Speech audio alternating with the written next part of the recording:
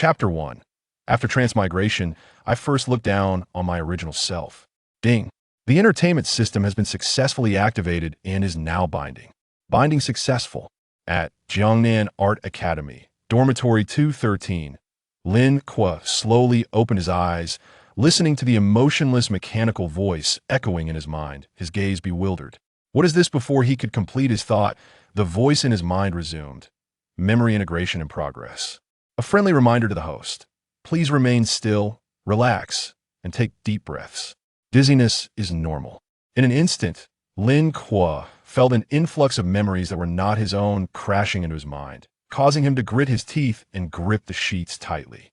After a while, the pain gradually subsided, and Lin Kuo exhaled heavily, casting a complex glance at the ceiling. Good heavens, he had actually transmigrated. Was his once glamorous and affluent life truly over?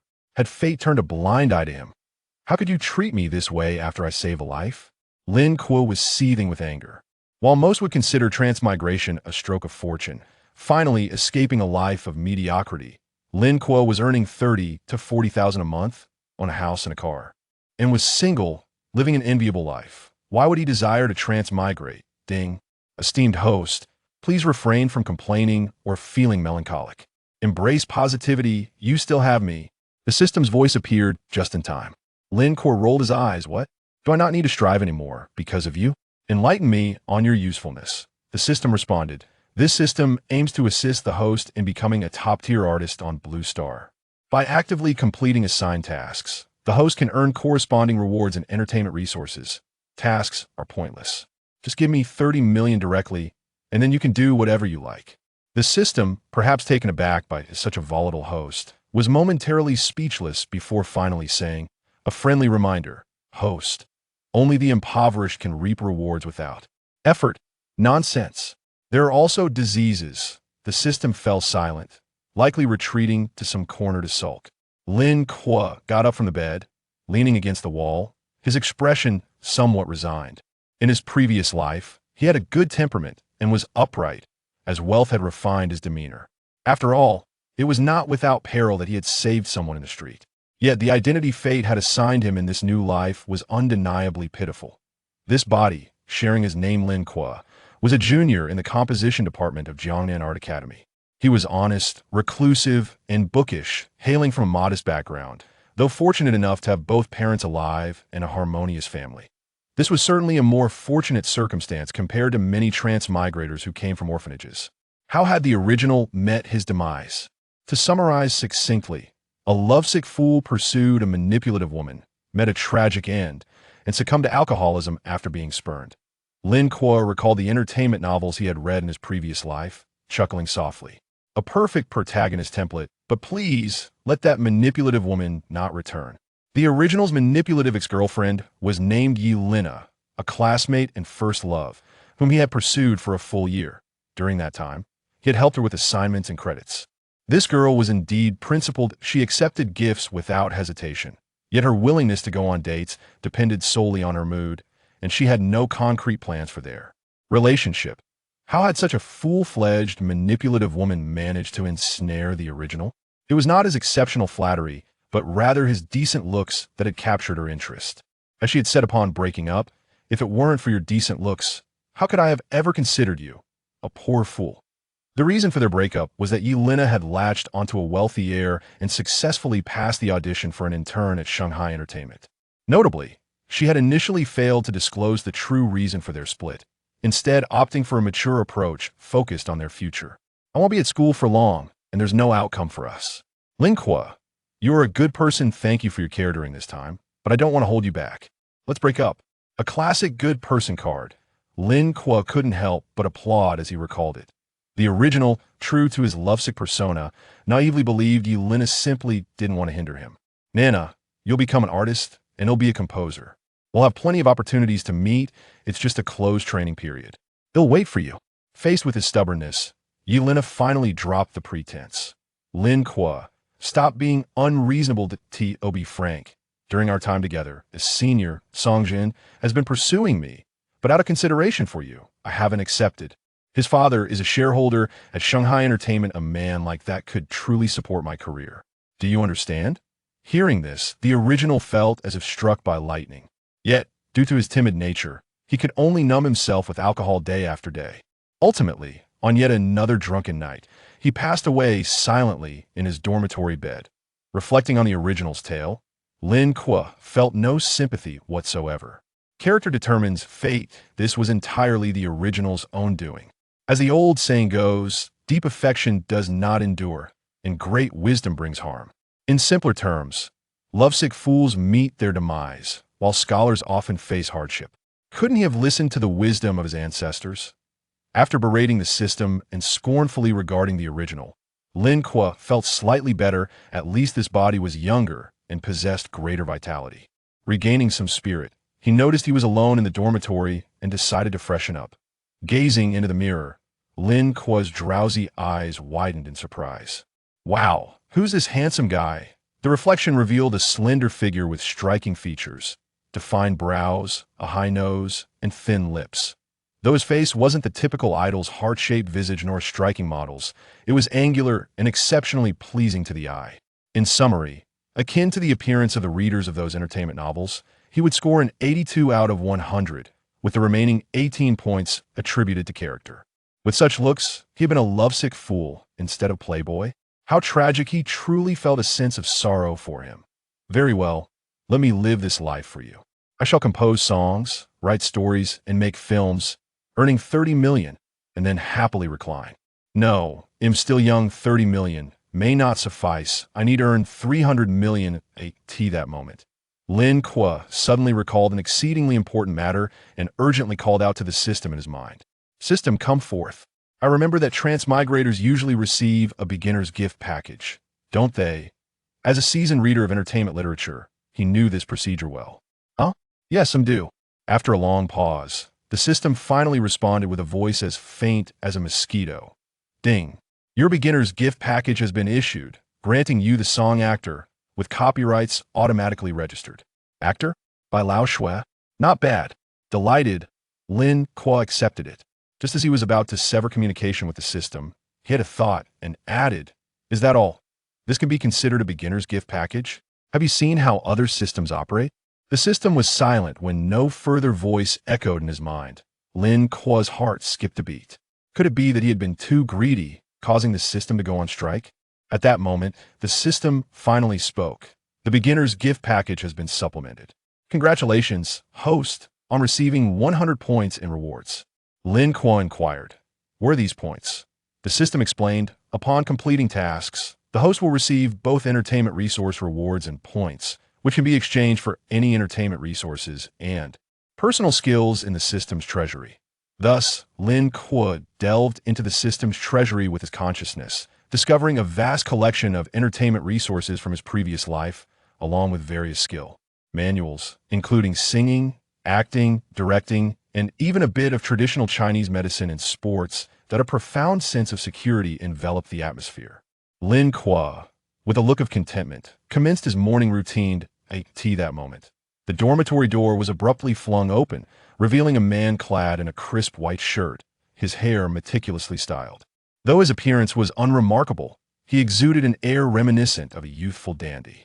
He bellowed, Lin Kuo, do you have any idea what date is? It's the day for new students to register. So many fresh-faced junior sisters have already been whisked away by those rascals from the External Relations Department. Chapter 2. The goddess, Shen Xi the third member of the 213 group, was pleasantly surprised to find Lin Kuo not lounging in bed as he had anticipated, but rather brushing his teeth, appearing quite invigorated. His eyes lit up instantly, and he approached Lin Kuo with his sorrowful expression, embracing his shoulders. Old four, you have finally returned to us. Lin Kuo, spitting out foam in dissatisfaction, retorted, What do you mean by that? Wang Ronkai sighed. You can't imagine how worried we've been since your breakup. You've been drinking yourself into a stupor every day, and we feared you might drink yourself to death one day. Lin Kuo gazed at him with an odd expression. You guessed correctly. Seeing you out here has put my friends at ease. That wretched woman isn't worth it. After rinsing his mouth, Lin Kuo spoke lightly, indeed. She isn't worth it. A man only has one chance to be infatuated. Wang Ronkai was taken aback initially. Old four, you've matured. Indeed, love brings growth. Then, with newfound determination, he declared, I too must experience the pain of a woman. With that, he pulled Lin Kuo along. Hey, where are we going? Lin Kuo protested. We're at a disadvantage in terms of looks in the student council. You need to help us make an impression. Make an impression? How do we do that? Lin Kuo questioned. Just sit there and attract the attention of the freshmen. We'll handle the logistics, Wang Rongkai instructed. But I need to change my clothes. Lin Kuo exclaimed. At the school gate, under the shade of a tree, Lin Kuo lounged in a chair, chewing on a bun and scrolling through his phone, utterly bored. Just then, a wave of students surged into the school, filling the air with noise and the sound of wheeled luggage scraping against the ground. Senior students, who had been waiting, quickly surrounded the newcomers. Wang Rongkai spotted a stunning freshman dressed in summer attire and rushed over, flashing what he believed to be a charming smile. Which department are you from, beautiful? Do you need someone to show you around? The girl shyly replied, I'm from the composition department. Wang Rongkai's eyes sparkled with excitement. What a coincidence. I'm from the composition department too, and I'm the president of the student council. We have plenty of handsome guys in our council. If you wish to join a club, feel free to contact me. The girl scrutinized Wang Rongkai's face for a moment, seemingly hesitant. As a newcomer, she was unfamiliar with the surroundings. Although the senior wasn't particularly handsome, his enthusiasm made her uneasy, and she didn't know how to decline. At that moment, Wang Rongkai called out for Lin Kuo. Old four, come help me out. Lin Kuo stood up immediately. President Wang, I'm feeling a bit unwell. Feigning disappointment, Wang Rongkai replied, Very well, I shall manage alone. Upon seeing Lin Kuo, the girl's eyes brightened and her cheeks flushed. Is this senior also part of the student council? Indeed, he is my roommate, Wang Rongkai confirmed. Hearing this, the girl whispered to Wang Rongkai, Then I'll trouble you to show me around. Absolutely, Wang Rongkai grinned, taking her luggage and leading her away, winking triumphantly at Lin Kuo as they passed by. Lin Kuo couldn't help but chuckle. It was his first time experiencing the perks of good looks in his 2 lifetimes. Before long, Wang Rongkai returned, but his expression was less than pleasant. What happened? Lin Kuo inquired. Wang Rongkai fumed. She blew me off. Lin Kuo was taken aback. That escalated quickly? Wang Rongkai clearly missed the underlying humor in Lin Kuo's words. Progress? I just delivered her to the dorm, and she immediately asked for my WeChat. Isn't that a good thing? Lin Kuo mused. Good? She wanted yours. Wang Rongkai exclaimed. Lin Kuo couldn't contain his laughter. Just then, a commotion erupted at the entrance, followed by a stir among the crowd. It's Shen Xi. Who? Shen Xi? Where? My goodness, it really is her. Oh my goddess. I can't believe Shen Xi is actually at our school. I thought it was just a rumor. Oh, how I wish I were a year younger to be in the same cohort as her. Look at you. What difference would it make if you were in the same year? Amidst the excited exclamations, a pathway naturally opened at the entrance. Lin Kuo couldn't resist glancing over. Under the warm sunlight stood a girl with a ponytail, tall and graceful, clad in a loose white floral short-sleeved shirt and fitted light blue jeans. Her pure features, rosy cheeks, and enchanting eyes seemed to overshadow even the meticulously made-up senior girls nearby. Lin Kuo couldn't help but marvel at the undeniable beauty of youth. Stop staring. She's a superstar, not someone we mere mortals can aspire to, Wang Rongkai interjected, though his gaze remained fixated on her. Lin Kuo, puzzled, asked, a superstar? At such a young age? Wang Rongkai smacked his forehead. You idiot. You've been so wrapped up in your love life that you forgot. She's Shen Xi, who participated in a talent show after the college entrance exams and won first place. Don't be fooled by her age. Her voice is heavenly. Moreover, she represents a fresh perspective, choosing to continue her education instead of hastily signing with an entertainment company after a victory. But I can't fathom why she would choose our school with her qualifications for a top-tier art institution in the capital. As they conversed, a well-dressed man with slick hair, exuding charm and wealth, stepped forward and extended his hand to Shen Xi. Hello, Miss Shen Xi. I'm Song Ji-Yuan from the vocal department. My father is a shareholder at Shanghai Entertainment, and we were considering signing you. It's quite a coincidence. Which dormitory are you in? Allow me to show you the way. Songjin emphasized his father-esque connection, making his intentions abundantly clear, prompting hushed whispers among the onlookers. How shameless. He is not even pretending. He is just flaunting his father-esque wealth. Just because he has a wealthy father? Let us see if he can handle a few days as my father-esque son. Come on, don't be bitter. Being born into privilege is a skill. Dear goddess, please don't compromise due to his status. Alas, it's precarious. After all, the goddess is destined for a career in stardom. And offending a big player in the entertainment industry, ISN and AMP, Oppos, T-wise. Wang Ronkai sighed slightly. In such situations, any celebrity would choose to give Song Jiyuan some face. Lin Kuo, however, chuckled softly, not necessarily. Huh? Wang Ronkai was puzzled. Lin Kuo gazed at Shen Xi in the distance. Didn't you say she represents a fresh perspective? As if in response, Shen Xi politely nodded to Song Jiyuan, her voice melodious like a lark. Thank you, senior, but there's no need for your assistance. I can manage on my own. With that, she gracefully walked past him. Chapter 3 Senior, my luggage is quite heavy. Song Jiyuan was utterly unprepared for Shen Xi's rejection. Standing awkwardly with his hand outstretched, frozen in place. The onlookers were momentarily stunned before erupting into animated discussions, their faces flushed with excitement. Splendid. The goddess truly lives up to her title. She is impervious to wealth and cannot be subdued by force. This is what a true goddess embodies. It seemed to be the first instance where a girl had turned down Song Jiyuan, and it was immensely satisfying. Look at him. His face has turned pale with anger. Ha ha ha, it's hilarious. Did he really think the goddess would be like every other woman? Wang Ronkai observed Song Jiyuan's embarrassment with delight, giving him a thumbs up. Well done. Lin Kuo speculated that perhaps she was simply a breath of fresh air, hoping for the best in others, but was astonished by her resolute rejection. He chuckled softly, reclining in his chair, gently closing his eyes to savor the long-lost atmosphere of campus life. Kai, why don't you seize this wonderful opportunity? With Shen Xi having turned down Song Jiyuan, if you offer to help her with her luggage now, and if she find you agreeable, you could become renowned throughout the school. A pregnant silence followed. No response? You haven't gone over there, have you?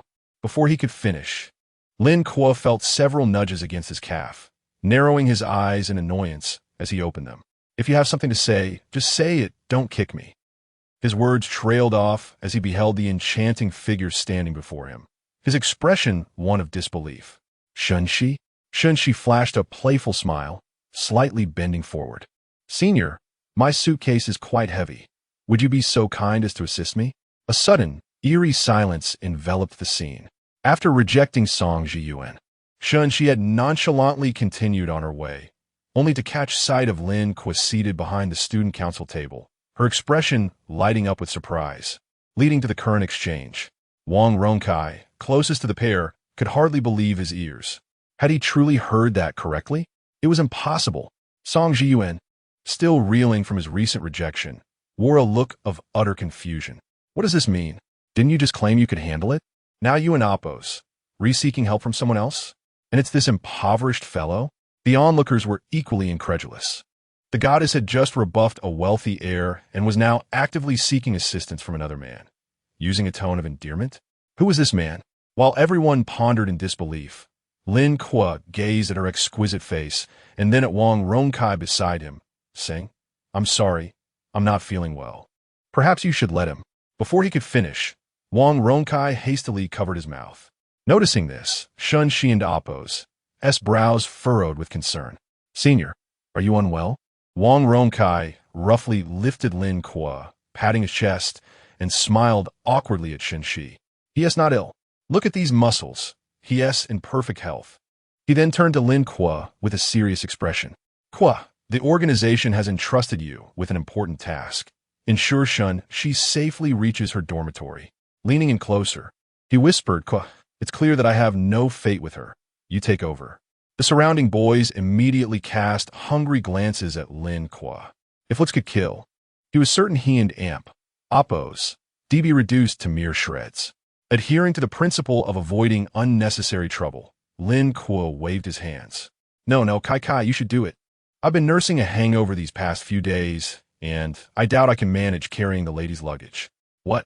He actually turned down Shen Xi. How could this happen? Am I dreaming? Who would refuse a goddess? Witnessing the entire spectacle, Song Jiyuan smirked derisively. You little minx, you rejected me. And now you've been turned down as well? Haven to you? Ha ha. However, this smile quickly faded as his expression stiffened. I was so keen to pursue her, and now she's being rejected by Lin Kuo? I must be a fool. Lin Kuo and Amp. Oppo's open rejection of Shen, she left everyone flabbergasted. They simply could not comprehend how any man could turn down a goddess such as her. Yet, the next moment brought forth an even more astonishing spectacle.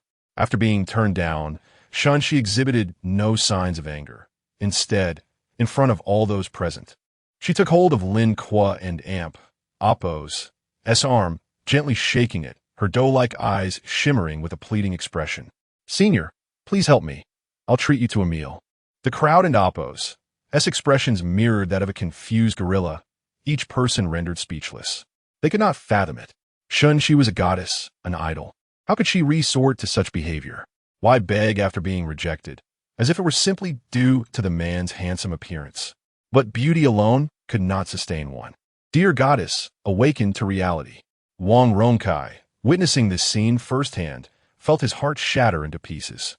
Shen Xi was now begging her roommate. It was utterly unbearable.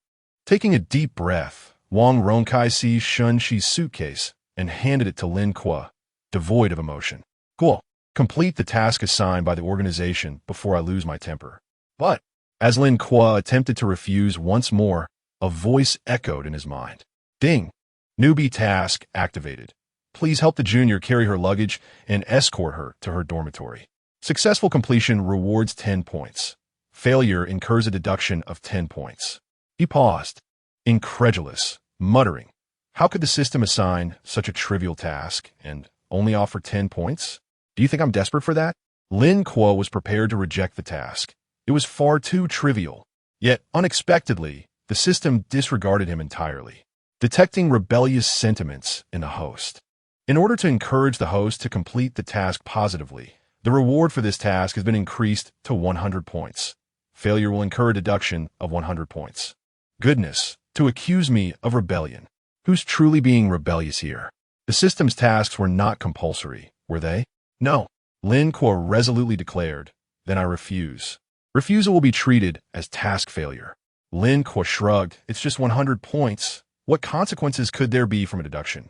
The system, devoid of emotion, replied. Upon zeroing out your points, the system will disband. At that time, I will extract a wave of energy from your body to sustain my journey through the time tunnel in search of a new host. Following this energy loss, there's a 99% probability that I will fall into a dormant state. Isn't that tantamount to becoming a vegetable? Indeed, you got some nerve.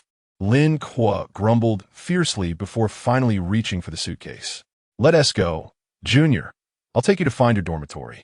To the onlookers, it appeared as though he was reluctantly aiding Shen Xi, their expressions rife with indignation. How dare he act so aloof? Goddess, don't let him assist you. Allow me to help. This guy is pushing it.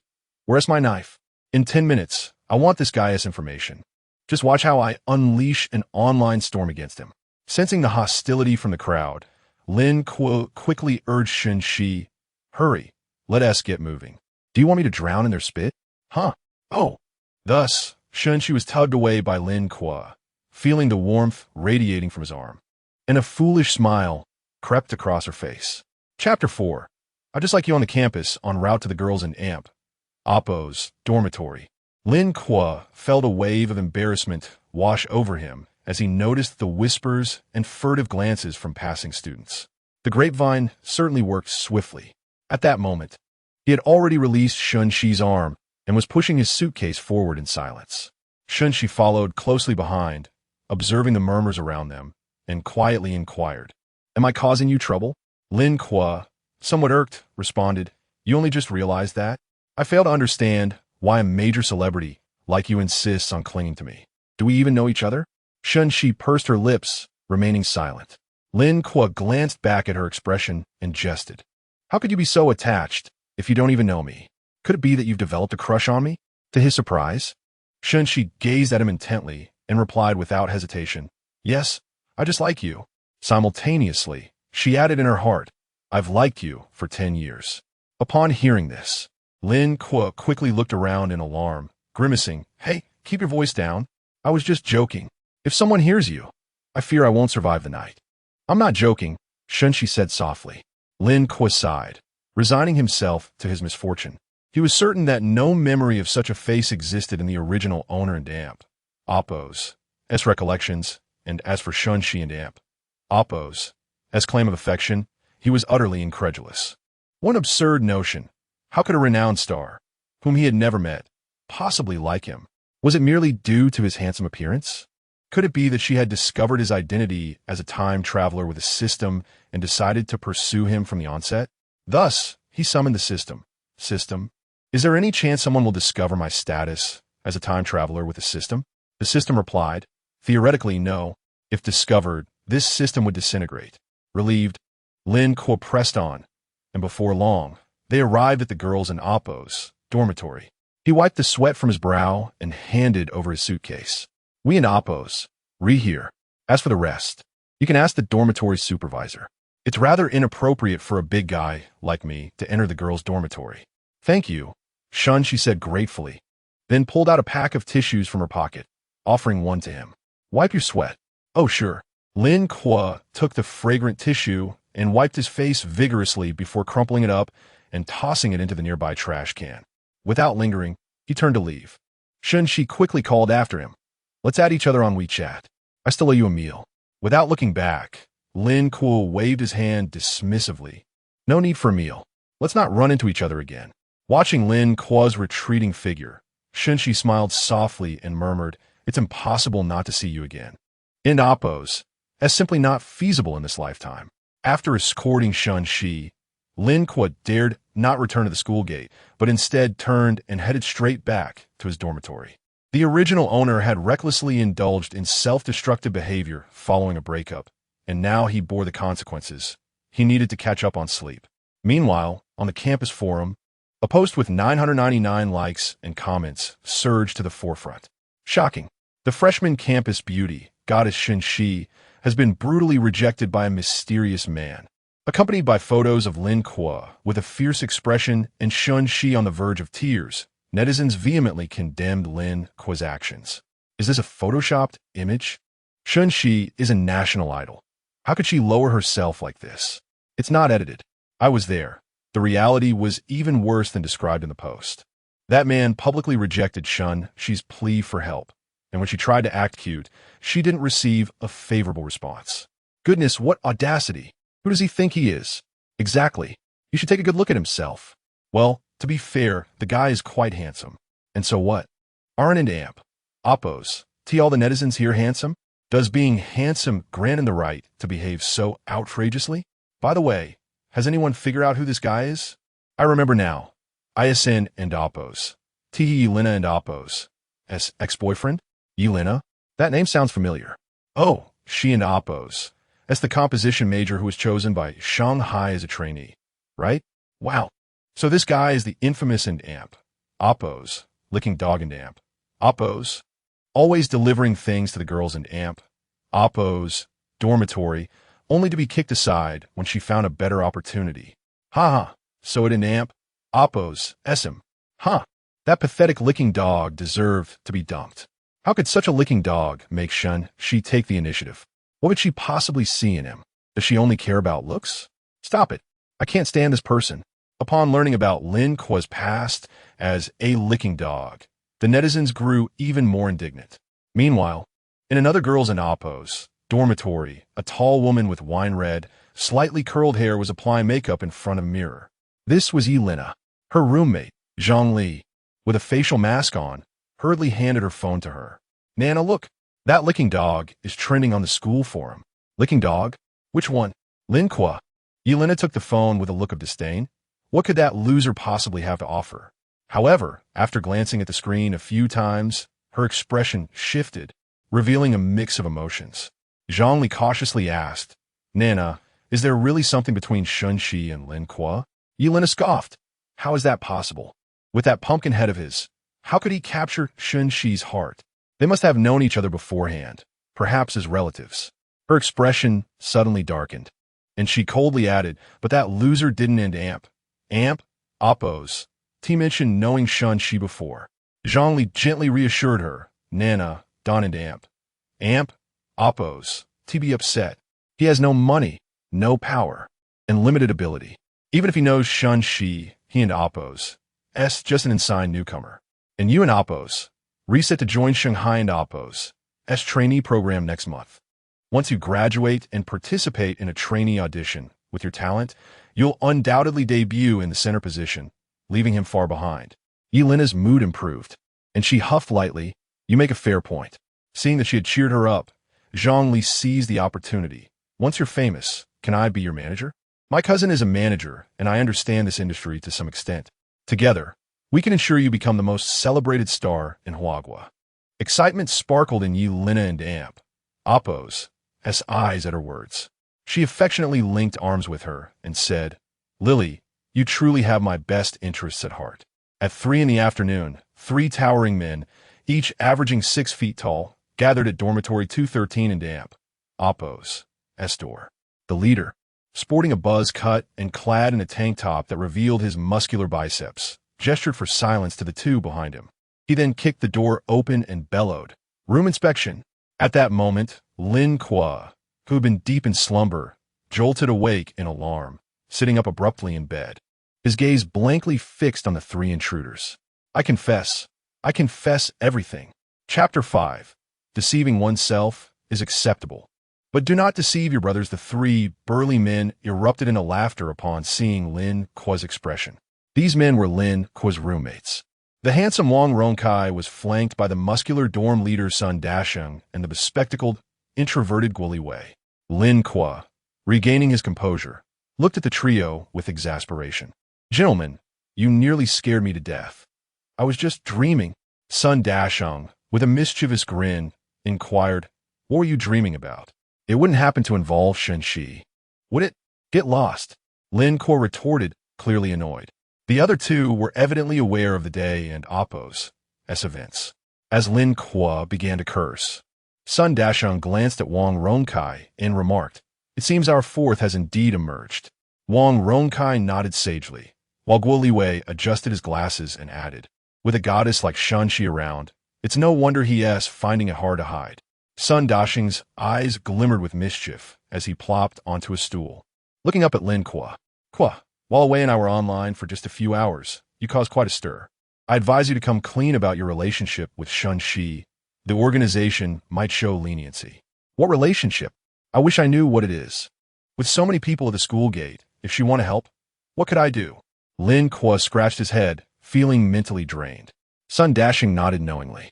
So what you and Oppose, saying is that Shen Xi has no particular connection to you. She just happened to need assistance and inadvertently found you? Before Lin Kuo could respond, Wang Ronkai interjected, that's impossible. He was sitting so inconspicuously. Shen Xi clearly sought him out. Did you not see the way she looked at him? It was as if she had spotted a long-lost lover. Just thinking about it gives me chills. Sun Dasheng, tapping his thigh, remarked, Old 4th, we have witnesses right here. The forum is filled with photos that serve as undeniable evidence. Just admit it already. What is your relationship with Shen Xi? Yes, hurry up and confess, or else you might find yourself on the receiving end of our wrath. The other 2 chimed in agreement. Faced with the 3 imposing figures eyeing him intently, Lin Kuo, wishing to avoid any further discomfort, reluctantly concocted an excuse. Sigh, I had hoped to interact with you as a regular person, but instead, I've only encountered estrangement. Fine, I'll lay my cards on the table. I've known Shen Xi since childhood. She is my neighbor and has secretly harbored feelings for me. Silence enveloped the dormitory as the 3 stared at Lin Kuo, their expressions shifting dramatically from shock to skepticism, and finally to unabashed mockery. Each laugh more exaggerated than the last. Ha ha ha, Old 4th, this is the funniest thing I've heard all year. Old 4th, are you attempting to make me laugh to death and inherit my credit?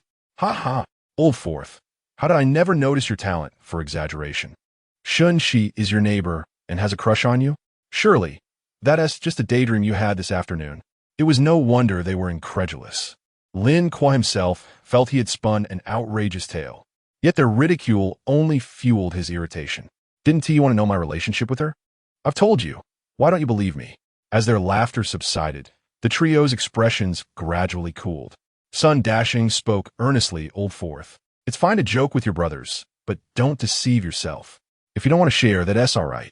We'll just consider it a humorous anecdote. Even so, he couldn't help but chuckle again. Later that evening, after dinner, Lin Kuo joined his roommates for a brief game of basketball, but within half an hour, he fled in defeat. He had become public enemy number one among the male students. The moment he showed his face, he was met with scornful glares and, at worst, a barrage of insults. Who could withstand such treatment? That night, in the girls' and Oppo's dormitory, Shen Xi lay on her bed post-shower, chatting on the phone. "And Hong, I saw him. No, he didn't bully me. Don't let him take care of me. Please don't tell him yet." "Yes, and Hong, I'll transfer some money to you. It's all right. The noodle shop has just opened, and it's a crucial time for funds. Without you all, I wouldn't have grown up smoothly. Just think of me as your daughter. Good night, Aunt Hong, and please say hello to Uncle Hui for me." After hanging up, Shen Xi turned over, observing her busy roommates. She quietly retrieved a photograph from beneath her pillow. The picture featured a boy and a girl, the boy towering over the girl with a smug smile, while the girl, slender and timid, gazed shyly at the camera. The backdrop was the entrance of a welfare institution. Gently caressing the boy's face in the picture with her fingers, Shen Xi found herself smiling dreamily. "Little Kuo, you become even more handsome than you were back then." The following morning, in dormitory 213, Wang Rongkai was the first to rise and began his morning routine. Lin Kuo, sleeping nearby, was roused by the noise. "Brother, it's only 7. Wang Rongkai replied. "Today is the freshman welcome performance. I'm the student council president, and I need to oversee the rehearsal." "The freshman welcome performance? That doesn't concern me." Lin Kuo yawned and attempted to return to sleep. When he next opened his eyes, it was already noon. The trio, having awakened simultaneously, exchanged glances. "How many classes did we have this morning?" "2, I believe." A moment of silence ensued as they observed Wang Rongkai's empty bed and collectively exclaimed, "It's all Kai and Oppo's fault." Achoo! At that moment, Wang Rongkai, at the school auditorium verifying the program, suddenly sneezed. Rubbing his nose, he clapped his hands together. "Thank you for your hard work, everyone. We'll conclude for the morning. We'll run through the program again this afternoon. The performance starts at 6, and school leaders will be present, so please don't be late." "Understood." By the evening, at 5:30, Lin Kuo, initially uninterested in the freshman performance, found himself persuaded by Kai, who mentioned Shen Xi would be performing, and was thus dragged along by Sun Dasheng and away to the auditorium.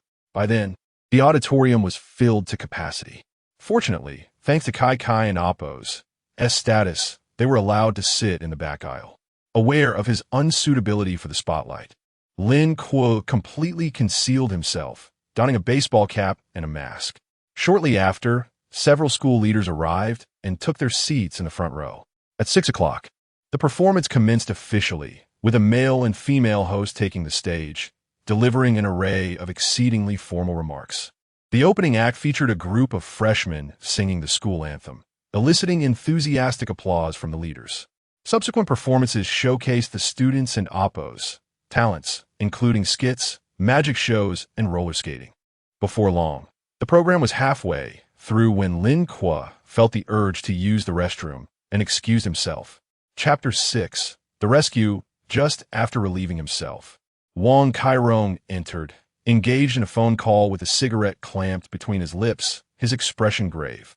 What a coincidence! At this moment, someone had broken their arm. "How are they?" "As long as they are fine, everyone will visit him after the performance. I will figure out the program." After hanging up, Wang Kairong sighed and began to unbuckle his belt. Just as he was about to relieve himself, Lin Kuo, who had been watching, suddenly spoke up. Kai, you startled me." Wang Kairong was so frightened that he abruptly halted his actions, feeling quite uncomfortable. "Is there a problem with the program?" Lin Kuo speculated based on Wang Kairong's earlier conversation.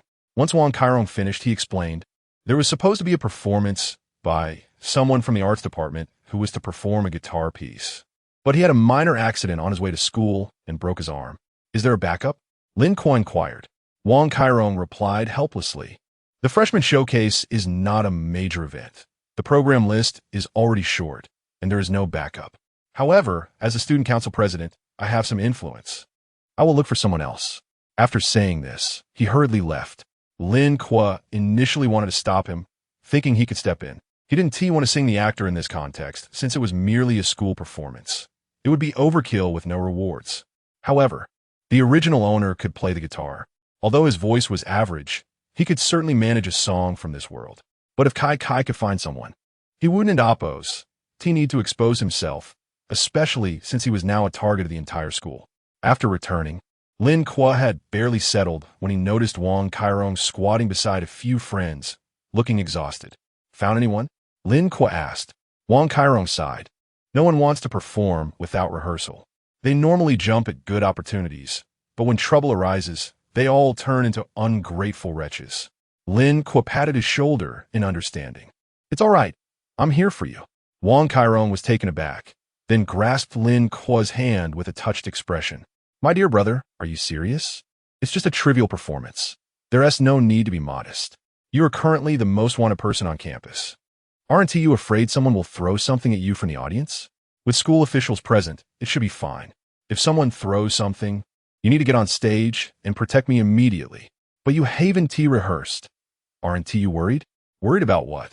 Yelena has a performance right before yours. Lin Kuo was speechless. Why didn't you mention such an important matter earlier? At that moment, a notification echoed in his mind. Ding! Task triggered. Bid farewell to the past. Perform the actor to conclude the feelings between the original owner and his ex-girlfriend. Task reward. 1 bronze treasure chest, 100 points. Refusal to deduct 200 points. Great! This confounded system is stirring up trouble again. Lin Kuo could only respond expressionlessly.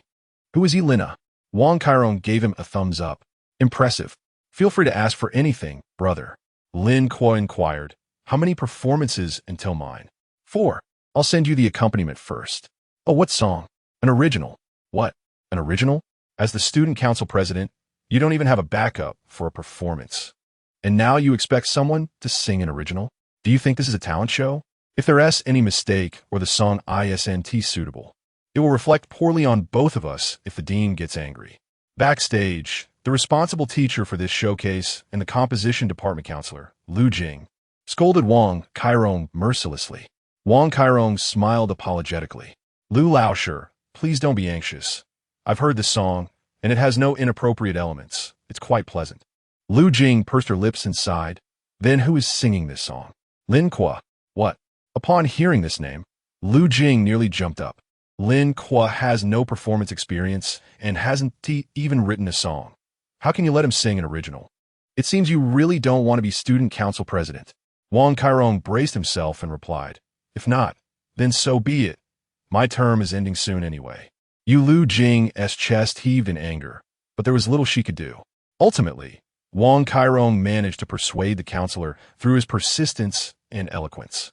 At 7 in the evening, with only one performance left before Lin Kuo's turn, Wang Kairong arrived backstage and handed a USB drive to the staff. After arranging everything, he approached Lin Kuo and sighed with relief. Brother, everything is sorted. It's your time now.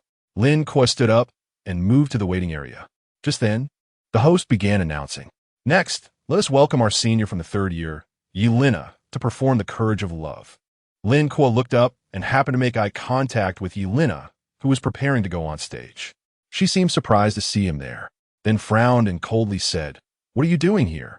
Do you know I have a performance and are trying to ruin it? Without sparing her a glance, Lin Kuo walked past her, muttering fool. A simple insult, yet a pure delight. Yelena, of course, heard the insult, her face turning a mix of white and green. However, with the performance imminent, she could only swallow her anger. Wang Kairong gave Lin Kuo a thumbs up, classy move. Lin Kuo found a place to sit and waited quietly. 5 minutes later, after Yelena's performance concluded, she stormed backstage, intending to confront Lin Kuo. Wang Kairong, acting as a protective barrier, stood in front of him. Step aside. He is clearly here to cause trouble, Yelena said coldly. Not at all. My brother is here to save the day, Wang Kairong replied with a smile. Yelena was taken aback, then recalled the sudden mishap with the program, her face twisting into a smirk. Chairman Wang, have you lost your mind? P.S. a useless coward who stutters in class. You wanted to go on stage? Don't worry about it, she concluded, just as the host's voice echoed from outside. Lin Kuo didn't even glance at Yelena as he walked out, with Wang Kairong closely following him. Observing their serious demeanor, Yelena scoffed and followed them out. Inside the auditorium, the host announced, "Next, let us welcome Senior Lin Kuo to perform his original song, The Actor." At these words, the audience erupted into a buzz of whispers. Who? Lin Kuo? Did I hear that right? He.S. going to sing an original? This audacious fool dares to show his face again. What knife do I have with me? He must think his recent notoriety has granted him talent beyond mere looks. Talent? He has nothing but a joke. Did you notice? Yelena just finished, and Lin Kuo is up next. I sense trouble brewing tonight. On the side of the stage, Lin Han took a deep breath and slowly ascended with the microphone. Below, the three members of Dormitory 213 transformed into an enthusiastic support group. Go old four. Give it to them. Mille, Yelena sat beside Zangli. Her expression icy as she watched Lin Kuo's outline on stage. Zhang Li, surprised that Lin Kuo was also performing, exclaimed, Nana, did the program change unexpectedly? Is he trying to get your attention on purpose? Yelena coldly snorted, what a disgrace. Chapter 7. The Performer on Stage. Lin Kuo offered a slight bow to the audience, followed by the soothing, deep prelude of the piano. He began to sing slowly, his voice resonating with depth. A few brief lines completed, the audience below was left in utter bewilderment. Is this original? Such a melodious original? No, my friend, are you serious? Yelena, who had initially scoffed, now wore an expression of shock, as though she had seen a ghost. How is this possible? On stage, Lin Kuo remained unfazed by the gazes of others, completely immersed in his song. As the main verse concluded, the audience instinctively held their breath. Lin Han took a deep breath, his voice suddenly soaring. I strive to perform as you expect, pushing the one who loves you most to improvise. When did we begin to conceal our boundaries, adapting to the era's changes, witnessing those clumsy performances? Yet, why did you once love me so, only to perform the details? What must I become to stave off weariness? It turns out that when love lays down its defenses, these trials arise. The escalating emotions of the chorus immediately struck a chord within the audience, stirring their hearts to the brink of tears. Initially taken aback by Lin Kuo and Oppo's opening, they had not paid heed to the lyrics. Now, with the chorus unveiled, they discerned the profound meaning behind the song. I wondered why this song was so sorrowful. It was a lament for that wretched love. Listening closely to the lyrics, I couldn't help but feel it was written about Yelena. Goodness, I see now. This song articulates how Lin Kuo felt during his relationship with Yelena, where she perpetually donned a mask of insincerity before him. Lin Kuo is remarkably audacious, yet undeniably talented. On stage, Lin Kuo slightly hunched, pouring his soul into the performance. And to the audience, he seemed to be unveiling all the pain he had endured in love. The audience below consists solely of me. I can also see your lingering reluctance. The scene has become accustomed to our tug of war. What are we still quarreling over? The spotlight cascaded upon him, enveloping him in a silver-gray hue. Coupled with his furrowed brows while singing, it evoked a wave of sympathy from the audience. My heavens, this sense of fracture makes me want to weep. Such a song can only be penned by one who has loved deeply. It cannot be sung by the faint-hearted. How could someone so handsome and talented be discarded by Yelena? Is she blind? To say she is blind is to flatter her. She is nothing more than a vain-hearted scoundrel. How pitiful. I even criticized him before. I am truly despicable. On stage, Lin Kuo tightly closed his eyes. In this moment, the pain deeply buried within his memories erupted forth. He sang with a hoarse voice, as though he sought to expel all his bitterness, heartbreak, regret, and eventual acceptance. I strive to perform as you expect, like a guest chosen at an emotional showcase. If you can still see the love I have for you, please cut out those scenes to spare me from disgrace. Yet, why did you once love me so, only to perform the details? The indifference I display is merely my final act. It is love for you that compelled me to play this role, this act of selflessness. As the final note of the piano resonated, the song came to an end. The audience, seemingly unsatisfied, fell into a brief silence, which was soon shattered by an eruption of thunderous applause. Magnificent! I was brought to tears. This song reminds me of my senior with the alluring black stockings. Meanwhile, in dormitory 213, the others, witnessing their fourth roommate's glory, were euphoric. You were incredible. So handsome. I want to bear your children. Look, this is my roommate. Junior. Would you like to meet him? Let's connect on WeChat. Having just emerged from the emotional tide of the song, Lin Kuo turned to the exuberant group and managed a faint smile. After bowing slightly to the audience, he descended from stage. Simultaneously, the voice of the system echoed in his mind. Congratulations, host. You have completed the task. The bronze treasure chest and point rewards have been distributed. Would you like to open a treasure chest? Lin Kuo, curious about its contents, eagerly replied, open it. A flash of silver light crossed his vision, followed by the system's voice. Congratulations, host. You have acquired the song New Noble Concubine Drunk. The song can be stored in any format, copyright registered. New Noble Concubine Drunk? Impressive. Unfortunately, I cannot sing it. Lin Kuo instructed the system to transfer the song to his phone. In the background, Wang Ronkai, a few meters away from Lin Kuo, rushed forward with open arms, his expression akin to that of an adoring fan. You were amazing, Fourth. Tonight, I will serve you well. A chill ran down Lin Kuo's spine as he quickly sidestepped. Just as he thought he had escaped a predicament, he felt two heavy hands resting on his shoulders. He looked up to see two burly men grinning at him. Before Lin Kuo could speak, Sun Dasheng grasped his hand, beaming like a sunflower. Fourth, you are truly the treasure of dormitory 213. Thanks to you, I added WeChat of 3 juniors today.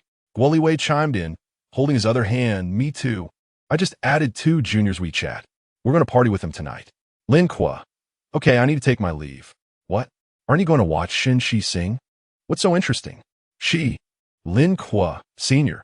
Before he could finish, a familiar voice rang out, melodious and yet startling.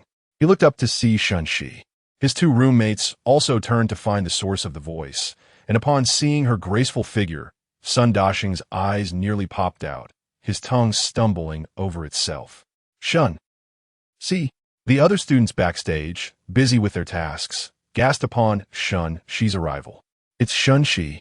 Wow, she looks even more stunning in person. Why is she in the backstage? Duh, she's the freshman representative. She has a performance too. That's fantastic. Today was worth it. At that moment, Shen Xi smiled at Sun Dasheng and his companion before walking directly to Lin Kuo. Senior, I was watching you sing just now. It was wonderful. I even recorded it. I'll listen to it every day when I get home. The backstage fell silent as if struck by a spell. Everyone stared in astonishment, their eyes piercing Lin Kuo with scrutiny.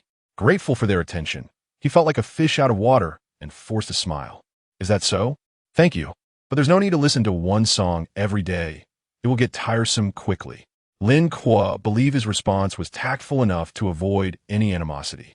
Yet Shen Xi narrowed her eyes and replied, the songs you sing, Senior, I could never grow tired of. Suddenly, an inexplicable sound echoed in the air, akin to a heart being pierced.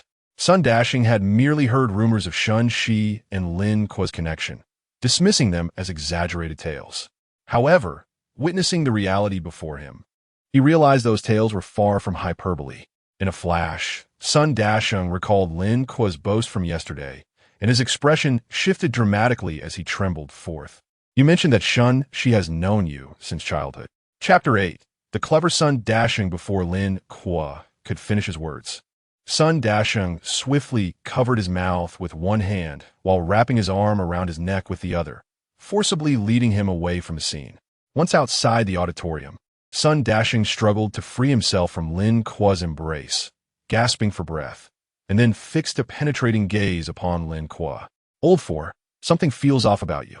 A sense of inexplicable guilt washed over Lin Kuo. What could possibly be wrong? Why did you stop me from speaking? Lin Kuo regarded him with an expression akin to that reserved for a simpleton. You all claim I'm just boasting. If you say it outright, Wouldn't that tarnish the young lady's reputation? Tarnish her reputation? I doubt that. Just look at how enamored Shen Xi is with you. She practically longs for the world to know her feelings. Your unease only suggests one possibility. Sun Dasheng paused momentarily, poking Lin Kuo's chest with his index finger. You become insecure. Lin Kuo's expression transformed into one of utter confusion. Insecure? How so? Oomph. Sun Dasheng scrutinized Lin Kuo with unwavering intensity, as if he had uncovered a profound truth. His eyes sparkled with insight as he dramatically gestured. The truth is always singular. Lin Kuo glanced around in bewilderment, questioning the source of the music. Upon closer inspection, he realized Sun Dasheng had pulled out his phone to provide a soundtrack. I admit I misjudged yesterday. You weren't merely boasting. Everything you said was true. Shen Xi has indeed known you since childhood and harbors a secret crush on you. That's why she recognized you amidst the throng on the first day of school and pursued you relentlessly. You, on the other hand, clearly recognized her, but feeling overshadowed by her newfound status as a national goddess and wounded from a past romance, chose to maintain your distance out of insecurity. Yet, you harbor feelings for Shen Xi, and thus, you composed that song earlier, not only as a farewell to Yelena, but also to proclaim that I, Lin Kuo, possess talent beyond mere looks, worthy of Shen Xi. Perfect. I am truly a genius. Sun Dasheng concluded, switching off the music, his demeanor radiating confidence as he adjusted his non-existent glasses. Lin Kuo stood there, dazed and speechless. Here, take this pen and write. Sun Dasheng, still reveling in his self-proclaimed genius analysis, added, Old for, just admit it. But don't worry, my lips are sealed. However, since you two share this bond, could you perhaps procure an autograph from Shen Xi for me? I could use it to impress the ladies. Lin Kuo's forehead pulsed with anger at this so-called cleverness, and he kicked Sun Dasheng in the rear. Get lost, you little brat. Hey. Are you angry out of embarrassment? Ouch, my rear. Later that night, around 9 p.m., the performance concluded. Lin Kuo returned to his dormitory, utterly exhausted. After a quick shower, he fell into a deep slumber, unaware that his name was about to go viral online. As a renowned institution, Jiangnan Art Academy had long since established an account on a short video platform to showcase campus performances and the school's culture. Shortly after the freshman performance, the Academy's video operations department edited highlights from the event into short clips for upload. Many graduates from Jiangnan Art Academy had ventured into music, film, and media, including Mao Xiaoye, an alumnus who had graduated 5 years prior. Now a music director and partner at a fledgling entertainment company, Mao Xiaoye had a modest number of employees and primarily worked with lesser-known artists and influencers. Despite the challenges, she remained committed to her dream of working in the industry. In addition to her directorial role, she was also a music blogger on a short video platform, sharing her insights on popular songs and her personal favorites, amassing over 500,000 followers. That evening, after finishing work, she lay in bed scrolling through short videos when she noticed a new update from her alma mater. Intrigued, she clicked on it, discovering that the freshman performance had just commenced. A smile lit up her face as she reminisced about her own time as a frequent performer at the academy, curious about the current student skills. She began to watch the videos, leaving comments on each one. This younger sister has a decent voice, but her breath control needs work. This younger brother's singing technique is incorrect. It could harm his vocal cords. After watching several performances, she came across Shen Xi and gasped in surprise and delight. Shen Xi is attending Jiangnan Art Academy? I don't think she's signed with the company. Suddenly, a thought crossed her mind, but she quickly scolded herself for being unrealistic. Shen Xi had turned down many prestigious entertainment companies. How could a small outfit like hers ever attract her? With a tinge of disappointment, she commented, "It's an honor to be an alumnus alongside Shen Xi," before moving on to the next video. Then she heard a familiar voice. It was Lin Kuo, singing actor. What a lovely song, she thought, hastily putting on her headphones to listen intently. A few minutes later, she removed her headphones, her face lighting up with joy as she watched Lin Kuo in the video. Although his singing technique wasn't exceptional, the emotion he conveyed was rich and captivating, perfectly melding with the essence of the song. Having spent years in the music industry, Mao Xiaoye understood that even professional singers often struggled to align their performances with the song's emotional depths. She left a comment below the video. This younger brother's voice is filled with emotion. In that regard, he is no less than a professional singer. I just wonder what song he is singing, as I've never heard it before. Before long, the Academy responded. This is an original composition by our third-year composition major. Lin Kuo, titled actor. What? An original? Mao Xiaoya exclaimed, astonished. Had the current students really reached such impressive heights? Then she felt a wave of understanding wash over her. Only an original artist could deliver a song with such heartfelt emotion. Shaking her head in disbelief, she shared both Shen Xi's and Lin Kuo's videos, giving Lin Kuo's video special attention in her accompanying text. Jiangnan Art Academy's freshman performance features an original song, Actor, by Lin Kuo. It is no exaggeration to say that this is the most captivating original piece I've heard in the past 6 months. Once shared, Mao Xiaoya's influence quickly propelled the video into the online spotlight. Wow, it's Shen Xi. She is in college now. How I regret graduating 2 years early. The goddess's voice remains as enchanting as ever. Oh no, Jiangnan Art Academy has discovered the secret to popularity. Xiaoya, you should have posted this sooner. Then I could have encouraged my son to enroll at Jiangnan. Chapter 9. The stream Shen Xi, being a star, naturally drew the attention of netizens first, with Lin Kuo following closely behind. The notoriously sharp-tongued Xiao Yi surprisingly praised the student's original work, compelling me to listen. Astonishing. Jiang Yi is impressive. Apart from Shen Xi, there exists such a talented student. The singing is remarkable, and he is quite handsome as well. The lyrics, the voice, this junior must have an intriguing story. I earnestly request for this junior to release a song. Does anyone know who Jiang Yi's student is? I do. He is our senior in the 3rd year, Lin Kuo. He is incredibly charming. Lin Kuo, the young man, indeed has an aura of having been hurt by love. Come on, let us be friends, Annie. Get lost. You guy down there. The following day, Saturday, the burly men in room 213 intended to indulge in a lazy morning, but were roused from their slumber by a cacophony outside. Lin Kuo squinted towards the crowd of greenery outside and sighed. Ah, so it's military training. What? Military training? I need to get up quickly. The robust man, De Sheng, was startled awake. Lin Kuo shot him a sidelong glance. De Sheng, you're lost in time. Military training has nothing to do with you. After getting out of bed, Sun De Sheng tugged at his underwear and made a gesture understood universally among men, replying, I promised those 3 junior girls I'd bring them water during military training. A man must keep his word. Love-struck fool. The others chimed in unison. Sun De Sheng, looking disdainful, retorted, if I'm devoted to 1, it's called a dog. But if I'm devoted to 3, then what should I be called? Young men, take note. At noon, the group headed to the cafeteria for a meal, but found it packed with new students from military training, necessitating a long wait in line. While queuing, Lin Kuo sensed several students passing by who glanced at him, whispering among themselves. Although he'd been the subject of much gossip due to Shen Xi recently, their expressions seemed to convey a hint of admiration. Little did he know, following yesterday's performance, his reputation had undergone a remarkable transformation. Finally, a bold girl approached Lin Kuo with a smile. Senior, you're popular now. Huh? Lin Kuo was taken aback. The girl produced her phone, opened a short video, and showed it to him. Your singing video has over 800,000 likes. It's likely to exceed 1 million soon, and everyone online is searching for your account, urging you to release a studio version of Actor. Wow, I've become an internet sensation. Lin Kuo was bewildered. The other 3 robust men also looked on in astonishment. Kuo, you're famous now. Goodness, we should start a live stream selling goods.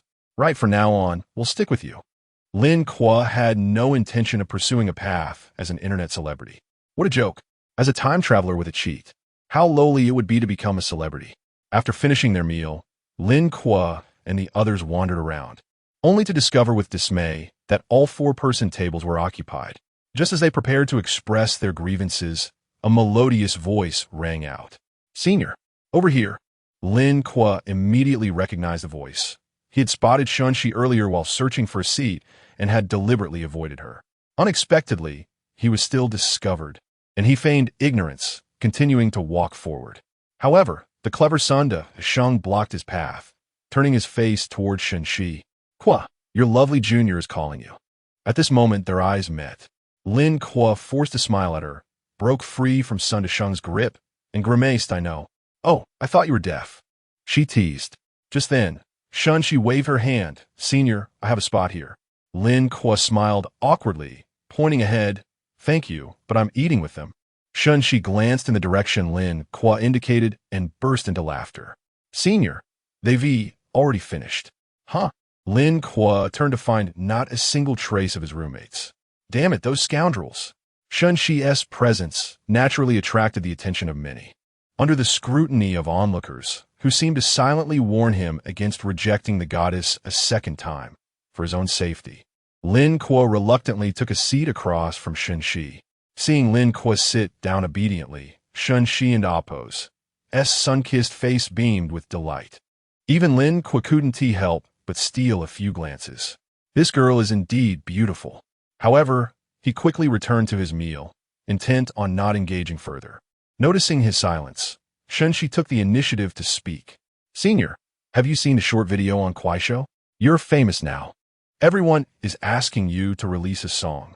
Lin Kuo kept his head down, nonchalantly responding, let us talk about it later. Shen Xi continued, Senior, do you have time tonight? I'd like to treat you to dinner. Lin Kuo was so surprised that he nearly spat out his food. Shen Xi hurriedly offered him a napkin. Taking a deep breath, Lin Kuo inquired, why do you want to treat me to dinner? Shen Xi smiled, you forgot? You helped me move my luggage, so I must treat you. Lin Kuo sighed, you don't have to be so courteous. Shen Xi pouted, who is being courteous? Treating you to dinner shouldn't be so difficult. Realizing he couldn't refuse, Lin Kuo relented. All right. Shen Xi instantly lit up like a child, pulling out her phone. Then, Senior, let us add each other on WeChat. I'll scan you. Lin Kuo begrudgingly took out his phone and opened the WeChat QR code. Senior, is this a payment code? Are you going to need to transfer money to add you? Huh? Lin Kuo glanced at his screen, feeling embarrassed, and quickly retrieved the correct QR code. Ding! All right, you can accept my request now. Lin Kuo tapped to accept, and then noticed Shen Xi's username. Little Stream. Little Stream? He couldn't help but repeat the name, his expression momentarily dazed. Hearing him say her name, Shen Xi shivered slightly, her bright eyes shimmering with a hint of mist. What did you say, Senior? It's nothing. Lin Kuo failed to notice Shen Xi and Appo's reaction. He was simply lost in thought, reminded of a girl from his childhood who shared that name. But that girl's surname was Chun Xiaoxi. No, that is not right. Xiaoxi is a nickname. Her full name should be Chen Xi. Lin Kuo pondered, finding the name endearing, and did not change the contact designation. Meanwhile, Shen Xi discreetly altered Lin Kuo's contact name to Little Kuo Brother. Finishing his meal at lightning speed, Lin Kuo declared, I'm done. I'll take my leave now. Goodbye. Without waiting for Shen Xi to respond, he hastily made his exit. Watching Lin Kuo's retreating figure, a hint of disappointment flickered in Shen Xi's bright eyes as she murmured, it seems Little Kuo Brother hasn't recognized me yet. Soon, however, her expression brightened with determination. That's all right. Before Little Kuo Brother figures it out, I will ensure he falls for me. Chapter 10. It's all right. I enjoy waiting for you in the afternoon. Lin Kuo awoke from his nap with a yawn. Observing his roommate still in slumber, he picked up his phone, switched it to silent mode, and began scrolling through short videos. Even though he had traversed into another realm, his innate laziness seemed unchanged. After a series of borderline inappropriate live streamers, Lin Kuo finally stumbled upon a video brimming with positivity. It featured a clip of himself performing actor during a showcase. The video had been shared by a blogger named Xiaoya chatting about music, garnering over 1 million likes. Upon reading the blogger's flattering remarks about him, Lin Kuo decided to follow her. He hesitated for a moment before contemplating whether to send a private message to express his gratitude, considering she had offered him free publicity. After some reflection, he deemed it prudent to be gracious and sent her a message. Hello, blogger. I am the creator of Actor. Thank you for your appreciation of my music. After sending the message, Lin Kuo pondered whether such a prominent blogger would even notice his message amidst the multitude she likely received. To his surprise, within half a minute, she responded, "Hello, Junior. No need to be polite. Your music is excellent." Lin Kuo was taken aback and replied, "Junior, are you also from Jiangyi?" "Yes. I graduated 5 years ago. I am your senior." "Greetings, senior. I apologize for the oversight." Xiaoye responded with a laughing emoji, and then silence enveloped their conversation. Believing she had logged off, Lin Kuo resumed scrolling through videos. However, within 2 minutes, she sent another message. "Junior, do you have a job at the moment?" Lin Kuo furrowed his brow. The topic of conversation had shifted rather abruptly. Could she possibly be suggesting a collaboration on short videos? He replied directly, "I currently do not have a job, but I apologize. I have no intention of making short videos at this time." Lin Kuo assumed that with such a response, she would likely not wish to continue the conversation. To his astonishment, she replied, "Not short videos, but rather as a music producer." "Are you interested? A music producer?" Lin Kuo was somewhat astonished. In this world, music producers did not languish in obscurity as in his previous life. They held esteemed positions within the music industry. A good music producer could command artists to serve their vision, transforming them into instruments for their songs. Moreover, it was one of the highest-paying roles in the music industry. For instance, a gold standard music producer could single-handedly sustain an entertainment company's music division. However, such esteemed producers were often retained only through company shares. While there was no explicit distinction between first and second tier, as with artists, a renowned music producer had undoubtedly garnered validation from both the market and the audience. Seeing Lin Kuo had not responded for some time, Xiaoye sent a flurry of messages. "Junior, do not worry, I am not a scammer. I am a partner and the music director at Pinnacle Entertainment, which you can verify online. Our company is in its nascent stages and urgently requires talent. Your creative abilities have garnered unanimous approval from our team, which is why I am inquiring about your interest." Pinnacle Entertainment?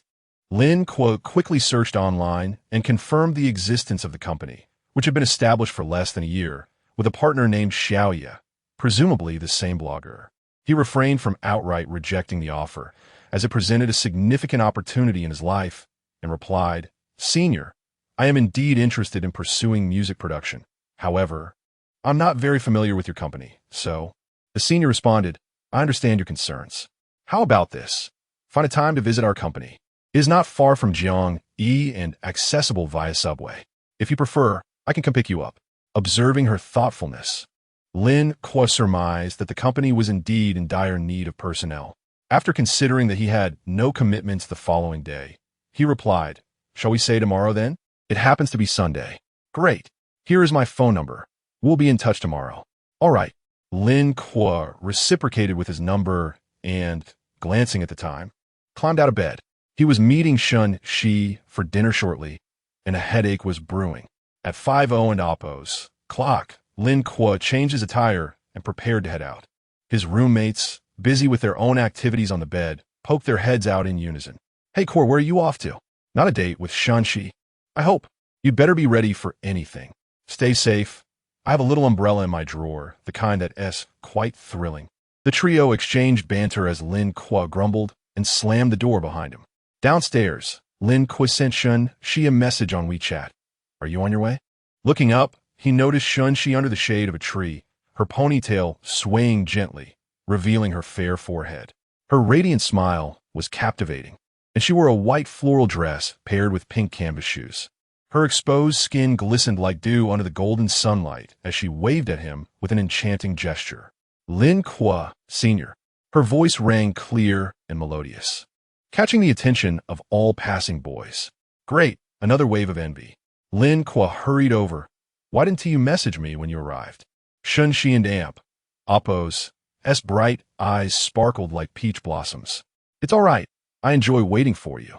Lin Kuo found himself momentarily speechless. There was something odd about her words. "Let us go."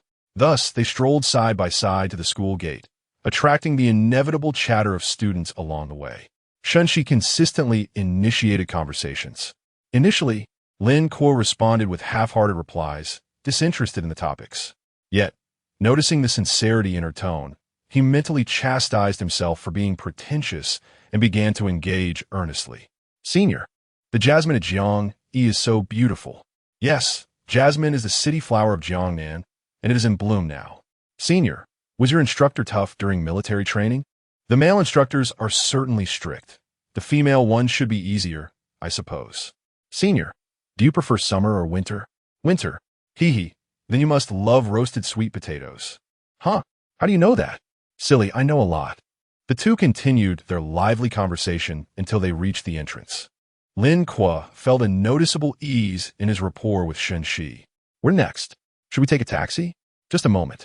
Shen Xi pulled a baseball cap and a mask from her bag, grinning. To avoid causing you any trouble, I'll arm myself. Lin Kuo couldn't help but chuckle. Then why didn't you wear it at school? A sly glint flashed in Shen Xi's bright eyes as she displayed a mischievous smile reminiscent of a little fox. If I had worn it, how could anyone know I was on a date with you today? Lin Kuo corrected her. It's dinner, not a date. As she donned her gear, her voice emerged muffled through the mask. Hee hee, it's all the same, all the same. Chapter 11. A remarkable coincidence. Where shall we go now?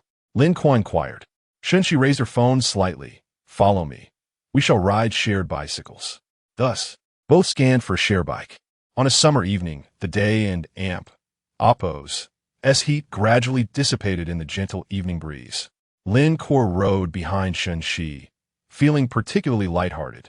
In his memories, whenever he went out to dine with Yelena, he would invariably wait for half an hour beforehand, and even for the shortest distances, they would take a taxi. A shared bicycle was something Yelena would never even glance at. Before long, Shen Xi halted near a food street, and the two found a spot to return their bikes. This food street, not far from University Town, lacked fame but offered affordable prices, boasting a plethora of culinary delights and entertainment options that rivaled the cultural streets of tourist spots, all infused with a vibrant atmosphere. Lin Kuo jested. Did you discover this place right after arriving in Jiangnan? Impressive. It took me over half a year to find it. Shen Xi, tilting her smooth chin, replied, of course. I scoped it out during the summer after my college entrance exams. What shall we eat today? Lin Kuo asked. Shen Xi blinked her clear, peach blossom-like eyes. That's a secret. Just follow me. Helpless, Lin Kuo shook his head and followed. The food street was a cornucopia of snacks from all over the nation. They strolled along, occasionally stopping at roadside stalls to purchase fried skewers and beverages. Observing Shen Xi indulge without restraint, Lin Kuo couldn't and oppose. Tea help but ask. Isn't it said that girls are very conscious of their figures? You seem unconcerned about gaining weight. With a mouthful of duck intestines, Shen Xi mumbled. That and oppose. As for those who are older, at my age, if I finish dinner by midnight, I and oppose. Am hungry by 2. How could I possibly gain weight? Ah, the invincibility of youth. They continued deeper into the food street, but with each step, Lin Kuo felt an increasing sense of unease. Finally, Shen Xi stopped in front of a noodle shop. We and oppose, V arrived. Lin Kuo looked up to see the sign that read Lin Family Noodles, letting out a deep sigh. Now he understood the source of his unease. Yet he was reluctant to accept it. Are you sure it's this place? Absolutely. Their pig intestine noodles are delicious, and the owners are incredibly kind. Thanks, I suppose. Lin Kuo replied with a wry smile as he entered. Originally, Shen Xi was treating him to a meal, but it appeared that the tables had turned, and he would be treating her instead. Red Andy. Upon entering, Shen Xi called out to the apron-clad owner, with her short, slightly curly hair, who was attending to customers. Upon hearing the voice, the owner turned, her face lighting up with a delighted smile. Oh, it an amp. Oppose, little Xi. Why didn't it amp? Oppose. Till you tell me you were coming. Shen Xi beamed with childlike innocence and hugged the owner. Red Annie, I brought my classmate to eat. Oh, who is it? The owner looked over at Lin Kuo, her smile faltering. Little Kuo? Lin Kuo hesitantly called out, Mom. Indeed, the owner was Lin and Amp, Oppo's mother, Shu Hong. This restaurant was, of course, a family enterprise. Lin Ma glanced between Lin Kuo and Shen Xi, her eyes filled with unspoken questions, yet she remained silent. Shen Xi, feigning surprise, exclaimed, Oh, Red Annie, Lin Kuo is your son? Lin Ma was momentarily taken aback. Then her face broke into a broad smile. Yes, I didn't realize you two knew each other. What a coincidence. Then, turning to Lin Kuo, her smile quickly faded.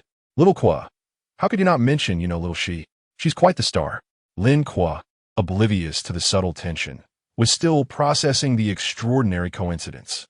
Mom, I've only known Shen Xi for a couple of days. But how do you know her? You silly boy. Little Xi is a star. How could I not know her? She's been a regular at our restaurant. Lin Kuo posed rapidement. Our restaurant has only been open for less than 2 months. How could she be a regular? Years ago, the Lin family was doing well. Lin Ba had a small business and owned several properties.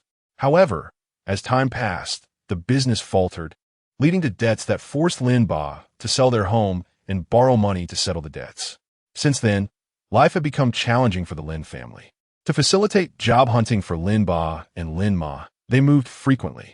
Fortunately, Lin Kuo was not one to seek lavish living, so the change did not weigh heavily on him. Just a few months ago, the family suddenly decided to open a noodle shop. Lin Kuo understood that starting such a business required considerable funds, yet he was aware of their limited savings, leaving him bewildered about the financing. Later, Lin Ba explained that former business associates had prospered and were willing to assist him now. Upon hearing Lin Kuo and Appo's query, Lin Ma and Appo's eyes flickered, but she maintained a stern expression. When we first opened the restaurant, Shen Xi was one of our first customers. How could she not be considered a regular? All right, fine. Lin Kuo, disinterested in debating further, adopted a nonchalant demeanor. Owner, 2 bowls of pig intestine noodles, please. Lin Ma playfully tapped his head with the menu, feigning annoyance. Who are you ordering from? Suddenly recalling something, she hurried into the kitchen. Old Lin, a startled shout erupted from the kitchen, followed by the sound of hurried footsteps. A tall man, donned in a chef and damp Appo's hat and holding a ladle, emerged. It was Lin Ba, Lin Hui. Upon seeing Shen Xi, Lin Ba's face radiated a smile that Lin Kuo had seldom witnessed. Little Xi, why didn't you let me know you were coming? What would you like to eat? Uncle will make it for you. Shen Xi giggled softly, pointing to Lin Kuo, who bore a distinctly uneasy expression. Lin Ba's smile faltered, and he scowled. Why has this unfortunate child returned? Lin Kuo's expression darkened. Dad, am I still your biological son? Lin Ba shot him a disapproving look. Even if you're my son, it doesn't amp. Appo's matter if your thoughts are solely on that girl. Lin Kuo chuckled awkwardly, well aware of his father and amp Appo's disdain for Yelena. When the restaurant first opened, before Lin Kuo's breakup, he had brought Yelena to showcase his family's business, hoping to convey his capability to settle down and buy a home. Unfortunately, the humble noodle shop had not impressed Yelena, who had been fussy about the food and remarked that she couldn't and amp Appo's adapt to Lin Ba and amp Appo's cooking style. This had infuriated both Lin Ba and Lin Ma. Yet as it was Lin Kuo's first time bringing a girlfriend home, they could not openly confront Yelena, maintaining forced smiles throughout the ordeal. Dad, that wasteful daughter-in-law of yours is gone. We broke up. Lin Ba burst into laughter. Good riddance. We can Appo's afford to keep that Buddha in our home. If you can find a girlfriend like little Xi, I'll call you Dad. Lin Kuo couldn't and Appo's helped but smirk. It was evident that Lin Ba was no traditionalist. All right, Dad, go cook. Lin Ba shot him a glare. You think I need you to hurry me? Then, turning to Shen Xi, he put on a cheerful face. Little Xi, please have a seat. The noodles will be ready shortly. Thank you, Uncle Hui. I appreciate it. It into amp. Amp, Appo's, no trouble at all. Chapter 12. Alas, I have been captivated by Shen Xi. Observing his father's buoyant gait, Lin Kuo voiced his lament. Am I still not your biological son? His gaze fixated intently on Shen Xi. Shen Xi, did you truly not know that this noodle shop belongs to my family? Shen Xi blinked innocently. Of course I knew. To get closer to you, I made sure to establish a rapport with your parents beforehand. Lin Kuo's face flushed crimson. Are you jesting, Junior? He stammered, caught off guard. Shen Xi merely smiled in silence and rose to explore the noodle shop. It was dinner time, and the place was bustling with patrons. However, this establishment did not attract the youth. It was frequented by elderly residents and workers returning home from their day's toil.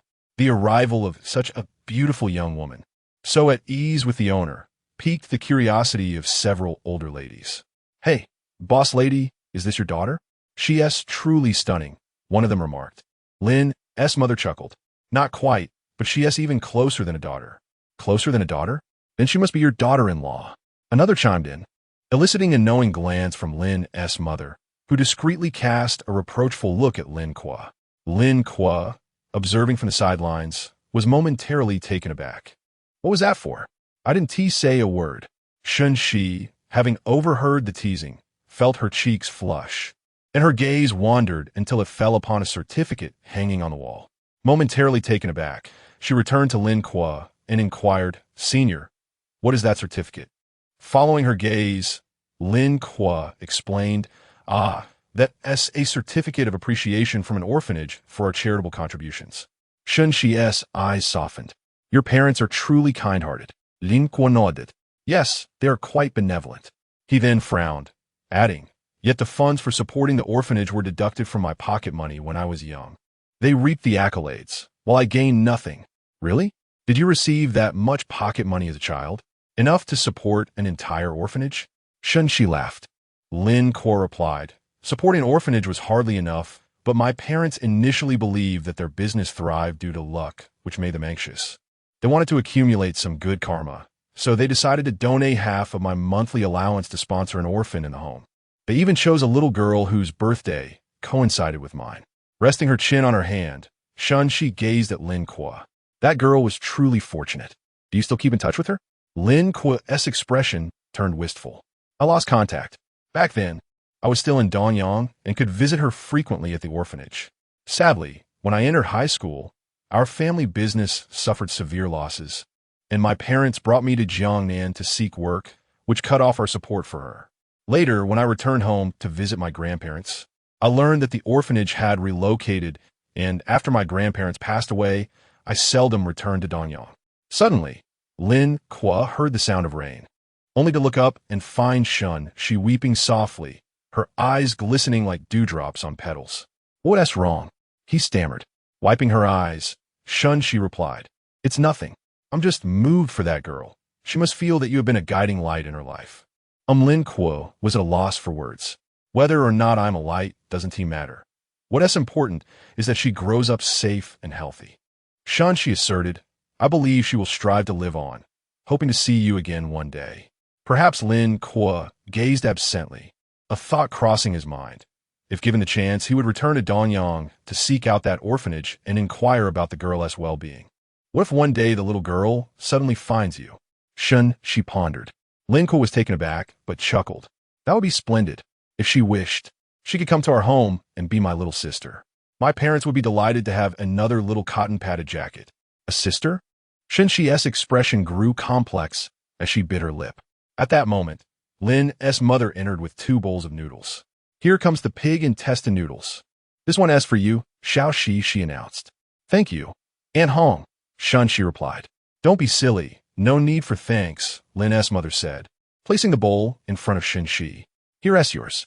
Thanks, Mom, Lin Kuo said, only to be met with a teasing reminder. Finish your meal and wash your bowl afterward. As Lin Kuo took a hearty slurp of noodles, satisfaction washed over him, yet his gaze fell to Shen Xi's bowl, brimming with pig intestines, and his expression soured. I might need to conduct a paternity test soon. Shen Xi's laughter rang like silver bells as she reached for a piece of pig intestine from Lin Kuo's bowl. Hey, that is too much. Be careful, or I might expose your exploitative behavior, he protested, shielding his bowl. In your dreams, do you think that if you expose me, your parents would side with you or me? Shen Xi whispered. Lin Kuo's heart raced. Women possess a natural cunning, don't they? He thought, realizing that given his parents' fondness for Shen Xi, they might very well overturn his bowl in favor of her. Reluctantly, he withdrew his hand, grumbling, Do you girls enjoy pilfering from others' bowls during meals? Of course. The food in someone else's bowl always tastes better, Shen Xi replied with a grin. As she deftly snatched several pieces from his bowl, Lin Kuo felt his heart sink. Why do you eat so much, being a girl? All right, I'll stop, Shen Xi said, placing her chopsticks down and sliding her bowl toward Lin Kuo, while pulling his bowl closer to herself. Here, you eat mine. I haven't bullied you at all. Lin Kuo was taken aback. His heart raced in confusion. In all his lifetimes, he had never experienced such feelings, and he couldn't discern whether her actions were intentional or accidental. Seeing Lin Kuo's dazed expression, Shen Xi chuckled. Senior, you're not moved, are you? Snapping back to reality, Lin Kuo gazed into her clear, blossoming eyes. How is it that you're so adept at charming others? Do your parents know? I don't know. I've never met them, Shen Xi replied, her voice flat as if discussing something trivial. Lin Kuo felt a pang of guilt. I'm such a fool. I'm sorry, it's all right, Shen Xi smiled. I'm not that fragile. I'm currently pursuing my dreams and doing what I want. Perhaps not being bound by them is a blessing in disguise. Lin Kuo couldn't discern if this was her true sentiment or mere self-comfort. He merely nodded, quietly consuming his noodles. Despite the substantial portion, he ate swiftly, and before long, they both found themselves finished. Are you full? Shen Xi asked. Lin Kuo nodded and took their bowls to the kitchen. Hongi, please bring 3 more bowls of pig intestine noodles. I'll take them back for my roommates. Shen Xi requested. All right, Lin's mother replied cheerfully. Chapter 13. Pinnacle Entertainment. As twilight descended, the two individuals made their way back to campus. Having lingered not long in the shop, after a day spent together, Lin Kuo felt a growing closeness to Shen Xi. When Shen Xi expressed her desire for him to escort her to the girls' and Oppo's dormitory, Lin Kuo did not decline. Senior, thank you for today, she said. No problem. I enjoyed it as well, he replied. Standing beneath the tree, Shen Xi traced circles in the dirt with the tips of her toes. So, Senior, may I join you for a meal again next time? Lin Kuo wiped his brow. We and Amp. Oppo's, LLC. Thank you, Senior. In the dim light of the tree and Amp. Oppo's, S shade. Shen Xi and Oppo's. S smile was radiant, and then, as if making a significant decision, she stepped forward, wrapping her arms around Lin Kuo and Oppo's. S back for a brief embrace before dashing away towards the dormitory without looking back, leaving Lin Kuo in a state of bewilderment. I didn't Amp, Oppo's, to even agree to that. Why did she hug me? Could it be that she actually likes me? Oh no. With a tumult of emotions, Lin Kuo returned to his dormitory, where he was inevitably subjected to his roommate's inquiries. He responded sporadically, hoping to retire early after a shower.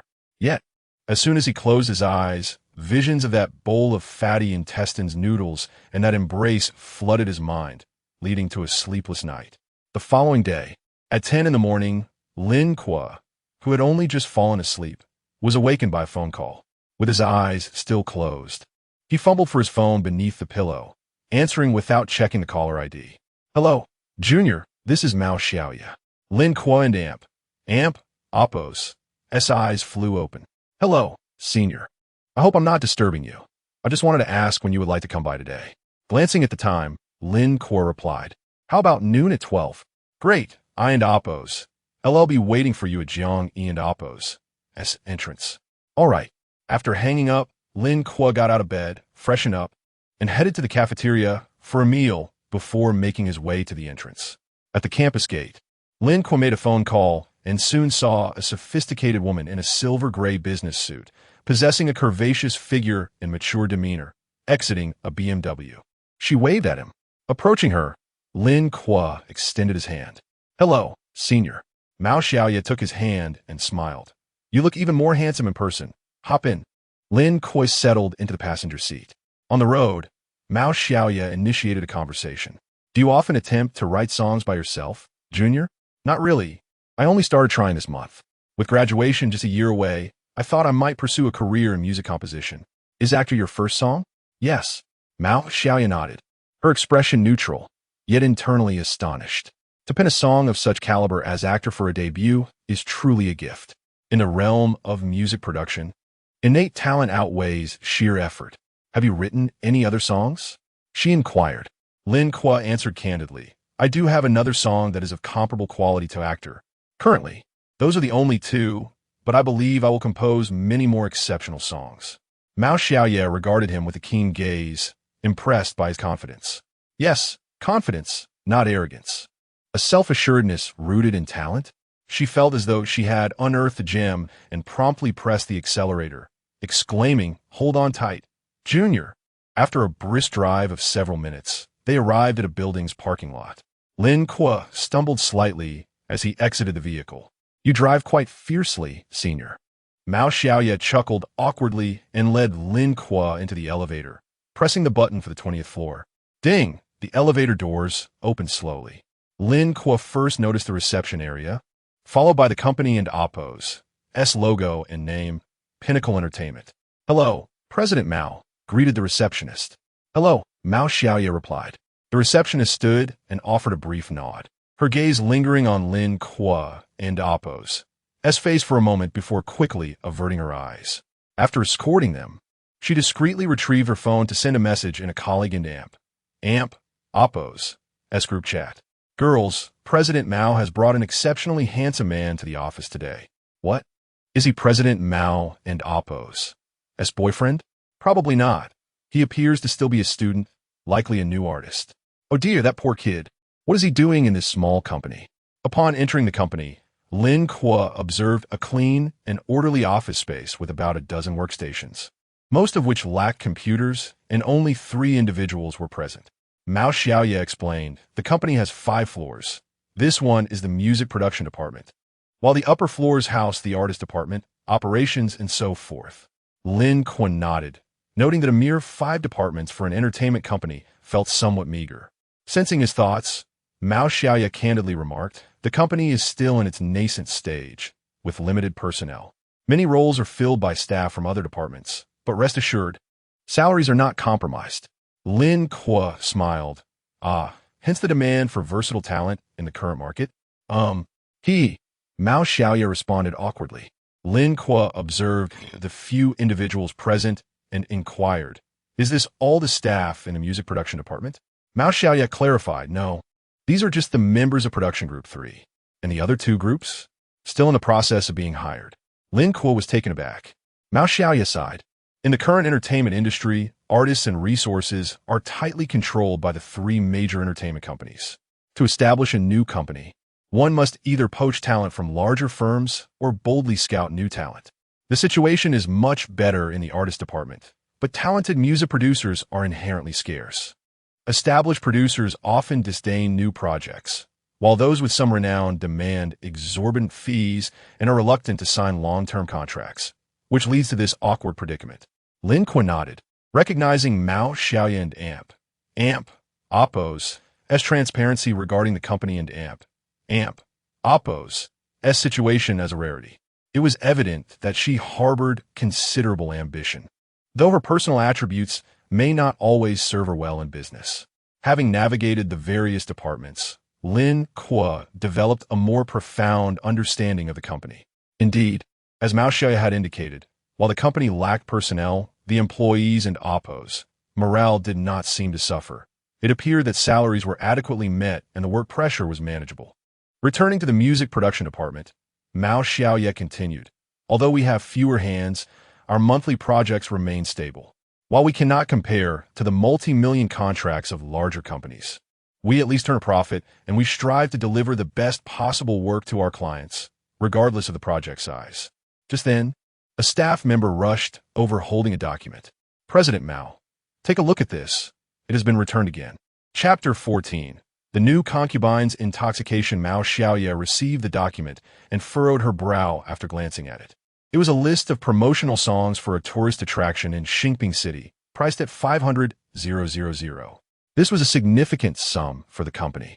I recall that they had already rejected a proposal once before, haven't they? In fact, this was the 3rd song to be returned. What was the reason for the rejection this time? The client claimed that the song failed to reflect the historical essence of their attraction and insisted on incorporating elements of traditional opera, which added to the complexity of their requests, leaving us utterly perplexed. Sighing, Mao Xiaoye recognized that this order was clearly beyond their capabilities. However, the prospect of letting go of such a substantial contract left her feeling disheartened. Determined, she strode toward the office area, tossing the document onto the table and addressing the 3 members of her team. "I understand that this order is challenging, but let's brainstorm and see if we can find a solution. If we secure it, our profits could double." "Lao Wei, didn't you have some experience with traditional opera? Think of something." Lao Wei, bespectacled and with an earnest appearance, chuckled Riley. Mao, my experience with opera is limited to watching performances with my grandfather during my childhood. I donned Appos. T truly understand it. A younger, demure-looking woman beside him chimed in, Mao. Just addressing the need for historical depth has increased the complexity of the lyrics beyond what we can manage. This is simply beyond our capabilities. Mao Xiaoya observed the team's dismay and sighed again. Well, if it's truly unfeasible, we may have to let this order go. Just as her words hung in the air, Lin Kuo spoke up hesitantly. May I take a look? Everyone turned to him. Lin Kuo, unfazed by the scrutiny, continued, I and Amp, Appos, am just curious. Lao Wei adjusted his glasses. Is this newcomer an artist? His misunderstanding was understandable, given Lin Kuo's striking appearance. Mao Xiaoya clarified, this is my junior from Jiangyi, a talented songwriter. He wrote The Actor. Realization dawned upon the others, and they regarded Lin Kuo with newfound intrigue. The Actor had gone viral on short video platforms, and, as professionals, they could easily discern its exceptional quality. Typically, songwriters did not possess such striking looks, but Lin Kuo was no less than the popular idols. Mao Xiaoya, having made her decision to abandon the order, handed the document to Lin Kuo. Although it was technically inappropriate to share company documents with someone outside the organization, she was willing to indulge Lin Kuo's curiosity. Lin Kuo perused the document, and upon discovering that the tourist site was located in Lijia, a Xinping city, he raised an eyebrow at its historical name, Mawai Station. He was familiar with its history. Wasn't this where Emperor Xuanzong of Tang allegedly executed his beloved Yang Guifei? As he continued reading, he noted a historical anecdote about the site. Although the characters had changed, the essence remained, a tale of a royal decree leading to the demise of a favored concubine. The coincidence brought a smile to Lin Kuo's face. What a remarkable twist of fate. Noticing the smile on Lin Kuo's face, Mao Xiaoya inquired, is there a problem with this order? Lin Kuo waved his hand and replied, the order is fine, it's just a coincidence. What do you mean? I happen to have written a song that would be perfect for this. The room fell silent. Mao Xiaoya responded with a smile, I acknowledge your talent, Junior, but you're still inexperienced. Creating a song that meets the client's expectations is quite different. This piece needs to incorporate traditional opera elements and convey the historical significance of a location, which requires thorough research.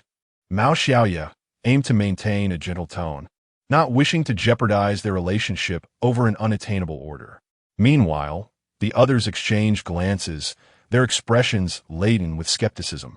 Clearly, he was still too young, and a hint of talent had led him to become somewhat overconfident. Ding! Task triggered.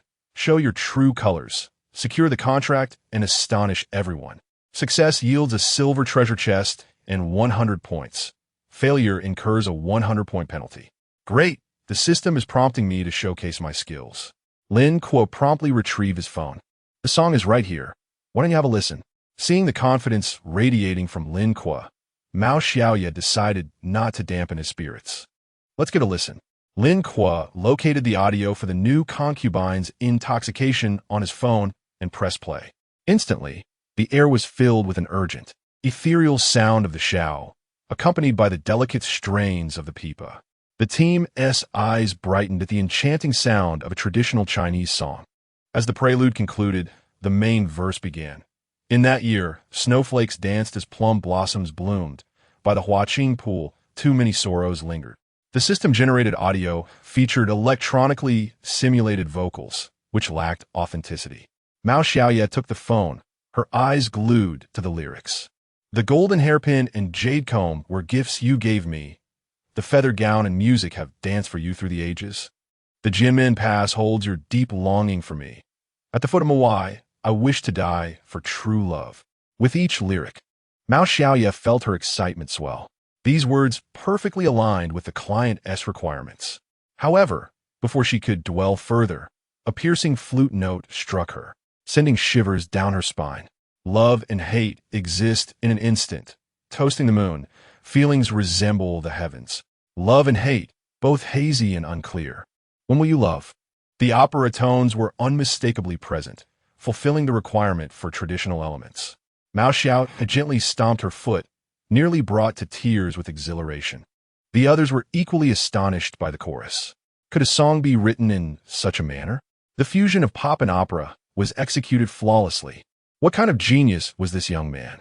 Lin Kuo smiled. Sister, does this song fit the bill? Fit? It's as if it was custom-made for this order. Mao Xiaoya exclaimed, grasping Lin Kuo's hand. Junior, are you willing to sell this song? Rest assured, I will offer you a fair price. Lin Kuo chuckled. Why sell it? Don't you want me to join the company? Mao Xiaoya paused. Then her eyes sparkled with joy. Do you mean you're willing to come to Dingfeng? Lin Kuo nodded. During his earlier visit, he had already contemplated this. With the system by his side, there was no need to engage in the cutthroat competition of larger firms. Although Dingfeng was modest, even somewhat shabby, the interpersonal dynamics were straightforward, and the work environment was liberating. Moreover, it was evident that Mao Xiaoya valued him highly. Why not enjoy the process of writing songs and earning money in a cheerful manner? Chapter 15. Addressing Positions at Work. Splendid, Junior. Mao Xiaoya firmly grasped Lin Kuo and Appo's hand. She had just guided him on a tour, sharing an abundance of words in an effort to impress him. After all, she had believed that Peak could still captivate him. However, upon learning that Lin Kuo had composed the astonishing song The New Concubine's Drunkenness at such a young age, she felt a sense of inadequacy. It was evident that he was a towering figure, while her own small establishment might not be able to accommodate such greatness. Yet to her surprise, Lin Kuo truly expressed his willingness to join Peak. Mao Xiaoya steadied her emotions and softly inquired, Junior, do you have your ID with you? Yes, he replied. Fearing that Lin Kuo might reconsider, she immediately directed a nearby staff member, Lao Chun, print the contract. All right, came the response. In the director's office. The furnishings were quite simple, a computer desk, a sofa, and a coffee table. Moreover, Mao Xiaoya did not even have a secretary, personally handling tasks such as printing documents or conveying messages. Lin Kuo settled onto the sofa, perusing the freshly printed internship contract. Junior, the internship period is 3 months, with a salary of 80 of the full amount before you become a regular employee. However, the commission for receiving orders is the same as that of formal employees, 20. According to regulations, the copyright of the songs belongs to the company, but you will take the Lion and Appo's share of the commercial expenses, 70. Since you're still a student, you only need to come in on weekends. If you have any matters to attend to, feel free to take leave without hesitation. Of course, if I have any projects that require your input during the week, I will contact you via phone. Mao Xiaoya was clearly opening doors for him. Yet upon hearing that the copyright belonged to the company, Lin Kuo hesitated. After all, his previous life's songs would still overshadow the present, and he was reluctant to relinquish control. Thus, he proposed, I appreciate your consideration, senior, but I would like to think about the copyright. How about this? I take half of the commercial expenses, but the copyright remains with me. Mao Xiaoya pondered for a moment. Some companies insist on song copyrights primarily to prevent artists from switching companies, but as a small firm, Peak struggled to retain talent, making such concerns moot. Losing a gifted individual like him would mean missing out on future opportunities. All right, the copyright will belong to you. I will draft a new contract, she conceded. Lin Kuo readily signed the new contract. Elated, Mao Xiaoya stood up and extended her hand. Welcome to Peak, Junior. They exchanged a gentle handshake, and Lin Kuo remarked, Mao, this song presents quite a challenge. I need to personally find an artist to perform it. With a cheerful smile, Mao Xiaoya replied, all right, but why not call me senior anymore? Lin Kuo maintained a serious expression. We address each other by our positions at work. In the artist department at Peak, Lin Kuo requested the company to seek out artists that matched his vocal requirements. Ultimately, only 5 female artists met the criteria. In the recording studio, Lin Kuo had them audition one by one. After 2 arduous hours, he emerged from the studio, exasperated. Outside, Mao Xiaoya and the head of the artist department, Wang Hai, approached him. How did it go? Did none of the 5 make the cut? Lin Kuo nodded. While their vocal qualities were commendable, unfortunately, most could not manage the chorus, and the one who could didn't capture the essence of the piece. Wang Hai, appearing somewhat fatigued, suggested, given the song's inherent difficulty, Perhaps we should settle for the one who performed decently? Mao Xiaoya immediately countered, no, this type of song must be rendered perfectly, without any flaws. Wan Hai Sai, falling silent. Although both were directors, Mao Xiaoya was a partner, while Wang Hai was merely an employee, thus he adhered to her judgment. Lin Kuo inquired, are all the eligible artists present? Wang Hai responded, our company is small, and we do not have many artists. The few we found are a testament to their hard work. If this were 6 months ago, we wouldn't have found anyone at all. Mao Xiaoya, upon hearing this, discreetly glanced at Lin Kuo, feeling somewhat embarrassed. Having songs, but no one capable of performing them was rather disheartening for the company. Just then, Wang Hai suddenly spoke up. Wait, I just thought of someone. Both turned to look at him. This individual is an intern, but he doesn't come from a formal background. He studied a few years of Peking opera as a child and possesses a unique voice, though he is not easy to locate. Not easy to locate? What do you mean? Mao Xiaoya frowned. Wang Hai explained, his family is somewhat struggling. Besides being an intern at our company, he has various part-time jobs, delivering food, driving, courier services, and odd jobs, so I'm unsure if he is available right now. Mao Xiaoya quickly said, call him. If he is working a part-time job, the company will compensate him for today's wages. Understood. Wang Hai proceeded to make the call. After a few rings, it connected. He put the call on speaker, and a cacophony of noise filled the air. Hello, Haiga, came the voice of a young man. Mao Xiaoya frowned slightly. Would such a voice be suitable for the song? Hey, Liu, where are you right now? Hearing the name, Lin Kuo raised an eyebrow. Could it be such a coincidence? Haiga, I'm at the Grand Theater working part-time. Come to the company quickly. We need someone to sing a song with a theatrical element. After searching for a long time, we think you would be perfect. If you don and oppose, to finish your part-time job today, the company will reimburse you. Sure, I'll bike over right now. Don and oppose, to ride that broken share bike, take a taxi, and the company will cover the fare. All right, I'll be there soon. After hanging up, Mao Xiaoya voiced her concern. His voice sounds quite ordinary. Will he be suitable? Wang Hai chuckled. This kid is quite something. He speaks in a normal male voice, but when he sings, his voice surpasses that of many women. A half hour later, footsteps echoed as everyone looked up to see a slender figure running toward them, clad in attire reminiscent of ancient palace beauties, complete with theatrical makeup. At first glance, they perceive a woman, but when she spoke, they were taken aback. I go, oh my, I and oppose, am exhausted. The voice was robust and masculine. Wang Hai praised him. Did you just finish acting? Liu panted, yes, I was just an extra in a production, playing a palace concubine.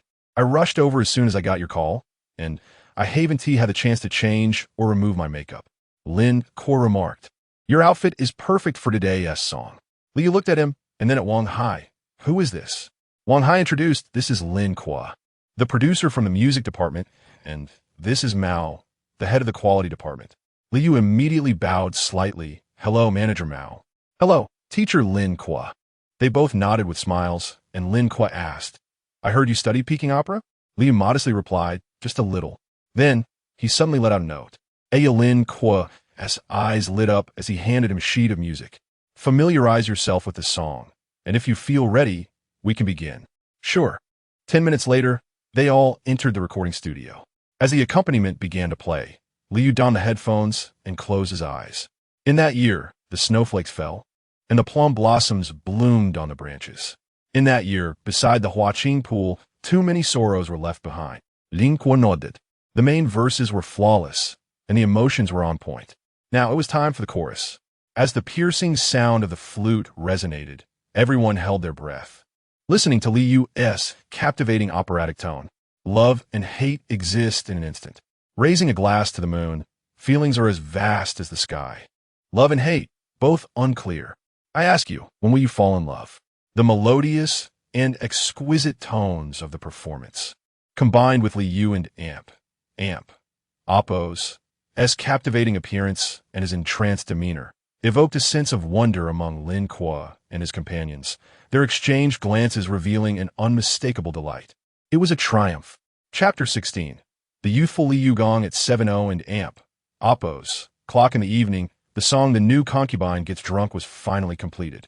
Lin Kuo also took the opportunity to record the actor. The remaining task fell to Mao Xiaoya. In the restroom, After Lin Kuo finished his business and was about to exit, he encountered Liu, who was bent over the sink, removing his makeup. His costume was neatly placed outside the door.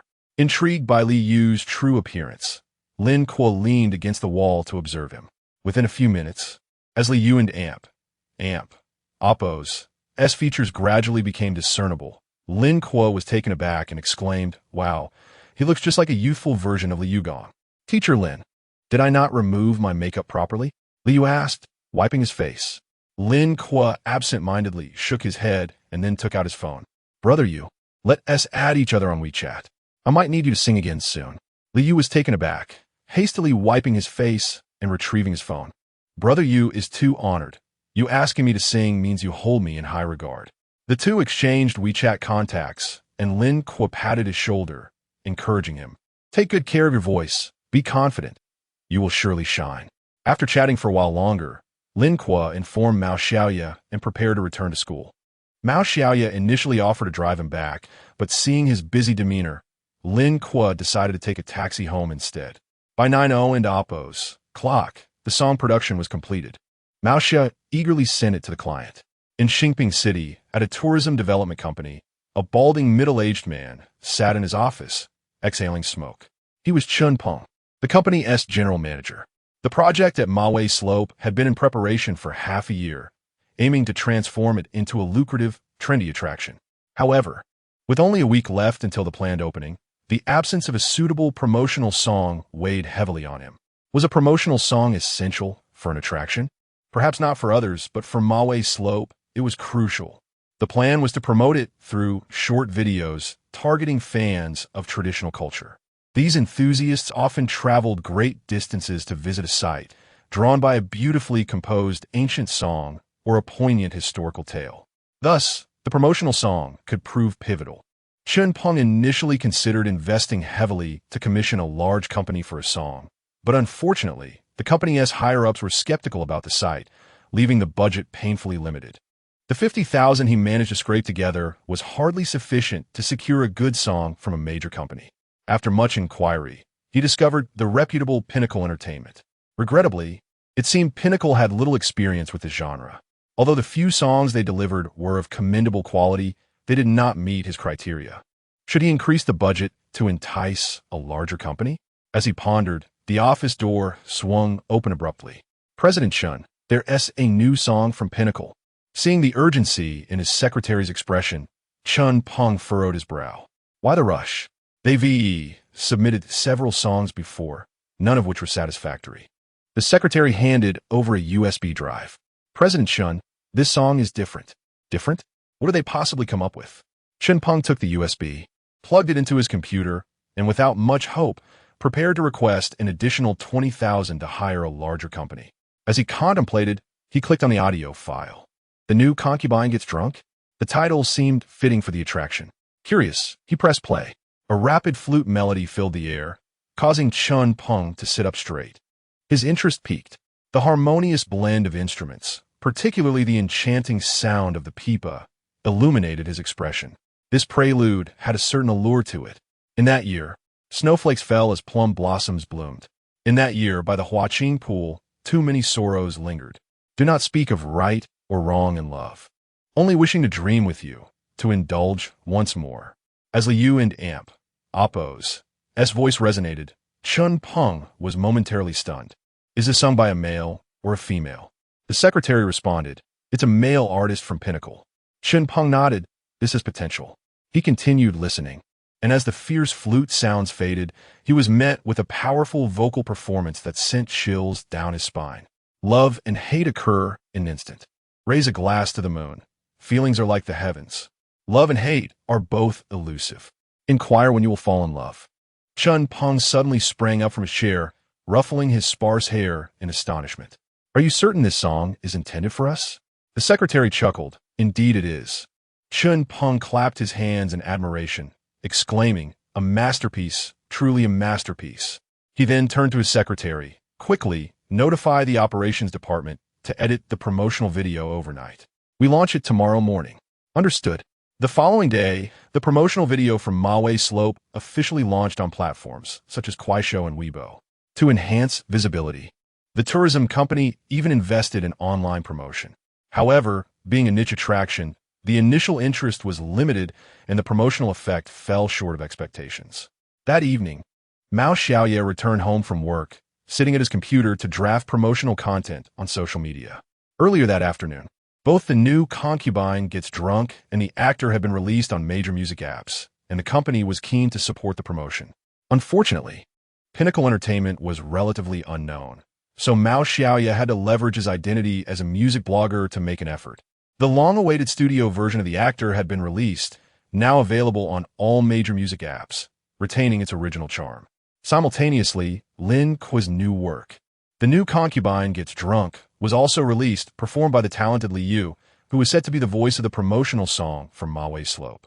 Below were links to both songs. Mao Xiaoye also shared the promotional video for Maui Slope on Kuaishou.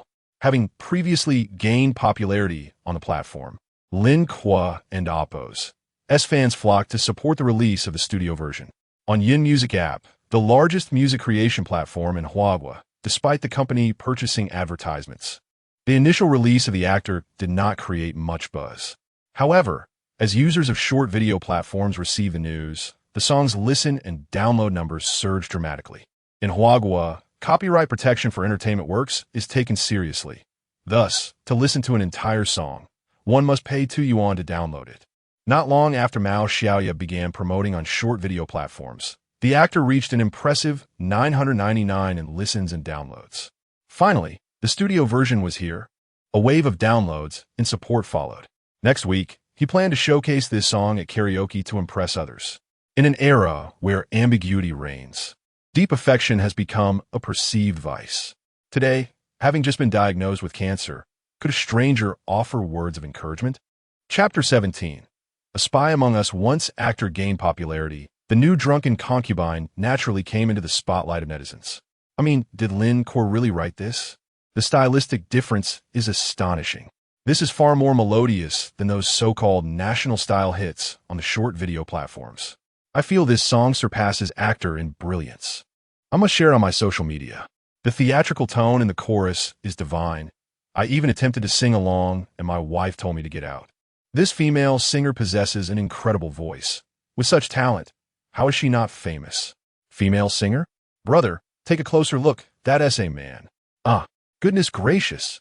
Though he is male, his voice has been kissed by the divine, while mine seems to have been nibbled on. The lyrics are rich in cultural depth. It feels like they recount a historical tale. Can someone enlighten me? I know.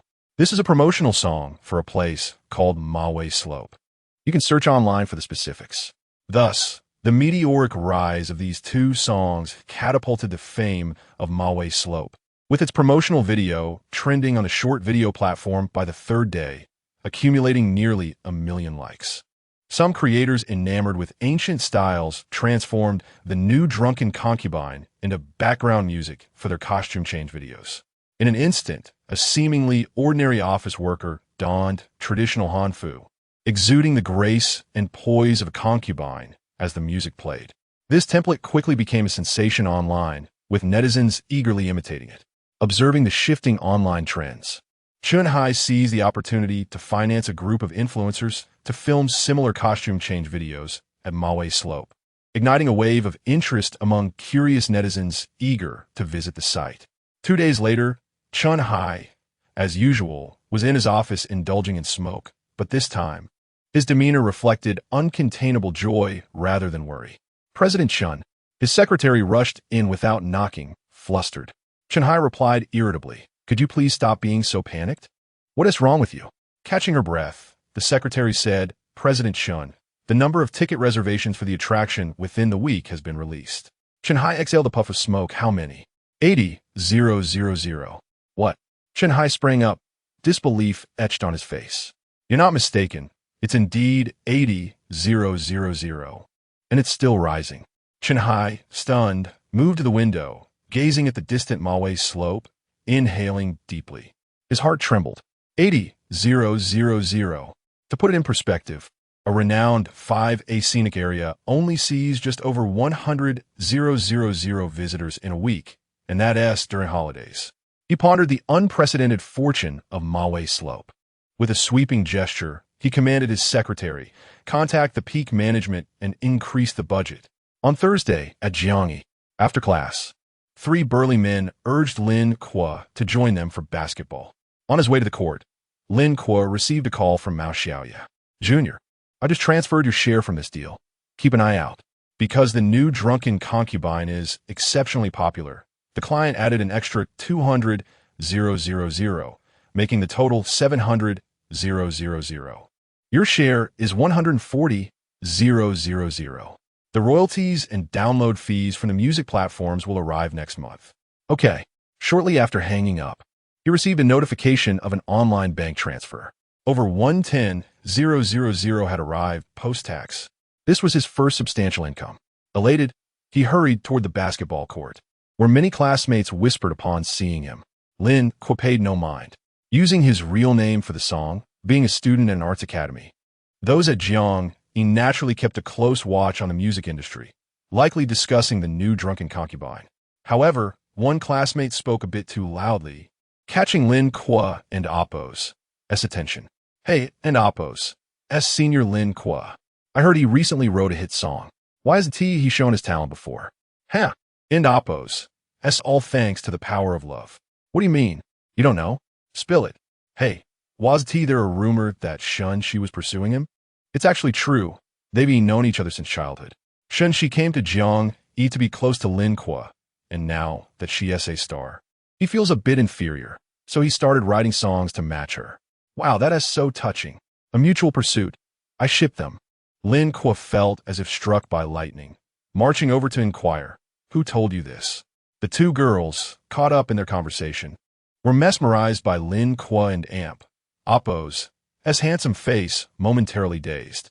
It was on the forum. Lin Kuo immediately pulled out his phone, entering the campus forum, where he quickly found the most liked and commented post. Shocking. A scandalous revelation. Senior Lin Kuo and Junior Shen Xi have this hidden relationship. Perfect. The author of this post must be a sensationalist. Lin Kuo read further, noticing a key detail. The source was credible. It was Lin Kuo's roommate who supposedly told a freshman, stating, "It took me 2 cups of milk tea to pry this out of her." With a scoff, Lin Kuo looked up at the sky and let out a cold laugh, startling the 2 girls into retreat. Sun Dasheng, I will make you pay. Meanwhile, at the basketball court, it was evening with a gentle breeze, the golden hour for basketball, and the court was naturally filled. Yet, the 3 from room 213 had the foresight to claim a prime spot 20 minutes before class ended. Bang! A crisp clang echoed as Sun Dasheng leaped for the ball, turning to mock the recently missed shot by Guo Liwei. "Away, your shooting is so gentle, like Kuan. Guo Liwei shot him a disdainful glance. You little blackie." Sun Dasheng chuckled, then executed a 2-handed slam dunk, showcasing his impressive athleticism. The trio continued to warm up while awaiting Lin Kuo. Bang! This time, Li Rongkai attempted a 3-pointer, but clanged off the rim, bouncing far. Sun Dasheng reached for the ball, only to see Lin Kuo sprinting from afar, the ball rolling towards him. He waved, "Old for the ball." Seeing Sun Dasheng, Lin Kuo felt a surge of anger, picking up the ball and charging toward him. Sun Dasheng, grinning and ready to catch the ball, was caught off guard as Lin Kuo reached him and forcefully slammed the ball against his backside. Ouch! Sun Dasheng let out a pained cry. "Old for, what the hell? What the hell? I want to take you down." With that, Lin Kuo chased after Sun Dasheng, delivering a barrage of hits. Wang Rongkai and Guo Liwei rushed over to restrain Lin Kuo. "What's going on? Why are you fighting?" Panting heavily, Lin Kuo pointed at Sun Dasheng. "We've got a spy among us." "A spy? What the hell?" Chapter 18. 2v2 multiplayer sports. Sun Dasheng, nursing his backside, attempted to refute the accusations. Lin Kuo promptly extracted his phone, opened the forum, and held it before him, exclaiming, "Is this your doing, you rascal?" Sun Dasheng cast a fleeting glance at the screen, his face instantly adorned with an awkward smile. The other 2 companions also scrutinized the post, their expressions filled with astonishment. "Is this genuine?" Lin Kuo retorted indignantly. "Nonsense. It's merely a rumor propagated by this scoundrel." Wang Rongkai looked at Sun Dasheng and remarked, "Well, Sun Dasheng, with your striking brows and eyes, Who would have thought you would turn traitor? Sun Dasheng, feeling aggrieved, replied, You mustn't blame me. Those younger girls, upon learning that you're my roommate, incessantly inquired about the gossip between you and Shen Xi. So you just blurted out whatever came to mind? How could you not withstand such a trivial temptation? Sun Dasheng asserted seriously, I merely committed an error that every man is prone to make. An error of your great-grandmother. You forsook your brother for the sake of beauty. It was not for mere beauty. I was in pursuit of love. I love your mother's fried dough twists. Fuming, Lin Kuo seized the basketball, preparing to hurl it back, when a voice suddenly interrupted from the side. Are you playing or not? If you're not, kindly vacate the court for us. Lin Kuo halted his motion and glanced over, immediately adopting a more subdued demeanor. It was Song Jian, clad in branded athletic shorts and a tank top, his hair impeccably styled. He exuded an exceptional aura, accompanied by several robust men, clearly skilled athletes. Song, we and Amp, Oppos, merely resting. We and Amp, Oppos, LL be playing shortly, Sun Dasheng remarked dismissively. Given the recent events involving Yelena, the group had no fondness for Song Jian. One of the burly men behind him retorted bluntly, I see no resting here, only you lot fooling around. If you wish to play, do so without occupying the space. Sun Dasheng pointed at him defiantly. Whose unleashed dog are you? The burly man's face flushed with anger. Who do you think you're addressing? Speak up if you have something to say. Unfazed, Sun Dasheng, a native of northeast China, was not one to shy away from confrontation. The burly man, evidently incensed, clenched his fists, ready to advance. At that moment, Song Jian intervened with a smile. We're classmates. No need to escalate this over a trivial matter. The court is yours. We'll move to the side. After a glance at Lin Kuo, he led his companions to the adjacent court. As Song Jian and his group departed, Sun Dasheng spat on the ground in disdain. What nonsense! Lin Kuo frowned slightly, sensing that Song Jian's temperament would not allow this matter to rest. However, upon noticing the mess on the ground, he kicked Sun Dasheng lightly. Where's your decorum? Spitting on the court, Sun Dasheng sheepishly used his foot to wipe away the spit. Playing ball, playing ball. In truth, he felt a sense of relief.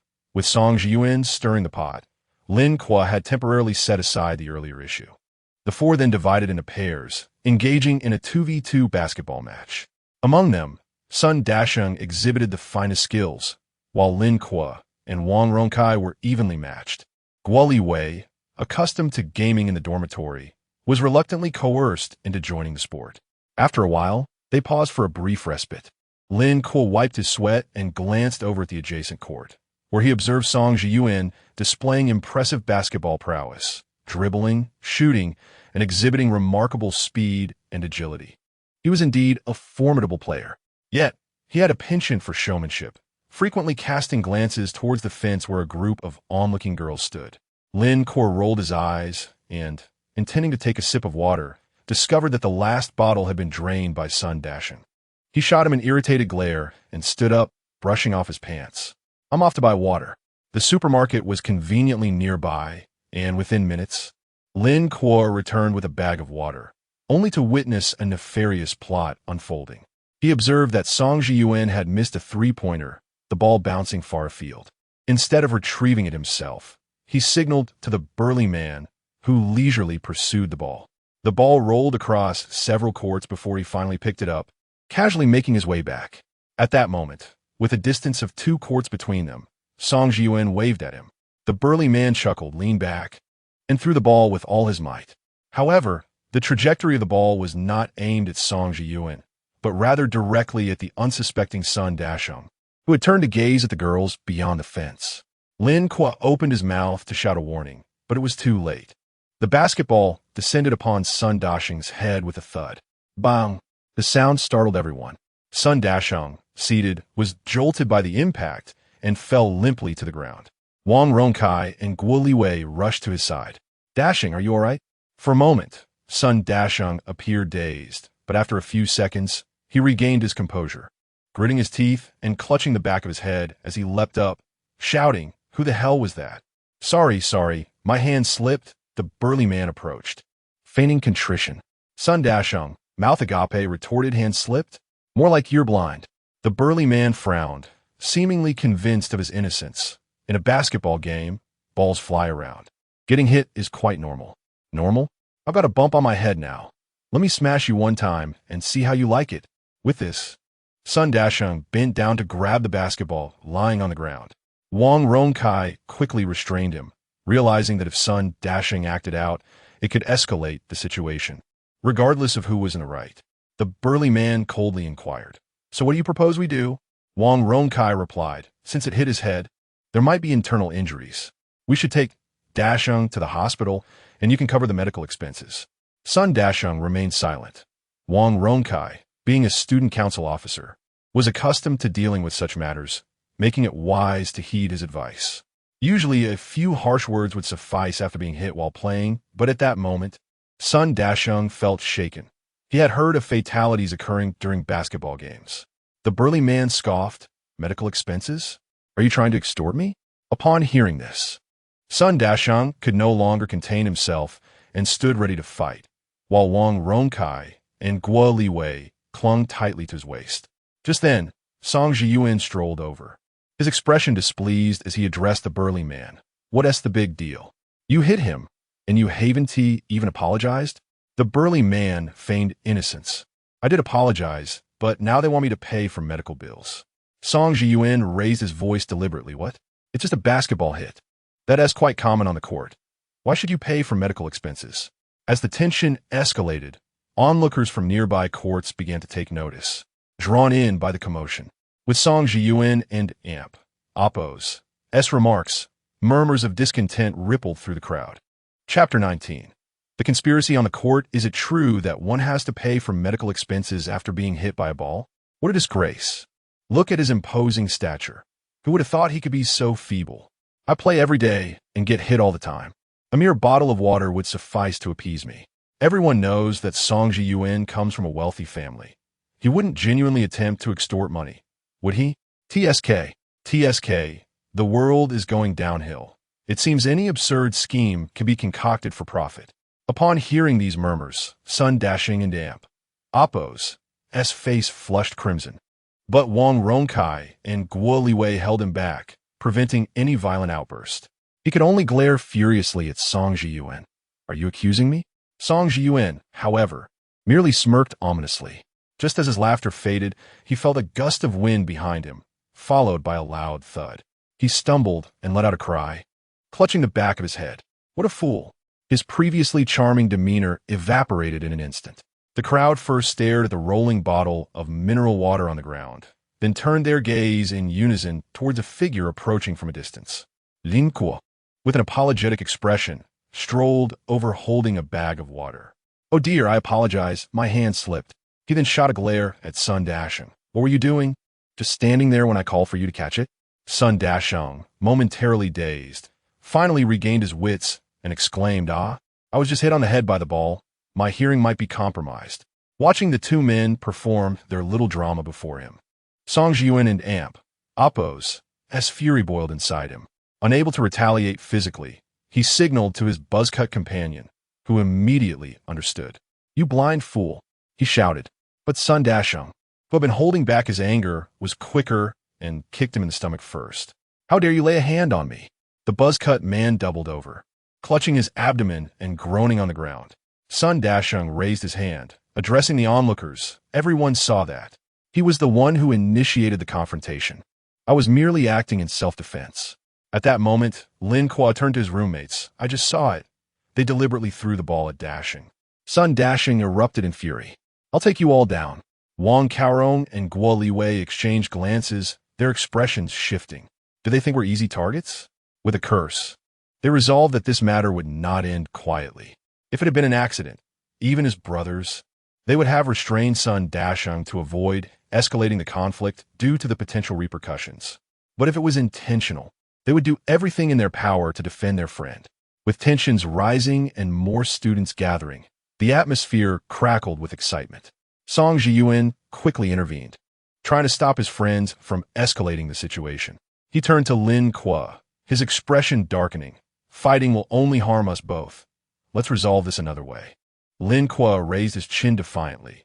"And how do you propose we solve it?" With a sinister grin, Song Ji-Yuan picked up a basketball. Let us settle this on the court. A one-on-one duel. The loser must shout and amp. Amp, oppose. Grandfather, I was wrong. And amp. Amp, oppose. Lin Kuo frowned. He had just witnessed Song Ji-Yuan and amp, oppose, as superior skills on the court. Challenging him was clearly a setup for humiliation. Did he think I would care about my pride in front of so many witnesses? How naive. Lin Kuo scoffed derisively, ready to decline the challenge, when suddenly a notification from his system echoed in his mind. Ding! Task activated. Demonstrate your prowess in front of an audience. Engage in a one-on-one duel with Song Ji-Yuan and win. Successful completion rewards a silver treasure chest and 500 points. Failure deducts 1,000 points. Whoa, that's excessive. Lin Kuo grumbled, incredulous that a system would defy its host's wishes. Yet the system remained indifferent. Host, the task is not mandatory. You may choose to forego it. Lin Kuo grimaced. But if I don't accept, it's treated as a failure, costing me 1,000 points. Are you trying to take my life? The system replied, that is your choice. It does not concern me. Feeling powerless, Lin Kuo turned to Song Ji-Yuan. Fine, I accept the challenge. As soon as he agreed, Sun Dashing interjected urgently, Old 4. Don't fall for it. Let me take him on. The other two friends echoed their concerns. They knew Lin Kuo and oppose as skills, while he might manage a casual game. Facing someone like Song Ji-Yuan, who had clearly trained, would be a recipe for disaster. Lin Kuo raised his hands to calm them. Trust me, I can handle this. Sun Dashing was about to argue again, but Wang Ronkai stopped him. What are you doing? He whispered. Old 4 isn't one to act recklessly. If he agrees, he must have confidence. What confidence? Is he going to cheat? Wang Ronkai bit his lip, worried yet resolute. Just trust him. Seeing Lin Kuo's determination, Song Ji-Yuan and oppose, his expression morphed into a cunning smile. With Lin Kuo recently in the spotlight for his rumored romance with Shen Xi and his hit songs, Song Ji-Yuan was eager to humiliate him publicly. Today, he would ensure that Lin Kuo lost face in front of the entire school. Let us keep it simple. The first to score 10 points wins. Agreed, but I need a 5-minute break first. With the two campus celebrities set to clash, the surrounding students buzzed with excitement.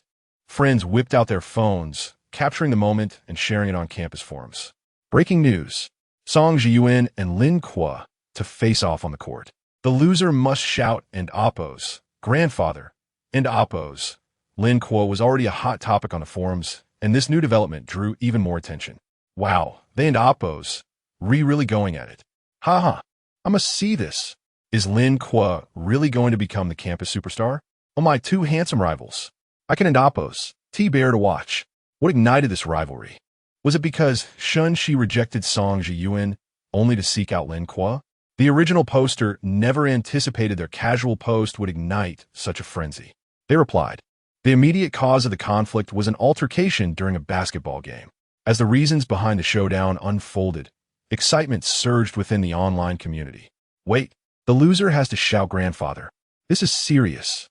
It was clear that Song Ji-Yuan was deliberately provoking Lin Kuo to settle old scores. To be honest, Lin Kuo was at a slight disadvantage. He had built a good reputation, and this incident could tarnish it. What's there to fear? Song Ji-Yuan is a scoundrel who exploits his wealth and influence. Let's teach him a lesson. Everyone, stay calm. If it were singing or songwriting, Lin Kuo might stand a chance, but this is basketball. Song Ji-Yuan was once on the school team. Lin Kuo is in trouble. Chapter 20. The unstoppable Song Ji-Yuan. The remarks of this internet user rendered the supporters of Lin Kuo momentarily speechless. In contrast, a different voice emerged rapidly, akin to bamboo shoots sprouting after the rain. Oh, so now you recognize that our Ji-Yuan excels at basketball? It's too late. Exactly. Song Ji-Yuan has even taken your girlfriends. Why must you step on him? Exclaimed a group of keyboard warriors. I have long found Lin Kuo displeasing. Every day, there and oppose. As a crowd here singing his praises, claiming he is both handsome and talented. Can he compare to our Ji-Yuan's looks? Talent? Forgive me, but he may at best become a music producer. While our Ji-Yuan is different, his father is a shareholder of Shanghai Entertainment. Are you even aware of Shanghai Entertainment? It and amp, oppose, as one of the top entertainment companies in the country, boasting countless music producers. Who knows? Lin Kuo might end up working for our Zhiyuan someday. A sister chimed in, I just can't stand Lin Kuo, and I certainly cannot tolerate that white lotus, Shen Xi. How dare she reject our Zhiyuan? Those expressing such sentiments fall into three categories. Those eager to attach themselves to Songjing, those envious of Shen Xi, and pure keyboard warriors. Naturally, supporters of Lin Kuo had to defend him. Wow, today I truly witnessed what a disgusting woman looks like. Can this even be considered human speech? Such women must be unattractive, lacking both wealth and character. Yet they fantasize about being pampered by rich and handsome men. Brothers, open your eyes. Whoever marries one of these must have incredibly bad luck. The male voices continued. How can you speak like that? I'll tear your mouth apart. Foolish woman. Come here, and I'll show you what a real man is. The forum erupted in chaos. Yet Lin Kuo did not squander his 5-minute break. The system may not treat him as its favored child, but he was not foolish enough to be unprepared. Previously, he had noticed sports-related skills in the system's treasury and decided to spend his only 300 points to exchange for a master-level 3-point shooting package. In one-on-one play, scoring 3-pointers counted as 2 points, making it the most efficient scoring method. As for dunks and dribbling, he knew his physical condition and stamina were insufficient. To ensure fairness, they selected an unfamiliar student from the onlookers to serve as referee. As the 5-minute break concluded, Lin Kuo and Song Zhiyuan rose simultaneously and proceeded to the court, using free throws to determine the first possession. Song Zhiyuan shot first, and the ball swished cleanly through the net, eliciting cheers from the surrounding female fans. Zhiyuan is so handsome. Zhiyuan is amazing. The boys who had played basketball looked on in disbelief. It's just a free throw. Why the uproar? If it were a long shot, would you all be in ecstasy? Exactly. Who can't shoot a free throw? At that moment, Lin Kuo took his turn and, with a loud clang, missed the shot. The crowd fell silent, only to erupt into laughter. Ha ha, this is hilarious. He can't even make a free throw. He should just concede. Supporters of Lin Kuo could only sigh quietly. Clearly, Song Zhiyuan's basketball skills surpassed those of an average player. They could only hope that when Lin Kuo got possession, his scoring ability would match that of Song Zhiyuan, though they knew the likelihood of that was slim. On the court, Song Zhiyuan stood outside the 3-point line with a smirk. Lin Kuo, just give up. Save yourself from a 10-0 defeat. Lin Kuo remained unfazed, though inexperienced. He was determined not to panic and focused on defense, hoping to wear down Zhiyuan's stamina. If Zhiyuan missed even once, his opportunity would arise. Soon, with an elegant display of skill, Song Zhiyuan scored again, prompting another wave of screams from the audience. Meanwhile, in the Jiangyi library, Shen Xi was reading when she suddenly overheard 2 female students discussing loudly. She reached for her headphones, but paused upon hearing their conversation. Oh my, have you seen a campus forum? Lin Kuo and Song Zhiyuan are challenging each other on the basketball court. What? A challenge? Are they fighting? No, it's a basketball duel. They're one-on-one, and the loser has to call the other grandfather. Oh wow, they're gonna make the other lose face at school. Is it over? Not yet. The latest updates say Song Zhiyuan has a significant advantage. Let us hurry and check it out. As the 2 girls left, Shen Xi pulled out her phone to look at the forum, her expression changing rapidly before she hurriedly packed her bag and followed them. At the basketball court, the cheers of girls echoed, while the boys looked distraught. The score was simply abysmal, 8-0. Ever since Song Zhiyuan secured the first possession, he had scored effortlessly, displaying both flair and skill. Although Lin Kuo attempted to defend, his efforts were in vain. In a flash, the ball swished through the net once more. Song Zhiyuan waved charmingly at his adoring fans. Great, 9-0. It seems I might end up shaving my head. This sentiment echoed through the crowd. Sun Dasheng, witnessing Lin Kuo and Oppo's impending humiliation, shot a glare at Wang Rongkai. This is all your fault. You insisted we trust the 4th one. What now? Wang Rongkai could only lament. The 4th one has always been cautious. Just as they worried for Lin Kuo, a wave of gasps rippled through the crowd. Chapter 21. Shen Xi's bold defense of her partner Shen Xi has arrived. Where? Wow, the goddess is here, and she is so beautiful. As Shen Xi made her way to the sidelines, dressed in a white short-sleeved shirt and jeans, the crowd naturally parted to let her through. The boys marveled at her beauty, their hearts racing in admiration. Oh dear, goddess, run away. Lin Kuo is about to embarrass himself. Indeed, this heart-wrenching scene is something only we mere mortals should endure. The girls, watching Shen Xi being adored like the moon surrounded by stars, radiated envy. A group of sycophants. No wonder they have no girlfriends. What's so special about that white lotus? She's merely slightly prettier. And I can tell at first glance that she's had work done. Exactly. She only fools those mediocre boys. Oof. Lin Kuo only showed up when he was about to lose. Their relationship doesn't seem that close. Though Shen Xi caught snippets of the surrounding gossip, she chose to ignore it. However, one comment made her furrow her brows as she turned to the girl who spoke, coldly retorting, "Senior Lin Kuo will not lose." The girl, taken aback by Shen Xi and Amp Oppo's fierce reaction, felt her face flush crimson and stammered before retreating into the crowd. The boys were instantly thrilled. What a bold defense of her partner. The goddess is amazing. Damn, I'm so jealous. Lin Kuo, did you hear that? You better win. Of course. A girl's sharp voice cut through. This is laughable. It's already 9-0. Lin Kuo, you better win with your head. The boys quickly fell silent. Shen Xi, her enchanting eyes filled with confusion, wondered, what does it matter if it's 9-0? The girls erupted in laughter. Ha ha ha, what a joke. She rushes over without knowing anything and embarrasses herself. What goddess? She seems like a fool. No wonder she's chasing after Lin Kuo. It turns out they both enjoy humiliation. Seeing the goddess being mocked, a boy spoke up to remind her. Shen Xi, the rule is that whoever scores 10 first wins. Right now, Song Jiyuan has already scored 9 in a row, and Lin Kuo has yet to score. Shen Xi thanked him and fell in his silence. The boys sighed lightly while the girls continued their jeers. Amidst the attention, Shen Xi approached the sidelines, cupping her hands around her mouth as if to amplify her voice. Calling out to Lin Kuo, who was wiping sweat on the court. Senior Lin Kuo, go for it. If you win, I'll treat you to a meal. Lin Kuo looked up at the sound, a shy smile appearing as he saw Shen Xi cheering him on with clenched fists. He had noticed the commotion when she arrived, but felt a pang of shame at the dismal score, so he dared not look for long.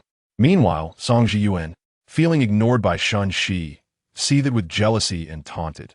Lin Kuo, it seems you won be enjoying that meal after all. You should concede early to avoid being humiliated in front of Shen Xi later. However, before his words could settle, Shen Xi's voice rang out once more. But Senior Lin Kuo, don't feel pressured. If you lose, I'll treat you to a week's worth of meals. Song Jiyuan's smile froze, his facial muscles twitching. The boys erupted in howls of excitement. Damn it, I'm about to have a diabetic episode. Referee, where are you? Why aren't you calling this foul? Lin Kuo, what makes you worthy of such treatment? Someone, please, take me out. These two are ridiculous. Sitting at the sidelines, Sun Dasheng wept openly, burying his face in Wang Rongkai's embrace. Oh, now, this is what love truly is. On the court, Song Jiyuan glared at Lin Kuo, his mind unsettled by Shen Xi's words. He resolved to utterly humiliate Lin Kuo. A slam dunk. This time, he would dunk over Lin Kuo. With that, Song Jiyuan quickly dribbled the ball and executed a series of feints. Lin Kuo understood that this shot would determine his fate. His eyes burned with intensity. Yet he forced himself to remain calm. After so many exchanges, he had grasped Song Jiyuan's offensive patterns. He noticed that such feints typically preceded a drive to the basket rather than a shot. Thus, he steadied his footing, defending while stepping back. Seeing Lin Kuo unwavering, Song Jiyuan decided to push against him, creating a slight opening with a spin move, then took off for a dunk. However, having exerted too much energy with his earlier maneuvers, he realized mid-air that he lacked the necessary height. Changing his approach, he opted for a layup instead. As this unfolded, Song Jiyuan suddenly felt a shadow loom over him. He looked up to find Lin Kuo had leaped high behind him, soaring half a head above him. His breath caught in his throat as he instinctively tossed the ball towards the backboard. Just as the ball left his hand, A resounding slap echoed through the air as Lin Kuo swatted it away. The court fell silent. Shen Xi was the first to react, joyfully pumping her fists in the air. "Yay, senior, you look so cool." The audience snapped back to reality, erupting in cheers. "Yay, senior, wait. Lin Kuo is incredible. What a magnificent block. Lin Kuo has risen." The girls, initially prepared to witness Lin Kuo's humiliation, were taken aback by his escape, yet they feigned indifference. It's just one block shot. The score is still 9-0. Exactly. What is there to celebrate? As if he won. Ladies, let us be understanding. It's rare for Lin Kuo to shine, so let him bask in it. On the court, Song Jiyuan had not anticipated being blocked by Lin Kuo, his expression darkening before he quickly regained composure, smiling as he said, "Here, that's your chance. Make sure to seize it." Lin Kuo smirked slightly. "Rest assured, you will regret granting me this opportunity." Song Jiyuan scoffed, tossing the ball to Lin Kuo from the ground. As Lin Kuo caught the ball, he slowly made a shooting gesture. Instantly, the mastery of his three-point technique made the ball feel like an extension of himself. To the audience, this seemed like a joke. What is he doing? Is he attempting a three-pointer? No way. After finally getting a scoring opportunity, why would he do that? Lin Kuo wouldn't he just be throwing in the towel, would he? Sun Dashing was practically bouncing with urgency. "Damn it, you," before he could finish his sentence. Lin Kuo released the ball, its arc stunningly graceful as it swished cleanly through the net.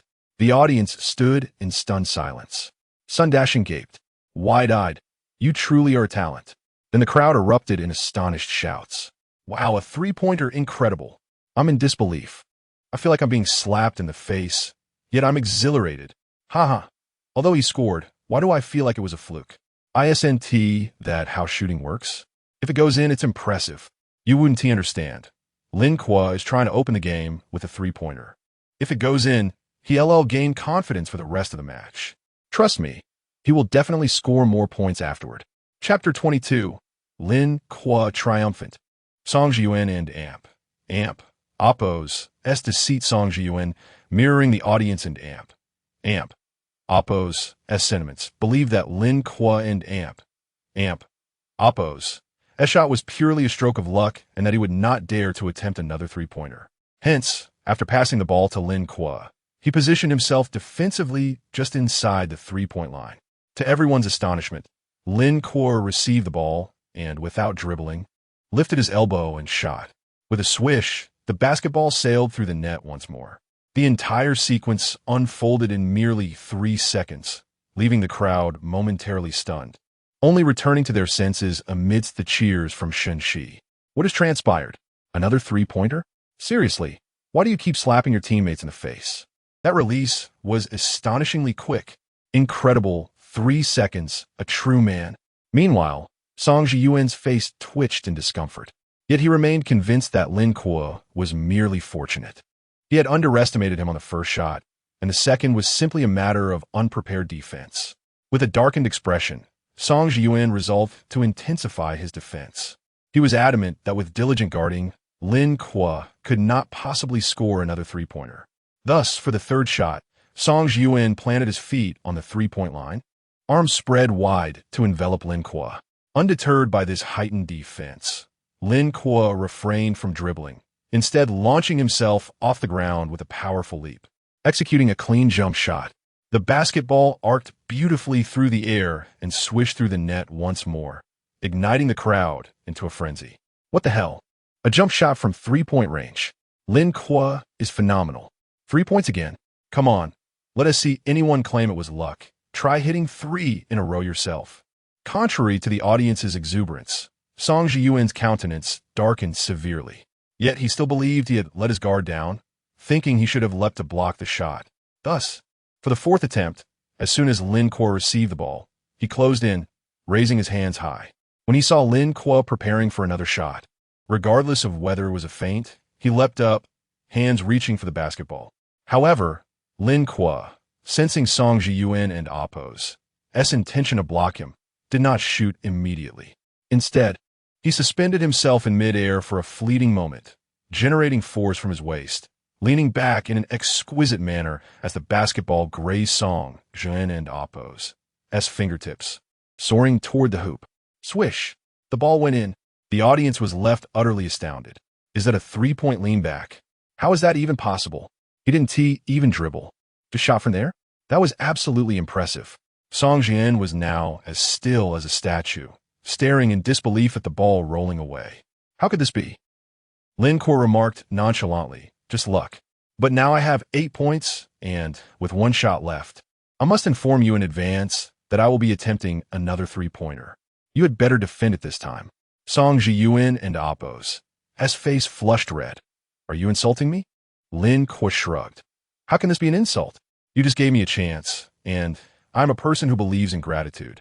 Upon hearing this, Song Jiyuan, with eyes blazing, threw the ball to Lin Kuo. As soon as Lin Kuo caught it, he lunged forward, snatching the ball away. On the sidelines, Sun Dashing erupted with curses. Damn you, playing dirty. Fourth, make him pay. The audience expressed their dissatisfaction as well.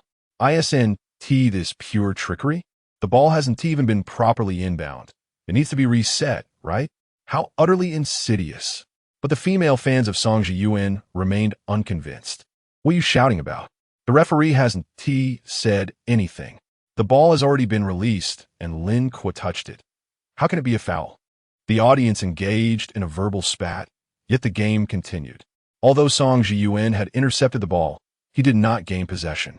After the ball rolled from Lin Kuo and Appo's hands, he hurried to pursue it, with Song Jiyuan closely trailing behind, occasionally tugging at him.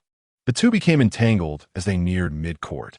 Just as the ball was about to roll out, Lin Kuo broke free from Song Jiyuan and Appo's grasp and retrieved the basketball.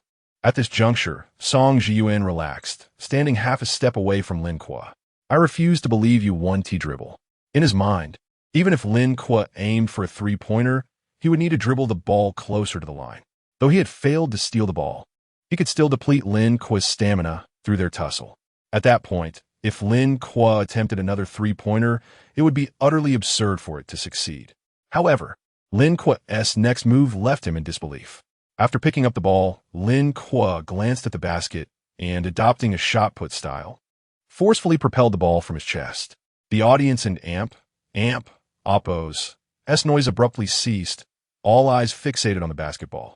Like a cruise missile, the ball soared through the air, its arc slicing through the sky, heading toward the hoop. Swish! It struck its target. The court fell into a profound silence. Song Jiyuan and Appo's complexion turned ashen. Then, an eruption of cheers resonated throughout the arena. Incredible, it went in. Lin Kuo, you are my hero. From that distance, without even dribbling, just picking up the ball and throwing it, wow. Lin Kuo, you've made us proud. The group of 213 enthusiasts excitedly stormed the court, pushing and kicking at Lin Kuo, while Sun Dasheng exuberantly jumped onto Lin Kuo's back. To an outsider unaware of the situation, it would appear as though Lin Kuo had lost. After the celebration, the crowd began to calm down. Sun Dasheng looked up at Song Jiyuan, raising a finger. Call us Grandpa Fourth. Song Jiyuan's face flushed with a mix of anger and embarrassment as he addressed Lin Kuo. We are classmates. We see each other often. I'll give each of you 10,000 yuan, and then let Ping Tu apologize to your roommate, and we'll consider this matter settled. Lin Kuo replied coolly. I'll give each of you 10,000 yuan if you call me Grandpa one by one. Song Jiyuan and Appo's expression darkened. Lin Kuo, my father is a shareholder of Shanghai Entertainment. If you wish to enter the entertainment industry, it would be wise not to provoke trouble.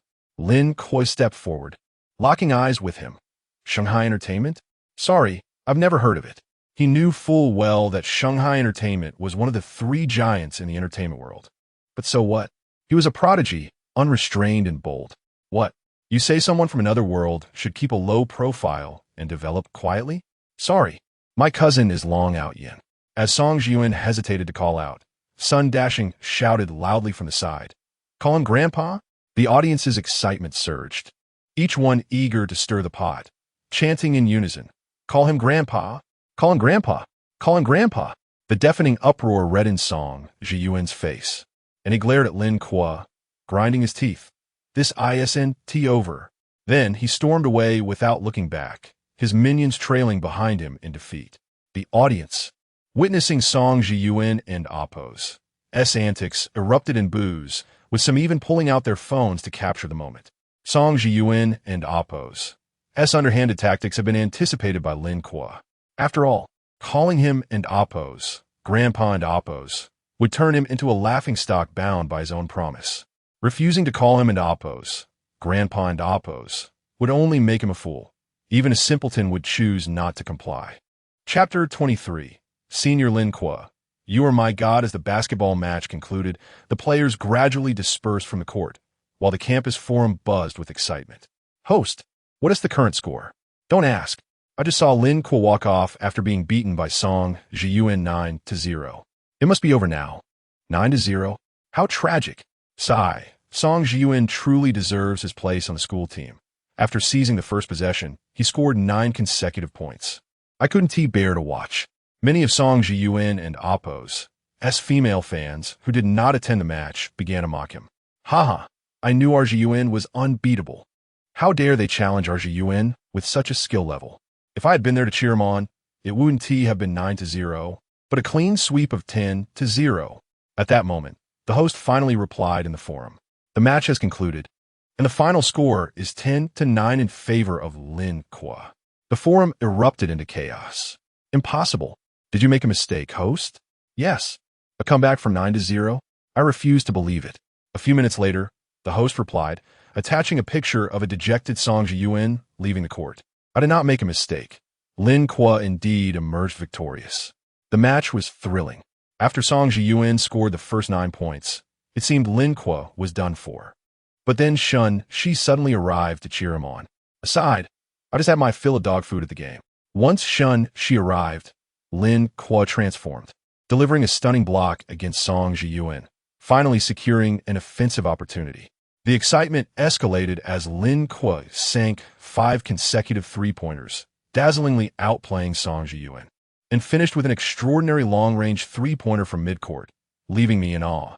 Instead of honoring his promise to call Lin Kuo grandpa, Song Jiyuan left, humiliated in front of the entire school. In the end, Lin Kuo was magnificent. Shen Xi did not misjudge him. Wow. With the post, the forum shook. I have a truth. Lin Kuo is incredible. A comeback for 9-0. Lin Kuo, you are my deity. This is so satisfying. Senior Lin Kuo is my idol. Of course, upon hearing this news, Song Jiyuan and Appo's female fans seethed with resentment towards Lin Kuo. Lin Kuo is a fool. Jiyuan is the best. Song Jiyuan is a fool. Senior Lin Kuo is formidable. Brothers, be wary. Avoid women like this. The forum was rife with noise. On the basketball court, Lin Kuo was just about to head out for a celebratory dinner with his friends when he heard the system's voice in his mind. Congratulations, host. You have completed the task. A silver treasure chest has been awarded, and 500 points have been issued. Would you like to open the treasure chest? Open it. A flash of white light enveloped him, and the system's voice resounded again. Congratulations, host. You have acquired the novel Slam Dunk. Slam Dunk? ISNT, that a comic? Lin Kuo was taken aback. The system had transformed the comic into a novel. However, he pondered whether a sports-themed novel would even attract readers. Shaking his head, Lin Kuo decided to delve into it later and instructed the system to save in AMP, Appo's, Slam Dunk and AMP, Appo's to his phone. Let us go eat. It in AMP, Appo's S on me today. Lin Kuo called to his friends, only to find them frozen in place. What's wrong? Sun Dashan cleared his throat, subtly indicating Lin Kuo to look ahead. Lin Kuo turned to see Shen Xi smiling at him with a tilted head. Kuo, I suddenly remembered I have dinner plans with a junior today, so I can't join you. Kuo, I just remembered I promised to play games with some juniors, so I can't eat with you. Kuo, my hemorrhoids are acting up again. I'm afraid I won't be able to enjoy a meal today and need a rest in my dorm. With that, the three of them hurriedly fled without a backward glance. Lin Kuo could only offer Shen Xi an awkward smile. Shen Xi approached him gracefully, her eyes sparkling. Come on, I'll treat you to dinner. Outside, instead of taking a shared bike, they ordered a ride. Shen Xi arranged the car, and Lin Kuo, unaware of their destination, curiously asked, Are we going to my family's noodle shop again? No, but it's close, Shen Xi replied with a smile. Lin Kuo nodded, thinking they would likely be having noodles again. Feeling it awkward that Shen Xi always treated him, he suggested, "It's not right for you to keep treating me. Let me treat you today." Shen Xi looked at him, her smile slightly peculiar. "All right, it's all the same." Thus, they sat in silence in the car. Lin Kuo gazed out the window, noticing they were taking the same route as before to his family's restaurant, stirring confusion within him. Sure enough, moments later, they arrived at the snack street. Lin Kuo speculated they would dine there, but the car continued past it and stopped in front of an apartment complex. "Here we are. Handsome and beautiful. All right, thank you, driver." As Lin Kuo stepped out, he recognized the familiar complex, his expression one of bewilderment. "This is the complex where I live. Why did you bring me here?" Suddenly, a troubling thought crossed his mind. Shen Xi, do you know my family lives in this complex?" Shen Xi blinked her clear eyes. "Of course. Are you planning to visit my home?" Shen Xi smirked, remaining silent. "Surely not." Lin Kuo's face fell. Shen Xi took his hand and urged him forward. "Oh, you'll find out soon." Lin Kuo was led by her, realizing her path was unmistakably towards his home, and her familiarity with it filled him with dread. Could she have secretly scouted my neighborhood? How terrifying. In the elevator, Shen Xi pressed the button for the 12th floor and started humming a tune. Lin Kuo resignedly closed his eyes. Ding! The elevator doors opened. Shen Xi pulled Lin Kuo out and knocked on the door. Moments later, the door swung open, revealing Lin and Amp, Appo's mother. "Red Auntie," Shen Xi greeted sweetly. Lin's mother beamed brightly at Shen Xi. "Cici, come in." Then her gaze shifted to Lin Kuo, her expression momentarily fading before brightening again upon seeing their joined hands. "Son, you come in too." Lin Kuo witnessed his mother's transformation, feeling a chill in his heart. "Red Auntie, I came a bit hastily and didn't bring anything." Shen Xi, changing into slippers, replied, "What? When you come to your own home, what do you need to bring?" "What? My own home?" Lin Kuo could not help but exclaim. Chapter 24. "Father, does your conscience not hurt?" Lin Ma gazed at Lin Kuo and Amp, Appo's boisterous demeanor and, with a hint of annoyance, lightly tapped his forehead. "What does this mean?" The literal meaning. Shen Xi chuckled behind her hand, while Lin Kuo could only swap his slippers in indignation. "Mother, why are you not the least bit surprised? It seems you knew I was coming home in advance." Li Ma replied. "Xiaoxi mentioned this afternoon that she would be returning home. Who would have guessed you would tag along?" She then grasped Shen Xi's arm affectionately. "Xiaoxi, let us sit on the sofa for a while. Your face looks a tad tanned. I assume you didn't apply sunscreen during military training?" Observing Lin Ma's warmth towards Shen Xi, Lin Kuo couldn't help but grimace. Upon entering the living room, he inhaled sharply, his eyes suddenly brightening as he noticed the dining table adorned with 5 or 6 dishes. Pushing open the kitchen door, he was astonished to find his father busy at work. "It's still Dad, knowing I was coming back and preparing a grand feast." Lin Ba glanced up at him, his expression impassive. "This is for Xiaoxi." He then turned to Shen Xi with an exceedingly gentle tone. "Xiaoxi, take a seat. The dishes will be ready shortly." "Great. Mother doesn't care, and father doesn't love me," Lin Kuo lamented, clutching his heart, which felt utterly wounded, as he prepared to retreat to his room. Upon opening his bedroom door, Lin Kuo was taken aback. "Is this really my room?" The bed linens, comforter, and curtains were all brand new. His computer desk had been replaced with a vanity, and several plush toys adorned the bed. "Mother, what on earth has happened to my room?" Lin Ma smacked her forehead in realization. "Oh dear, your room now belongs to Xiaoxi. You'll be staying in the study from now on." Lin Kuo and Amp, Appo's face turned pale with fear. "What?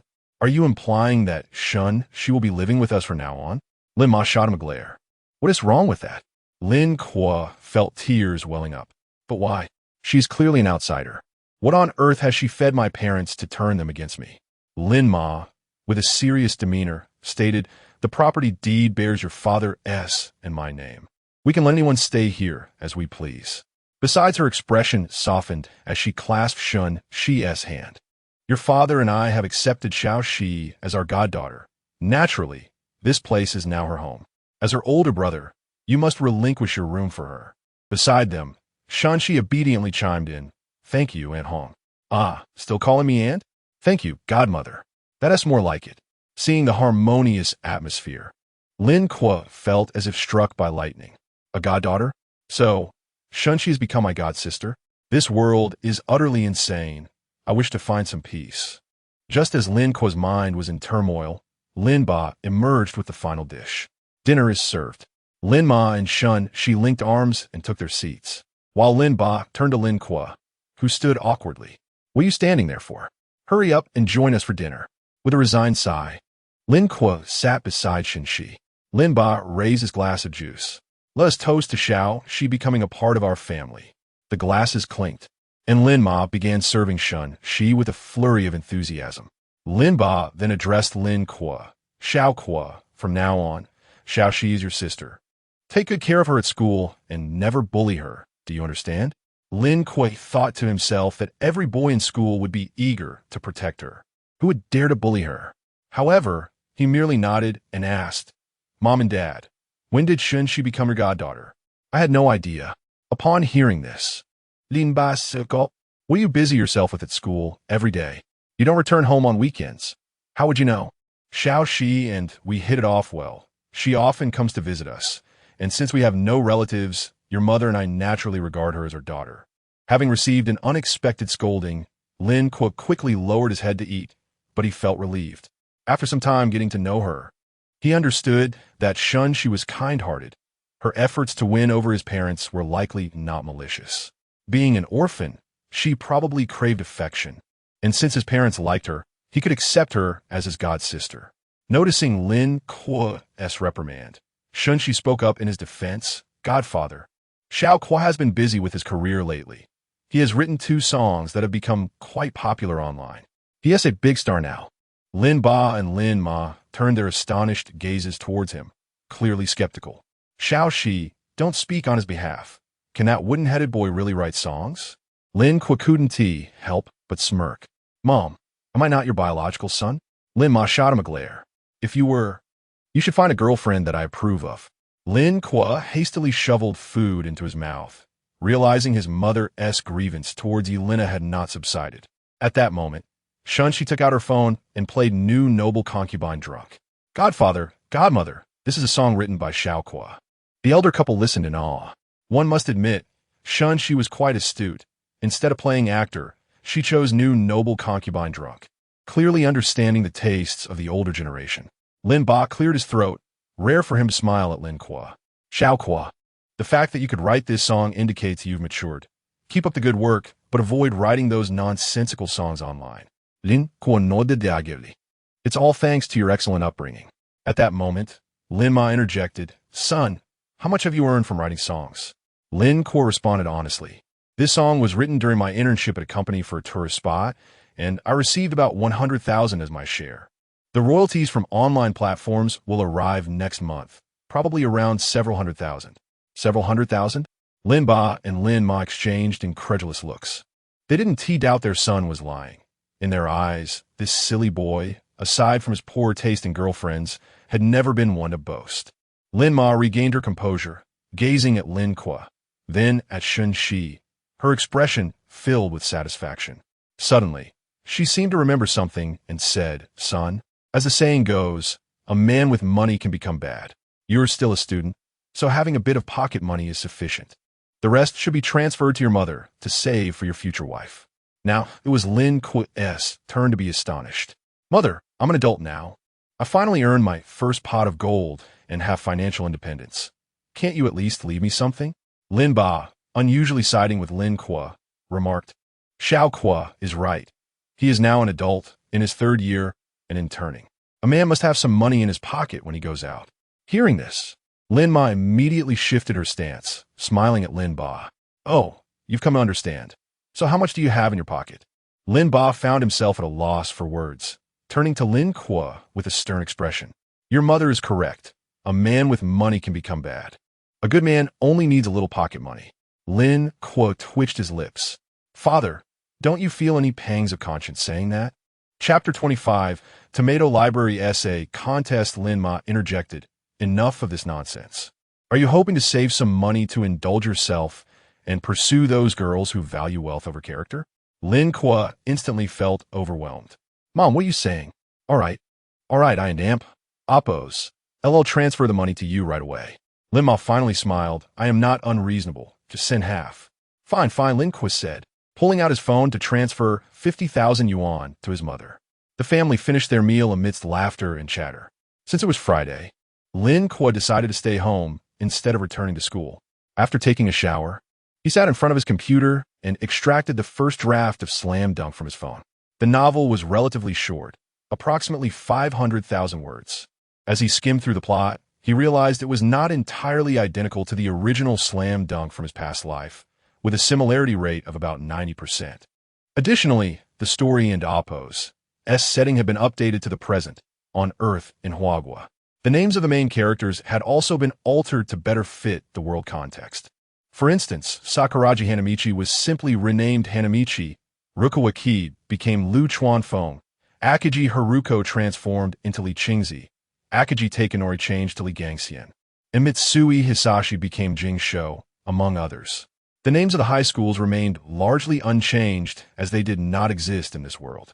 While engrossed in his reading, the system and Appo's voice echoed in his mind. Ding. Task. Path of Literature. Triggered. Please participate in the Tomato Library and Appo's essay contest. Submit this novel and strive to win the championship. Task reward: 2 silver treasure chests and 500 points. Lin Kuo raised his eyebrows. 2 silver treasure chests indicated a generous reward. However, he had learned that the more substantial the reward, the greater the difficulty of the task. Thus, he promptly searched for the Tomato Library online. The Tomato Library is one of the 2 major publishing houses in Huagua, hosting several themed essay contests each year. Lin Kuo accessed the homepage of the Tomato Library and immediately spotted the current essay contest. The Youthful Passion Season essay contest was open to all new writers on the platform, with submissions reviewed and recommended by the library and Appo's editors. Ultimately, the chief editor would finalize the top 10 entries, determining the initial print run based on their rankings for distribution in bookstores and ebook marketplaces. The contest would last for 2 months, culminating in cash rewards for the top 3 entries. To attract a younger readership, the contest had specific thematic restrictions, including youth fantasy, campus life, urban experts, interworld competition, and tales of military legends, among others. After scrolling for quite some time, Lin Kuo finally discovered the category for sports competition. Flicking through previous contest entries, he noted that most submissions belonged to youth fantasy and interworld competition, which comprised a significant portion of the current popular titles.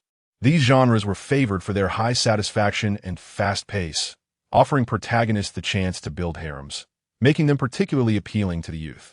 Despite some readers complaining about the repetitiveness of the content, the allure of such novels remained strong, ensuring their continued dominance in the market.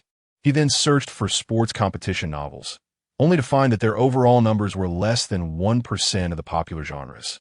With the most successful title ranking over 100 in sales, and still focusing on martial arts, resembling the narrative style of youth fantasy. This implied that no truly successful sports competition novel had ever emerged in the market. Lin Kuo could not help but feel anxious, while Slam Dunk resonated with youthful fervor. It was indeed a niche genre in the market. The system tasked him with achieving first place with it. Would that even be feasible? He knew that every contest attracted heavy hitters who could easily crush the competition. The contest deadline was the 15th, leaving only 1 day remaining. Although Lin Kuo was concerned that Slam Dunk might be well received but not commercially viable, he had no choice but to proceed since the system had issued the task. He quickly created a writer's account on the Tomato Library, filled in his personal information, and uploaded the first 200,000 words in outline of Slam Dunk. The contest stipulated that each submission must be no less than 200,000 words and include a complete outline. As for the pen name, Lin Kuo opted for his real name, believing there was no need to create an alias. If he chose the path of fame, he should not shy away from exposure.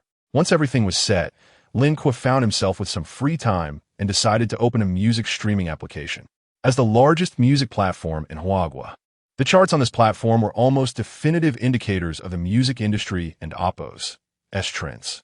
Lin Kuo currently had 2 songs, but had not kept track of their subsequent popularity. Upon opening the new song chart, he was astonished to find new noble Concubine Drunk had climbed to the top position, while actor held third place. The second spot was occupied by a singer named Huang Juanhao.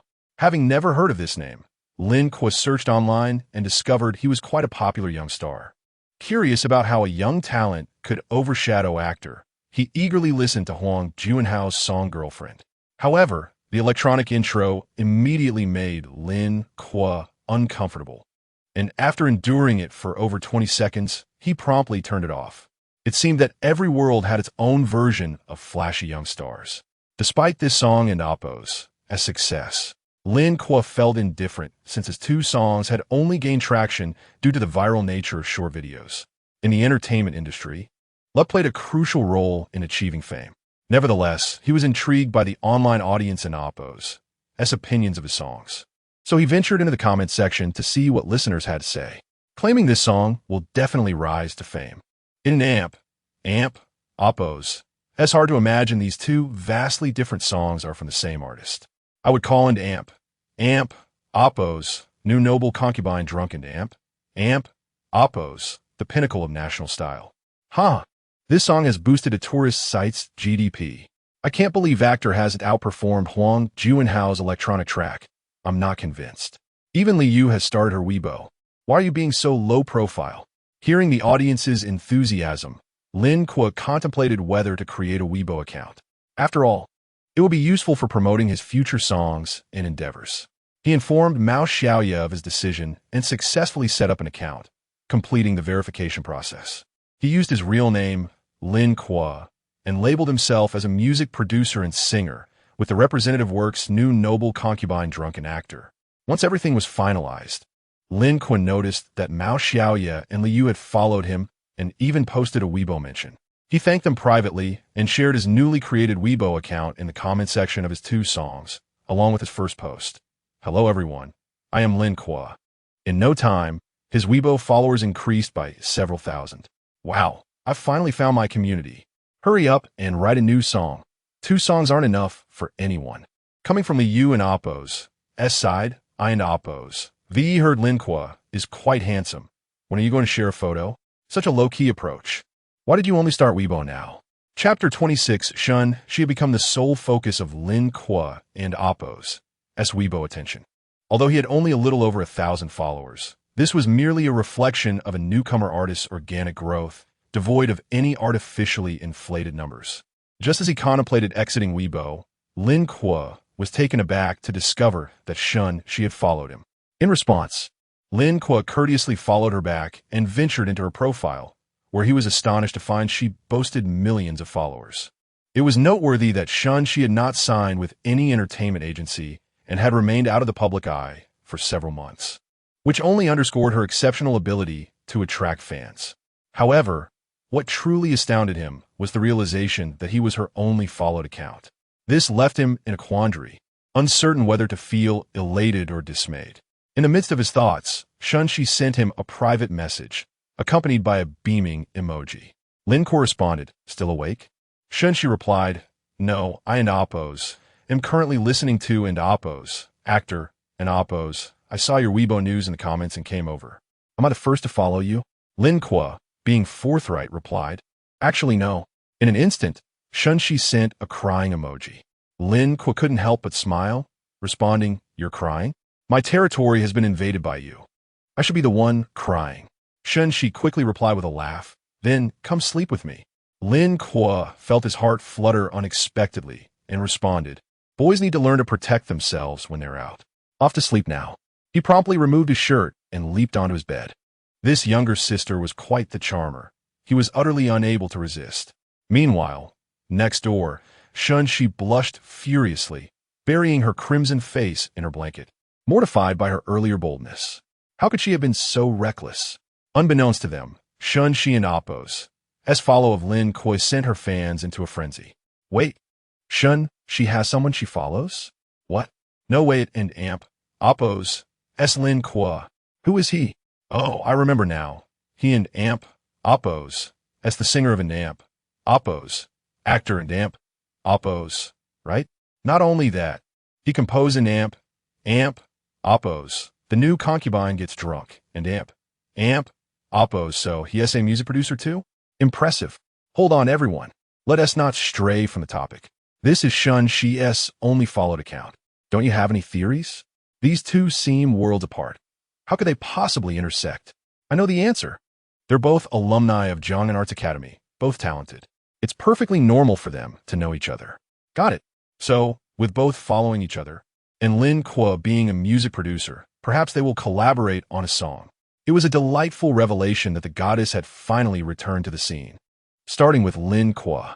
The overlap of Shen Xi and Lin Kuo and Oppo's fanbases was substantial. The following day, Saturday, Lin Kuo and Oppo's parents decided to take a day off, prompting Lin Kuo to take the family van and explore the outskirts of Jiangnan City with a few friends. While he enjoyed this leisurely weekend, the editors at Tomato Bookstore were hard at work, toiling away in the office. The submission deadline for the youthful passion writing competition was fast approaching, and they needed to review the recent influx of novel submissions. With the rise of online literature, an increasing number of young people had embraced this convenient form of entertainment. Each writing competition directly led to the publication of selected submissions, a privilege typically reserved for established authors. Naturally, aspiring writers eager to embark on a literary journey were keen not to miss this opportunity, resulting in a surge in submissions this season compared to previous ones. To ensure they met the deadline, every editor's desk was stocked with coffee and energy drinks, and the office was shrouded in a haze of smoke. Ding Lei was one of the editors tasked with reviewing submissions. He smoked a cigarette while massaging his temples. During submission seasons, it was a time of relentless effort. Yet the financial rewards were undeniable. Aspiring authors hoped to soar to success, while editors shared similar aspirations. Each held a recommendation slot. Should they discover a promising manuscript that passed the chief editor and Oppo's as final review and gain market acceptance, they too would enjoy a meteoric rise in their careers, marking a significant achievement on their resumes. However, as the homogenization of online literature continued to escalate, opportunities for striking gold in this field grew increasingly scarce. For this competition, half of the 10 submissions were youthful fantasies, while 40% revolve around alternate world conflicts, leaving a mere 10% for obscure genres. One should not assume that hidden gems resided within these lesser-known categories. Some manuscripts appeared innovative, yet employed the same tired tropes found in youth fantasy, mere rehashes that left readers frustrated. Others started strong, but devolved into chaos, abandoning the fundamental appeal of online literature, rendering them unmarketable. Thus, to ensure their hard work during submission season bore fruit, editors often opted to recommend more commercially viable popular genres. At least securing a steady income was a priority. Ding Lei, as a family man with responsibilities, shared this pragmatic outlook. However, unlike his peers, he would always seek out a recommendation for a hidden gem, provided he could ensure his performance met expectations. Unfortunately, his previous bets on obscure works had yielded mediocre results, none garnering the chief editor's approval. Nevertheless, he remained undeterred. If he could strike gold even once out of 10, it might herald a new dawn for his career. At that moment, a particularly fiery editor slammed her hands on the keyboard, exclaiming, "I can't take it anymore. I've reviewed over 100 submissions this morning, and 80 of them are the same tired youth fantasy plots. Newcomers, come on, can't you produce something original?" Other editors echoed her sentiments, lamenting, "We can't blame them. After years of development, the well of new ideas has run dry. What they term innovation is often just old wine in new bottles." Indeed, popular genres are still profitable, and templates abound online. Who would risk innovation? They sighed. Let us just endure it. We're seasoned veterans, but new readers are constantly streaming in. Such novels will never go out of style. Ding Lei did not join the discussion, instead focusing intently on his computer screen. He had reviewed numerous lesser-known submissions in recent days, but had yet to encounter a story that captivated him. In a bid to find a satisfactory work before the deadline, Ding Lei deliberately bypassed popular categories, seeking out niche subjects. After 10 minutes of reviewing a youth romance manuscript, which he found overly sentimental and cliché, he dismissed it with dissatisfaction. Lighting a cigarette, he took a few deep puffs to clear his head. As he exhaled, A spark of interest ignited when he clicked on a new manuscript titled Slam Dunk Master. Chapter 27. It can be unpopular but not obscure. Is this basketball? Sport competition? Ding Lei furrowed his brow. Even though he was eager to discover an innovative and niche novel to invest in, he couldn't and oppose. He helped but feel perplexed. This topic seems excessively obscure. Having been in the industry for over a decade, he had never witnessed a sports-themed novel achieve significant popularity. Even now, while a few titles have found their modest market, they primarily revolve around martial arts, following the formulaic routes of light-hearted tales and harem plots. And now, this one centers around basketball. It can be niche, but it cannot be bizarre, my friend. Ding Lei pursed his lips, forcing himself to find a reason to delve into this novel. Although sport competition is indeed a niche, basketball stands out as a popular segment within that niche. It has a low barrier to entry and a broad audience. There might be something worth exploring. He sighed and opened the manuscript on his computer, silently praying that this book would not be poorly executed. The story begins in a high school named Xiangbei, where a tall, red-haired freshman named Hua Dao makes his entrance. Hua Dao was notorious in middle school as the school bully, known for his fiery temper.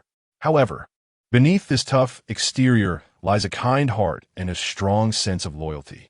He often engaged in fights to defend his friends and to stand up against the upperclassmen who bullied others.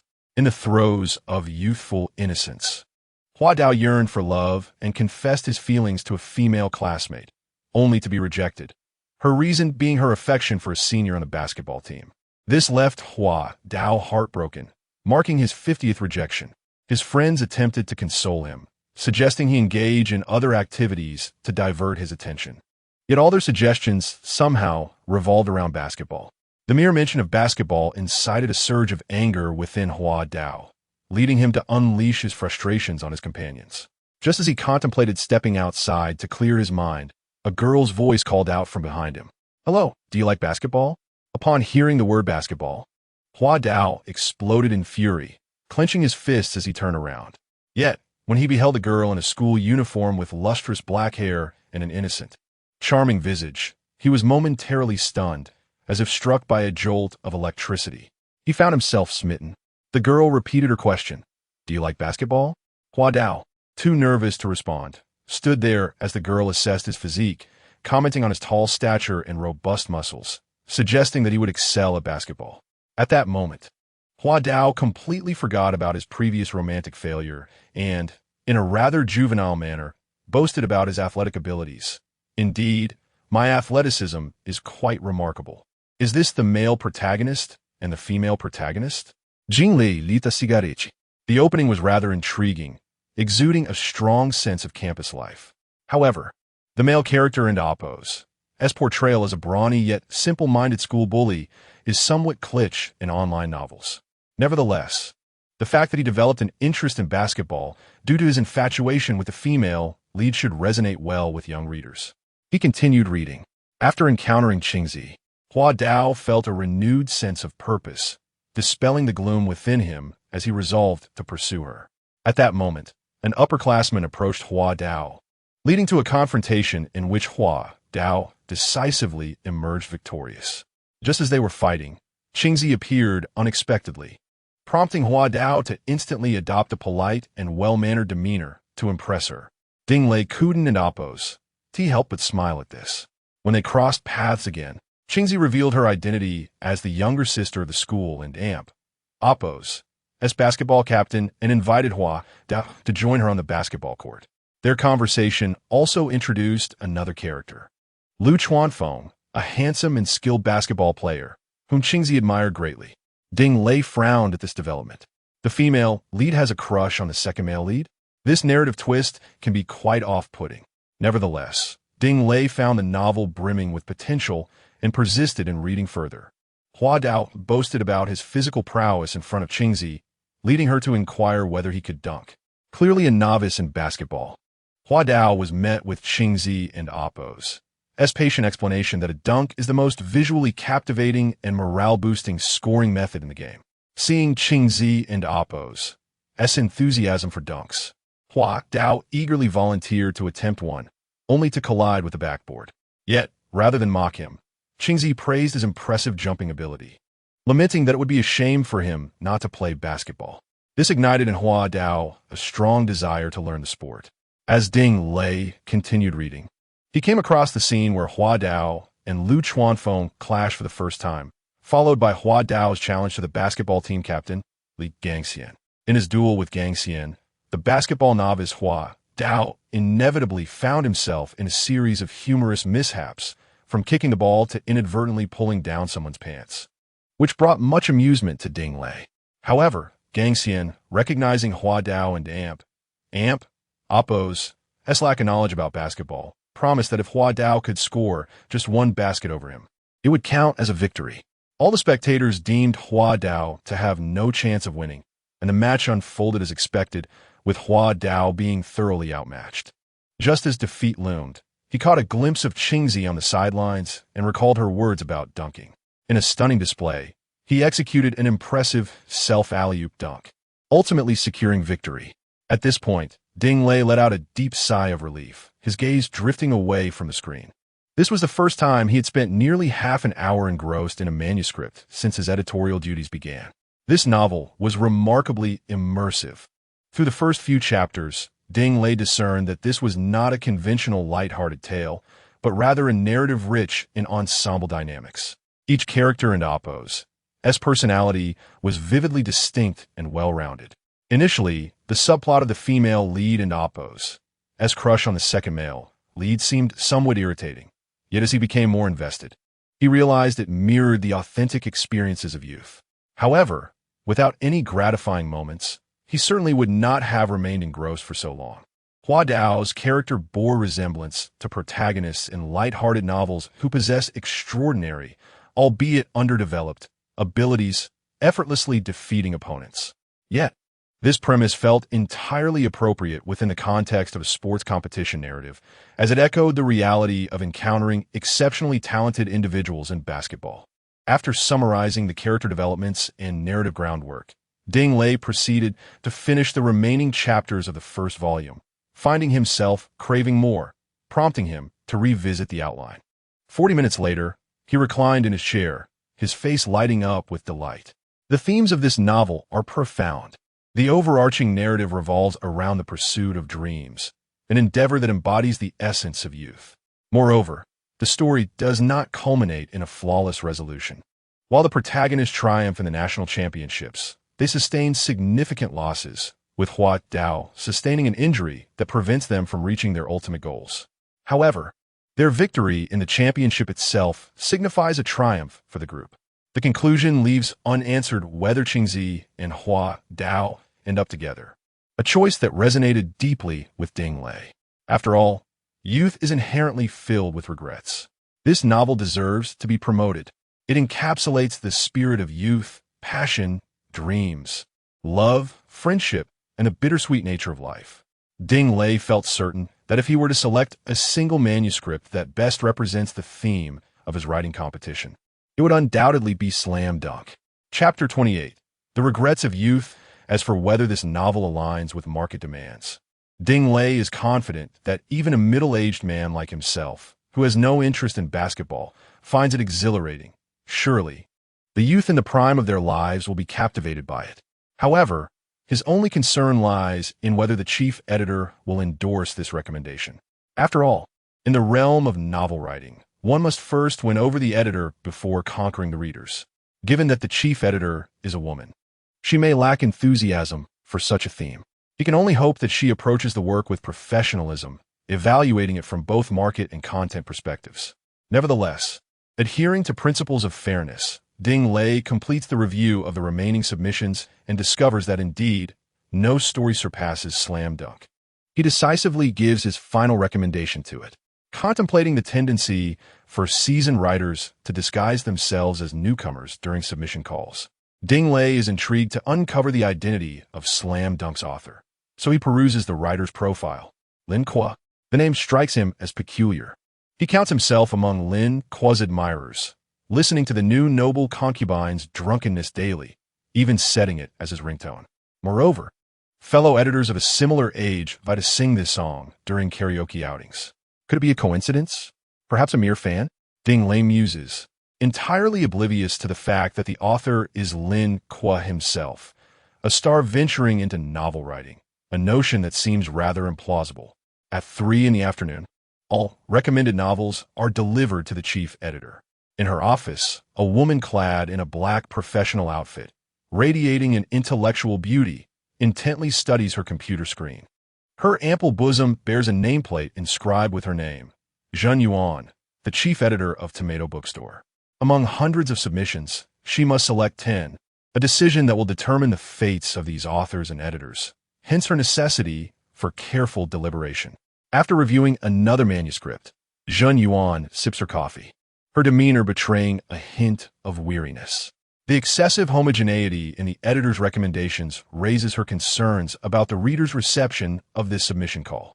Yet, she understands the editors in AMP, Oppo's choices and hopes to find something truly remarkable among the remaining manuscripts.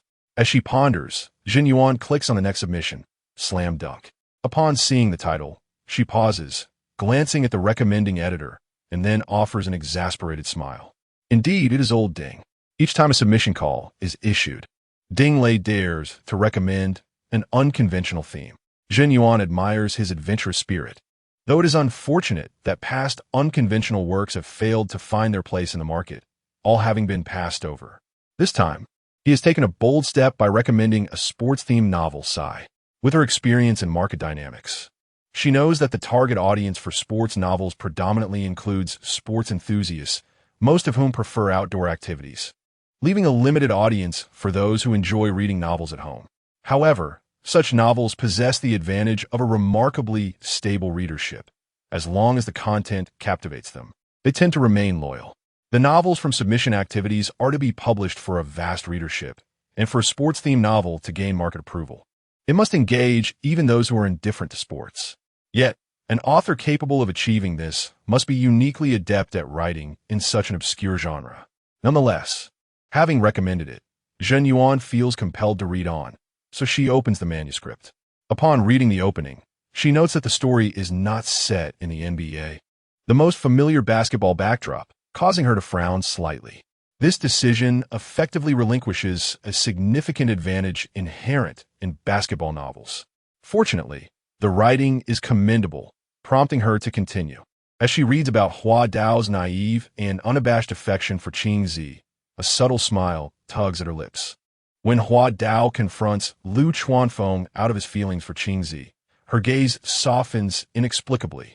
The moment Hua Dao, ignorant of basketball, triumphs over Gang Xian and discovers he is Shen Xi's brother, she cannot help but laugh aloud. The tale of the wayward Jingshu returning to the right path stirs her emotions. Thus concludes the first volume storyline. Zhen Yuan feels a pang of longing, eager to discover the fates of these vibrant characters. Like Ding Lei, she hastily opens the outline. This outline, provided by the system, is thorough. Upon seeing the ending wherein Mu reads Shen Xi and Oppo's letter by the seaside, leaving their relationship unresolved, her heart jolts. She recalls a boy from her high school who secretly harbored feelings for her. He noticed her fondness for watching basketball and would practice diligently after classes.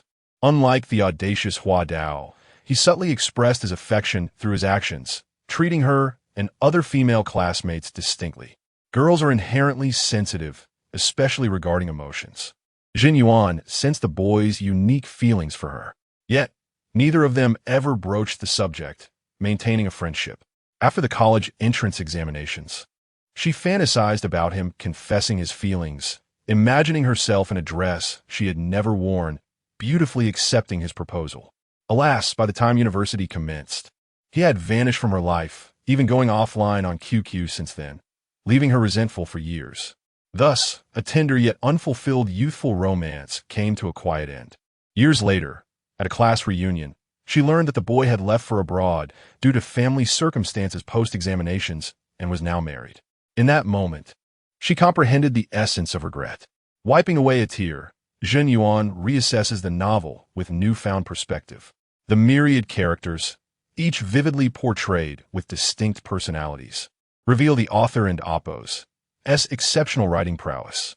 The content aligns seamlessly with the theme of the submission call, imbued with profound meaning, inspiring and elevating the reader, truly at the level of publishable literature, despite its niche genre and theoretically limited audience. Her own captivation by the book indicates its potential to transcend boundaries, rendering its actual sales unpredictable. Zhen Yuan mentally catalogs the strengths and weaknesses of this book. She has resolved to accept it, yet the market and oppose, as unpredictable factors leave her uncertain about its ranking. Ultimately, she will assign ranks to 10 books, which will determine the initial print run for each. Emotionally, she hopes for a higher initial print run for this work, so it can maintain performance even as a niche title. However, as the chief editor, she must uphold fairness. After careful consideration, Zhen Yuan ultimately ranks Slam Dunk 5th. Chapter 29. The film Girlhood. After the novel was published, Lin Kuo found himself in a state of unease. The stakes were high, as a failed task would result in a deduction of 500 points, a sum far beyond his current balance. He could only hope for new tasks to emerge, allowing him to accumulate enough points to avert disaster. In the dormitory, Wang Ronkai and Guo Liwei were engrossed in their gaming session. Typically, they played in a trio, but lately, Sun Dasheng had been darting out the moment he woke up. Lin Kuo couldn't and oppose. T help but inquire, what has Dasheng been so busy with these days? Coming and going at odd hours? Wang Ronkai replied nonchalantly, what else could it be? P.S. Chasing girls. Chasing girls? Lin Kuo pondered aloud. Wasn't and Amp. Oppose. T previously juggling 3 younger classmates? How has he suddenly become overwhelmed? Wang Ronkai, focused on his game, explained those classmates were merely for fun. In his words, he claims to have found true love this time. Intrigued, Lin Kuo sensed a juicy gossip waiting to be uncovered and resolved to question Dasheng upon his return. Just then, his phone rang. Upon checking, he saw it was a call from Mao Xiaoya. Assuming it was work-related, he quickly answered. Hello, senior. Hello, Lin Kuo. Are you free right now? I have no classes this afternoon and nothing pressing. Then come to the company. There and Amp. Oppose. That's an urgent matter. I and Amp. Oppose. LL pick you up. And I and Amp. Amp. Oppose. LL explain everything in the car. Okay. After hanging up, Lin Kuo made his way toward the school gate. Before long, Mao Xiaoya arrived at her BMW. Upon seeing the dark circles around her eyes, he was startled and immediately inquired about the situation. With a sigh, Mao Xiaoya started the car and relayed the situation briefly during the drive. The company had been planning to produce a film to promote several promising artists, specifically for the upcoming summer campus season. This initiative aimed to support youth-centered films, opening a niche for online releases in August. Given that the audience for such films primarily consists of students, it presented a platform for many young actors and idol stars to showcase their talents. With numerous eager newcomers under their banner, the company was determined to seize this opportunity. The film had already been edited and was set for submission for review in a few days. However, the theme song faced issues of alleged plagiarism, rendering it unusable. In Huagua, there exists a dedicated website for checking song arrangements and lyrics. If the plagiarism rate exceeds 30, the song cannot be released. To avoid delays, the audio team worked tirelessly overnight to compose a new song, but none met Mao Xiaoya and Amp. Oppo's expectations. As the company and Amp. Oppo's inaugural film, she dared not imagine the potential box office success at the campus season, yet she was resolute in ensuring the film reached its utmost quality. Thus, with her panda-like eyes, she sought out Lin Kuo. Upon his arrival, she convened a brief meeting in the audio department in Oppo's workspace. Observing the weary faces of her team, she sighed and turned her gaze to Lin Kuo. He offered a resigned smile and picked up the script on the table. The film was titled Girlhood. Upon seeing the title, Lin Kuo and Amp. Oppo's eyebrows rose in surprise. He recalled a rare campus film he had enjoyed in his previous life, titled Our Times. Surely, it couldn't and Oppo's be a coincidence. As he perused the script, he quickly realized that the storyline was strikingly similar, albeit with a different backdrop. In Girlhood, the unremarkable, average-performing female lead harbored a secret crush on the academically gifted male lead, while the notorious slacker male lead from the adjacent class was enamored with the female lead from their class. A chance encounter revealed the male lead and amp, Oppo's, discovery of the relationship between the male and female leads, prompting him to coerce the female lead into forming a heartbreak alliance to sabotage the couple's relationship and assist each other in pursuing their respective crushes. Noticing Lin Kuo's disinterest as he closed the script after reading only half, Mao Xiaoye inquired, "What's the matter? Is it difficult to write?" Before he could respond, a familiar voice echoed in his mind. "Ding! Task initiated.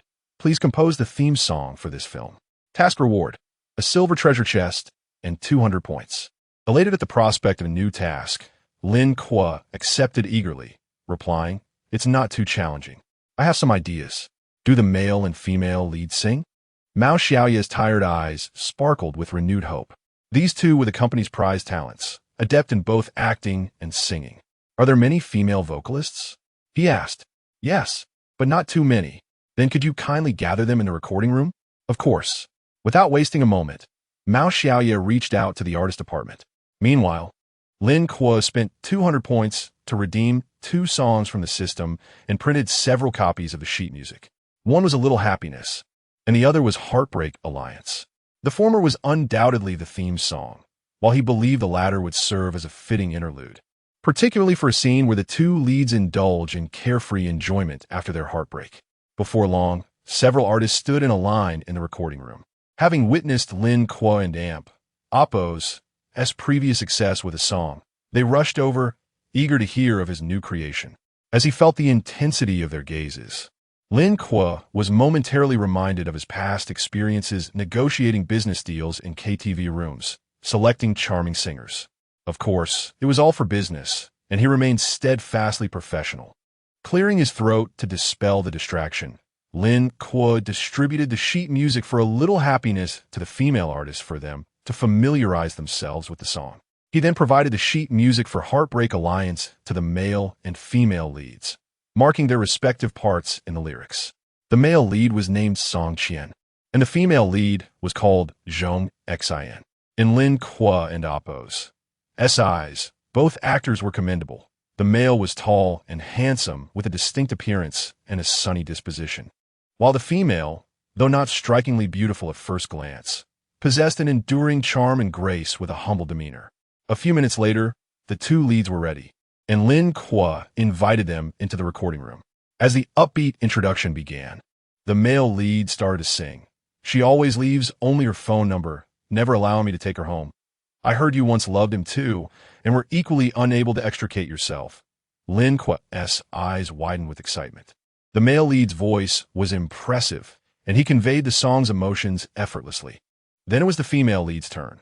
"You said you couldn't learn to pretend to be carefree, yet taught me not to give up on him too soon, turning the past into a myth and then laughing at how foolish we both were." Chapter 30. Is this a display of affection? Lin Kuo was once again taken aback.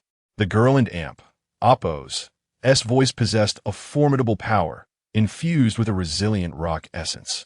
No wonder she was a favored artist of the company. Her professional capabilities were indeed remarkable. The two of them managed to record the song with exceptional ease, and Lin Kuo informed Mao Xiaoye of its intended use. Naturally, Mao Xiaoye readily agreed and promptly contacted the company's film production department. However, what followed left Lin Kuo in a state of distress. Although the female singers in the company were undeniably skilled, their vocal timbres did not align with the essence of the song. The crux of Little Luck lay in its ability to convey deep emotions, capturing the beauty and regrets embedded within the lyrics. Mao Xiaoye, who had been observing from the sidelines, recognized the song as a rare gem, one that resonated perfectly with the film. Thus, she was determined to present it in the best possible light. "Since our company's singers are unsuitable, I shall seek out talents from other companies. I do possess some connections," suggested Mao Xiaoye. Lin Kuo remained silent, mentally sifting through the music scene for suitable candidates. Feeling somewhat overwhelmed, he opened Weibo, intending to search for compatible singers, when his eyes suddenly lit up at the chat history with Shen Xi from the previous day. "Manager Mao, I believe I have a very fitting candidate." "Who?" "Let us keep it under wraps for now. I'll contact her first, and if she is willing to sing, I may need to trouble you to go to Jiang Yi to fetch her. Without further ado, Lin Kuo called Shen Xi. The phone rang for only a few seconds before she answered, her voice brimming with surprise. Brother Kuo.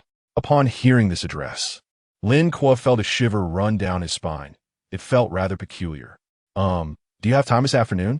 After class, I'm free. Lin Kuo pondered briefly before articulating, I've composed a song, but I can and oppose. Find a right person to sing it.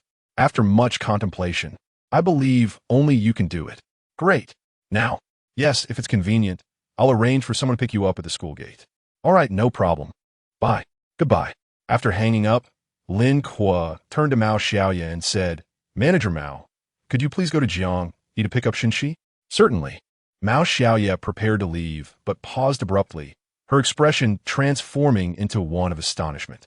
Who did you say? Shen Xi? Yes, Lin Kuo nodded. Confirming that she had not misheard, Mao Xiaoya stepped out, her mind swirling. Shen Xi, who had been fiercely pursued by numerous entertainment companies upon her debut, was now going to sing the film and Oppo's theme song. If her performance was satisfactory, this would mark her true debut single, and with proper promotion, the film's box office might surpass expectations. With this thought, Mao Xiaoya quickened her pace. 40 minutes later, she returned with Shen Xi to the studio. Along the way, staff members gasped in surprise, speculating on the reason for Shen Xi and Oppo's visit. Some even shared gossip in the colleague group, suggesting the company had spent a fortune to sign her. Inside the recording room, Lin Kuo waited patiently. The moment Shen Xi entered, she beamed at him. Brother Kuo. Lin Kuo nodded and handed her score. Thank you for coming to assist. Shen Xi, her sparkling eyes bright, replied, We need to be so formal with each other. Mao Xiaoya, standing nearby, observed Lin Kuo with a bemused expression, as if to say, Your relationship seems rather unusual. Lin Kuo could only awkwardly rub his nose. Meanwhile, Shen Xi sat quietly, focusing intensely, softly humming the melody, her face alight with joy. The song's fresh style and catchy tune suited her perfectly. 10 minutes. Done. Shen Xi rose confidently, and Lin Kuo directed her into the recording studio. During this time, Mao Xiaoya inquired from outside, Junior, tell me honestly, what is your relationship with Shen Xi? Lin Kuo widened his eyes. We and Oppo's, we just ordinary classmates. The notion of referring to her as A and Oppo's, little sister and Oppo's, felt awkward, and he refrained from delving into personal matters. Mao Xiaoya remained skeptical. An ordinary classmate relationship could not possibly warrant that tone of conversation. I don't believe it. Lin Kuo was left speechless. He swore they were indeed innocent. In the recording studio, Shen Xi donned her headphones, inhaled deeply, and began to softly narrate the song's opening lines. Many years later, we would come to understand, when a girl says she will no longer pay attention to you, it does not mean she dislikes you, but rather, she cares for you very, very much, Mao Xiaoya gasped. What an emotional delivery. Lin Kuo nodded in agreement. Shen Xi's voice carried an inherent youthful innocence, instantly evoking memories of high school.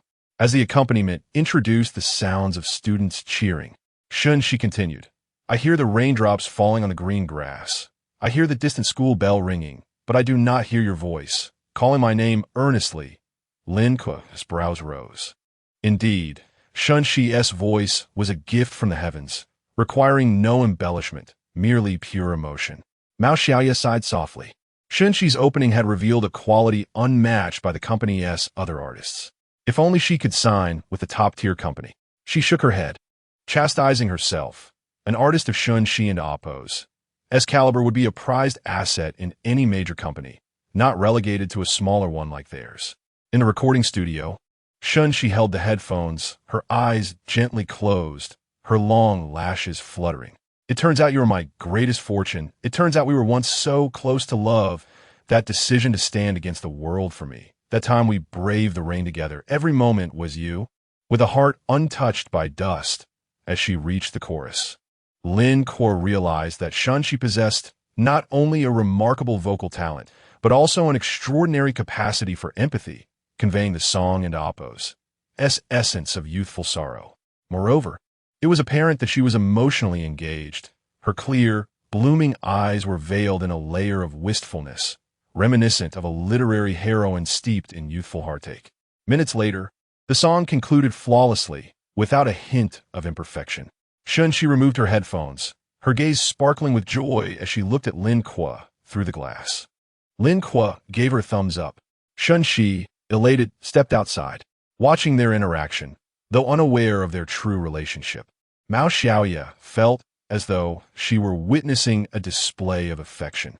Lin Kuo handed Shen Xi a bottle of water he had prepared earlier, saying, "Thank you for your assistance. Feel free to make any requests." After a moment of thought, Shen Xi replied, "Then please treat me to dinner later." Lin Kuo chuckled wryly.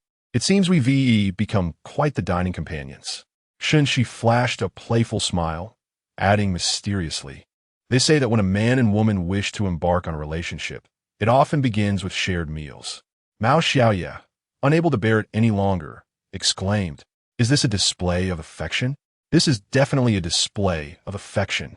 Chapter 31 Fool, do you know who I am?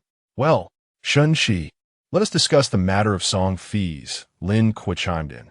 "Indeed, we cannot allow you to come for nothing," Mao Xiaoya continued. "The standard for our company's artists is 10%, but to express our gratitude for your assistance, I shall offer you 20%. Furthermore, for the commercial rights of the song, you may take 30%. What do you think?" Mao Xiaoya's generous offer to increase Shen Xi's share was not only an expression of thanks, but also a strategic move to win her over. Shen Xi readily accepted and added, "President Mao, I have yet to sign with the company, but I find Peak quite appealing. I wonder if Peak would welcome me?" Mao Xiaoya was momentarily taken aback, but quickly donned a broad smile. "Of course we welcome you." Her joy was palpable, with Shen Xi joining Peak and Lin Kuo. A musical genius, the company's prospects seemed exceedingly bright. However, Lin Kuo furrowed his brow and said, "Shen Xi, be honest. Are you considering joining Peak because of me? If so, I advise you to think it over carefully." His words may have seemed somewhat self-serving, but having spent considerable time with Shen Xi, Lin Kuo was not naive. He could sense her interest in him. Signing with a company was a significant step for her career. While Peak was currently thriving, it was still a small company with an uncertain future. He did not wish to jeopardize Shen Xi's burgeoning stardom due to his own influence. Mao Xiaoya understood Lin Kuo's concerns and remained silent, pursing her lips. Shen Xi responded, "Part of it is indeed due to you, but I have also thought it through. Compared to larger companies, Peak offers a more relaxed work atmosphere. I enjoy singing, but dislike participating in events that do not resonate with me. I believe Peak will respect the wishes of its artists." Mao Xiaoya quickly assured her, "Rest assured, Shen Xi, Peak and Oppos, as corporate culture promotes healthy development. We will never exploit our artists, and should you join us, the company will grant you the utmost freedom." Seeing that Shen Xi had genuinely considered her decision, Lin Kuo voiced no objections. Mao Xiaoya clapped her hands in delight, convinced that bringing Lin Kuo to Peak was the wisest choice. Though Shen Xi claimed her willingness to join was not entirely due to Lin Kuo, she knew that without him, she would not be here today, let alone consider signing a contract. After discussing Shen Xi's personal requirements, Mao Xiaoya wasted no time and promptly printed out the internship contract. The terms were similar to those Lin Kuo had, with no coercion from Peak regarding her decision to stay or leave after the internship period. However, Mao Xiaoya was resolute in her intention to retain both talents. After recording A Little Luck, Lin Kuo received a reward from the system. "Ding, congratulations, host. You have received a silver treasure chest and 200 points. Would you like to open the treasure chest?" "Open it."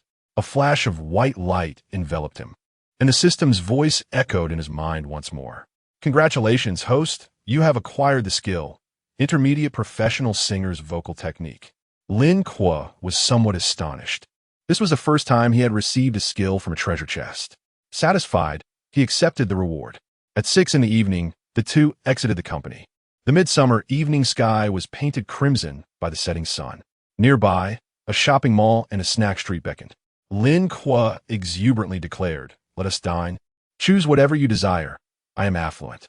Upon hearing this, Shen Xi took out her phone and pondered for a moment before suggesting, "How about we go to Lantau restaurant?" Lin Kuo also pulled out his phone to navigate, but was perplexed when he found no listing for such a place. Where's this Lanzhou restaurant? I can Indapos. Find it. Shen Xi burst into laughter. It's Lanzhou noodles. Lin Kuo's mouth twitched in response. Are you trying to save me money? With a playful smile, Shen Xi replied, Indeed. Didn't my godmother say to avoid frivolous spending and save for a future partner? Lin Kuo retorted, Spare me. We're not even at that stage yet. Besides, with my looks, I'll surely be the one spending her money in the future. Giggling, Shen Xi and Apos. Laughter was infectious, and she looked at Lin Kuo seriously, saying, You make a valid point. It seems I need to earn more. Lin Kuo was taken aback, his cheeks flushing. Goodness, are you flirting with me again? Shen Xi winked. What? Is little Kuo feeling a flutter? Lin Kuo rubbed his warm face. Fluttering? Nonsense. A woman and Apos. Words are but deceiving. Shen Xi's eyes crinkled into crescent moons as she chuckled. All right, I won't tease you anymore.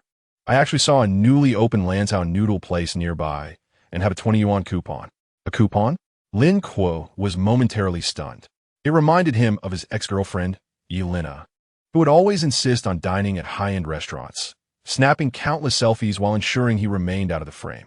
After such meals, they would invariably head to Starbucks for overpriced beverages. Coupons and Lanzhou noodles were utterly foreign to her lexicon. What is wrong, little Kuo? Shen Xi and Apos. Voice snapped him back to reality. He smiled and said, Let us save the coupon for another time. Today, we should indulge in something delicious. How about fried skewers? Knowing Shen, she would likely decline any upscale restaurant he suggested. He chose a more casual option. Sounds good. They then hopped on a shared bicycle and made their way to the snack street. After a short ride, they found themselves at a fried skewer shop, each ordering 2 bottles of beer to accompany their grilled delights. Initially, they thought 2 bottles would suffice to combat the summer heat, but as the evening progressed, they found themselves ordering 2 more. With a satisfying gulp of ice-cold beer, Lin Kuo felt refreshingly invigorated. For him, the few bottles were akin to drinking soda. But Shen Xi and Apos' cheeks had turned a lovely shade of red. Lin Kuo chuckled. I never imagined I would be sharing skewers with the illustrious Shen Xi. With a dreamy gaze, Shen Xi replied, You and Apos. Be surprised at how many unexpected things there are. Lin Kuo looked softly. But Shen Xi suddenly pressed her hand against his head and leaned in, her flushed cheeks drawing closer. The warmth of her breath, tinged with the scent of alcohol, enveloped him, creating an intoxicating atmosphere. Are you already tipsy? Lin Kuo asked, his voice barely above a whisper. Shen Xi scrunched her face adorably. I'm not drunk. Tell me, do you know who I am? Lin Kuo tentatively responded. Your little brother? Shen Xi shook her head vigorously, looking quite comical. You big fool, think harder. Lin Kuo, observing her endearing expression, quipped, Could you be a former classmate I wronged? Here to settle the score? Shen Xi pouted, her expression almost tearful. Hey, I was just joking. You must end Apos. Cry. Lin Kuo exclaimed hastily. Instead of crying, Shen Xi erupted into laughter, playfully cupping Lin Kuo and Apos' face and gazing at him for a while before covering his eyes with her hand. Before he could react, he felt her warm, soft lips on his. Startled, he instinctively attempted to pull away, but the softness vanished as quickly as it had come. Once his vision cleared, he found Shen Xi resting her head on the table, her delicate lips releasing warm breaths. Chapter 32. Shocked, Shen Xi, inebriated late at night, was carried away by a mysterious man. He instinctively touched his lips, his heart racing incessantly.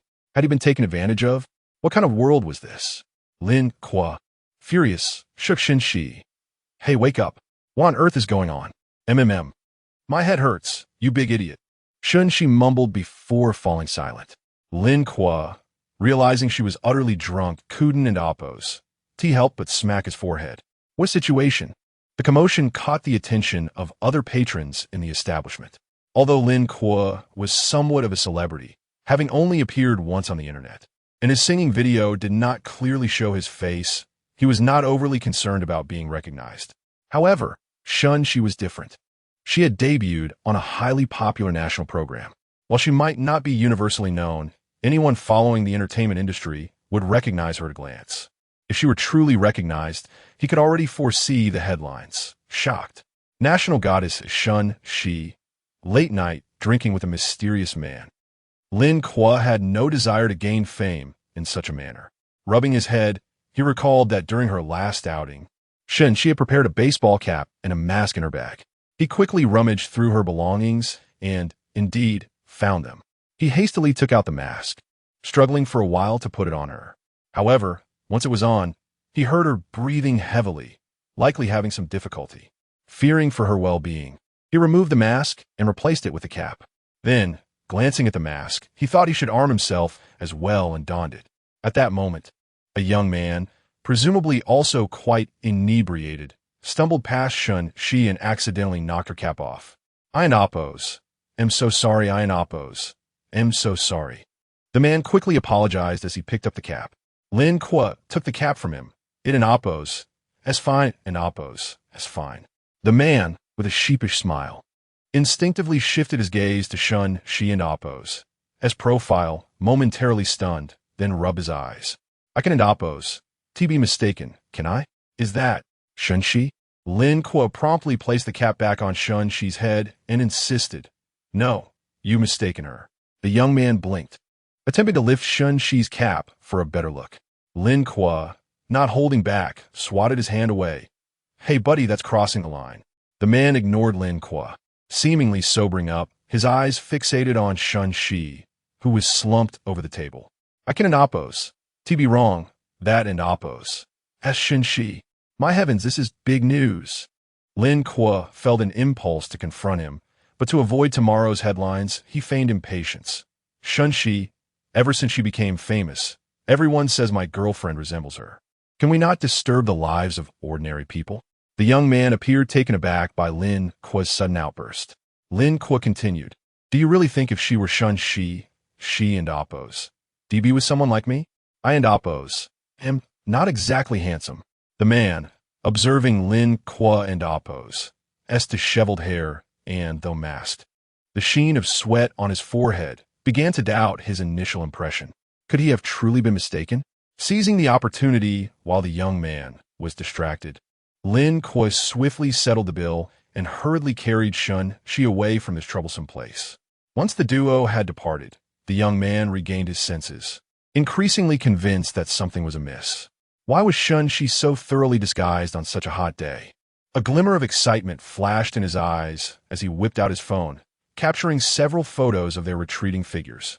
Given Shen Xi and Oppos as current state, returning to school was out of the question. Thus, Lin Kuo hailed a cab and took her home. Upon arriving, he was inevitably met with his mother's scolding. Fortunately, with his mother tending to her, Shen Xi spent a peaceful night. The next morning, Lin and Oppos, as parents, headed to their noodle shop, reminding Lin Kuo to take care of Shen Xi. After waking up and noticing no movement from her side, Lin Kuo ventured out to procure breakfast. By the time he returned, Shen Xi had just risen. Their encounter was immediately enveloped in an awkward silence. "You're up? Brush your teeth and eat." "Okay." A few minutes later, the two sat at the dining table, the atmosphere eerily tense. Eventually, Shen Xi broke the silence. "I can usually drink several bottles of beer, but I didn't Oppos, to expect to get drunk so quickly." Lin Kuo replied, "It and Oppos. It's normal. Usu is quite potent." After a pause, he cautiously inquired, "Do you remember what you did while drunk?" Shen Xi and Oppos' expression suddenly changed, her head shaking vigorously. "I don't remember." Lin Kuo let out a sigh of relief. Not remembering was preferable. Otherwise, it could lead to an awkward future. Once again, they fell into silence. At that moment, Lin Kuo's phone buzzed with notifications. Glancing at it, he saw messages from their dormitory group chat. Sun dashing. "Wow, old for. Is that you and Shen Xi trending on Weibo? Wang Rongkai. From the clothing and silhouette. It must be him. Guoli Wei. I remember Shen Xi wore the same outfit at the basketball court that day." Lin Kuo's heart sank as he quickly opened Weibo. A trending news article caught his eye, replete with sensational headlines. Shocked. Shen Xi allegedly in love, spotted late night, drinking with mysterious man, carried away by boyfriend. The article featured two images. The first was a back view of him carrying Shen Xi out of the noodle shop, unidentifiable. The second captured him assisting Shen Xi into a car, the photographer's timing impeccable, showcasing Shen Xi and Appos as profile. This photo, possibly edited, appeared remarkably clear. Anyone familiar with her would recognize her instantly. Beneath the article, comments from netizens were rapidly accumulating, nearing 10,000. Oh my goodness, Shen Xi is in a relationship? I can't believe her first trending news, after 2 months of silence, is like this. It's over. The goddess has a boyfriend, and I've lost my chance. I just want to know who this guy is. Goddess, you're making a mistake. Wah, the goddess shouldn't have gone to college. She must have been deceived by some ill-intentioned students. Undoubtedly, the most shocked were Shen Xi and Appos fans who flocked to her Weibo, questioning her. Goddess, are you really in a relationship? You've kept it from us so well. Drinking so heavily with a guy at night. I used to think you were pure. Why are you ruining your music career with this? Lin Kuo instinctively glanced at Shen Xi's fan count, noticing a drop of several tens of thousands. A clear indication that if this situation was not managed properly, it could spell disaster for her career. Chapter 33. You see, this is what we call professionalism. Lin Kuo promptly sent a message in the dormitory group. It's not me and Shen Xi, so please refrain from making wild speculations. Especially you, Sun Dasheng. He directly tagged Sun Dasheng, sending a flurry of sharp remarks. Upon seeing Lin Kuo finally speak up, his roommates chimed in with their own comments, eagerly watching the unfolding drama. Ah, you finally decided to join the fray? It's not you and Shen Xi. We all understand, right, brothers? Huh, I bet you just woke up, probably having breakfast with Shen Xi at this hour.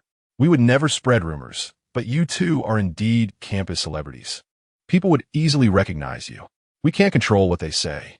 Lin Kuo then glanced at the campus forum and, unsurprisingly, found himself once again in the spotlight. However, most of the comments were from fans shipping the two, far less chaotic than on Weibo. Noticing Lin Kuo's troubled expression, Shen Xi inquired, "What's wrong?" With a sigh, Lin Kuo opened Weibo and handed his phone to her. After understanding the situation, Shen Xi's face turned pale. Lin Kuo reassured her, "Don't worry. We'll find a way to minimize the impact on you." Shen Xi shook her head. "I'm not concerned about the impact on me. I just fear it might affect you."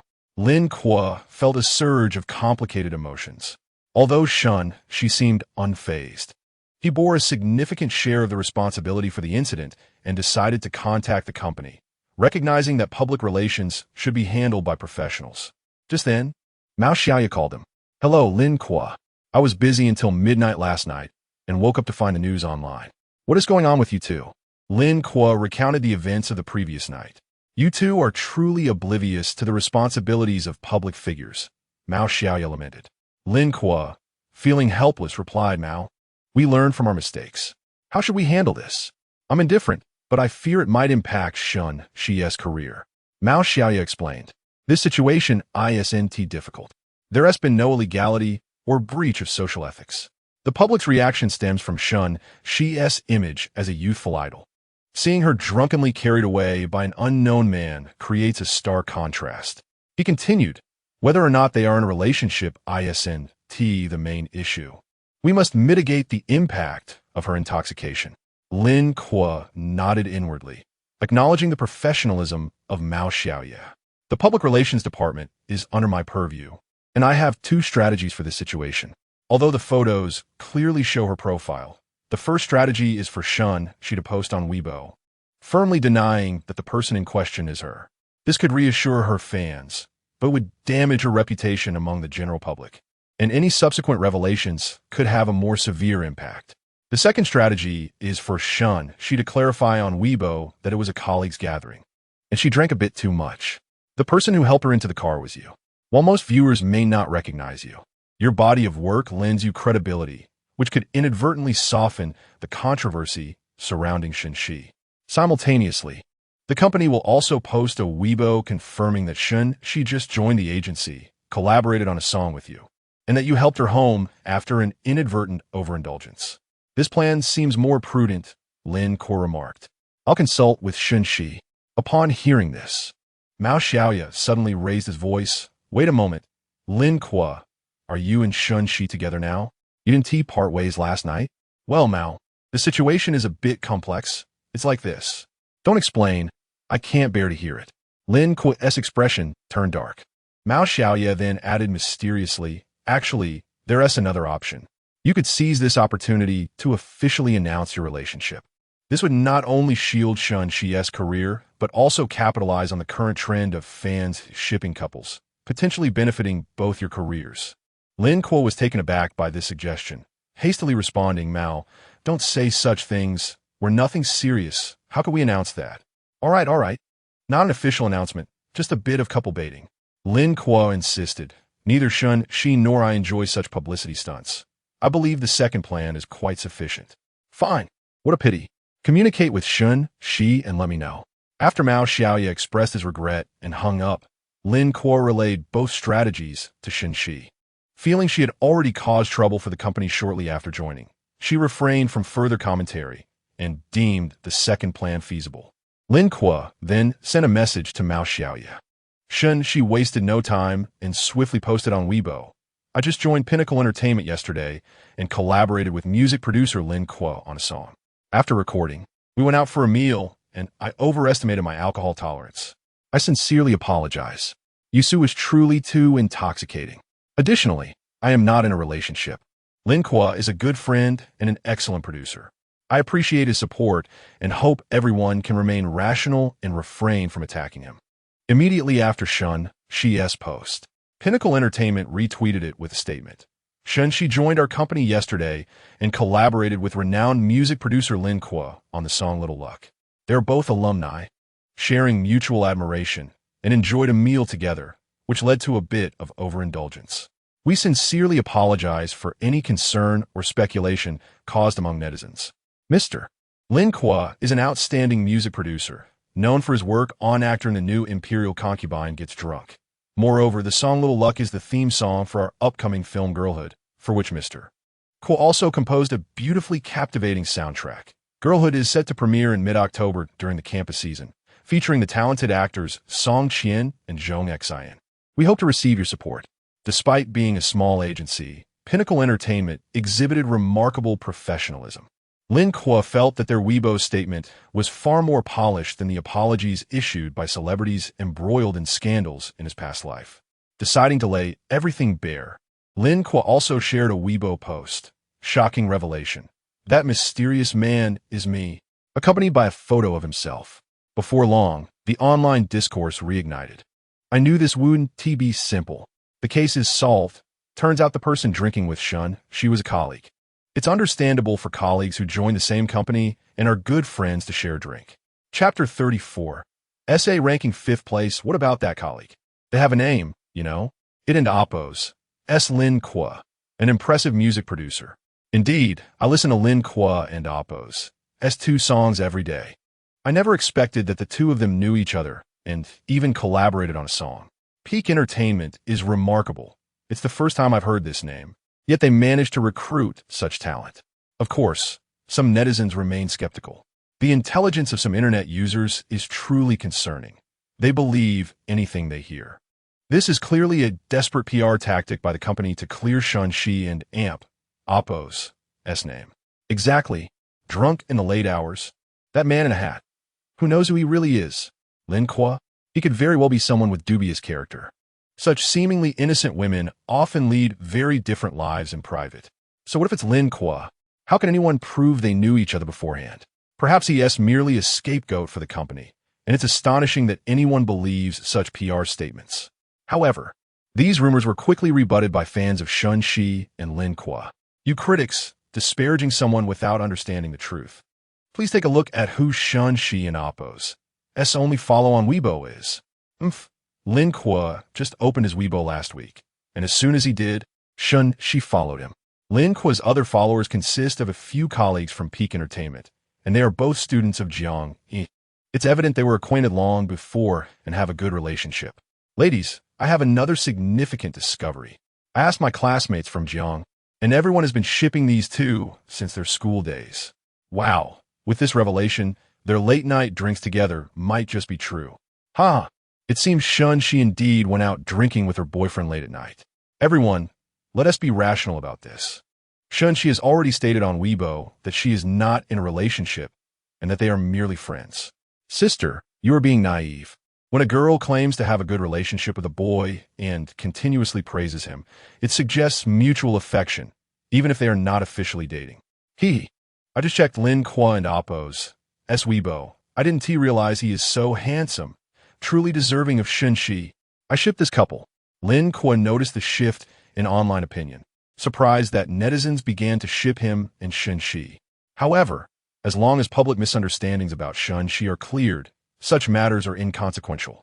With Shen Xi and Lin Kuo frequently trending, many entertainment companies and stars took notice.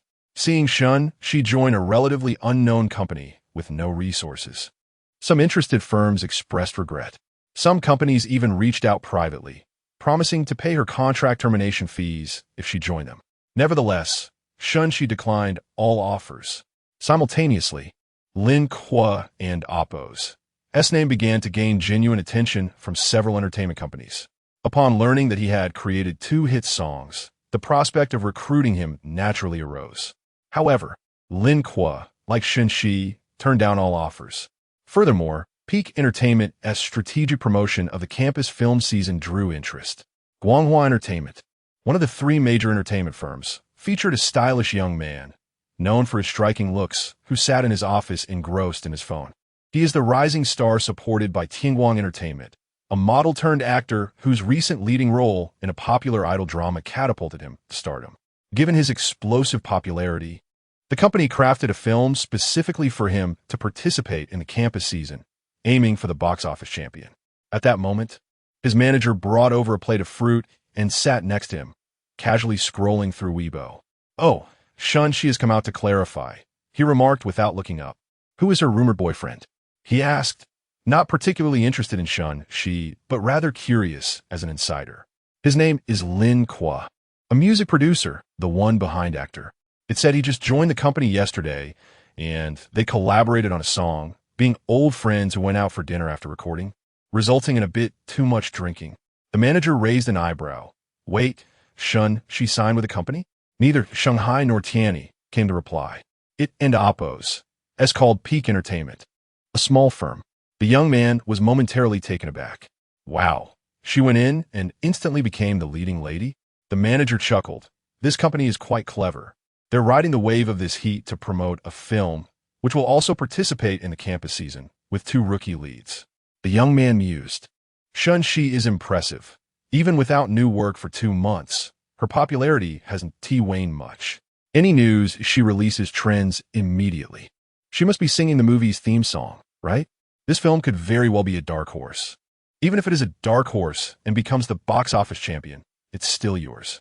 The company has already arranged for several top-tier artists to promote it, and I've looked into it. Han Shijia's upcoming variety shows are less frequent than yours.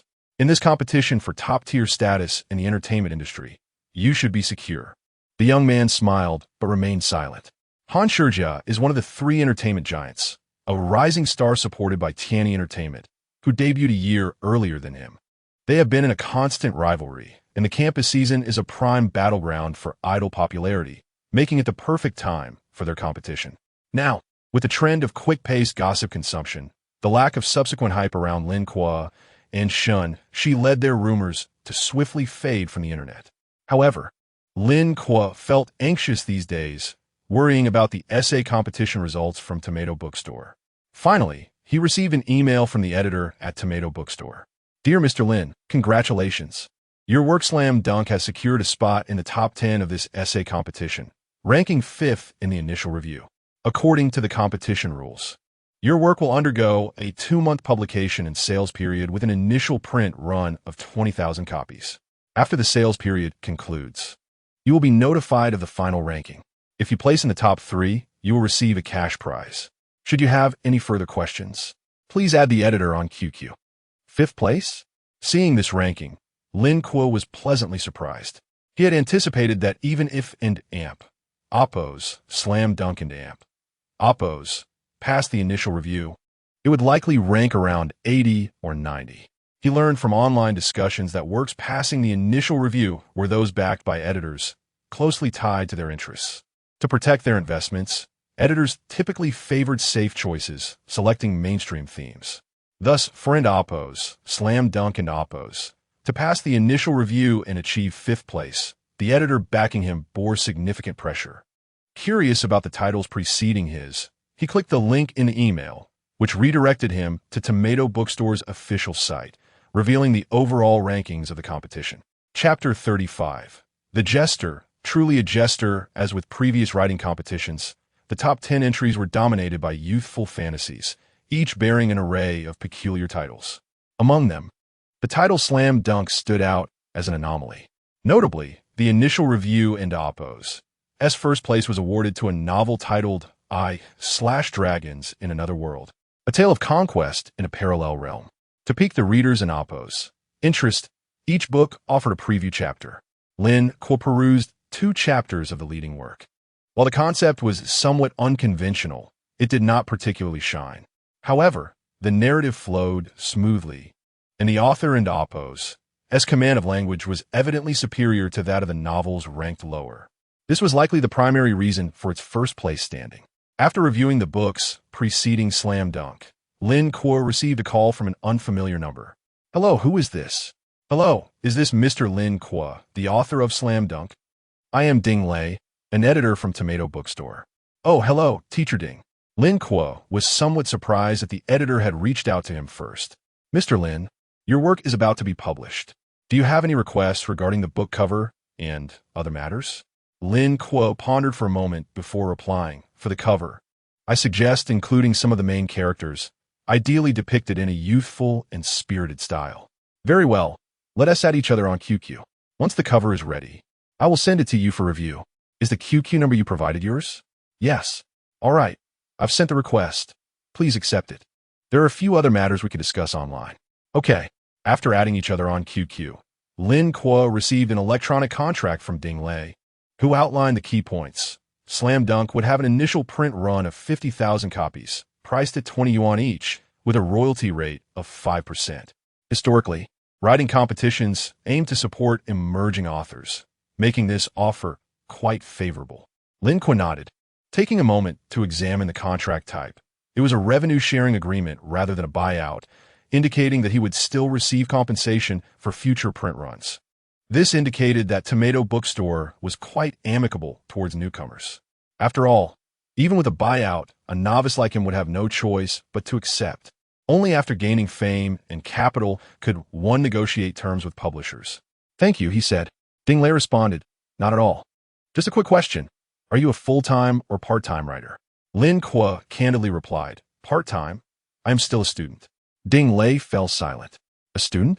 It was astonishing that a novel of such caliber could be penned by someone still in school. Were students nowadays truly this remarkable?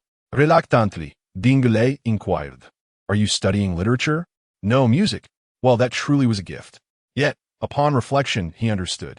Only a student in the prime of their youth could craft a novel brimming with youthful ideals. Upon learning that Lin Kuo was a student, Ding Lei surmised that he might not have a deep understanding of the web fiction industry, and that he could easily become complacent. Thus, he advised, focus on your writing and persevere. Although the initial sales may not be stellar due to the genre, in web fiction, quality reigns supreme. If you maintain high standards, overtaking competitors is not impossible. Additionally, write diligently. Aim to complete the second volume before the first print run sells out. This may be your first venture into web fiction, relying solely on talent, but should you encounter writer's block, do not panic. It is quite normal. Everyone experiences moments of creative drought. Take a walk or engage in other activities to refresh your mind. A clear mind may lead to renewed inspiration.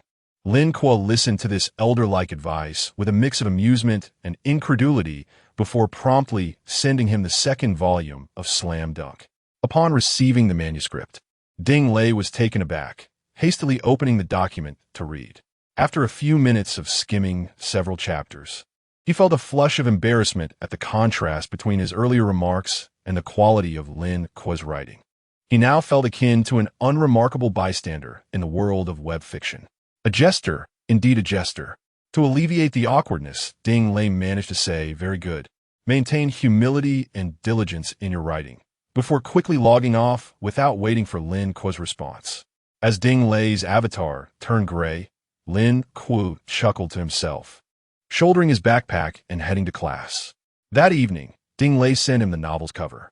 It met all the requirements, with the cover characters resembling those from the previous comics, and Lin Kuo found no issues with it. After exchanging a few more remarks, their conversation concluded. Lin Kuo took a shower and prepared for bed.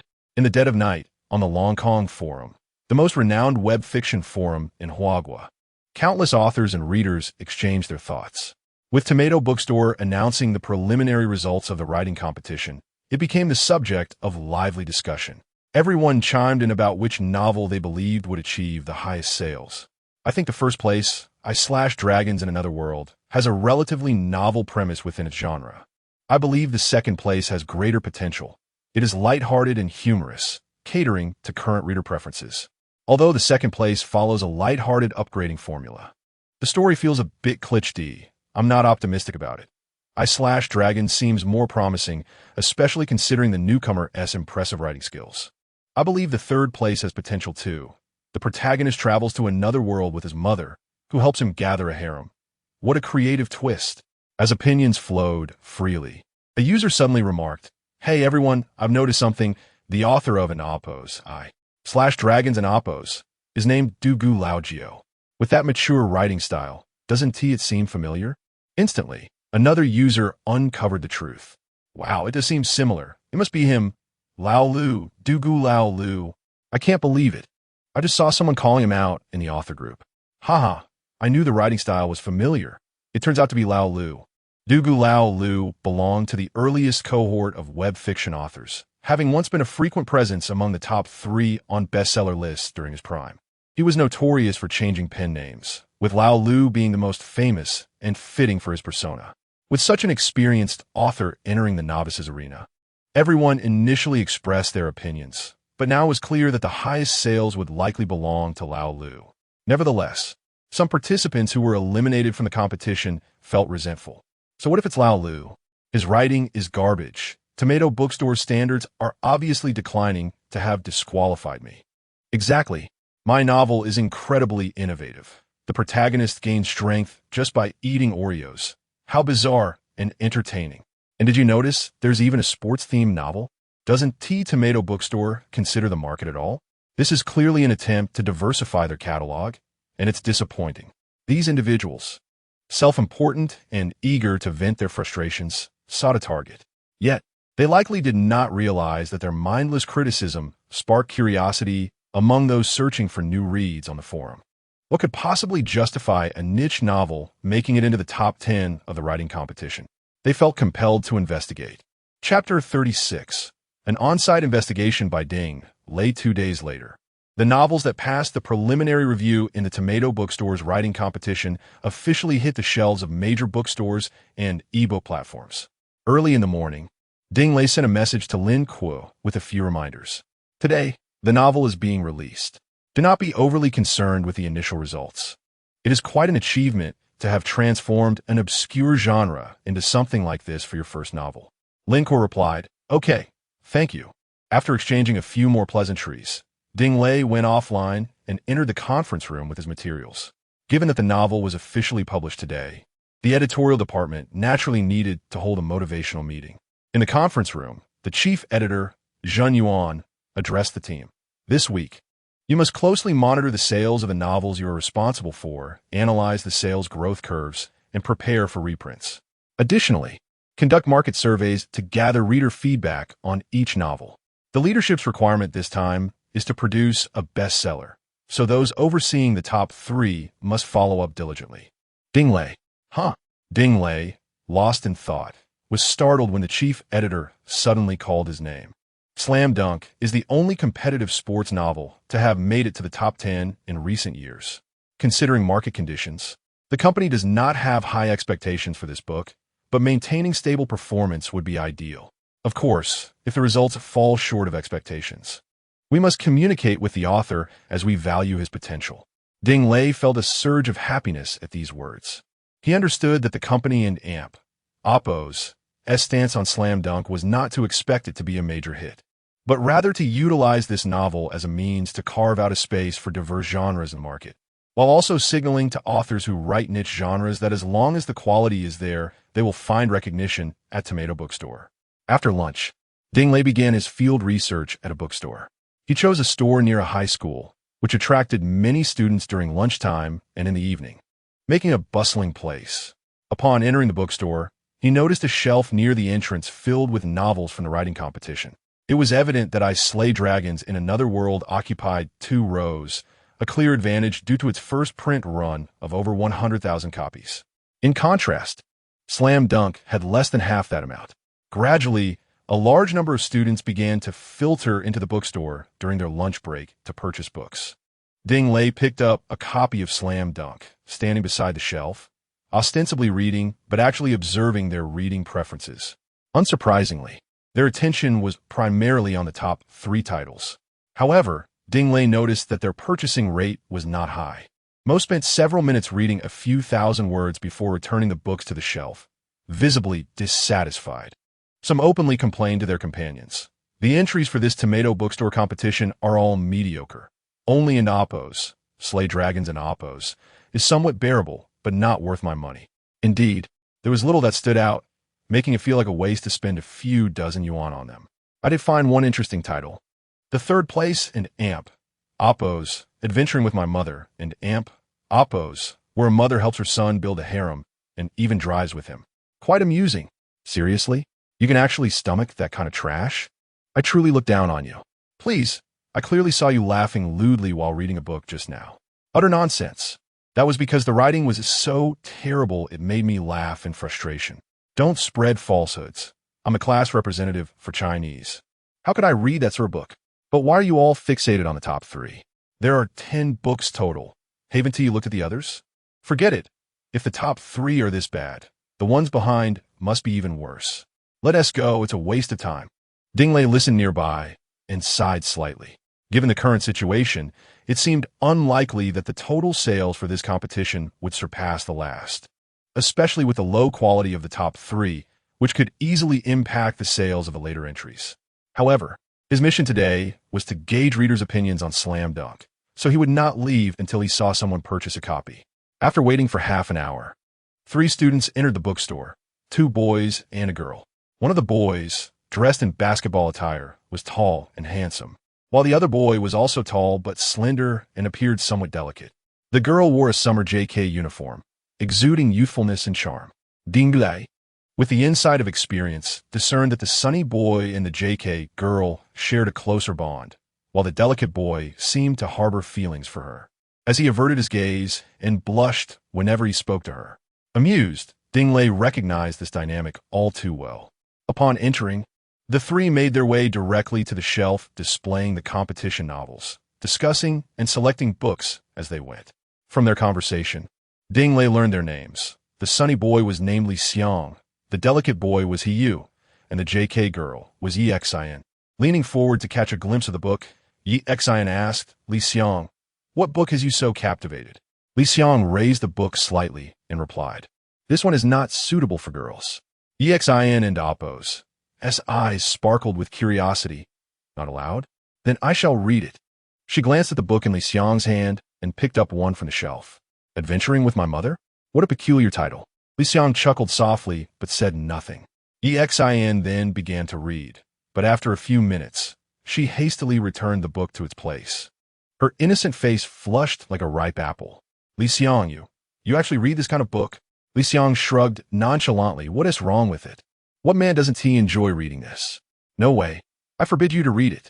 Yi Xian replied, playfully pinching her waist. Ignoring her, Li Xiang continued reading. Ask He Yu. He surely likes it too. Yi Xian turned to He Yu, who was engrossed in a basketball magazine. Sensing their gaze, he looked up briefly before hurriedly lowering his head again. Yi Xian then teased Li Xiang. See? He doesn't read such novels. Watching their playful banter, He Yu felt a flicker of envy. Li Xiang turned to He Yu and scoffed. He Yu, why are you reading a basketball magazine when you can't even play? He Yu instinctively glanced at Yi Xian and replied, ISNT it, because you both like basketball? I thought I'd learn a bit. Chapter 37. The Reader in Oppos, negative review, Li Xiang remarked. This place is just filled with personal information about basketball players. You can in Oppos, learn anything. He then picked up a book from the shelf and tossed it over. Here, take a look at this. It might just impart some knowledge about basketball. If you haven and Oppos, even read any web literature, are you truly a man? He received the book and glanced at Exen, meekly stating, I am a man. Li Xiang shook his head, fool. He fell silent, focusing on the book in his hands, which was titled Slam Dunk. The cover of this book, unlike other web novels, exuded a youthful essence. He opened to the first page. Shangbei High School. Standing nearby, Ding Lei noticed that who knew nothing about basketball, was genuinely engrossed, his eyes lighting up. Before they knew it, over 20 minutes had passed. Li Xiang, who had been reading, lifted his head, stretched his neck, glanced at the time, and said, It into Oppos. It's about time. Let an Oppos. Head back to school. All right, let an Oppos. Go, Exen responded, gathering her belongings and calling out to Hiyu. Let an Oppos. Go. Hiyu remained silent. Exen called again. Hiyu? Still no response. Finding it odd, she looked over and discovered he was deeply absorbed in Slam Dunk, prompting her to laugh. Hiyu, you truly are a bookworm. Li Xiang turned his attention as well, chuckling. I told you, no man can resist web literature. Hearing their remarks, Hiyu snapped back to reality, scratching his head, feeling a bit embarrassed. This book is indeed quite captivating. The characters are portrayed very authentically. Li Xiang dismissed it. You're just experiencing web literature for the first time? What authenticity? It's all about enjoyment. If you truly like it, just buy a copy. Hiyu shook his head. I believe this novel is unlike other web literature. It tells the story of a group of people and their youth revolving around basketball, with each character having their own narrative. Li Xiang raised an eyebrow. Is it really that remarkable? Hiyu nodded emphatically. Consequently, Li Xiang picked up a copy of Slam Dunk and began reading. Exen, displeased at seeing them read again, sighed. How can you read again? Ugh, at most 20 minutes. Neither responded, engrossed in their books. Feeling a bit bored, Exen also grabbed a copy of Slam Dunk. Another 20 minutes passed when Li Xiang exclaimed, Wow, Lu Chuanfeng is so cool. This novel is indeed different. He replied, I think Hua Dao is even cooler. He is brave. Exen, also enchanted by the book, chimed in, as a girl, I really like Hua Dao. He is brave and innocent, a bit silly, and learns basketball for Qingzi. He'd definitely make a great boyfriend. Hearing Exen's agreement sparked a glimmer in Hiyu's eyes. Inspired by Hua Dao and Oppo's determination to learn basketball for Qingzi, Hiyu resolved to emulate his courage. With that thought, Hiyu closed the book and said, Li Xiang, could you teach me basketball during the breaks? I'll treat you to dinner. Exen raised her hand. Count me in, Hiyu. Don't think I'm just a girl. I'm quite accurate with my shots. Hiyu beamed with genuine delight. Li Xiang laughed. Dinner is off the table. Just buy me this book. All right. Hiyu readily agreed, also purchasing a copy for Exen. The trio exited the bookstore, chatting and laughing. Ding Lei watched their retreating figures, a paternal smile of satisfaction gracing his face. He felt this book might just alter the course of these three youths' lives. Simultaneously, he realized he had underestimated the impact of Slam Dunk. Taking these three children as examples, one a basketball aficionado, another a novice, and the last a girl who had never read web literature, he noted how all three were captivated by the book. If this data were extrapolated, it signaled a potential breakthrough. However, such occurrences held a degree of serendipity. To validate his hypothesis, Ding Lei continued observing in the store, jotting down statistics on a piece of paper. By 4 in the afternoon, Ding Lei examined the data he had compiled, his eyes brimming with astonishment. During this period, the highest-selling title was Adventuring with Mom in Another World. Clearly, while readers professed disdain for such trivial works, their actions told a different story. The second highest was Slaying Dragons in Another World. Thus, even if a renowned author donned a pseudonym, not all readers were easily swayed. Coming in third was Slam Dunk. Ding Lei and Oppo's joy stemmed not only from the unexpected sales of Slam Dunk, but also from its remarkable purchase rate. This rate indicated that a significant number of readers who picked up the book were willing to spend money on it. Over the course of a few hours, approximately 100 individuals had taken interest in Slam Dunk, with over 80% purchasing it after reading. though the majority of the readers were students. This was ample proof of the novel's immense popularity among the youth. Ding Lei couldn't help but consider the possibilities had Slam Dunk been rated first from the outset, with initial print runs in the hundreds of thousands. He inhaled sharply at the thought. The world of web literature was on the brink of welcoming a genuine blockbuster in the realm of competitive sports novels, potentially ushering in a new trend. Few editors at Tomato Bookstore were willing to engage with readers on such a grassroots level, especially in the digital age where feedback could be derived directly from comments on official websites. Moreover, acquiring data was far simpler, as it could be gathered directly from bookstores. As time progressed, many readers had perused the popular submissions of this writing contest, and comments began to accumulate. However, Tomato Bookstore was concerned, as the criticism aimed at the contest submissions seemed to be more pronounced than before. Does Tomato Bookstore have a brain? Rating and AMP, Oppos, Slaying Dragons in Another World and AMP, Oppos, as the top choice just because the author is a well-known figure? We want to see innovative works, and AMP, Oppos, Slaying Dragons and AMP, Oppos, can only fool novices. Besides, all these books are just the same old story in a different guise.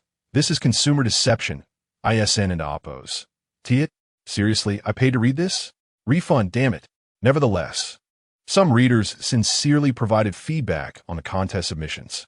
For some novices with fewer reading options, and AMP, Oppos, Slaying Dragons and AMP, Oppos, is decent, but for seasoned readers like us, it's all too predictable in terms of plot and conclusion.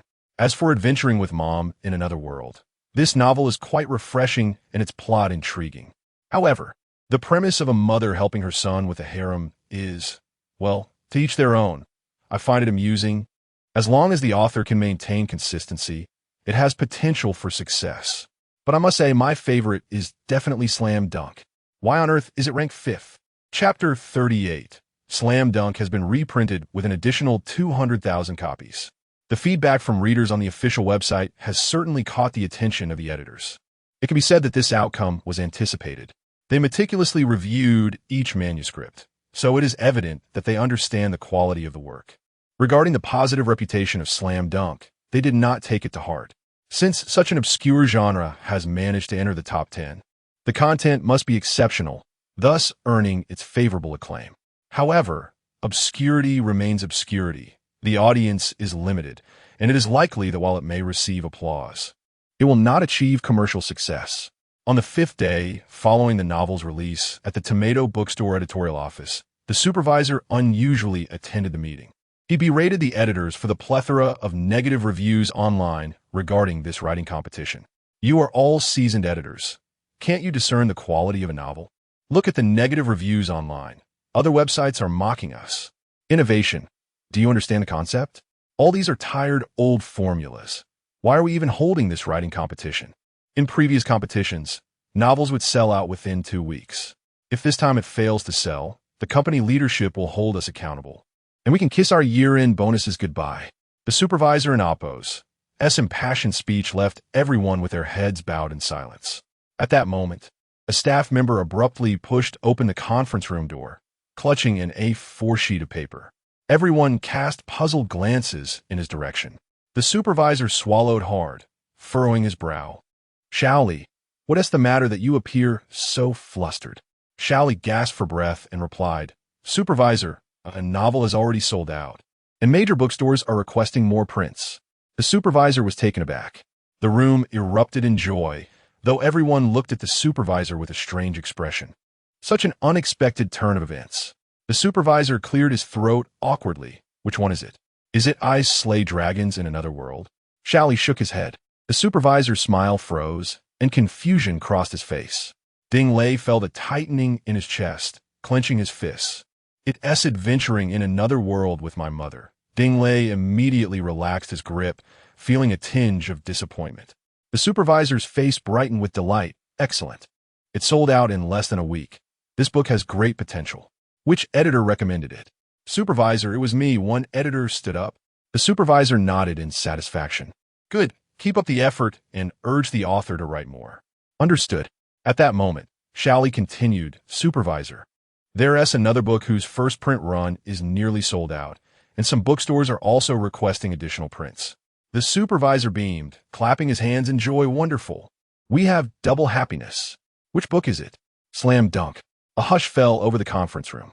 Then, whispers of disbelief began to circulate. Did I hear that correctly? And amp. Oppos. Slam dunk and amp. Oppos. How astonishing that a sports-themed novel could be so popular. Has the market changed? Are people now interested in sports? Ding lay and oppos. S face broke into a relieved smile upon hearing this news. The supervisor raised his hands, signaling for silence, and asked, Xiaoli, are you certain it in oppos? S and oppos. Slam dunk and oppos? Absolutely. Xiaoli handed over several sheets of paper. The supervisor examined them, which contained sales data for Slam Dunk since its release. The initial print run was 50,000 copies, and now fewer than 10,000 remained, with a sellout expected this week. He promptly decided thus. Notify the publisher to print an additional 200,000 copies of Adventuring in Another World with My Mother in. He paused, deliberating. Although Slam Dunk was about to sell out, it was based on a small initial print run. After all, it is an obscure genre with a limited audience. If we print too many, the market may become saturated. He continued, let us print an additional 100,000 copies of AMP. AMP. Oppos. Slam Dunk and AMP. AMP. Oppos. He deemed this quantity reasonable. Should sales continue to flourish, further prints could be arranged. However, at that moment, Ding Lei rose to his feet. Supervisor, I believe the print run for and oppos, Slam Dunk and oppos, is insufficient. The supervisor frowned. Insufficient? Old Ding, I acknowledge that you are the editor of Slam Dunk, and the company leadership has praised your discovery of this hidden gem. But we cannot let sentiment cloud our judgment at this moment. Ding Lei opened his folder, producing 4 or 5 sheets of paper, and asserted, I'm not acting on sentiment. Supervisor, after the novel was launched, I visited several bookstores to conduct observations, compiling sales data and purchase rates for several popular titles. My observations indicate that while an AMP, Oppos, Slam Dunk and AMP, Oppos, does not surpass an AMP, Oppos, Adventuring in Another World with My Mother and AMP, Oppos, in sales volume, its purchase rate is significantly higher, averaging over 80% across several bookstores. Moreover, the audience demographic ranges from 12 to 35 years old. Notably, 1/3 of these readers are not sports enthusiasts, and a small portion are female, indicating a diverse readership. This kind of diversity is a rarity in many mainstream novels. Therefore, Supervisor, Slam Dunk should not be dismissed merely as an obscure genre. Ding Lei paused, then emphatically stated, I believe Slam Dunk has the potential to lead the wave of competitive sports web literature in Huagua. His resolute declaration left his colleagues in the meeting room momentarily stunned. The supervisor scrutinized Ding Lei and Oppos' data for considerable time before lifting his gaze, his eyes gleaming with interest. Old Ding, well done. Very well done. He then passed the statistical data around the room. Take a look, everyone. Old Ding and Oppos' work ethic is commendable. Hands-on research is essential to truly understand a book in Oppos' potential. Focusing solely on online feedback can lead to a narrow perspective. He gestured grandly, addressing Xiaoli, notify the publisher to print an additional 200,000 copies of an AMP. Oppos, Slam Dunk and AMP. Oppos. Understood. All the editors cast envious glances at Ding Lei. For them, discovering a mainstream bestseller was a matter of luck. However, uncovering a hidden gem with the potential to become a hit was a true testament to skill. 2 days later, Slam Dunk officially announced a sellout. Fortunately, the new print run arrived just in time the following day. The operators of major bookstores were not oblivious. After a week, they naturally discerned which books would sell well. Consequently, patrons visiting bookstores would find promotional signage displayed prominently at the entrance. One sign read Adventuring in Another World with My Mother, and the other proclaimed Slam Dunk. The former was easily understood by readers, given its intriguing title. However, the latter sparked curiosity. How could a sports-themed novel receive such strong recommendations for bookstores? They felt compelled to investigate.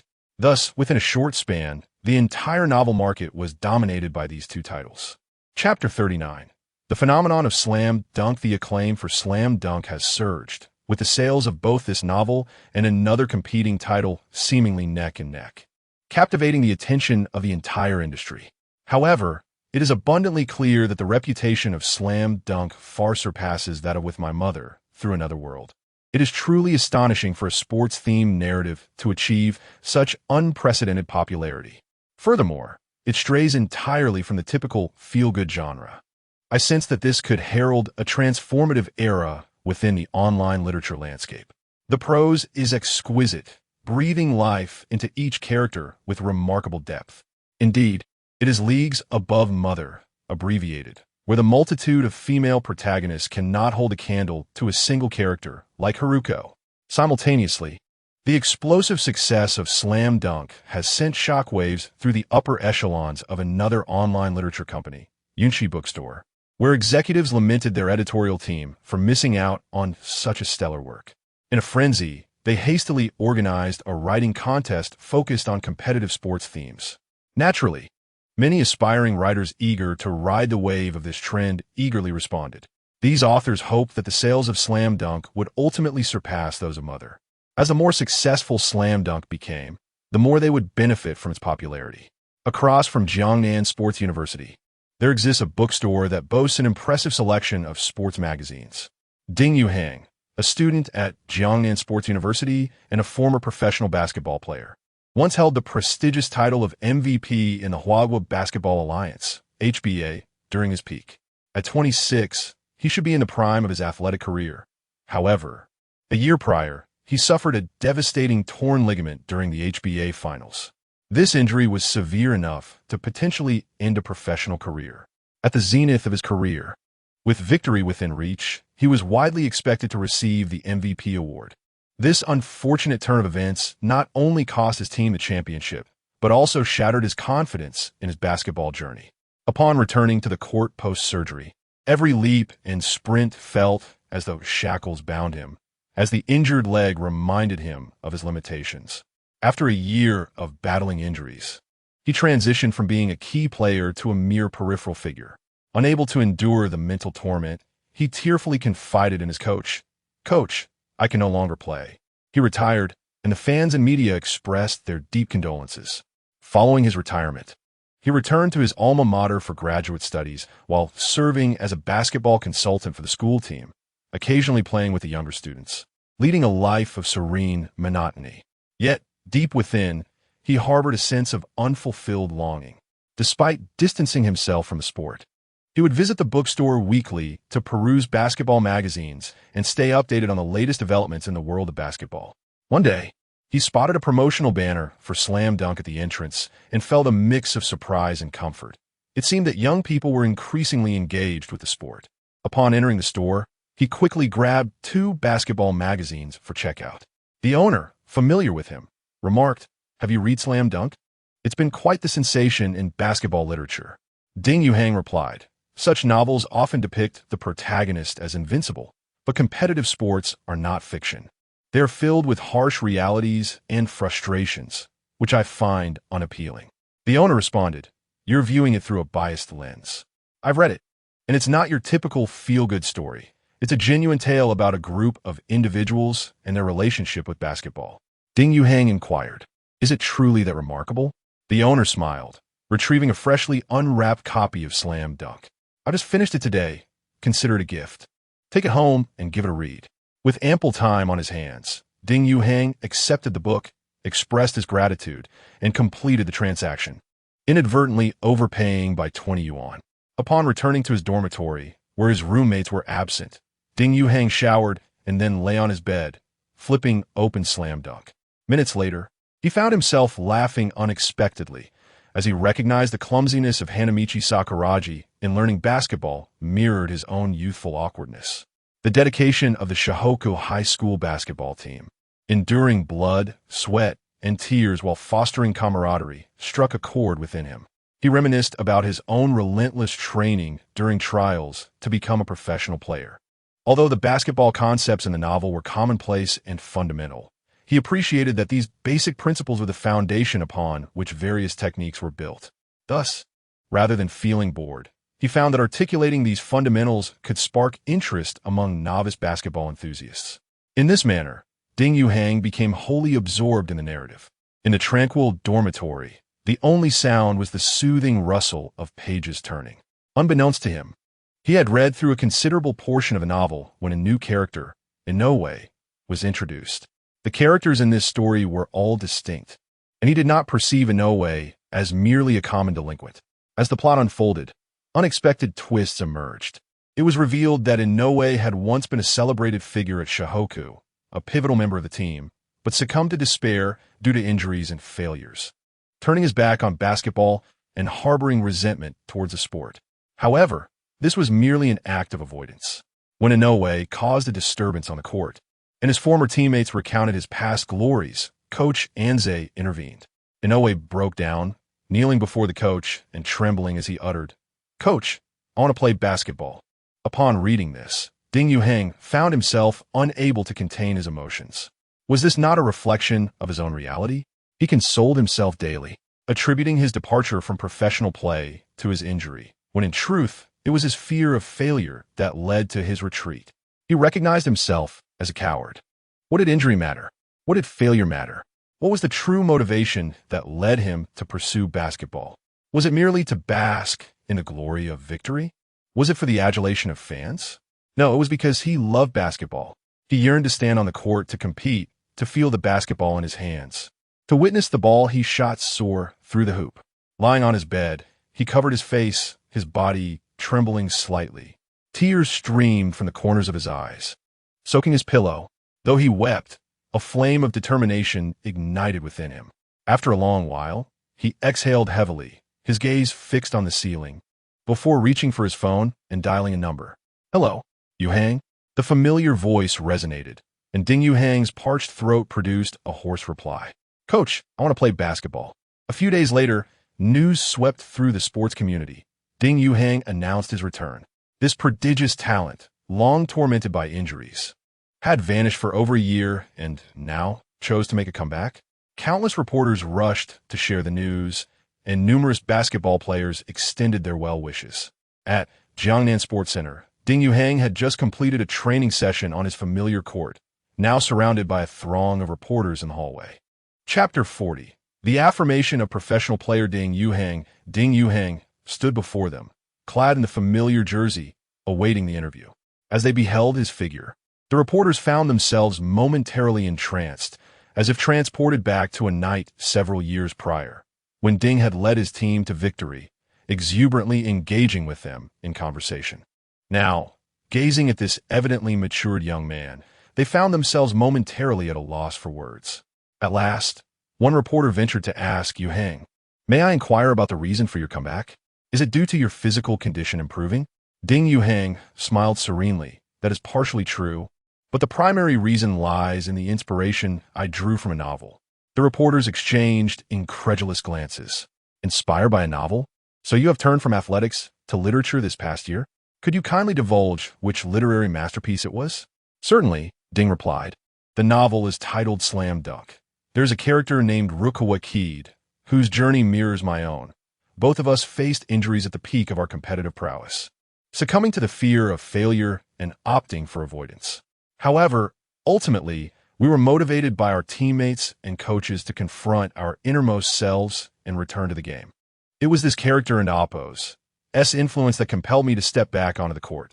This time, I intend to savor every moment spent in the game." A profound silence enveloped the room. Slam Dunk? Rukawa Keed? It certainly evokes the essence of a coming-of-age tale. The reporters were somewhat disoriented. Among them, a few had indeed read Slam Dunk, their excitement palpable, as if they were invigorated by a surge of adrenaline.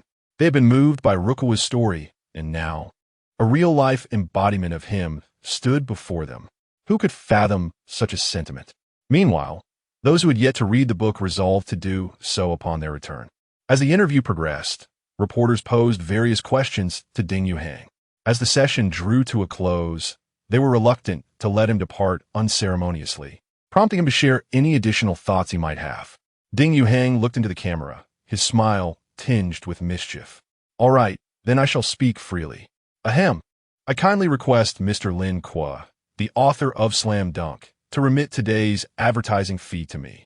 The reporters were taken aback, followed by an eruption of laughter. HBA's basketball players inherently carry a star-like aura, particularly someone like Ding Yuhang, a former idol to countless fans, making his return all the more intriguing due to its connection to a novel. Not only did sports media clamor to report on it, but literary outlets also sensed the potential for virality. Thus, the following day, a sensational headline emerged online. Shockingly, Ding Yuhang's comeback after a year is inspired by Slam Dunk. The news captured the public's attention. Many readers who had enjoyed Slam Dunk were ecstatic. What a dream collaboration.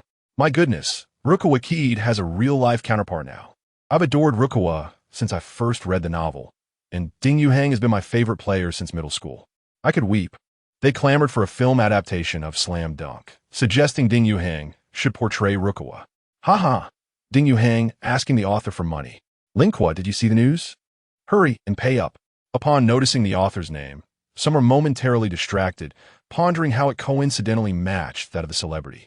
Perhaps it was a pen name, but they also admired the star Lin Kuo. What a delightful coincidence. Today's online experience was worth it. An idea sparked in their minds.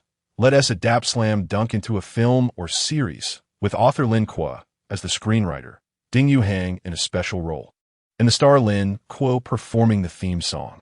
This plan is perfect. As discussions of Slam Dunk flourished online, no one anticipated that a mere novel could transcend boundaries and manifest in reality. Consequently, sales of Slam Dunk soared, showing a clear trend of leading the market, surpassing even Adventuring with Mother in a Foreign World.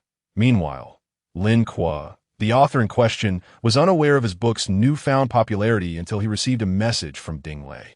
Initially, he intended to send a brief post to engage with Ding Yuhang, but reconsidered, opting not to disrupt the delightful fantasy the netizens had constructed.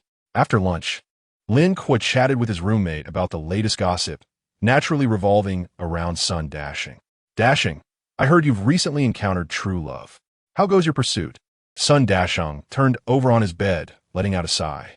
It's a long and arduous journey. Wang Rongkai, witnessing Sun Dashing's expression, perked up. Oh? There's a woman you can't win over? Sun Dashing responded earnestly. She is unlike any other. Lin Kuo inquired. Which woman has captivated you so? Do share her name. Sun Dashing sheepishly gestured. She's a junior in the directing department. Guoli Wei, engrossed in his game, raised his head in surprise. No wonder you've been buying so many books on screenwriting. You're attempting to transform yourself into a screenwriter for her. Sun Dashing beamed. You wouldn't believe it. I made some progress and am currently writing a script. I plan to use it as a testament to our love, and when it's completed, I'll invite her to a movie screening, book the whole theater, and confess my feelings. How romantic is that?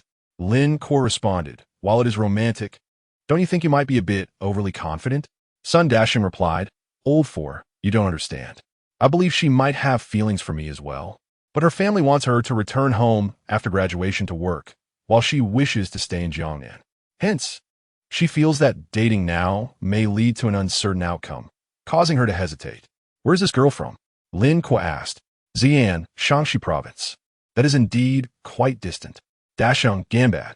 It was evident that Sun Dashing was serious this time, and the group offered their heartfelt blessings for their friend's quest for true love.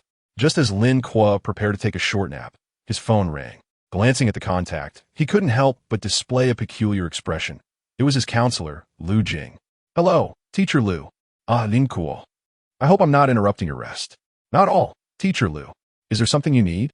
Indeed, there's a matter, but it may be challenging to convey over the phone. Please come to my office before your class this afternoon. Lin Kuo. Chapter 41. National Day Performance. Song Nation. On his way to the counselor's office, Lin Kuo reflected on some recent good and bad deeds, concluding that none had involved the school. He knocked on the office door, and a voice from within invited him to enter. Upon entering, Lin Kuo discovered 3 individuals seated inside, all smiling warmly at him. Counselor Lu Jing, Shen Xi, and Dean Wang Fugua. He paused for a moment, then greeted, Dean Wang, Teacher Lu. Lin Kuo, please take a seat, Dean Wang said with a beaming smile. Lin Kuo sat beside Shen Xi. Dean Wang's gaze flitted between Lin Kuo and Shen Xi before he remarked, both of you have performed admirably in recent artistic endeavors, particularly you, Lin Kuo. The faculty at our college has taken a liking to your rendition of the new Concubine Gets Drunk. Lin Kuo humbly responded, "It is all thanks to the guidance of the teachers." Dean Wang waved his hand dismissively. While a teacher may guide you, the effort ultimately lies with the individual. It is commendable that you, Lin Kuo, possess a sense of gratitude towards a college. However, alongside your artistic contributions, do not neglect your academic courses. Lin Kuo smiled awkwardly, internally critiquing the lack of focus on the matter at hand. Dean Wang continued, "The purpose of calling you both here is to discuss an important matter. With the National Day approaching in just over a week, and this year coinciding with the Mid-Autumn Festival, the school aims to make the National Day performance particularly meaningful. Consequently, rehearsals have been scheduled a month in advance. Given the significance of this occasion, many city officials will be attending, prompting the principal to take a personal interest in the rehearsals.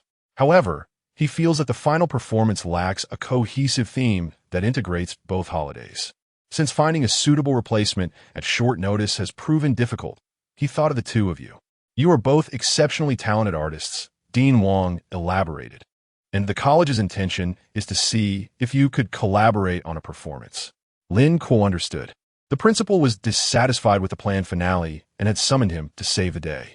The dean's request was a gesture of respect towards him, and as a proud member of the Youth League, he felt it was his duty to contribute to such a patriotic endeavor. Regarding the performance, there were numerous patriotic songs from his previous life. Selecting one that adhered to the theme should not pose a challenge. Noting Lin Kuo's silence, Dean Wang assumed he was hesitating and encouraged him, "Do not worry, Lin Kuo. As long as you can devise a suitable performance, the school will undoubtedly support your future artistic endeavors." Lin Kuo dismissed the pleasantries but replied, "Dean, you misunderstand. As a student of Jiangyi, it is natural to contribute to the school and oppose as artistic efforts. I just wonder if junior sister Shen Xi has any reservations." Shen Xi responded, "I have no issues with it." Dean Wang's face broke into a broad smile, expressing his satisfaction. "Both of you demonstrate a commendable level of awareness. Very well, take the next few days to brainstorm a performance. Lin Kuo, you possess considerable songwriting talent. Perhaps you could create an original piece. However, do bear in mind that the song for the National Day performance should differ from contemporary pop music. Its theme must align with the holiday, and the message should be positive and uplifting." After leaving the office, Lin Kuo exchanged a brief glance with Shen Xi before quickly averting his gaze. This was their first encounter since the recent rumors, and a hint of awkwardness lingered in the air. Yet, Shen Xi appeared poised. "Little Kuo, do you have any ideas?" Lin Kuo had forgotten when Shen Xi had begun addressing him in such a familiar manner, but he recalled feeling a sense of embarrassment upon first hearing it. However, as time passed, he seemed to understand why Guo Jing appreciated being called Jingo by Huang Rong. "I do have some ideas. You can leave the song to me. Once I finish writing it, I'll seek you out." "Sound good." After parting ways with Shen Xi, Lin Kuo proceeded to his class. Throughout the lesson, he contemplated which song would be appropriate. There were countless classic patriotic songs from his past life, such as Ode to the Motherland, I Love You, China, and Today is Your Birthday. Each of these songs would undoubtedly resonate well. However, this world also had its share of songs of similar caliber. The program list, which the counselor had sent him, indicated that the original finale was a group performance of a classic patriotic song from this world, My Motherland. Yet, the principal was dissatisfied. While the song was excellent, it failed to align with the holiday theme. Similarly, the songs from his past life would not suffice unless they matched the occasion. Theme? Lin Kuo pulled out his phone and reviewed the program list sent by the counselor. The first line featured bold characters, celebrating the duel festival's national reunion performance. Lin Kuo squinted, contemplating the phrase national reunion. The concepts of nation and home coalesced in his mind. Suddenly, he recalled a song from his previous life, performed by the renowned Jackie Chan alongside national athlete Liu Yuanyuan, Nation. This song beautifully encapsulated the relationship between home and country. Home is the smallest nation, and the nation is made up of countless homes. I love my country. I love my home. There could hardly be a more fitting song for this dual celebration. Without hesitation, Lin Kuo exchanged for the song in the system. The following morning, he invited Shen Xi to the multimedia classroom to practice. The melody was catchy, and Shen Xi quickly picked it up. In the afternoon, Lin Kuo informed the dean of his completed performance idea, prompting the dean and counselor to rush over anxiously. Lin Kuo, have you really finished writing it in just a day? Isn't that a bit quick? There is still time. Dean Wang expressed concern that he might have pressured Lin Kuo into hastily crafting a subpar song. Dean, please don't worry about the quality. Just listen to it first. Lin Kuo reassured him. Noticing Lin Kuo's earnest demeanor, Dean Wang nodded. Lin Kuo then played the accompaniment on his phone. The grand, sweeping introduction resonated, causing Dean Wang to visibly react. This prelude is invigorating, impressive. As the introduction concluded, Lin Kuo began to sing. One jade mouth represents China. One tile roof forms a home. They say the nation is vast, yet it is merely a home. To enhance his performance, Lin Kuo had exchanged for intermediate singing techniques within the system, imbuing his delivery with power and emotion. The next lines were sung by Shen Xi. One heart filled with the nation, one hand supporting the home. Home is the smallest nation, and the nation is made up of countless homes.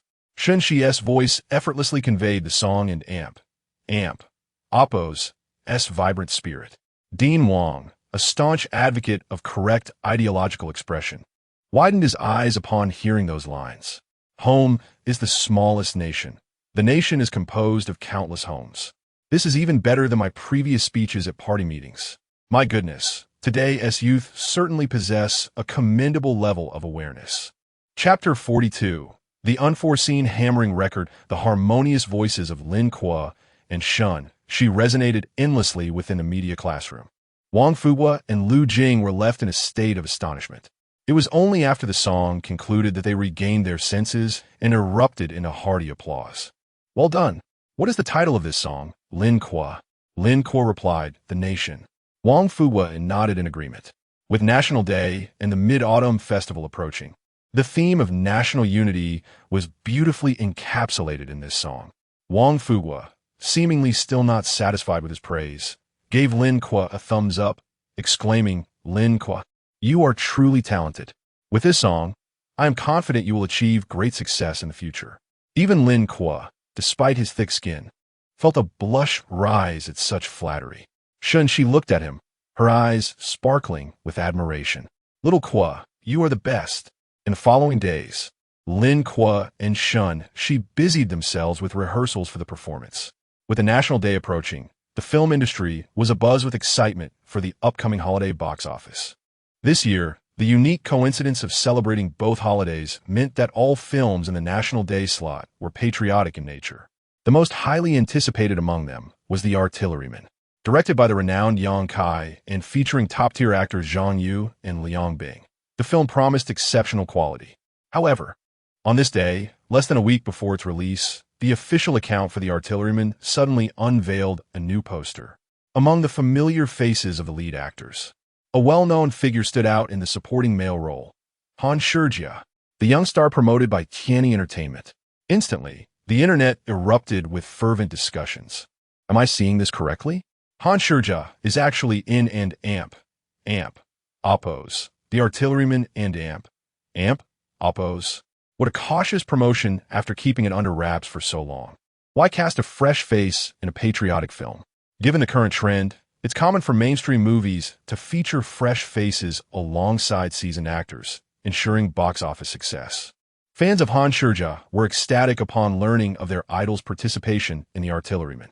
He is so low-key, only now revealing his role. To be part of such a film is truly remarkable for a young actor.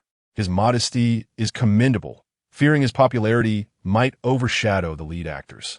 I knew I chose the right person to support. They exclaimed, for my brother and Oppos, yes sake, I and Oppos, LL buy 10 tickets for and Oppos, The Artilleryman and Oppos, to show my support.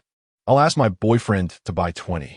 I'm just a student with limited funds, but Dad made 300 today. I'll just have to convince him. In the artist department at Tianyi Entertainment, Han Shijia, witnessing the online discussions and support from fans, seized the moment to post on Weibo. The Artilleryman is set for launch. Forging Glory. The theme song in amp, Oppos, Glory and Amp, Oppos, is now available. On October 1st, let us meet in theaters.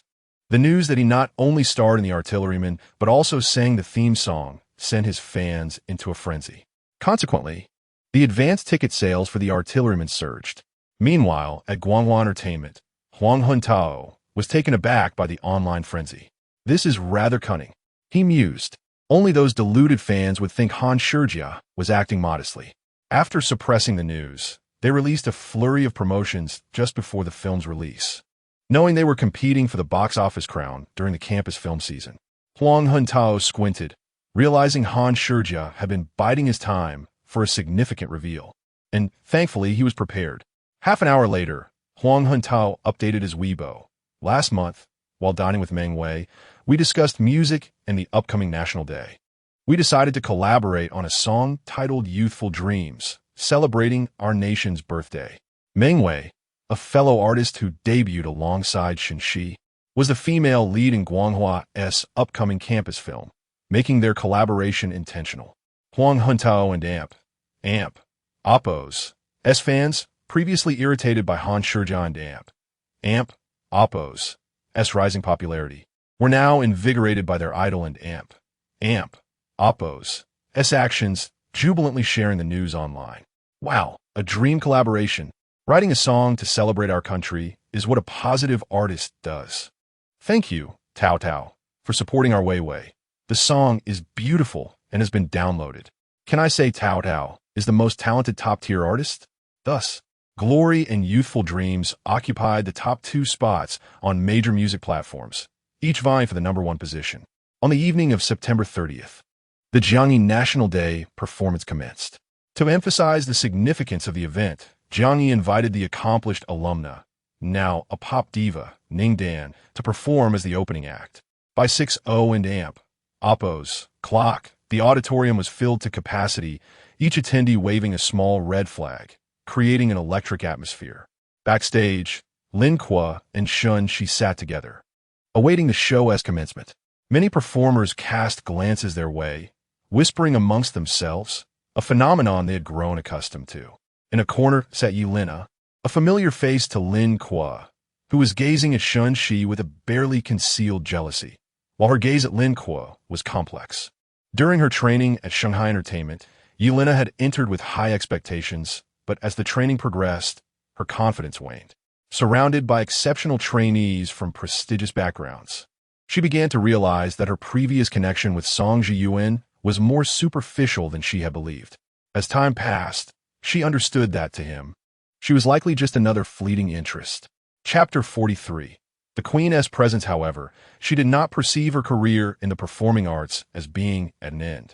From a young age, she possessed an innate artistic talent, excelling in singing and dancing. She believed that through her diligence, she could endure the trials of being a trainee and gain recognition from Shanghai Entertainment, ultimately debuting as an artist. Yet, without the towering presence of Song Zhiyuan, she began to notice that others not only had connections, but also possessed talents that rivaled her own. It was at this juncture that she began to doubt her own future. During this period, she had also observed the commotion stirred up by Lin Kuo online. She was not naive. Since Lin Kuo was capable of composing those songs, it was evident that he had the potential to become a renowned music producer. A sense of imbalance began to brew within her. Why had Lin Kuo not showcased his talents while they were together? Could it be that their breakup had awakened his gifts? If she had not ended their relationship, would her journey to stardom have been smoother with such a musical prodigy by her side? As she indulged in these thoughts, a woman clad in an elegant black evening gown entered, exuding an air of nobility. The students backstage instantly became agitated. It was Ning Dan. The aura of the queen was undeniably captivating. Oh, how I idolize her. I enrolled in Jiangyi specifically because of Ning Dan. I wish I could muster the courage to ask for her autograph, but I am too timid. Most of the students shared this sentiment. Excitement mingled with hesitation. Ning Dan walked forward, graciously offering smiles to the crowd. At that moment, Yelena approached, humbly extending her hand. Hello, senior. I am Yelena, a trainee from Shanghai. The reason Yelena dared to step forward was twofold. She recognized Ning Dan as a Shanghai artist and felt a semblance of camaraderie as a fellow trainee. Additionally, having entered the entertainment industry, she understood the importance of seizing any opportunity to shine in front of industry giants, an insight that Navi students confined to school could hardly grasp. As Ning Dan acknowledged her greeting, she extended her hand in return with a warm smile. "Hello." Yelena gripped Ning Dan and Appo's hand, her heart racing, and quickly showered her with flattering words. "Ningjia, I have listened to your songs since childhood, and I joined Shanghai Entertainment to follow in your footsteps." Ning Dan smiled, nodded, and lightly replied, "Keep it up," before continuing on her way. The onlookers were envious, witnessing Yelena conversing with Ning Dan. "Wow, Yelena is so impressive." She spoke with the queen without a hint of anxiety. She is definitely debuting as a Shanghai trainee and now has a connection with Ning Dan. She will surely become a star? Hearing the murmurs, Yelena's pride resurfaced. Just then, Ning Dan approached Lin Kuo and Shen Xi, extending her hand. "Hello, Lin Kuo and Shen Xi." Both Lin Kuo and Shen Xi were momentarily taken aback, then quickly rose to shake her hand, collectively greeting, "Hello, Teacher Ning Dan." The crowd was astonished. What was going on? Ning Dan was initiating a conversation with these two? Were they acquainted? It was hard to believe. While the crowd speculated, Ning Dan found a chair and sat beside them, her expression bright. "Lin Kuo, your two songs are truly remarkable. I had no idea Jiang Yi produced such a talented music producer." Lin Kuo humbly replied, "I still have much to learn. I am far from being a true music producer." Ning Dan remarked, "Typically, talented music producers possess strong personalities. I didn't expect you, Lin Kuo, to be so modest." She then turned to Shen Xi, smiling. "Shen Xi, I voted for you when you debuted as a judge. You become more beautiful in the months since." Shen Xi replied, "You're the one who is beautiful, Teacher Ning Dan, and your aura has grown even more refined." Ning Dan chuckled lightly, clearly relishing the flattery. She glanced between the two, lowering her voice. "Can you discreetly tell me, are the rumors online about you two dating true?" Upon hearing this, Shen Xi glanced at Lin Kuo. Her cheeks flushed as she looked down. Lin Kuo, astonished, stared at Ning Dan. "I didn't expect you to indulge in gossip online, Senior." Ning Dan replied playfully, "Gossip is a woman's nature." Lin Kuo sighed, "We are merely classmates." Observing Shen Xi's bashful demeanor, Ning Dan nodded knowingly. I understand. Just classmates." However, her teasing expression suggested, "You could believe me or not." Lin Kuo, watching Shen Xi and Appo's blushing face, felt an urge to scold her. "What are you being shy about? There's nothing between us. You are making this difficult for me." Yet, such words remained trapped in his mind, unvoiced. After this playful banter, Lin Kuo realized that despite Ning Dan's status, she was without airs, and the atmosphere had grown more relaxed. They chatted about trivial matters, akin to friends sharing gossip. As Lin Kuo engaged in conversation, thoughts began to swirl in his mind. The entertainment industry was driven by profit. Ning Dan, a queen, had approached him without cause, clearly seeking the potential benefits he could offer. Eventually, as their conversation drew to a close, Ning Dan stood to leave. Before departing, she turned to Lin Kuo and said, "Junior, let us connect on WeChat. If you have suitable songs, don't forget about me." Lin Kuo nodded, and they exchanged WeChat contacts. Similarly, Ning Dan also connected with Shen Xi. With a queen and Appo's network lay before him, and her initiative in reaching out, he certainly had to seize the opportunity. One might argue that such connections were fragile and insincere. However, only through mutual benefit could the ties between individuals grow stronger. Yet, Lin Kuo, in his youth, had scoffed at the seemingly hypocritical interactions of adults. But upon entering society, he had learned to navigate such dynamics with care. The onlookers, unaware of Lin Kuo and Appo's inner musings, merely saw Ning Dan engaging warmly with him and Shen Xi, even inviting Lin Kuo to collaborate on music. The impact of this was monumental. My goodness, what did I just hear? The queen added Lin Kuo on WeChat, and she invited him to collaborate on music? They knew Lin Kuo was talented, but to have his gifts acknowledged by the queen was astounding. Writing songs for her was an opportunity reserved for elite music producers. This indicated that Lin Kuo was destined to become a prominent music producer, with such potential if I were his girlfriend, as long as I had a decent voice. How could I not achieve fame? In a corner, Yelena listened to these conversations, lost in thought. Chapter 44. A grand chorus resounding with the arrival of both school and municipal leaders, the Mid-Autumn Festival and National Day gala commenced in earnest. The hosts, dressed elegantly, delivered an opening address centered around the core values of socialism. The leaders nodded in approval, expressing their appreciation with enthusiastic applause. The opening act featured a solo performance by Ning Dan. Dressed in a stunning evening gown, her exquisite beauty captivated the audience, who cheered unabashedly, regardless of the presence of dignitaries. Ning Dan showcased her remarkable talent, singing a well-known song that elicited continuous applause from the crowd. Her flawless performance ignited interest even among students who had initially perceived the event as merely a patriotic lecture. However, as the gala progressed, the predominant themes of the performances left little room for innovation, and some students began to lose interest. A brief incident occurred when Yelena, who was set to be the lead dancer in a dance performance, faltered due to a moment of distraction and nearly fell. The leaders seated in the front row noted this immediately. Just as the principal was about to address the situation, the municipal leader interjected. This young lady must have come to the stage despite an injury, correct?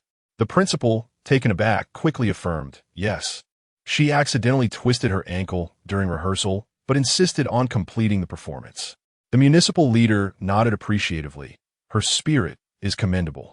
The principal responded proudly, at Jiangyi, we place great importance on nurturing our students and oppos, resilience. As the gala continued with fervor, even the most ideologically correct leaders found their enthusiasm waning after sitting for over an hour. Soon, it was time for the final act. The host announced, next, we invite Lin Kuo and Shen Xi to present their original song, Nation. Upon hearing the names of these two students, the audience buzzed with excitement. Lin Kuo and Shen Xi were reuniting. This collaboration was a stroke of genius on Jiangyi's part. If they had appeared earlier, perhaps I wouldn't have felt so drowsy. Original? Did Lin Kuo compose this? Can he really write songs of such significance? Regardless, ever since Lin Kuo challenged Song Jiyun, even if he penned something mediocre, I would still find it delightful. Lin Kuo's performances always promise a memorable spectacle. The sudden surge of enthusiasm from the students puzzled the municipal leaders. These two students have quite the reputation, remarked the principal, donning a confident smile.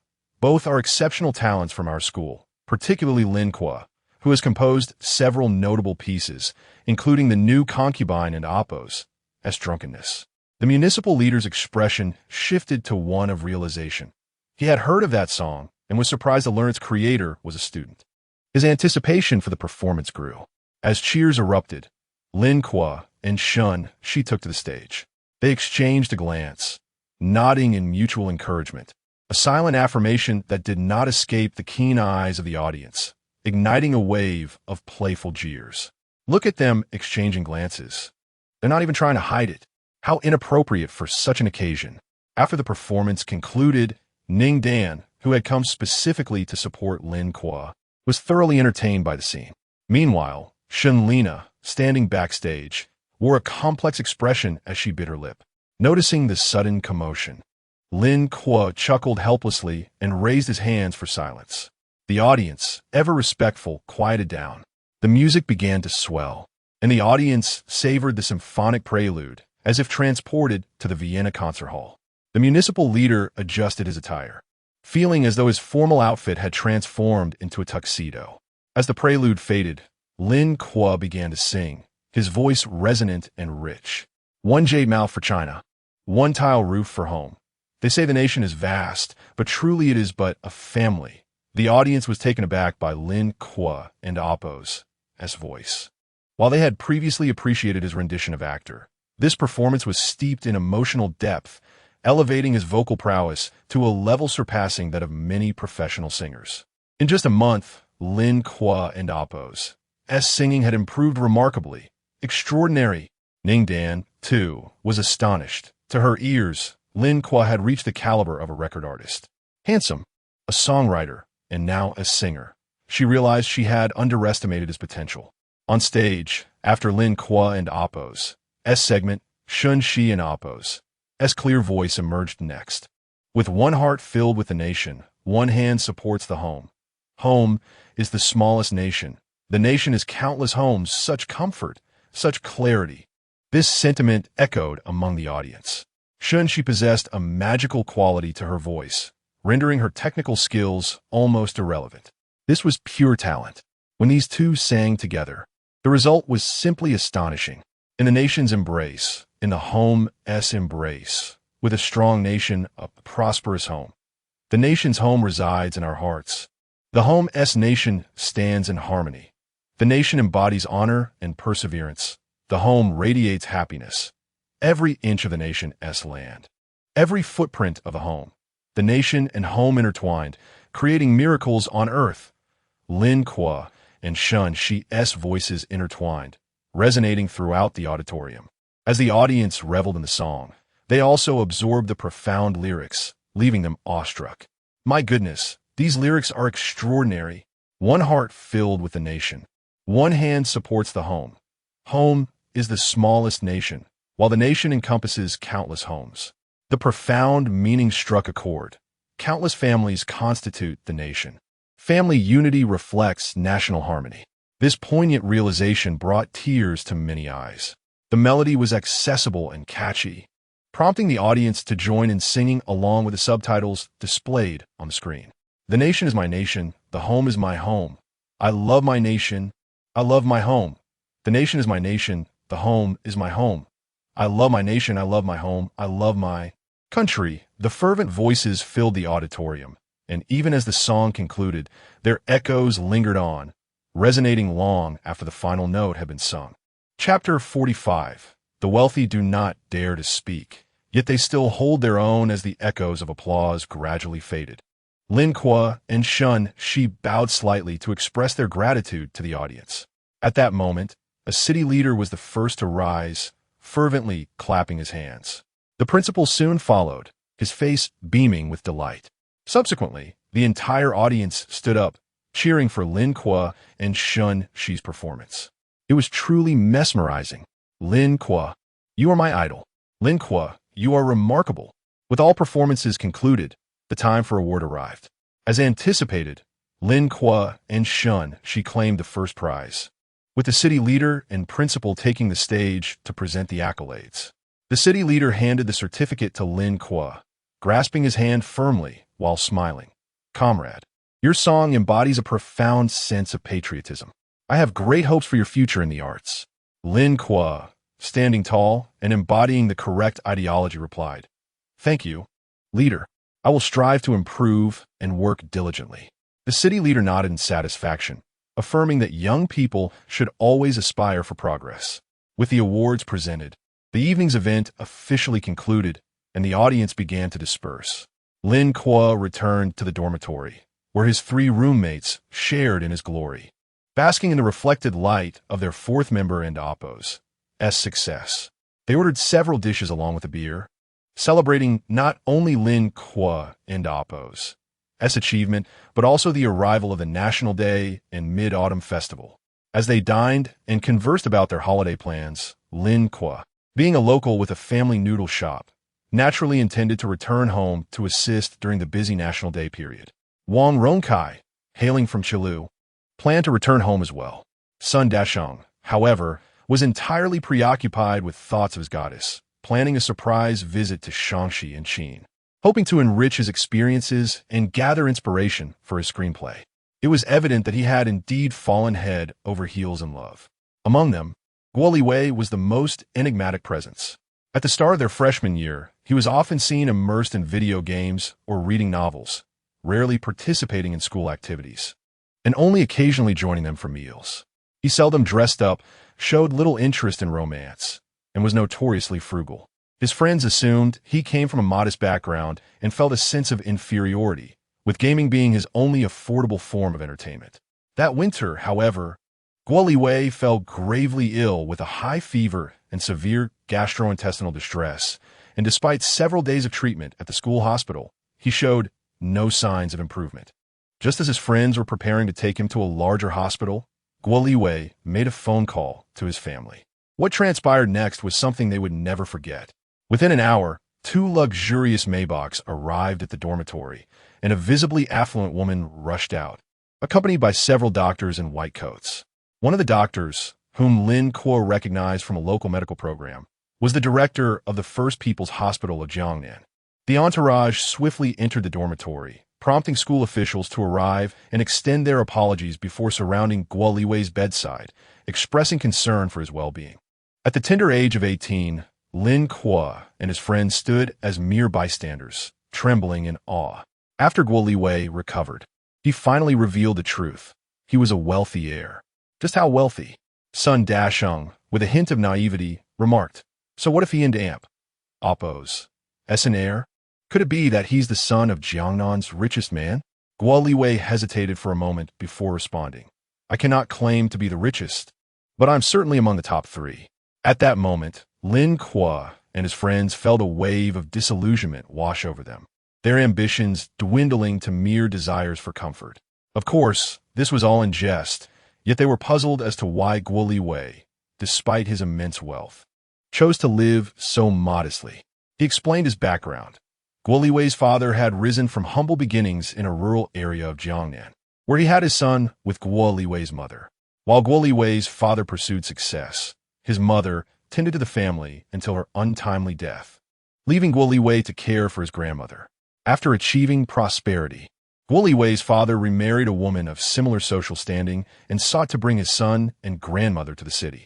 However, the elderly woman, having spent her life in the countryside, refused to leave, and Guo Liwei harbored resentment towards his father, choosing to remain with his grandmother. This bond persisted until high school, when his grandmother passed away, prompting his stepmother to visit and pay respects at the grave. Only then did Guo Liwei agree to return with her. Although he moved into a lavish villa with his father and stepmother, the presence of a half-brother made him feel like a guest in his own home, leading him to live independently.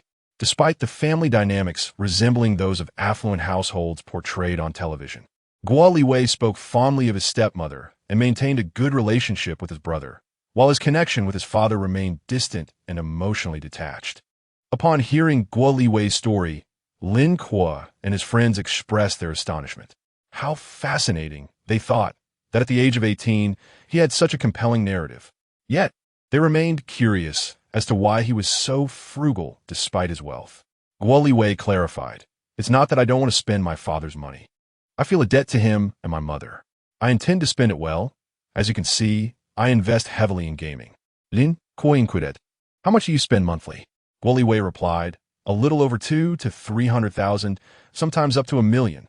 Lin Kuo was taken aback. "That's quite extravagant. Do you not find it excessive?" Guo Liwei, unfazed by his spending habits, stated, "My plan post-graduation is to establish a gaming company and develop the best game in the world. This money is merely for market research."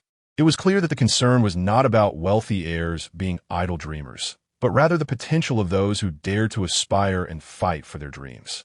Guo Liwei's holiday plans included returning to his rural hometown to tidy up his old house and visit relatives on his grandmother's side. After a hearty meal, Lin Kuo took a shower and retired early.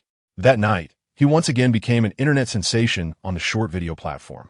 The official Jiang Yi account uploaded the performance video featuring him and Shen Xi, and after a flurry of shares, it quickly went viral overnight. Everyone, check out the National Day performance video from Jiang Yi. That song, Nation, is absolutely incredible. What's so thrilling about a school's National Day performance? Haven't you seen better? Wow, this song is phenomenal. Are students nowadays really this talented, capable of composing such a powerful anthem? The lyrics, the melody, doesn't it carry more educational significance than youth learning? Chapter 46. The plan to remove Lin Kuo. Who are these charming young man and woman? Their singing is truly remarkable, and they appear quite compatible, don't they? You don't recognize them? That's Lin Kuo and Shen Xi. Oh my, Jiang Yi posted this. It really is Lin Kuo. I didn't dare to recognize him with such impressive singing skills. Jiang Yi mentioned this song is an original by Lin Kuo. How impressive. What? He actually wrote this song himself? Can he compose a song of such stature? It's astonishing. Who would have thought? P.S. Still a university student. Damn, after years of graduation, I've accomplished nothing. I truly feel inferior to the younger generation.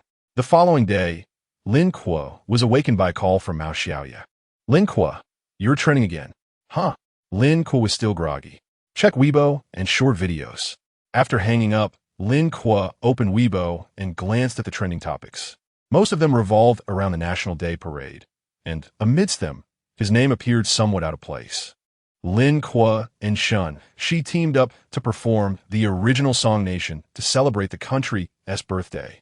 Below, there was a video of himself singing with Shen Xi at the performance. The comments had already exceeded 10,000. Wait, he quietly wrote a new song. And his fans didn't even know?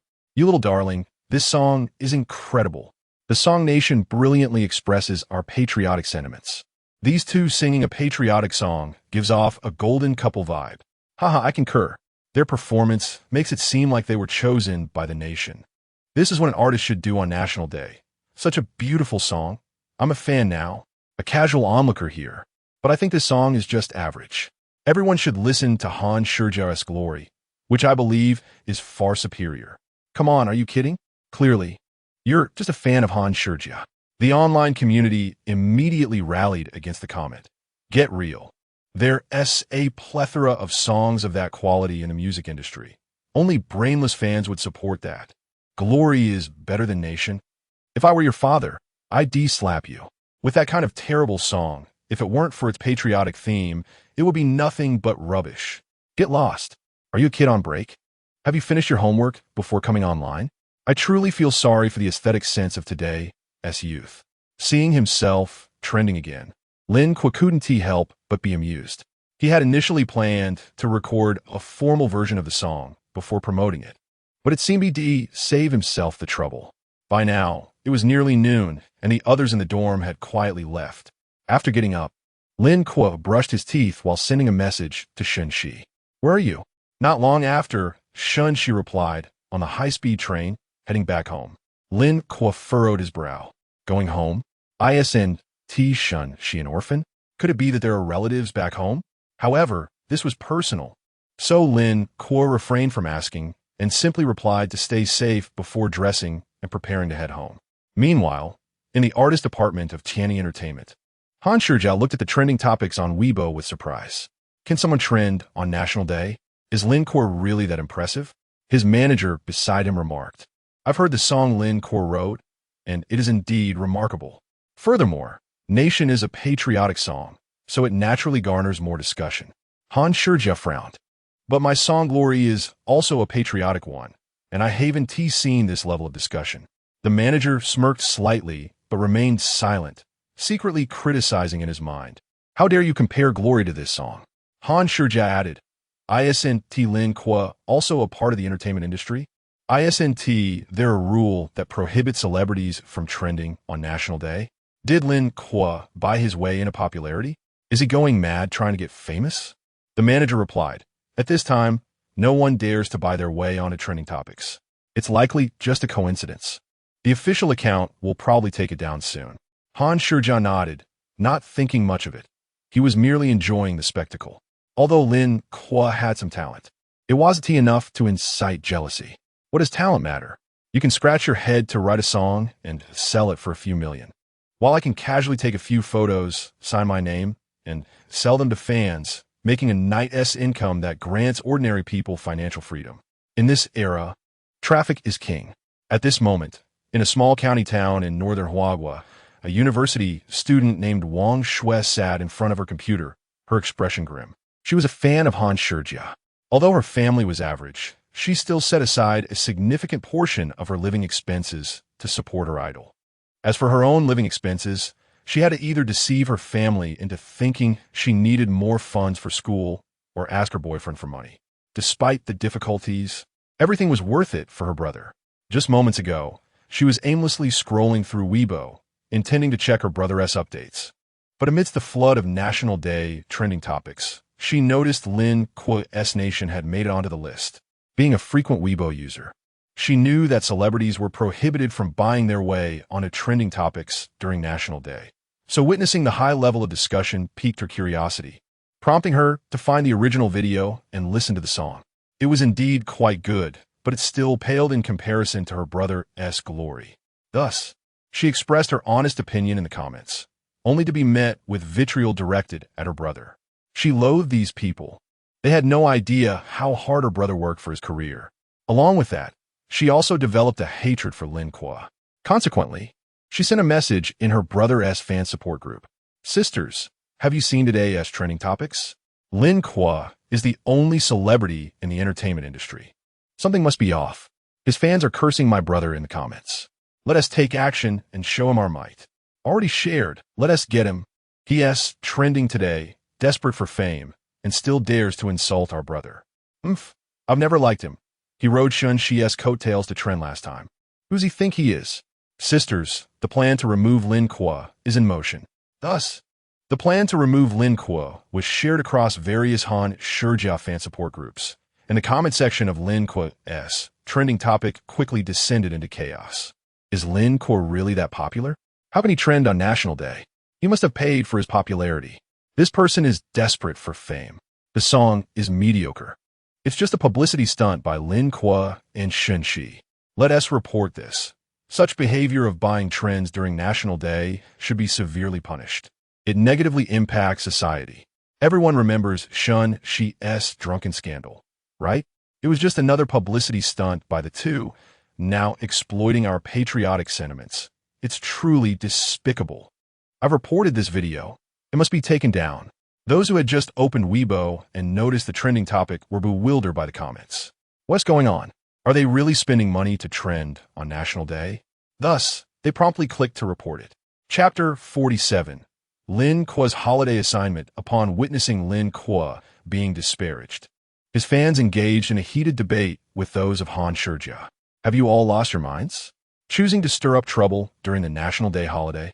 Is this song unpleasant? Play for your father and see what he thinks.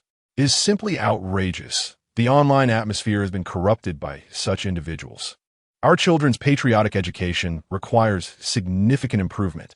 Meanwhile, upon returning home, Lin Kuo received a call from Mao Xiaoya, informing him that his video had been reported. He was taken aback. His song was positive and uplifting, devoid of any issues. Could it be that he had inadvertently offended someone, prompting them to target him? Logging onto Weibo, he perused the profiles of several individuals, stirring up discord in the comment section. Noticing that their posts revolved around a trending young idol, complete with marketing tags, Lin Kuo realized he had indeed been set up.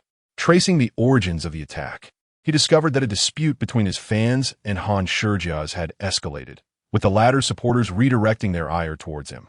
Alas, it was a case of fan actions resulting in consequences for the idol. Lin Kuo never anticipated experiencing such treatment.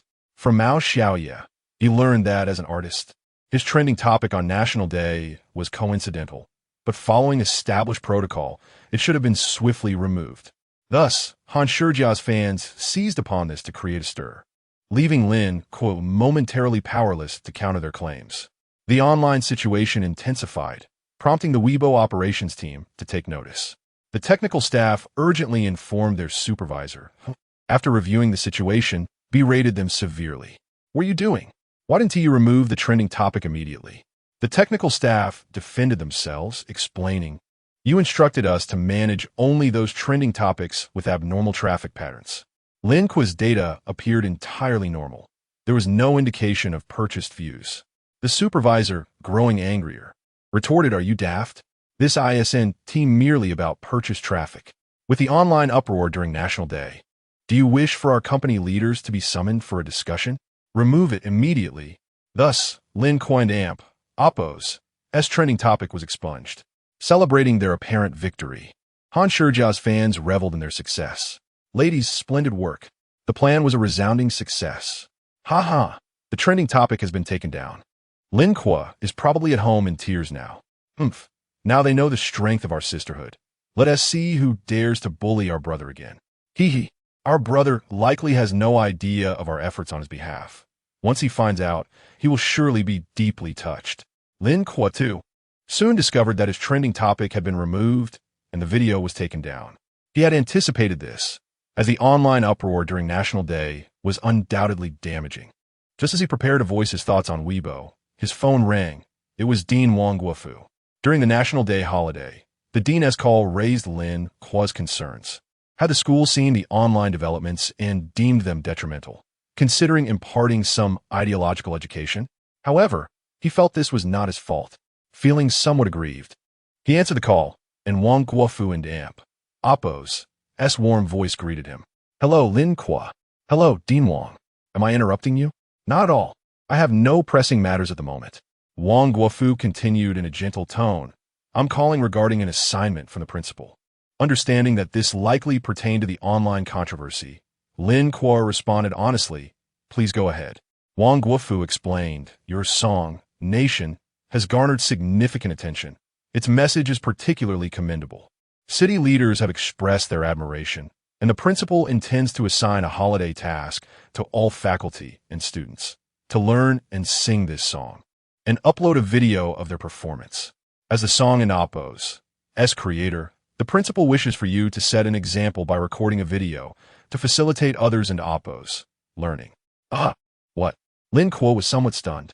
Wang Guofu elaborated, "Of course, simply recording a video might be rather monotonous. Hence, the principal suggests incorporating some gestures, akin to those used in poetry recitation. It might be a bit cumbersome, so you have a day to see if you can manage it by tomorrow morning.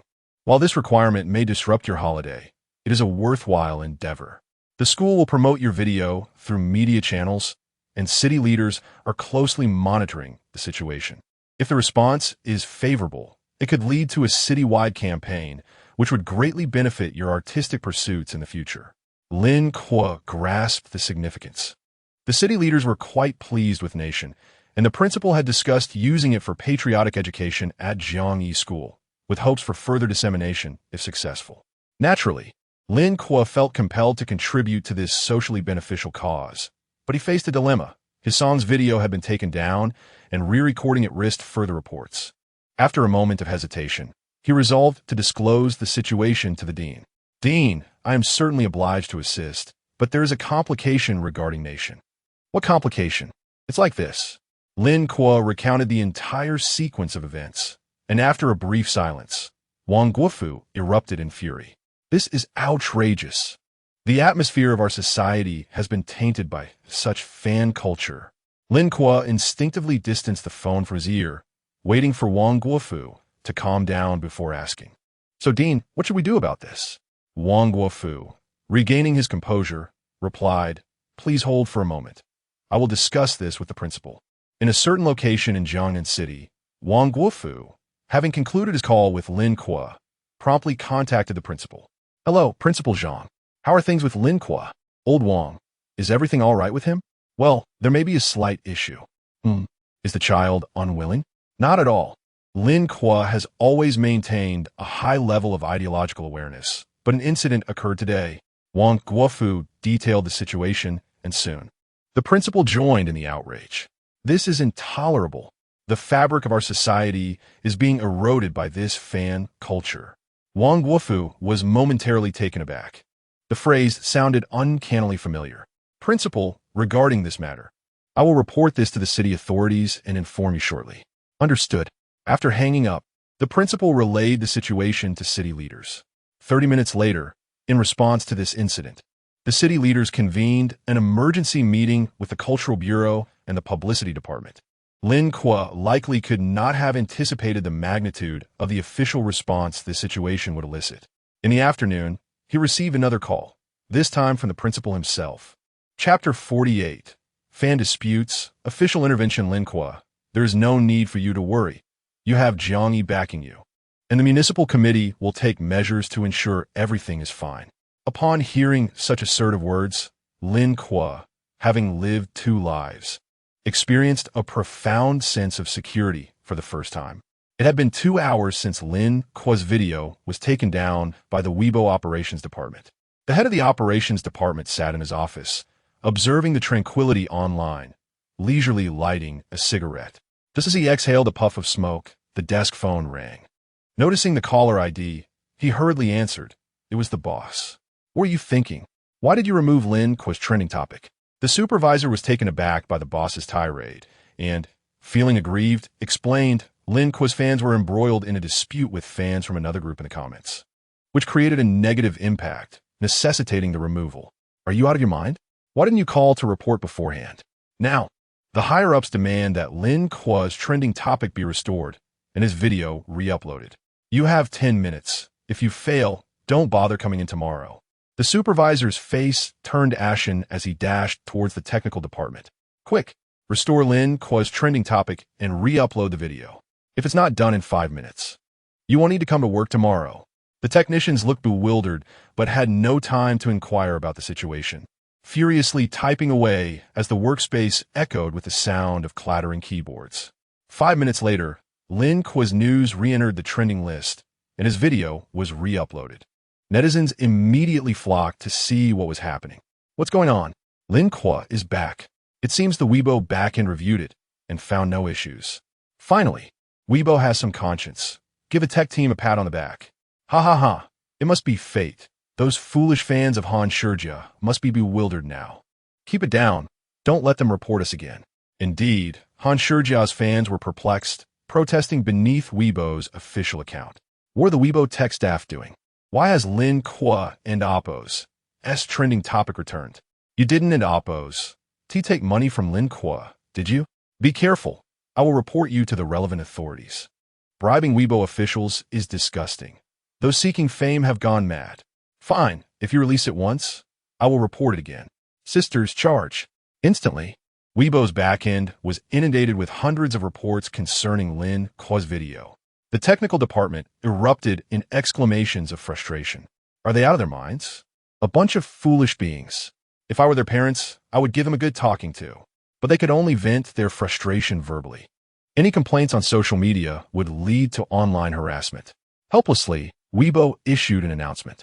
During the National Day celebrations, we urge everyone to engage in civilized online behavior and collectively create a positive online environment. For a few irrational users, we offer a warning. Failure to comply will result in account suspension. Of course, Han Shiji's fans saw the announcement but paid it no heed. Account suspension? Nothing is more important than my brother. Moreover, they claimed, as someone in the fan circle, I certainly have more than one Weibo account. It would be embarrassing to admit otherwise. Simultaneously, the announcement from Weibo seemed to confirm an undisclosed collusion with Lin Kuo, leading to an even more vigorous wave of reports. In a county somewhere in Huag, the same girl, Li Shui, was cursing Lin Kuo while composing a derogatory comment beneath his video.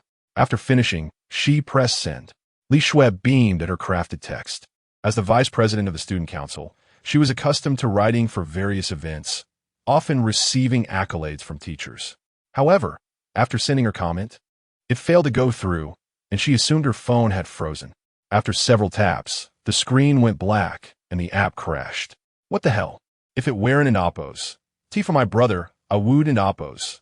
Bother with this app. She re-entered Weibo, only to find herself redirected to the login page. A chill ran down her spine as she hastily entered her credentials, only to be met with the message. Your account has been suspended due to uncivilized online behavior. Where did this come from? Li Shui attempted to log into her several alternate accounts, only to discover they had all been suspended. Her face turned pale, and she quickly messaged her fan group. Sisters, my account has been suspended. Many echoed her, especially those who had led the charge in the Weibo comment section. Mine too. This is outrageous. I even paid for a membership. Damn Weibo. Weibo is clearly protecting Lin Kuo. We must report this to the relevant authorities. Yes, report. Group leader. You're the boss. You take the lead. The group leader was Li Shui. I don't know the process. Someone else should handle it. Just search online and you'll find out. Right, sisters, you go ahead and, after reporting, let us know the specifics so we can proceed. Li Shui bit her lip, glancing at the messages in the group, then logged off. She was too afraid. Similar scenes unfolded in various fan groups. Han Shiji's fans expressed outrage, vowing to report, yet none took action. Meanwhile, Weibo underwent significant changes. Beneath Lin Kuo's trending topic, all the derogatory comments from Han Shiji's fans had vanished. Onlookers were left puzzled. Where did all the negative comments go? Did those brainless fans flee? One user replied, of course they ran. They should check who entered the arena. What do you mean? Take a look at who shared Lin Kuo's video. As netizens scoured the web, they were astonished to find it was all official media. The People's Daily shared it and praised it. Huawei News also came to support. Even the central government joined in. Global Times, Liberation Daily. What a spectacle! With all these official media outlets mobilized, one might think a national event had taken place. Lin Kuo's song had become a sensation. Subsequently, Weibo swiftly issued a statement. This incident disrupted online harmony and tarnished social ethics. Our company apologizes for the inadequate maintenance and operation of online order. We will permanently suspend the account primarily responsible for this incident. We urge everyone to engage in civilized online behavior and welcome supervision of our company. The Huawei Ministry of Culture also retweeted this announcement, its meaning unmistakable. The authorities had intervened. Naturally, netizens rejoiced, though the fans faced only account suspensions, which, while reasonable, still left much to be desired. Chapter 49. Lin Kuo's awakening remarks the penalties imposed are far too lenient. I propose that they be placed directly on the internet blacklist, rendering them incapable of accessing the web for a lifetime. Indeed, it is better to prevent them from wreaking havoc upon society.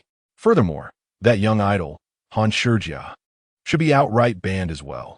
He contributes nothing to the community. It infuriates me to witness these untalented stars performing on stage. Consequently, numerous netizens began to unleash their vitriol beneath Han Shiji's Weibo posts. At that moment, Han Shiji was peacefully slumbering in a hotel room when his phone suddenly erupted with sound, disrupting his sweet dreams. Without checking the caller ID, he impatiently answered the call. "Hello, who is this?" "It's me," came a voice laden with fury. Han Shiji hastily glanced at the contact name, his expression shifting dramatically. "Chun, Manager Chun?" The caller was indeed the general manager of Tianyi Entertainment. "Are you involved in what is happening online?"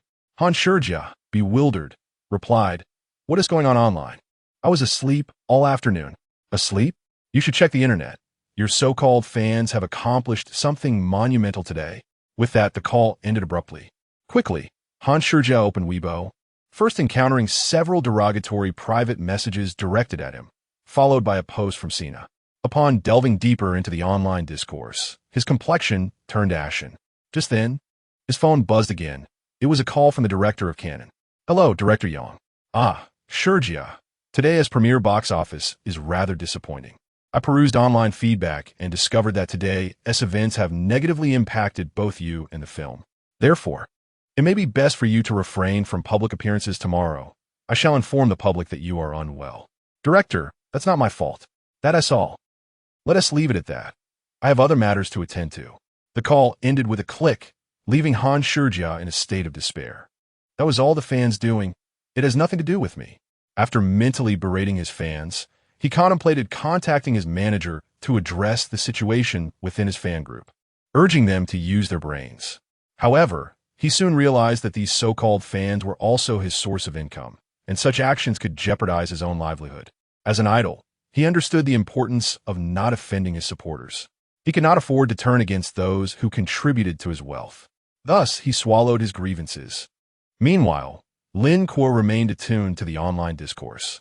Initially relieved, he soon noticed that discussions were still rife with hostility, with even some of his own fans launching personal attacks against Han Shiji.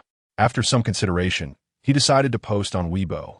"I appreciate everyone's support and protection, but I implore you to remain rational and respect official decisions. Please refrain from insulting or attacking others.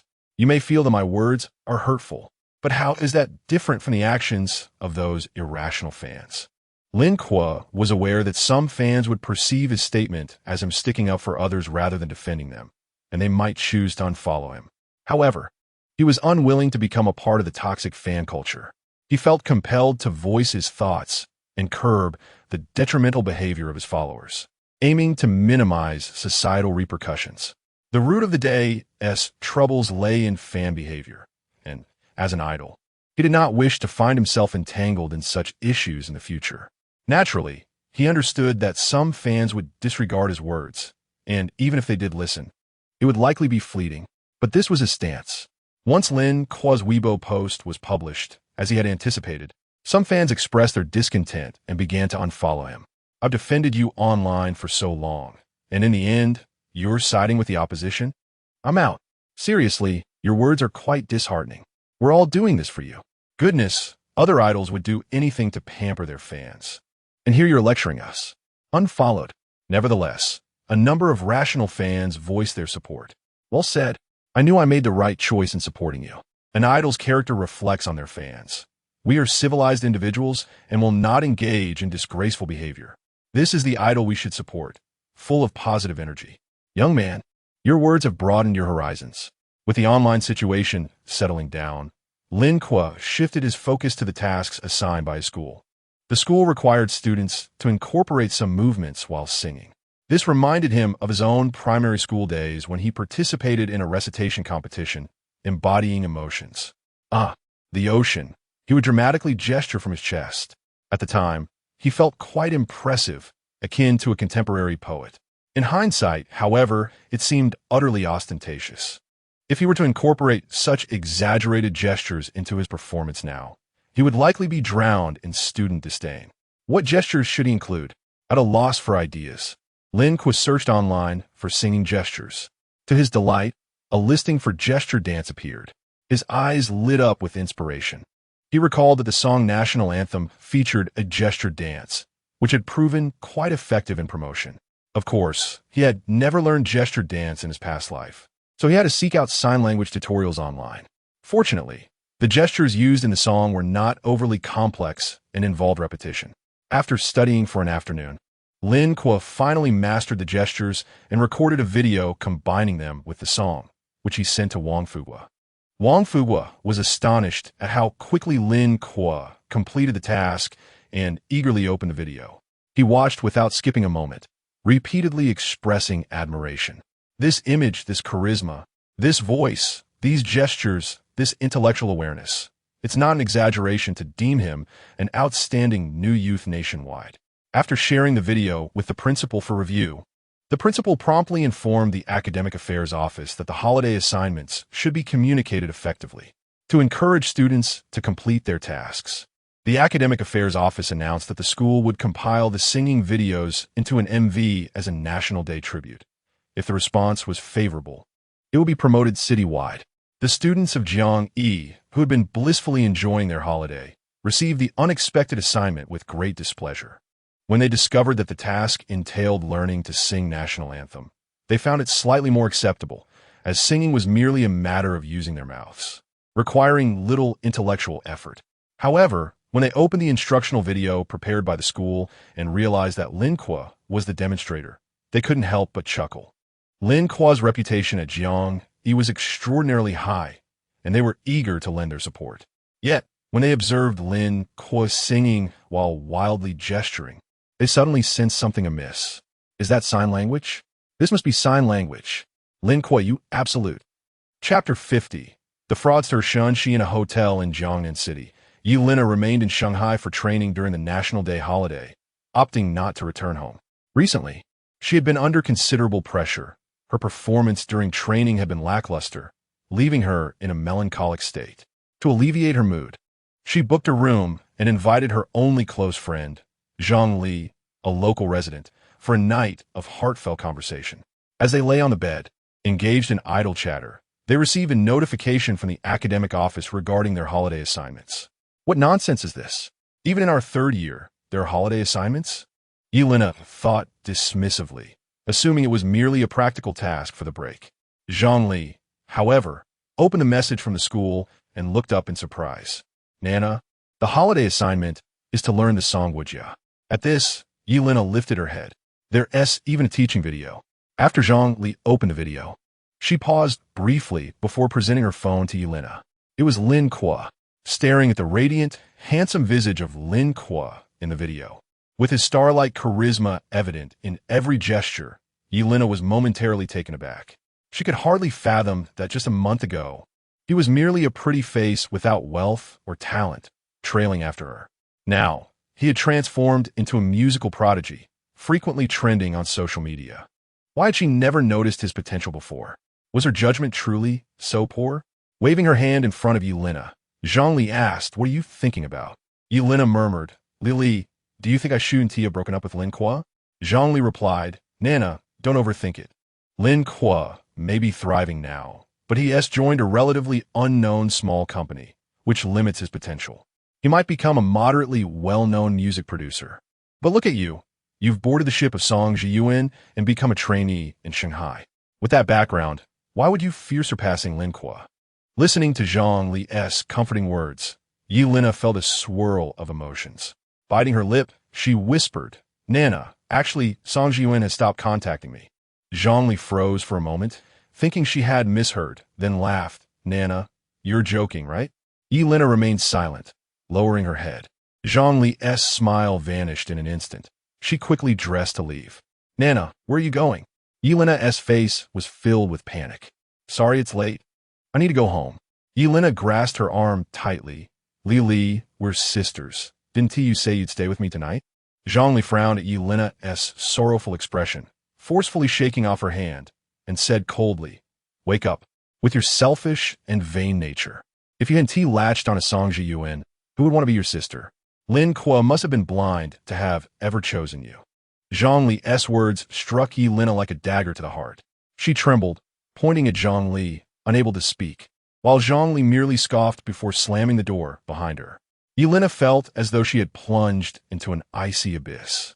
Her body chilled and her face drained of color. She longed for someone to embrace her and provide warmth. Her thoughts drifted to Lin Kuo in the past. Whenever she fell down, a simple message to him would see him rushing to her side.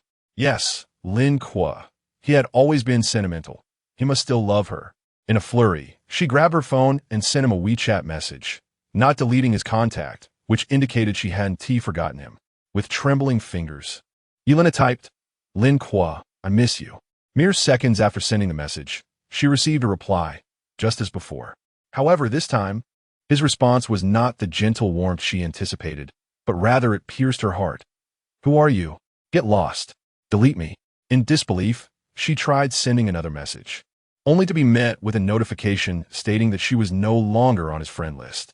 At that moment, she could no longer hold back her tears, clutching her chest as she wept uncontrollably. Meanwhile, Lin Kuo lay at home, his expression one of incredulity. He recognized it was Yelena who had messaged him, but he was taken aback by her audacity. To think she would reach out to him after everything, and the absurdity of her saying, I miss you. I miss your great-grandmother. Lin Kuo scoffed, convinced that had the original version of himself not been out of the picture, they might have rekindled their past romance that very night. The thought sent shivers down his spine. After deriding their pathetic love story, Lin Kuo rolled over in bed, his mind drifting to Shen Xi. He wondered if she had returned home yet. Unable to suppress his curiosity, he sent her a message. Are you home? Not long after, Shen Xi replied cheerfully, Yes, I'm back. I took the high-speed train, and I'll be going abroad tomorrow, but since you are asking, it must mean you miss me. Lin Kuo's body stiffened, feeling awkward, and quickly changed the subject. Where's your hometown? Shen Xi responded, It's a secret. Lin Kuo teased, A secret? It's not in northern Myanmar, is it?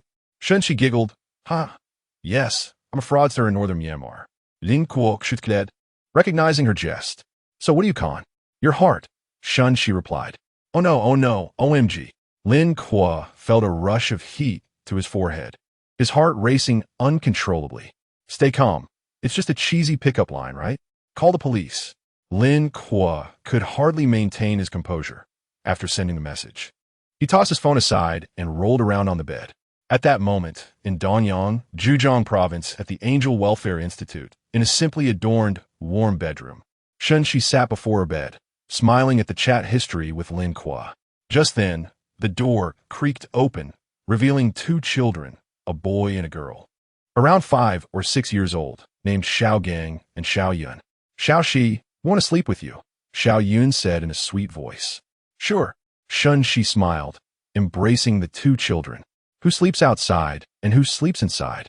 Xiao Gang declared, I'm a man, I'll sleep outside. Shen Xi ruffled his hair, and the three of them lay down together.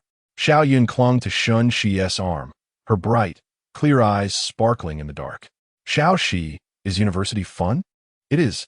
Are there slides? Haha, no slides, but you can make lots of friends. Xiao Gang then asked, Shen Xi, are you in a relationship at university? Shen Xi was taken aback, but she nodded at his forehead. You're quite the little rascal. Who told you about relationships? Qing Yi said she saw you dating a big brother online. His tone then shifted to a somber note. Qing Yi also said that after dating comes marriage, and then you'll leave us. Shen Xi's ears turned bright red. Don't listen to An Hong. I haven't dated anyone yet. Xiao Gang's face lit up with joy. I knew Xiao Xi when leave us. Let's make a pact. You can't date anyone in the future, okay? Shen Xi found herself at a loss for words and quickly changed the subject. Looks like you two aren't sleepy. How about Xiao Xi teaches you a song? Okay. What song? The two children perked up with interest. This song is called Guojia. Wow. The children exclaimed at the grand name. Ahem. Shen Xi cleared her throat and began to sing. One jade mouth for China, one tile roof to build a home in the deep of night. The two boisterous children finally drifted off to sleep. After bidding Lin Kuo good night, Shen Xi also slipped into the realm of dreams. Chapter 51. Lin Kuo.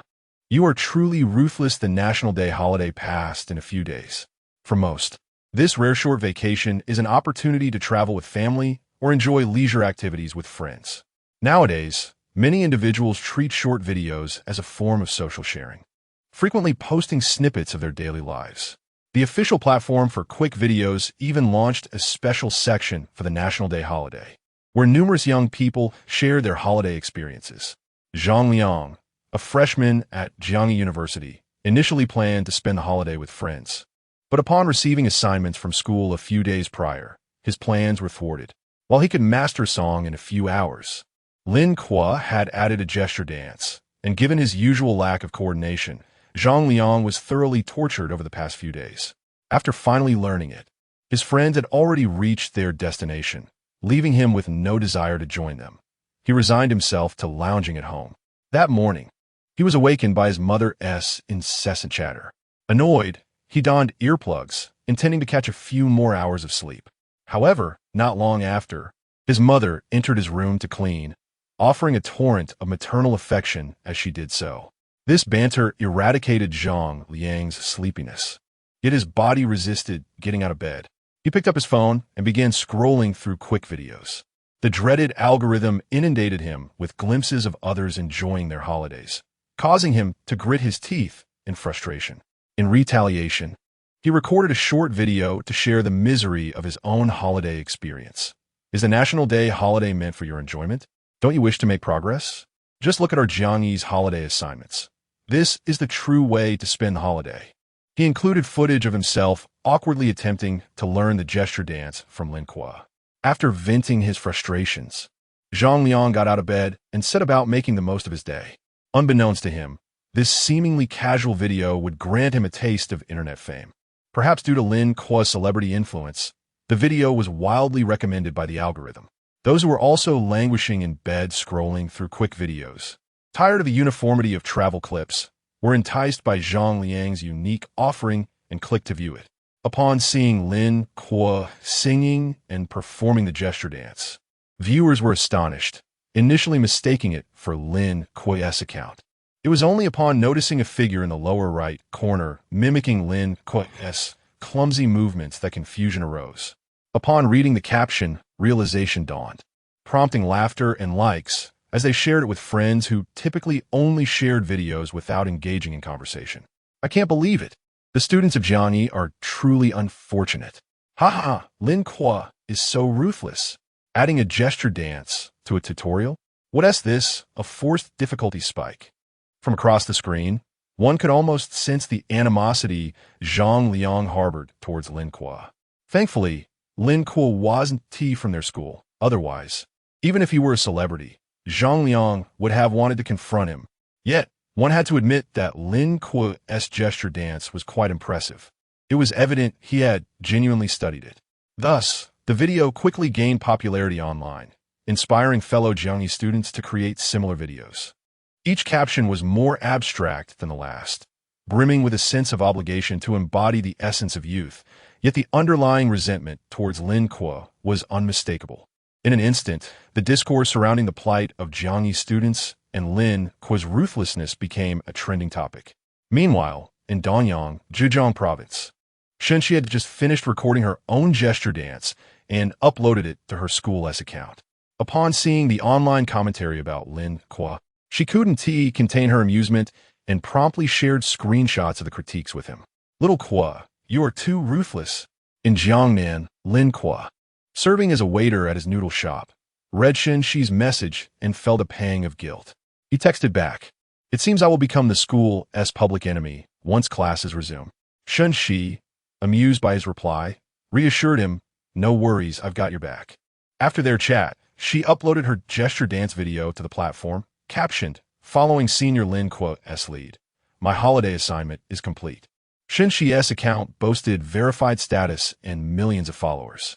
Her previous video captured the moment she won a championship upon debut. The moment she updated, her eager fans flocked back.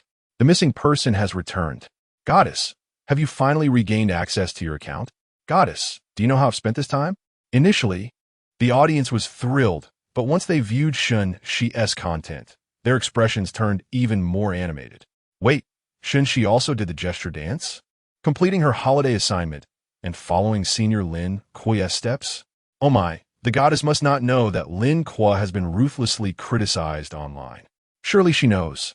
She is here to share the burden of public scrutiny. Indeed, they are the couple I ship. I can't take it. With the exemplary student having completed her holiday assignment, the pressure shifted to the Jiangyi students. Ha ha ha, Jiangyi students. Goddess, your eagerness to learn makes us seem dull.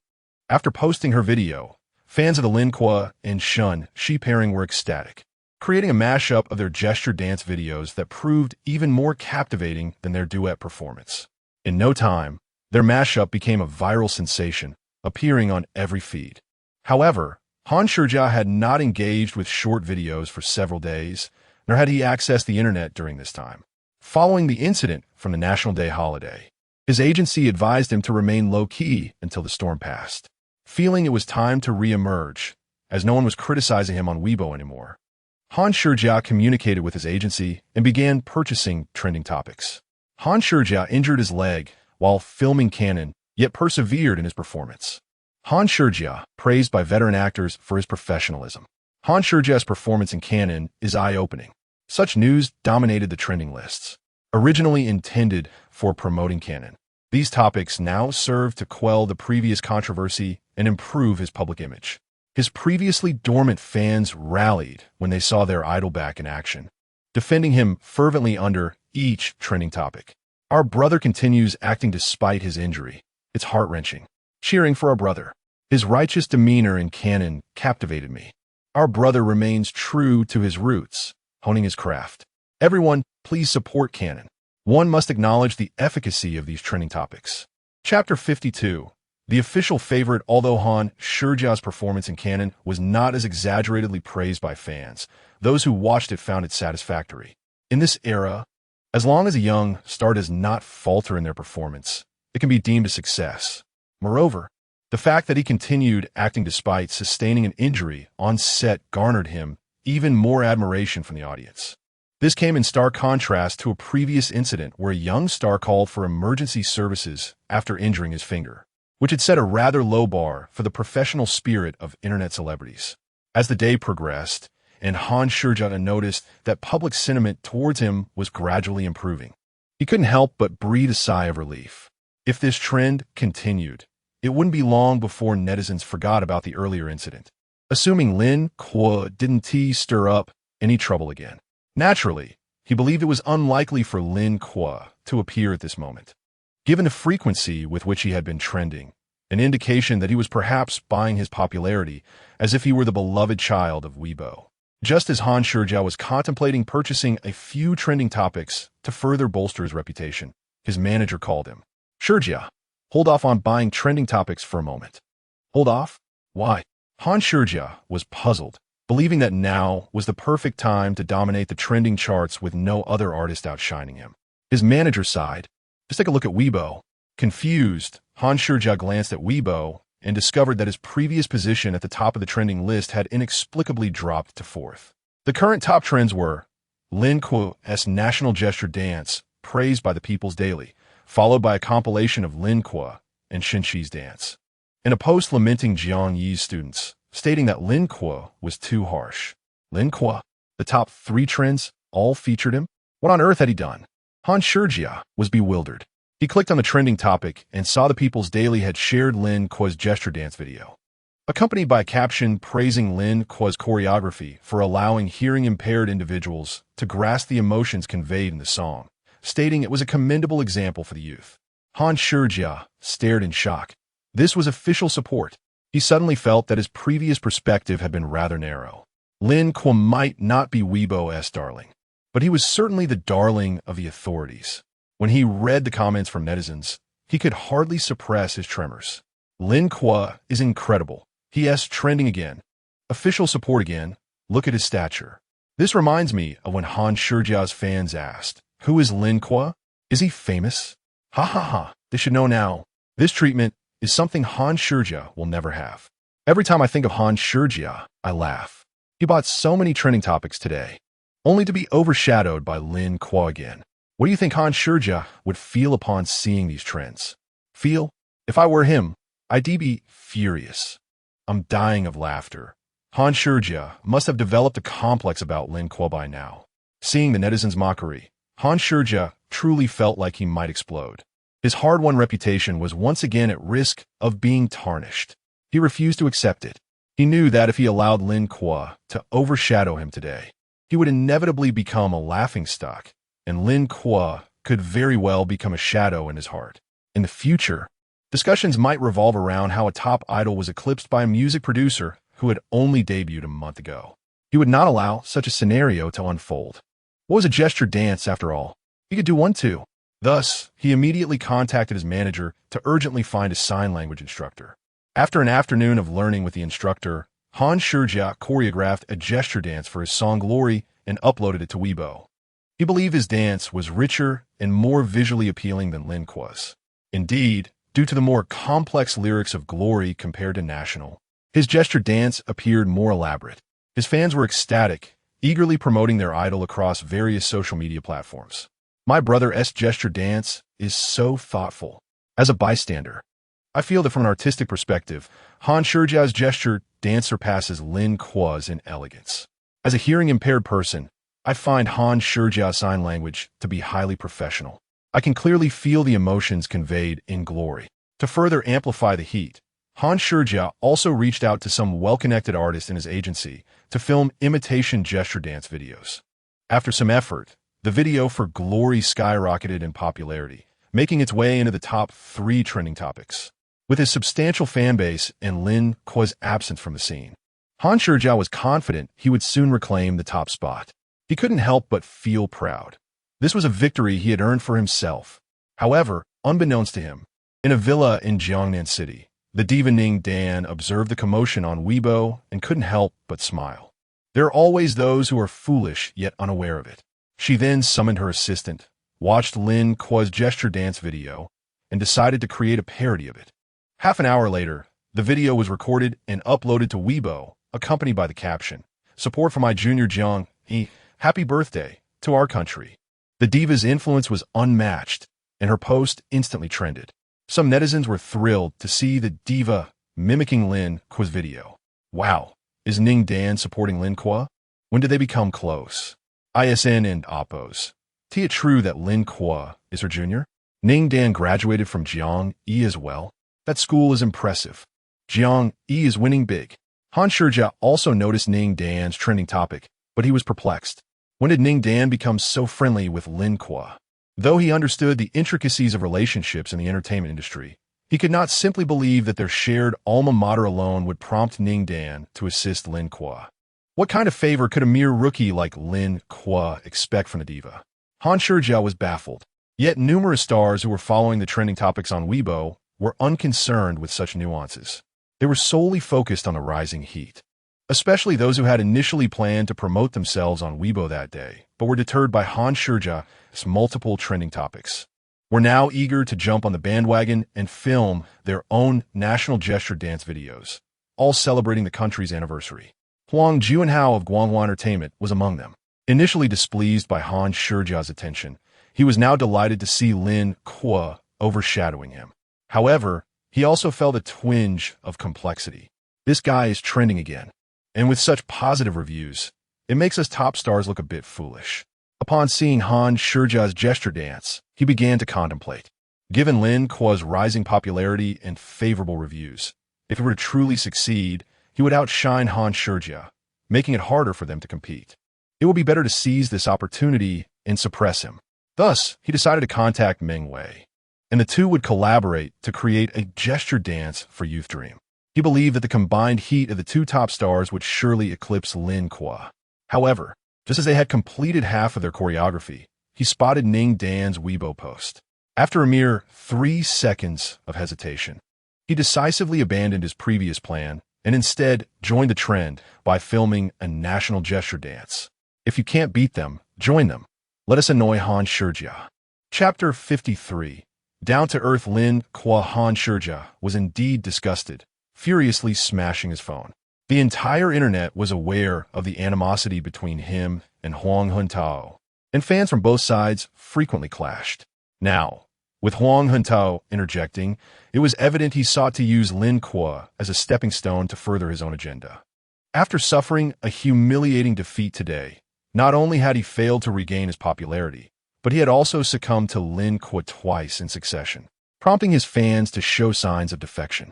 Brother, you and Oppos. He truly disappointed me. You can and Oppos. To even compete with a music producer who and Oppos has just debuted for a month. Exactly. How can we stand against Huang Huntao like this? His fans are relentlessly mocking us. How can we hold our heads high? Sai, I'm out of here. Last time, many sisters were banned for supporting you, and you didn't even comfort us. It's just too disheartening. Farewell. Reading these messages, Han Shijia felt a pain that rendered him breathless. He pounded the table in fury, growling, Lin Kuo, I will not rest until I see you defeated. Achoo! Meanwhile, Lin Kuo, helping out at his family's noodle shop, suddenly sneezed. He was completely unaware of the online turmoil. During the National Day holiday, the shop was overwhelmingly busy, and he was the sole server. Who had the time to bother with a rising star? Xiao Kuo, 2 bowls of beef noodles for table 30. Coming right up. Lin Kuo wiped the sweat from his forehead and continued his work. Although he had recently gained significant exposure, that was primarily among the youth who frequented the internet. The patrons of Lin's noodle shop were mostly elderly folks, so none recognized him. After serving the 2 bowls of noodles to table 30, Lin Kuo noticed a group of 3 or 5 young people arriving at the entrance, likely students visiting the snack street, and approached to greet them. Hello, we have limited seating, so you may need to wait a bit. The young people began to confer among themselves. Other restaurants are quite crowded. This one seems a bit less busy. Maybe we should wait? All right, I read that this place has a good reputation online. Seeing they were willing to wait, Lin Kuo fetched some stools and provided them with a fan. Here you go. Take a seat while you wait. I'll call you when it's your turn. Please bear with us. The conditions are a bit limited. No problem. As Lin Kuo walked away, 2 girls began to whisper as they watched his retreating figure. This server is quite handsome. Indeed, he seems somewhat familiar. Now that you mention it, I feel the same. One girl furrowed her brow in contemplation. Then suddenly her eyes lit up as she pulled out her phone, searching for a video of the national gesture dance, and showed it to her companion. I remember now. He is Lin Kuo. No way, it's really him. No wonder he is so handsome. The other boys also turned to look, their expressions filled with shock. Goodness, it's actually Lin Kuo. How is he working as a server here? This place is called Lin's Noodle Shop. The name itself reveals it must be his family's. It's hard to believe Lin Kuo is so popular online, yet here he is helping out at home. Hurry, let us take a photo and post it on social media. Minutes later, Lin Kuo approached again. Hello, there is a spot available at table 13. Let me take you over. Upon saying this, he realized the group was staring at him with fervent eyes, causing his heart to race. You're Lin Kuo, aren't you? You must be Lin Kuo. Idol, I'm your fan. Can I have your autograph? Idol, can we take a picture together? They spoke over one another, their excitement palpable. Realizing he had been recognized, Lin Kuo quickly gestured for silence to avoid disturbing other diners. Sure, I am Lin Kuo, but let us keep this quiet. The group immediately lowered their voices, exchanging knowing looks. At their request, Lin Kuo obliged them with autographs.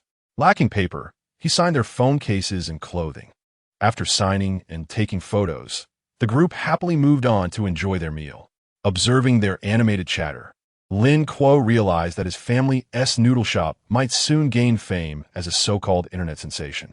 While this would certainly boost business, Lin Kuo, having experienced the internet world previously, understood that exposure could magnify both the strengths and weaknesses of his family's establishment, inviting jealousy from competitors.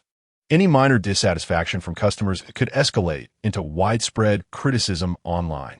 Knowing his parents ran the noodle shop not for profit, but to secure a future for themselves, he decided to voice his concerns.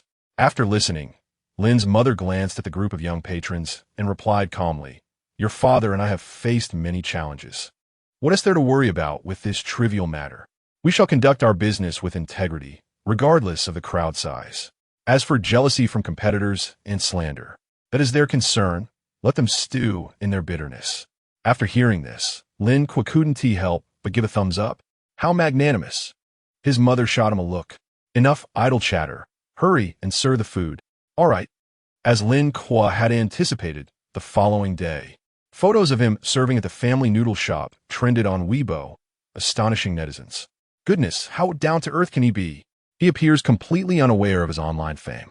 Or perhaps he was famous without realizing it. People have been looking at him through tinted lenses. He was merely a student helping his parents during the National Day holiday, an ordinary pursuit for most students during their break. The truth dawned. While others were scrolling through videos of people traveling during the holiday, he was at home assisting his parents, which initially caused a sense of imbalance within him. Now he felt a sense of relief. Indeed, short videos had led many to forget what the lives of ordinary people were truly like. Consequently, discussions about Lin Kuo erupted across the internet. What is the reality of our holiday lives? Peak Entertainment seized the moment, and after communicating with Lin Kuo, they created a reversal video using their official account. The juxtaposition of a fabricated holiday life versus the genuine experience. In the first half of the video, Lin Kuo appeared sunny and charming, singing and dancing. But as the background music shifted, he transformed into a diligent server at his family's shop. Once released, the video quickly went viral, with countless netizens eager to imitate it. Some recorded themselves transitioning from youthful exuberance to the reality of lounging in bed at 11 a.m. Some pretended to be in a long-distance relationship, only to find themselves unable to secure tickets or stuck in traffic, resorting to electronic kisses through their phones. Others humorously crafted videos from Han Shija perspective. In one moment, Han Shija envisioned himself basking in the glory of trending topics during the National Day holiday, garnering support, only to find that his various trending topics were overshadowed by Lin Kuo. Moreover, some netizens, reveling in the drama, sent this video to Han Shija. Naturally, he saw it, and it left him infuriated to the point of illness. Chapter 54. What use is a celebrity? He still doesn't have a girlfriend. A day later, news of Han Shijia's illness spread like wildfire, and perhaps fate was finally stirred as it soared to the top of trending topics. Upon witnessing this, Han Shijia succumbed to tears, overwhelmed by the relentless challenges he faced. It is truly arduous indeed. It seems that destiny is perpetually tumultuous and convoluted. The Lin family's noodle shop became an overnight sensation thanks to Lin Kuo. By morning, eager customers had already filled the small eatery, with crowds gathering outside, creating an impenetrable throng. This massive congregation of people attracted the attention of the local police station, which promptly dispatched officers to maintain order. In his previous life, Lin Kuo had harbored a disdain for the blind adoration of idolized celebrities. Yet now he found himself at a loss on how to manage the situation when it was his turn to be in the spotlight. Signing autographs en masse was clearly impractical. If he attempted such a feat, he would surely find himself overwhelmed. Thus, he scoured the internet for examples of other celebrities' fan meetings and decided to emulate them, stepping outside the noodle shop. Instantly, the crowd erupted in a cacophony of shrieks, with the sound of camera shutters echoing all around. Observing the swarming masses, Lin Kuo exhaled deeply, allowing them to take their fill of photographs. Once the frenzy subsided, he borrowed a megaphone from a traffic officer and proclaimed, "I sincerely thank you all for traveling great distances to support me and patronize the Lin family noodle shop. I am profoundly grateful, yet I feel undeserving because I am merely an ordinary person who happens to have a hint of celebrity allure. Being a star is just my profession. I am neither a philanthropist nor a soldier, and I have not significantly contributed to society. The affection you shower upon me is something I cannot bear. Among us are numerous police officers who, under the scorching sun on this national day, are out here working because of this event. They deserve your admiration far more." A fervent applause erupted in response to Lin Kuo's heartfelt words. As the crowd became aware of the pressure their actions placed on the officers, Lin Kuo swallowed hard and continued, "Our Jiangnan is a city rich in historical culture. As we approach the end of the National Day holiday, the number of tourists has dwindled. You can explore this culinary street, which rivals many renowned cultural avenues. Sample the distinctive snacks of Jiangnan, and if you become weary or hungry, should you wish to visit our noodle shop, I will speak with the owner and declare a 50% discount for today." Cheers and applause resounded once more from the audience. They were not particularly fervent fans, but were merely drawn by proximity and the holiday spirit. Lin Kuo's words resonated with them. They did not wish to inconvenience society. Under the guidance of the police, they gradually dispersed. However, a genuine contingent remained, eager to savor the flavors of the Lin family noodle shop, to which Lin Kuo warmly welcomed them. As the crowd began to thin, Lin Kuo felt a wave of relief wash over him. Sipping water, he stood beside his mother with a proud demeanor. "What do you think, mother? My speech was quite impressive, wasn't it?" His mother nodded. "Indeed. It's a pity you aren't in a position where you could articulate such sentiments." Lin Kuo retorted, "That doesn't sound like a compliment." His mother chuckled, "Well, whose fault is it that you decided on a 50% discount today? Do you want to exhaust your father and me with such a crowd?" Lin Kuo grimaced. "I had no other options at that moment." His mother shot him a glare. "Enough of your excuses. Get back to work." Thus, Lin Kuo resumed his duties, albeit with a reluctant demeanor. During this time, Shen Xi made a phone call, anticipating a large crowd and wishing to return to help. Lin Kuo was startled and quickly urged him to remain at home. It would be a disaster if Shen Xi appeared at the noodle shop as a server, especially after Lin Kuo had just managed to calm the crowd. The afternoon continued to draw in patrons. A group of entertainment reporters arrived, cameras in tow. However, Lin Kuo was too occupied to grant interviews, leading the reporters to shift their focus to Lin Kuo's mother, who was at the register. Finally, seizing a moment of opportunity, a reporter approached. "Good day, Ma and Appos, ma'am. We are from Today and Appos, S Entertainment. May we ask you a question? What is it like having a son who is a big celebrity?" Lin Kuo's mother, engrossed in her calculations, replied without lifting her head, "What feeling? What use is a big celebrity? He still doesn't have a girlfriend." The reporter was momentarily taken aback, and the cameraman struggled to suppress a laugh. Was this sincerity too refreshing? It seemed Lin Kuo's mother only then realized she was speaking to reporters, abruptly lifting her head. "What? You are reporters?" "Yes." The reporter nodded in a daze. Lin Kuo's mother immediately donned a smile. "Dear, I was just speaking nonsense. What is it like to have a celebrity son?" "Well, it feels like the child has finally achieved something.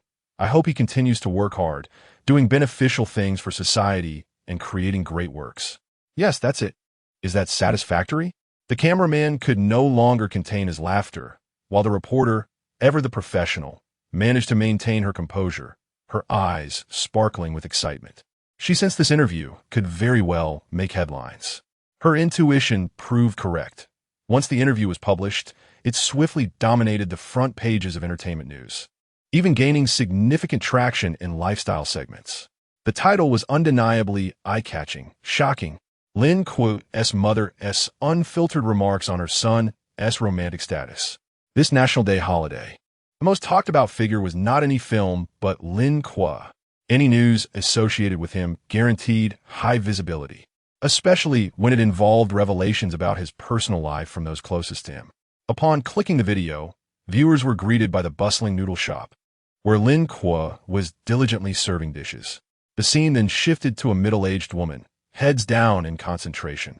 Viewers quickly deduced that this must be Lin Kuo's mother. The reporter's voice broke the silence. Good day, ma'am. We are from Today's Entertainment.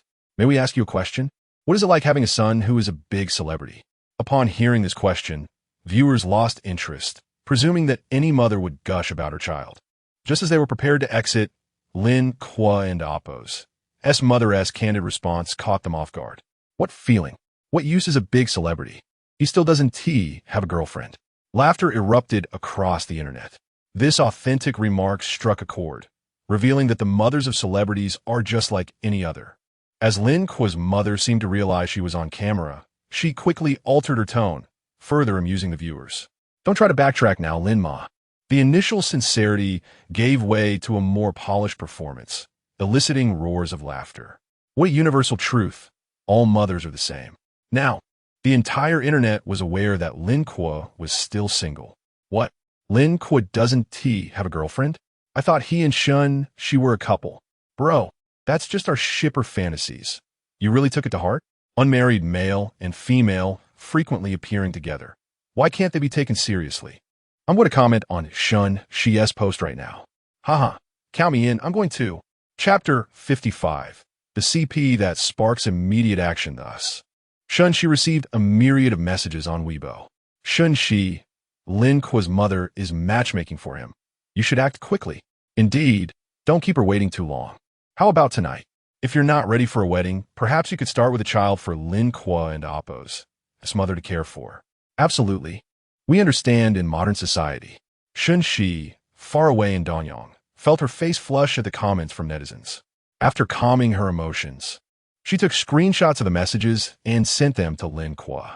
Xiao Kuo, what are your thoughts on this marriage proposal? Taking a sip of water, Lin Kuo opened the message Shen Xi had sent, and, upon reading the outrageous comments from netizens, he spluttered water everywhere. Goodness, have they skipped over the CP phase and are now urging us to have children? He recalled a famous quote from a celebrity in his past life. Yes, we have a child. Lin Kuo shivered at the thought and replied, people online just want to stir up trouble. Don't pay them any mind. I'm busy now. The store is quite crowded. Upon receiving Lin Kuo's message, Shen Xi couldn't help but smile, murmuring, silly. Nearby, Xiao Gang, who was playing, perked up at her voice. Sister Xiao Xi, are you talking about me? Shen Xi ruffled his hair. Not at all. Xiao Gang's eyes darted to Shen Xi's phone, his dark eyes spinning with curiosity. Are you talking about the person you messaged? Sister Xiao Xi, you must be in love. Seeing the child before her adopting a little adult and Appo's demeanor, Shen Xi pinched his cherubic face in exasperation. Just calling someone silly means I'm in love? Where did you learn that? Was it from Aunt Qing? Xiao Gang replied, not exactly. Aunt Qing and I were watching a drama, and the characters called each other silly and foolish. Those are terms of endearment for couples. Shen Xi's expression stiffened, and she helplessly said, those are adult dramas, all deceiving. You should read more books instead of watching them. Xiao Gang asserted, no, I think those dramas are quite useful. Useful? In what way? Shen Xi asked, puzzled.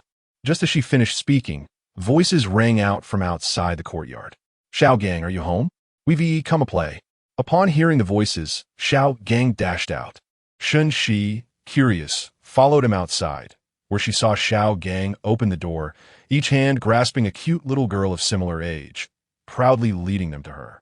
Sister Xiao Xi, these are my two classmates, Xiao Silly and Xiao Foolish. They've come to play in our yard today. The two girls shyly greeted her, their faces turning crimson. Hello. Shen Xi replied mechanically, her mind a bit muddled. At a certain hospital in Jiangnan City, after successfully trending as the top topic, Han Shijia's spirits lifted and his health improved, allowing him to prepare for discharge within half a day. Once in the car heading home, Han Shijia eagerly pulled out his phone to log onto Weibo and check on his fans' concerns. His manager, sitting beside him, quickly cautioned, Shijia, you've just been discharged. Don't look at Weibo yet. You need a rest. Han Shijia waved him off. It's fine. Just a quick glance at Weibo. After this illness, I've learned to take things lightly. Nothing can dampen my spirits. He then opened Weibo, and upon seeing that Lin Kuo had monopolized the top 3 trending topics, he froze in disbelief. What's going on? After uttering those words, Han Shijia reclined back, rolling his eyes slightly. His manager immediately shouted to the driver, Quick, turn around, back to the hospital. Thus, the National Day holiday gradually came to an end. Lin Kuo's repeated appearances on trending topics had made him a rising star, with his Weibo followers surpassing 5 million. While this number seemed modest compared to the tens of millions of some celebrities, these are genuine followers devoid of any artificial inflation.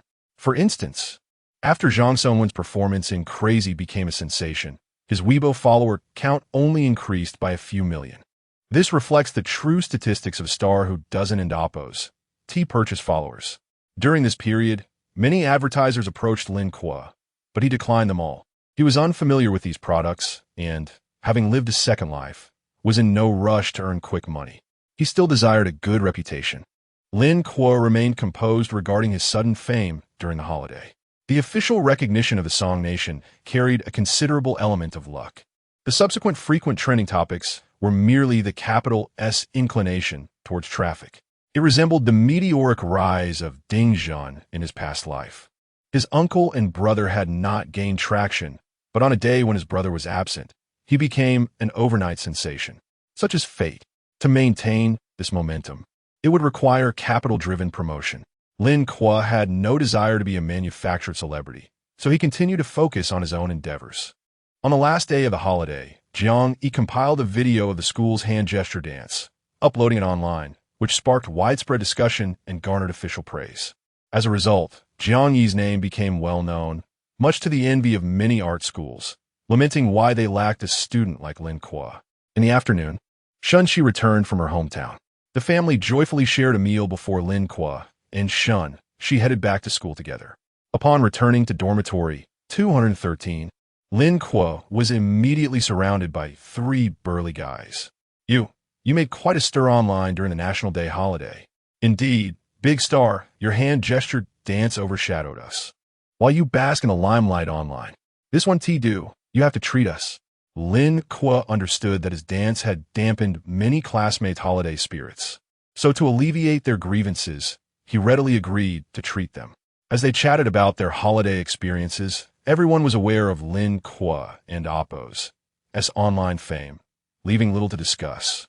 And instead, they turned their attention to Sun Dasheng, whose story was far more gossip-worthy. What was your experience in Shaanxi and Xin? Sun Dasheng grinned. Hey, Shaanxi and Xin are indeed remarkable, a city steeped in history. Their noodles are on a completely different level compared to ours, and their meat skewers are quite flavorful. The others rolled their eyes in unison. Who cares about that? How is your relationship with your true love progressing? Sun Dasheng and Oppo's smile vanished instantly, replaced by a sigh. I ran into her father while we were shopping. Wow, that's intense. The others immediately leaned in, eager for more gossip. Did her father approve of you? Sun Dasheng replied, it's not a matter of approval. Her family has some money, so they're arranging a job for her after graduation. Chapter 56. If I cannot earn $1 million within 3 years, leave my daughter alone, come on. Dasheng, why not just become a son-in-law? Wang Ronkai exclaimed, his excitement palpable as he wished he could take Sun Dasheng and amp Oppo's place. Sun Dasheng shot him a glance. No wonder you've never been in a relationship. If I had any intentions of being a son-in-law, that girl would never give me a second look. Wang Ronkai looked at him with a hint of sorrow. Thanks. That hurt. Lin Kuo inquired, from what you said, her father doesn't end amp Oppo's seemed to disapprove of you. Does that mean there might still be hope? Sun Dasheng replied, indeed. Her father confided in me that she is his only child, and he wishes for her to stay close. However, she insists on remaining in Jiangnan, and he cannot forcibly bring her back. Thus, he laid down 2 conditions. First, he wants to see that I can provide happiness for his daughter. Specifically, that I must earn $1 million within 3 years of graduation. Second, if I fail to do so and I convince her to return home, I would have to consider becoming a son-in-law. As soon as he finished speaking, Wang Ronkai raised his hand. I choose the second option. Sun Dasheng rolled his eyes. Go to sleep, dream of whatever you wish. Lin Kuo stroked his chin, his expression somewhat peculiar. If you cannot earn $1 million within 3 years, leave my daughter alone. This experience of Dasheng certainly had its flavor. So what are your thoughts? Sun Dasheng chuckled. I'll agree first. Whether I can earn $1 million depends on luck. If not, I'll just take the girl back to my hometown in northeast China. Lin Kuo gave him a thumbs up. As expected of you. It seems your wits are still intact, unfazed by love. Earning $1 million in 3 years may not seem too daunting to Lin Kuo, but for an ordinary person, it transcends mere diligence or effort. Dasheng is a good friend, and Lin Kuo genuinely wished to assist him. Why not compose a song? Earning $1 million through royalties shouldn't pose a problem. Yet, recalling Dasheng's lackluster singing voice, he promptly dismissed the idea. At that moment, Guo Liwei, who was gaming and munching on snacks, remarked, "$1 million? How about I just give it to you?" Everyone was taken aback, then suddenly enlightened. We have a rich second generation here. $1 million is nothing. Son Dasheng was deeply touched and hurried to pat Guo Liwei's shoulder. "Father, are you serious?" "Sure, it's a small matter. I can save it up by cutting back on my gaming expenses." Son Dasheng was overwhelmed with gratitude. "With your word, I gain confidence. If I don't earn it by then, I'll borrow from you." "Borrow?" "Sure." Guo Liwei responded nonchalantly. With Guo Liwei's assurance, Son Dasheng visibly relaxed and opened his computer, exclaiming, "Enough of this. I have good news to share. My script is complete." Oh, Lin Kuo was somewhat surprised, initially thinking Son Dasheng was merely boasting, but it turned out he had truly finished it. You and Appos. Re the only one with artistic sensibility here. Take a look. Lin Kuo moved closer as Son Dasheng opened the file. The script was titled Love Like a Dream, likely revolving around youthful romance. The story was set on the campus of Shen Xi Normal University, where the male and female protagonists met at a bookstore near the school, both vying for the last copy of Slam Dunk. Lin Kuo couldn't help but feel a bit odd. This felt like self-promotion. The setting in Shen Xi certainly made Dasheng's trip worthwhile. After regaining his composure, Lin Kuo continued reading. The male lead purchased the last copy of Slam Dunk, but immediately gifted it to the female lead, claiming it was a loan until he could read it himself. Thus, they exchanged contact information and, through the act of borrowing and reading, developed feelings for each other, eventually becoming a couple 6 months later. The script initially focused on the sweet, yet financially strained daily lives of the young couple, showcasing their experiences of renting a place together and sharing meaningful but inexpensive gifts. However, the sweetness of their love was short-lived. Soon, the male lead was accepted into a graduate program, while the female lead secured a job with a major corporation. One headed to Shenzhen, the other to Chengdu, leading to a long-distance relationship. In a foreign environment, their love inevitably faced the harsh realities of life, culminating in a breakup. Years later, at a class reunion, they met again. Unlike most films where love rekindles, they each brought their partners and shared a bittersweet handshake. In that fleeting moment, memories of their past romance flooded back, both lamenting that their experiences over the years felt like a dream. It was quite realistic, and Lin Kuo found himself moved. Yet, he felt a sense of déjà vu with the story. Upon rereading the beginning, he realized the connection. They had met over Slam Dunk. It reminded him of a song from a band in Shen Xi from his past life. What a coincidence. What do you think? Son Dasheng's face suddenly loomed before Lin Kuo, startling him back to reality. Lin Kuo stared at him. Is this script truly your work? Not something ghost-written by your goddess or plagiarized? Son Dasheng glared. What do you mean? Are you insulting a cultured person? What cultured individual would shamelessly resort to plagiarism? Lin Kuo was momentarily at a loss for words, questioning if he had been reprimanded. However, he reassured himself that it was an Appos, plagiarism, but rather an endeavor to elevate the wisdom of humanity from his previous life. Comforted, Lin Kuo said, if this is genuinely your own creation, then the script has potential. Really? Son Dasheng's face lit up with excitement. Lin Kuo nodded. The structure is sound. The themes are realistic, there are climactic twists, and the emotional resonance is commendable. However, the breakup feels a bit abrupt. It would benefit from adding some depth to their struggles in unfamiliar cities. After contemplating, Son Dasheng agreed. I'll refine it in the coming days and see if I can sell it. Kuo, do you have any contacts in the industry? Chapter 57. Son Dasheng sells a script. Lin Kuo assists selling script. Suddenly, Lin Kuo was struck with an idea. Although Dasheng's script was quite impressive, being a novice screenwriter, selling it to a major company might prove challenging. However, Pinnacle Entertainment, being a smaller firm, had numerous aspiring young actors in need of affordable yet quality scripts. If he discussed it thoroughly with Mao Xiaoye, the price might not differ significantly from what he would receive from larger studios. Ding! A task was triggered. Assist Sun Dasheng in finding funding for his script. Task reward: a silver treasure chest and 300 points. This task was timely, as Lin Kuo was currently in need of points. Thus, he suggested, Dasheng, I don't know any directors in the industry. How about this? In a few days, you bring your script, and we visit Pinnacle together? Pinnacle? Is that the entertainment company you joined? Indeed. Sun Dasheng's eyes lit up with excitement. Great. It's far more reassuring to have a brother to make connections rather than stumbling in the dark alone. 2 days later, at noon, Lin Kuo took a taxi with Sun Dasheng to Pinnacle. He decided to go alone, as Mao Xiaoye was a company leader and he felt it inappropriate to have someone fetch him. However, Lin Kuo realized that not having a vehicle was indeed inconvenient, especially in his junior year, with fewer classes and the need to frequently visit Pinnacle. Therefore, he resolved to purchase a car once his novel royalties and song shares arrived this month.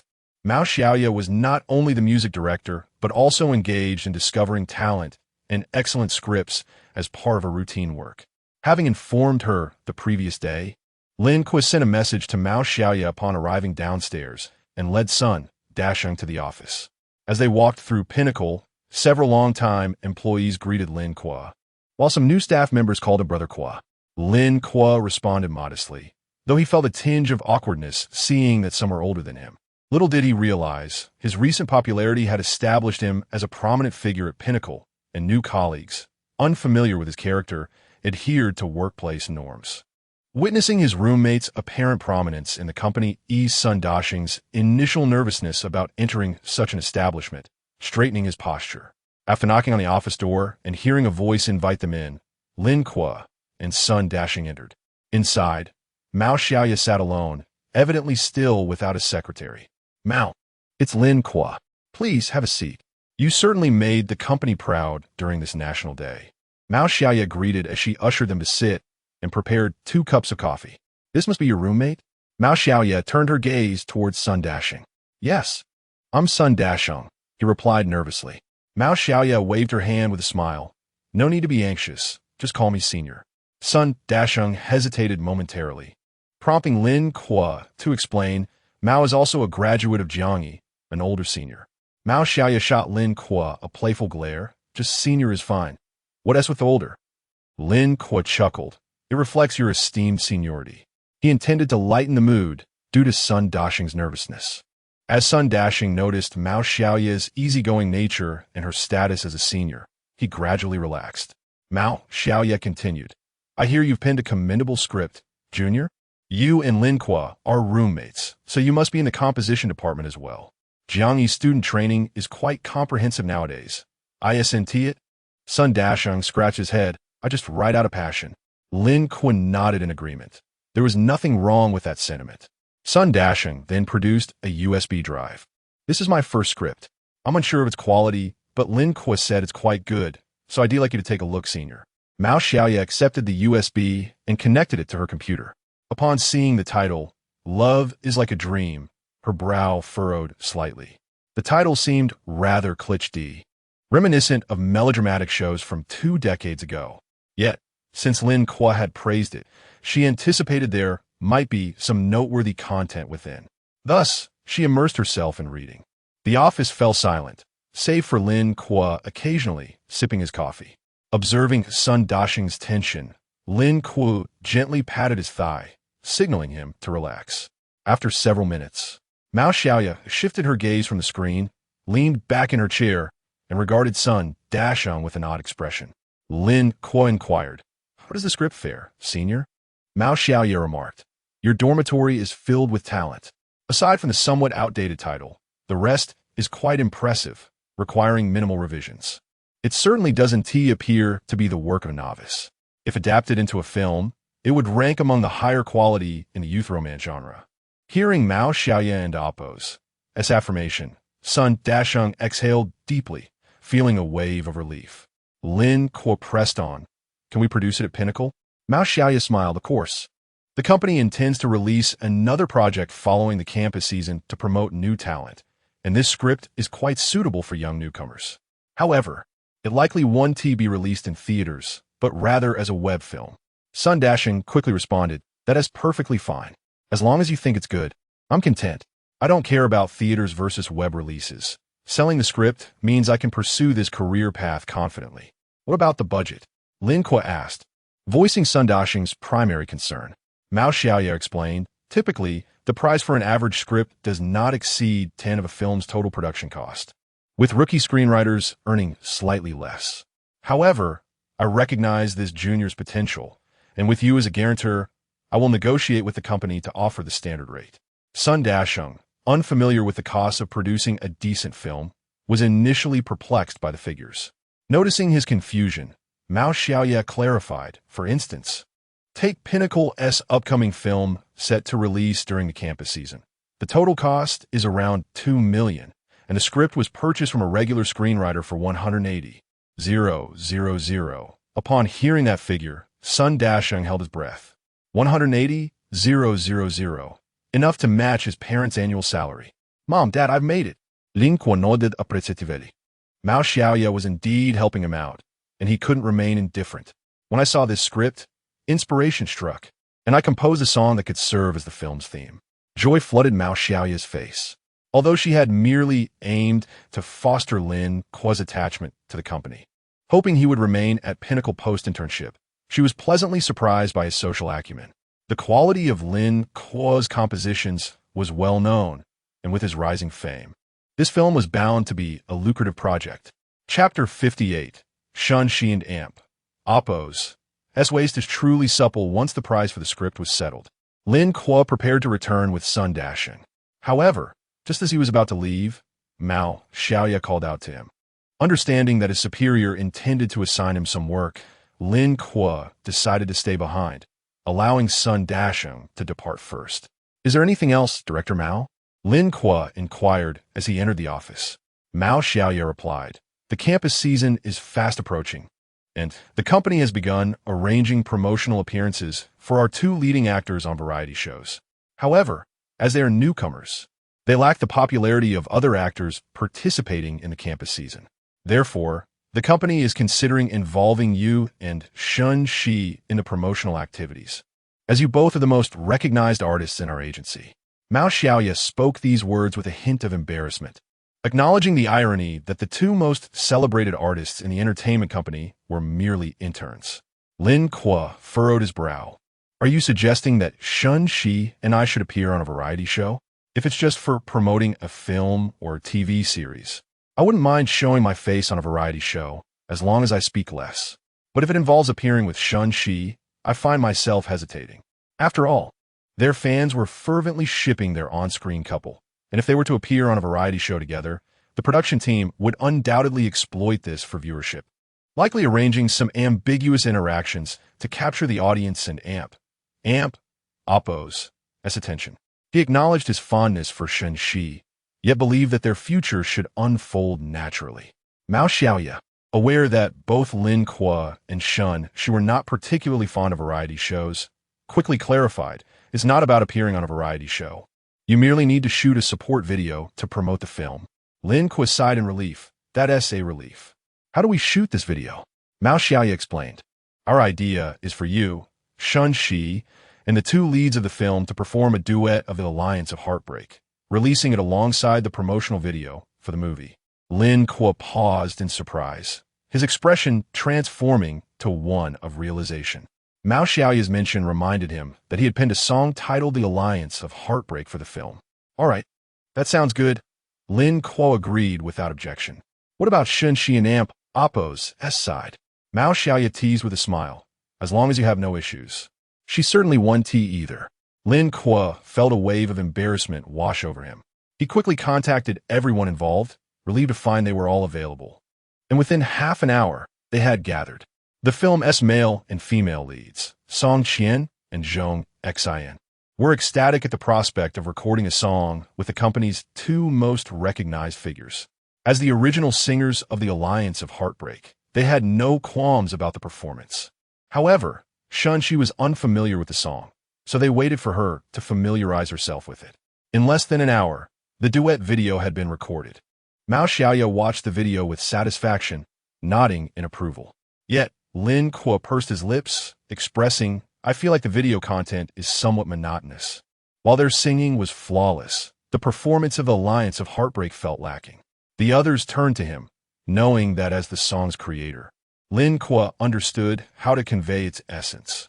Shen Xi then suggested, "This song has such a lively rhythm. Shouldn't we incorporate some movements to make it more engaging?" Movements? Lin Kuo's eyes suddenly lit up. He recalled that in his previous life, this song had a dance associated with it, and he had even performed it with some friends during a school showcase. "I have an idea. We could add some choreography while we sing." Mao Xiaoya clapped her hands in excitement. "Exactly. A dance would certainly enhance the performance. I'll go find someone to choreograph it for you." Lin Kuo stopped her. "No need. I already have the choreography in mind." She looked at him in surprise. "You know how to dance?" Lin Kuo, feeling somewhat sheepish, replied, "I have a bit of knowledge." He then demonstrated the choreography from his memory. Fortunately, his body was quite coordinated and the dance was not too difficult, allowing him to execute it without pressure. The others were left in awe. In particular, Song Qian and Zhong Xian, both well-trained artists proficient in singing, dancing, and acting, were astonished that such a complete routine had been conceived on the spot. Shen Xi's bright, clear eyes sparkled with newfound admiration for Lin Kuo, as if she were meeting him for the first time. The dance was so enjoyable that she wanted to learn it well to teach her younger peers back at the academy. Dancing required physical stamina, and after a few breaths, Lin Kuo wiped the sweat from his forehead, finally allowing a proud expression to surface. "I see admiration in your eyes." The group, taken aback by Lin Kuo's uncharacteristically boastful remark, struggled to stifle their laughter. Only Shen Xi and Appos, tea container self, bursting into laughter, which prompted the others to join in as well. Lin Kuo feigned anger, giving Shen Xi a mock glare, and then asked, "All right, do you all find this dance difficult?" Song Qian and Zhong Xian responded, "We both have a background in dance, so it shouldn't be a problem. We should be able to learn it today." Lin Kuo then turned to Shen Xi, who blushed slightly and admitted, "I've never practiced dancing before. I'll probably need a few days to get it right." Lin Kuo replied, "No worries, I and Appos. I'll personally teach you when we get home." As soon as the words left his mouth, he felt the atmosphere around him shift to one of stunned silence. He turned to find everyone staring at him in disbelief, especially Song Qian and Zhong Xian, whose eyes nearly popped out, as if they had stumbled upon a significant revelation. "What is wrong?" Lin Kuo asked, puzzled. Song Qian and Zhong Xian remained silent. Mao Xiaoya cleared her throat and said, "Did you just say you would personally teach Shen Xi at home?" "You too." Realizing he had misspoken, Lin Kuo hastily covered his mouth. No, I meant I'll teach her at school." Only then did Song Qian and Zhong Xian relax, relieved that they had not overheard anything inappropriate. Mao Xiaoya cast a sidelong glance at Shen Xi, who was blushing and looking down, and chuckled softly. Later that afternoon, Lin Kuo obtained the key to the multimedia classroom from his counselor. As the principal's favored student, he faced no resistance in securing the key. Over the following days, Lin Kuo dedicated his evenings to teaching Shen Xi to dance. Shen Xi had not lied. She had never danced before, and her limbs were somewhat uncoordinated. It seemed life was indeed fair. Fortunately, after several late-night sessions under Lin Kuo and Appos' guidance, Shen Xi was able to complete the dance routine. After several days of practice, Lin Kuo couldn't help but marvel at how truly supple Shen Xi and Appos' waist was. On Saturday, Lin Kuo and Shen Xi returned to the dance studio for a formal rehearsal with the other two. When it comes to dancing, individual performances may not reveal much. But once several people dance together, the least skilled dancer becomes immediately apparent. Shen Xi inevitably faced various challenges, including missteps and timing issues, and when she stumbled, her limbs seemed to act independently. Ultimately, as Lin Kuo reviewed the video, he found Shen Xi's frantic movements oddly endearing, and he decided to take charge of the situation. "This is how it will be." Chapter 59. It's not that I truly dislike you, but rather that I care deeply for you a few days later. With just one day remaining until the commencement of the campus season, The various film crews participating in the online movie event began their promotional activities on variety shows. Particularly, Huang Juanhao and Han Shijia have been ubiquitous on numerous trending programs, their names frequently gracing the hot search lists on Weibo. From the online buzz, it appears that this entire campus season has devolved into a contest solely between the two of them.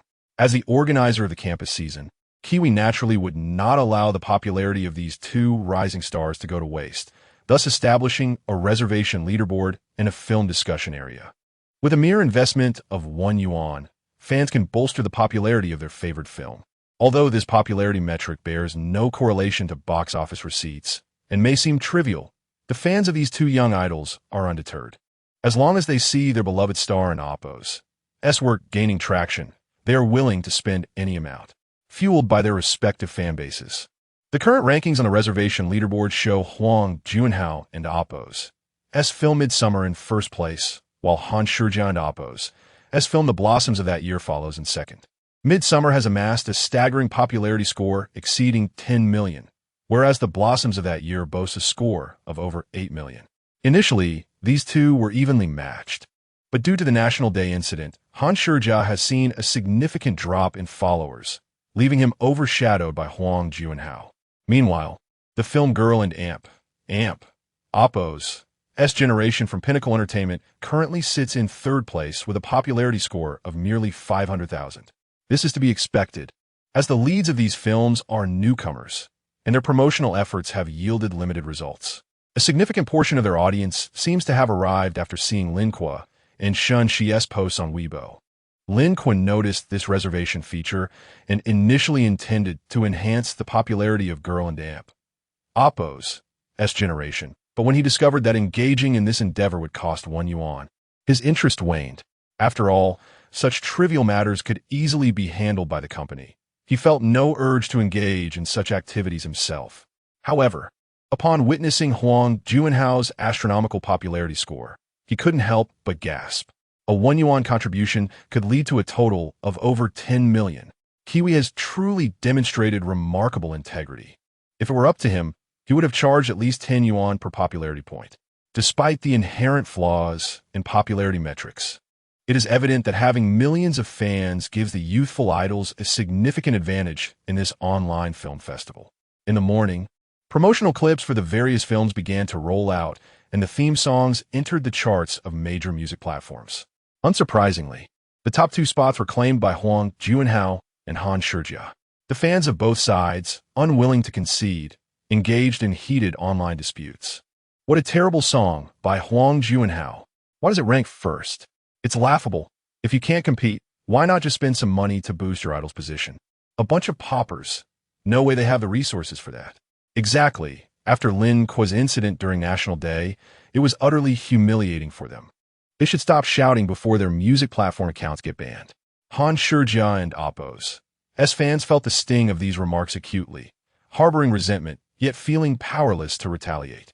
During class that morning, Lin Kuo took a moment during lunch to promote the songs A Little Luck and The Alliance of Heartbreaks on Weibo, followed closely by Shen Xi. Lin Kuo had already announced last month that he wrote 2 songs for Pinnacle Entertainment's campus season film, and with Shen Xi as the performer, fans from both sides were eager to support the newly released tracks. Having released a few exceptional songs since his debut, all surpassing 1 million downloads. Many netizens rushed to download the songs even before listening. Tan Yingzi was among these eager listeners, a sophomore student from a high school in Jiangnan. She did not consider herself a fan of Lin Kuo. Rather, she had followed him closely due to a boy she once knew who was a fervent admirer of Lin Kuo. This boy, her former deskmate, had a deep affinity for music, and they shared a close friendship, often playfully teasing each other. Why did she regard him as a friend? Primarily because Tan Yingzi has always kept her hair short and possessed a boisterous personality, resembling a tomboy. Every lunch break, they would feign sleep at their desks, seemingly resting, while secretly sharing a pair of headphones to listen to music, most frequently to Lin Kuo's actor. However, that boy had transferred schools the previous week. At this moment, during the lunch break, the classroom was enveloped in silence, the only sound being the soft breaths of her classmates. Tan Yingzi lay on her desk, glancing at the empty seat beside her, feeling a profound sense of loss. In truth, when the boy informed her of his impending transfer, she had been in a daze for the entire day. It was only near the end of the school day that she seemed to come to her senses, asking him, "Can't you stay?" He looked at her for several seconds before shaking his head. "I can't." It had been ages since Tan Xi last cried, but upon hearing his words, her eyes welled up, and she fiercely declared, "I will never speak to you again." From that day forward, they ceased communication. On the day he left, he had stealthily slipped his headphones into her backpack while she pretended to nap. In reality, she had not been asleep. She had chosen to ignore his gesture and never retrieved the headphones. After tossing and turning in bed, unable to find sleep, Tan Xi sighed and took out her phone, opening a music app to listen to Actor once more. Coincidentally, she stumbled upon the news of Lin Kuo and awakens' new song, performed by Shen Xi. Without hesitation, she purchased the download, then retrieved the headphones the boy had given her, connecting them to her phone via Bluetooth. She closed her eyes and listened in silence. Only much later did we come to understand.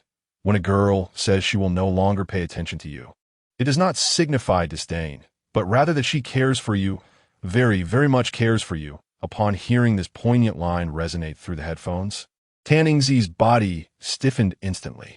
She abruptly opened her eyes, resting her forehead against the desk, and glanced at the lyrics on her phone. When a girl asserts she will no longer pay attention to you, it does not imply she harbors ill feelings. She cares for you deeply.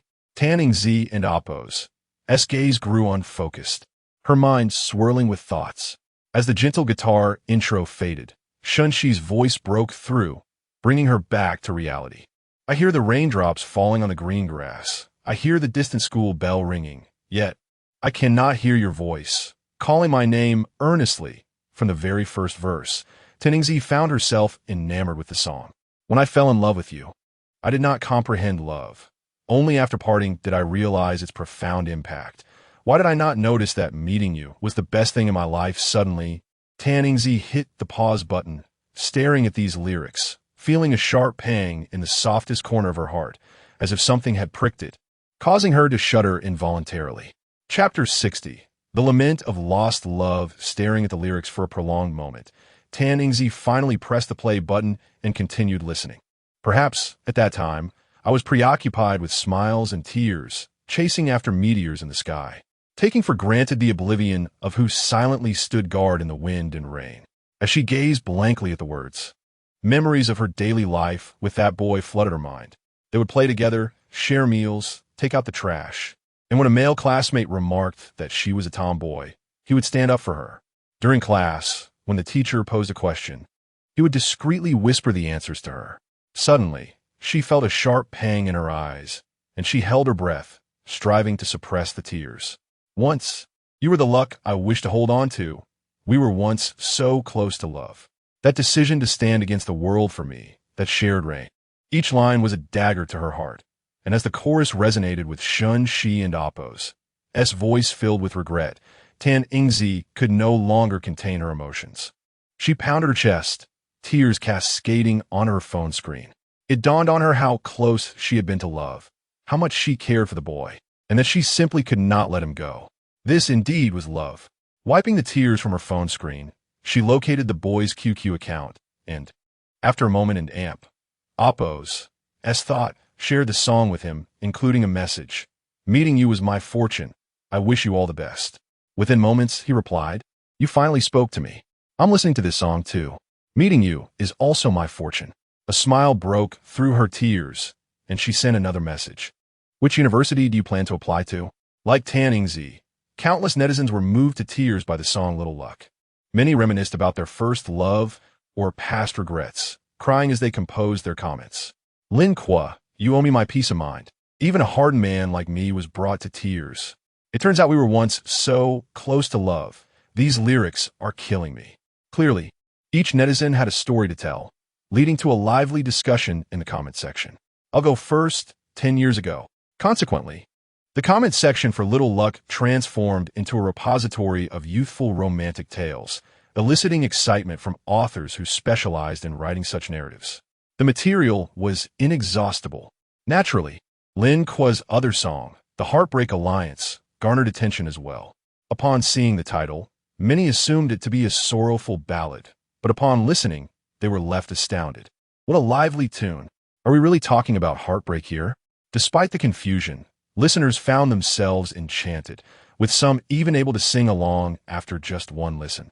Discussions about this song flourished online. Lin Kuo and Oppo's song is incredible. It even made me, a recent heartbroken individual, laugh. This song is specifically crafted to heal broken hearts. Lin Kuo is truly thoughtful.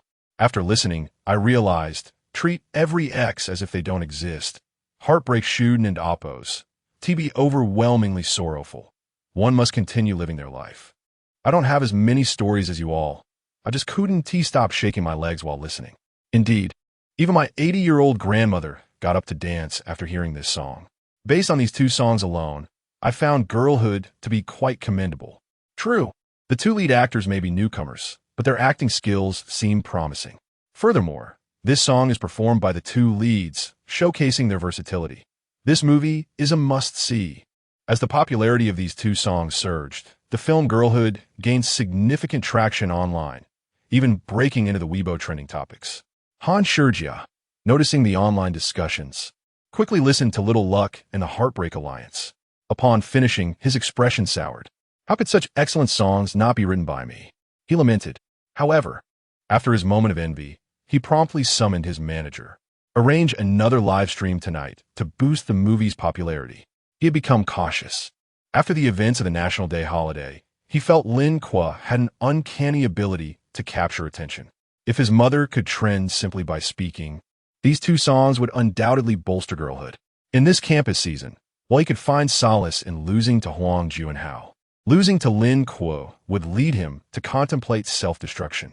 As soon as the news of Han Shijia and Oppo's livestream went out, Huang Juanhao took notice. To him, it was an attempt to outshine him by generating more hype for the movie. Determined to clinch the campus season box office championship, Huang Juanhao swiftly contacted his manager to arrange a live stream for that evening. With both top-tier young stars scheduled to stream simultaneously, excitement surged among their respective fan bases, eager to witness who would emerge victorious. At 7 o'clock, they officially began their broadcasts. Within 5 minutes, both channels attracted 1 million viewers. Within 10 minutes, they surpassed 2 million, and after 20 minutes, the simultaneous viewership soared to 5 million. Many video bloggers, witnessing the surge in viewers, sighed and chose to end their streams. This, indeed, exemplified the stark contrast between celebrities and internet influencers. In Han Shijia's live stream, he noticed fans urging him to activate the gift-giving feature. With patience, he explained, "I don't need your gifts. Your support is already more than enough.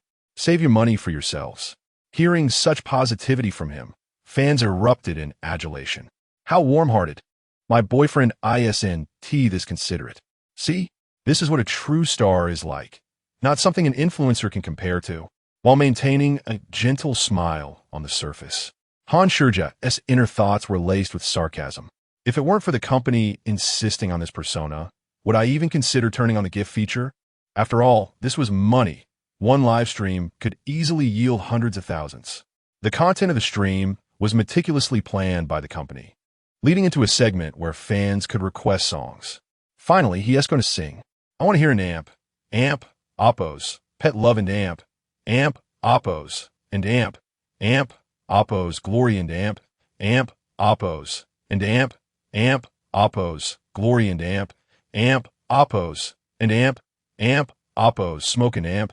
Amp, Oppo's. This one must be sung. Chapter 61 fans requested a song titled Little Luck for Han Shijia, who then chose to sing Pampering, the song that appeared most frequently in the comments. You're My Pampering.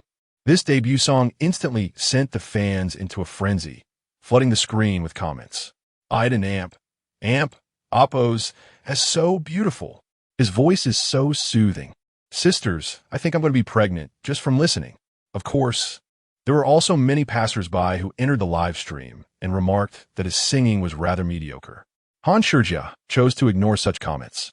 As a traffic star, pleasing his fans was his priority, and they would inevitably defend him in times of trouble. The opinions of passers-by were of no concern to him. All right, everyone, let us request another song.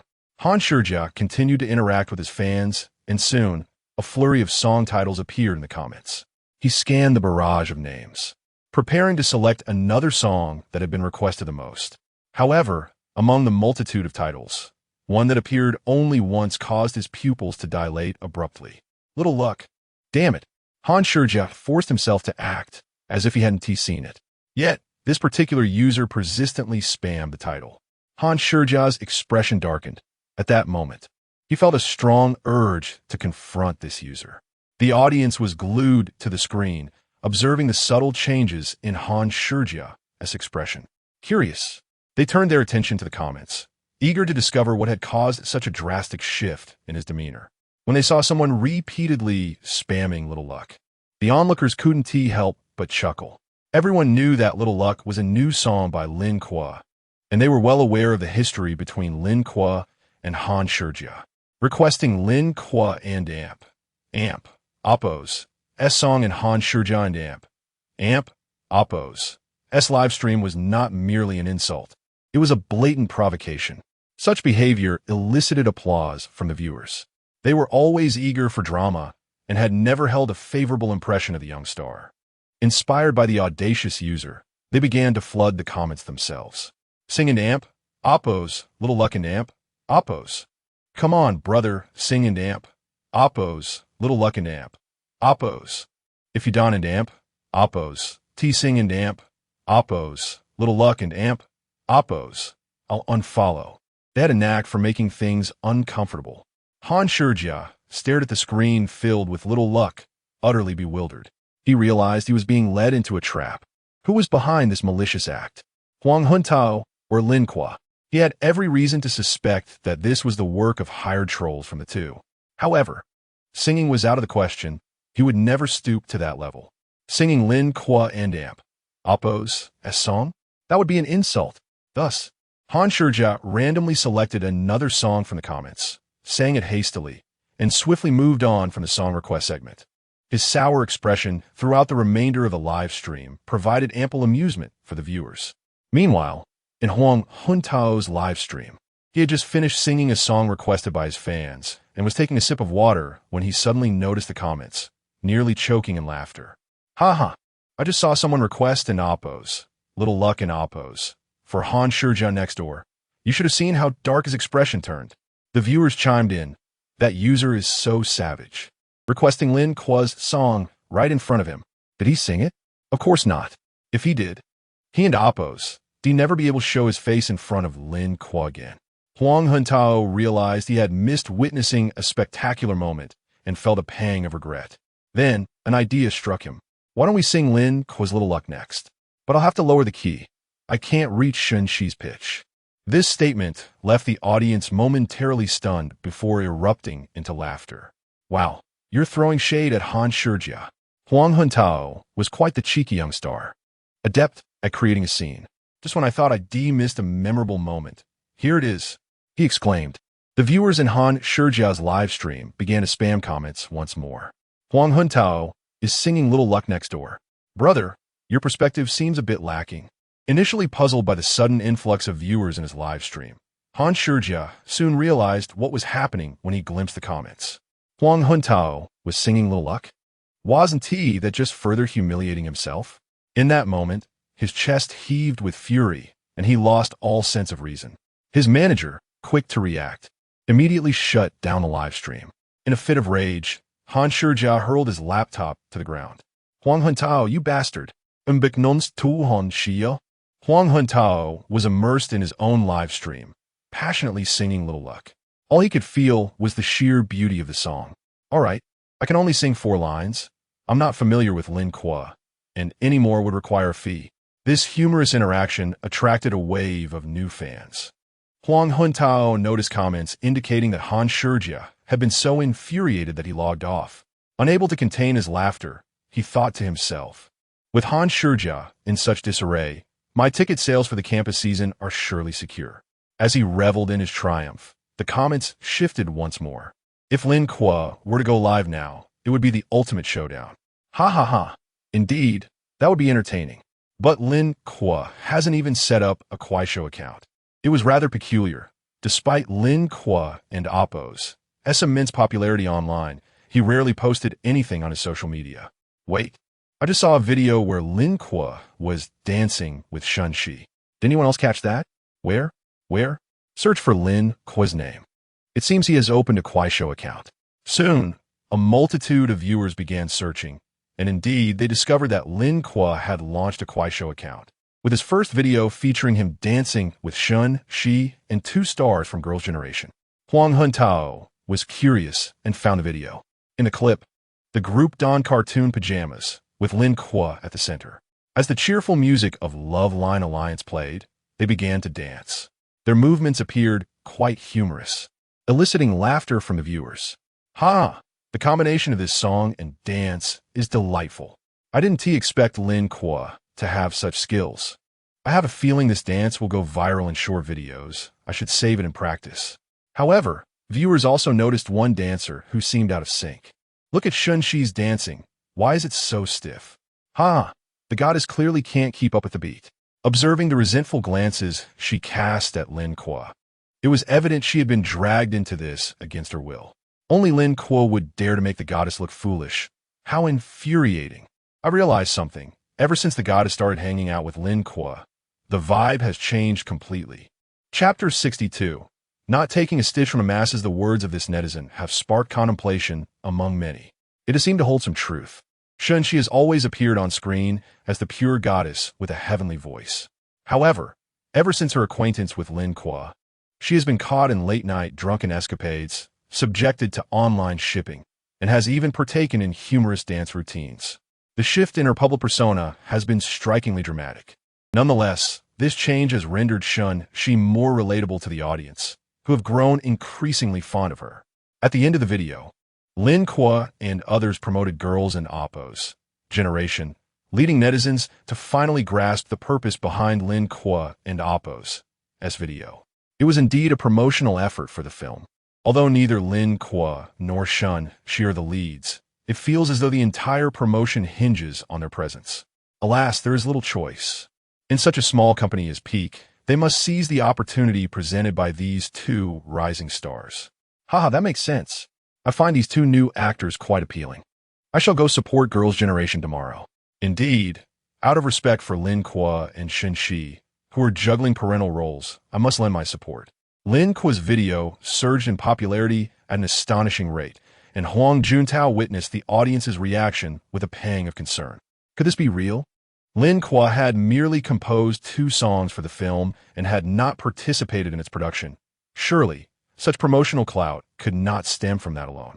Huang Juntao hastily checked the popularity of Girls and Oppo's Generation, discovering it had skyrocketed from 5 million to over 7 million, soon to surpass Han Shijia.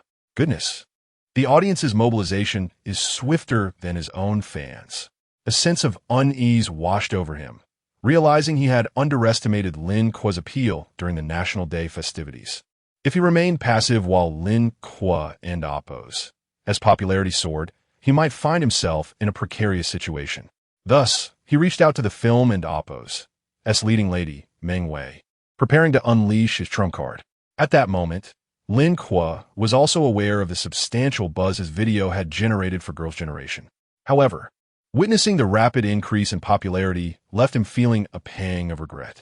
Millions of dollars had been lost to Kiwi, and it did little to help the film's actual box office performance. After much contemplation, he decided to post on Weibo. I appreciate everyone's support for the film, but spending money merely to inflate its popularity is unnecessary. Such metrics are merely for show and bear no relation to the film's box office earnings. Furthermore, popularity cannot be converted into cash. Thus, witnessing this surge of millions of popularity points, I genuinely feel a sense of loss. If you truly wish to support, remember it in your hearts. The film officially releases tomorrow. I look forward to seeing you there. Once his post went live, netizens flocked to see it. What a refreshing approach. It is rare to encounter a star who does not encourage fans to spend money. Just look at that other young idol, rallying fans to boost popularity. This is a stark contrast. Lin Kuo is truly demonstrating what it means to refrain from taking a stitch from the masses. Of course, that stitch will never reach his hands. I knew I was right about you, Lin Kuo. I am certainly a fan of this star. I will definitely support him tomorrow. Lin Kuo's Weibo post was not a mere publicity stunt. Rather, it stemmed from his experiences in a previous life. Having witnessed countless instances of celebrities exploiting their fame to profit at the expense of fans. For instance, tickets for a certain idol group's concert front row could be resold for $2 million each, yet some are still willing to pay such prices. Lin Kuo did not wish for his fans to ever become such victims. The following day, at 9 a.m., the campus season films officially premiered. Fans equipped with phones, tablets, and laptops ardently supported their beloved star. Summer, here I come. Tao Tao is the best. That year when flowers bloomed, I and Oppos. V finally waited for you. Here to support Lin Kuo in and Oppos. Girls and Oppos. Generation. And Oppos. At that very moment, a piece of news rapidly ascended the trending charts. Huang Juntao and Meng Wei were rumored to have developed feelings for each other due to their work. Having been photographed late at night, dressed in couple outfits while dining at a barbecue joint. Beneath the headline lay a video captured at night, showcasing two individuals in matching outfits seated at an outdoor barbecue stall. Though their faces were not visible, their silhouettes and occasional profile glimpses bore striking resemblance to Huang Juntao and his film and amp, Oppos' leading lady, Meng Wei. As the news broke, Huang Juntao had yet to respond, but his fans were already restless. False. Tao Tao stayed with me last night. He despises greasy food. There and amp, Oppos. No way he would eat barbecue. Clearly, Meng Wei is just seeking attention. That profile does not resemble Tao Tao at all. Not only Huang Juntao and amp, Oppos, as fans, but the general public also instinctively deemed the news as false, given that the video depicted two individuals eating barbecue without a hint of star quality, and their faces remained unseen. In this day and age, it is common for celebrities to exploit their relationships for publicity. However, once the trending topic emerged, some netizens, including Huang Juntao's fans, began to frequently encounter behind-the-scenes clips of the film featuring Huang Juntao and Meng Wei.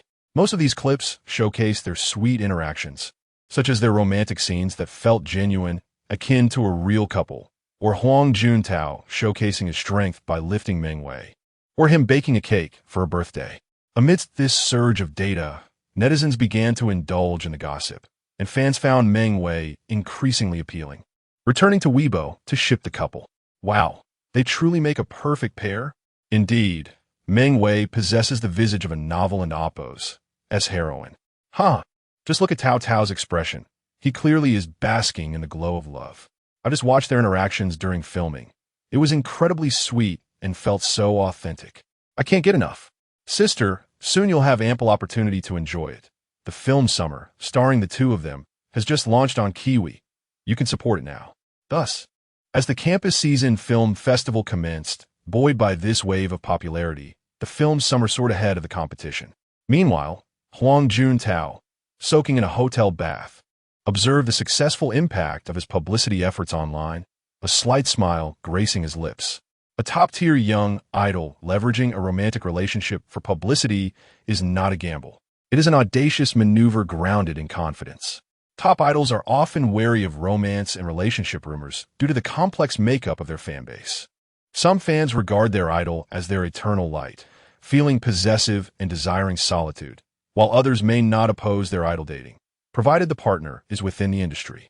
However, if the idol were to date someone outside the industry, fans might react with resentment, questioning why they, ordinary individuals, are not the ones beside their idol. In such cases, fans might choose to unfollow. Chapter 63. The childlike Lin Kuo. Moreover, the individual within this circle must not be just any ordinary female artist. She must possess a clean reputation and have a favorable rapport with the public.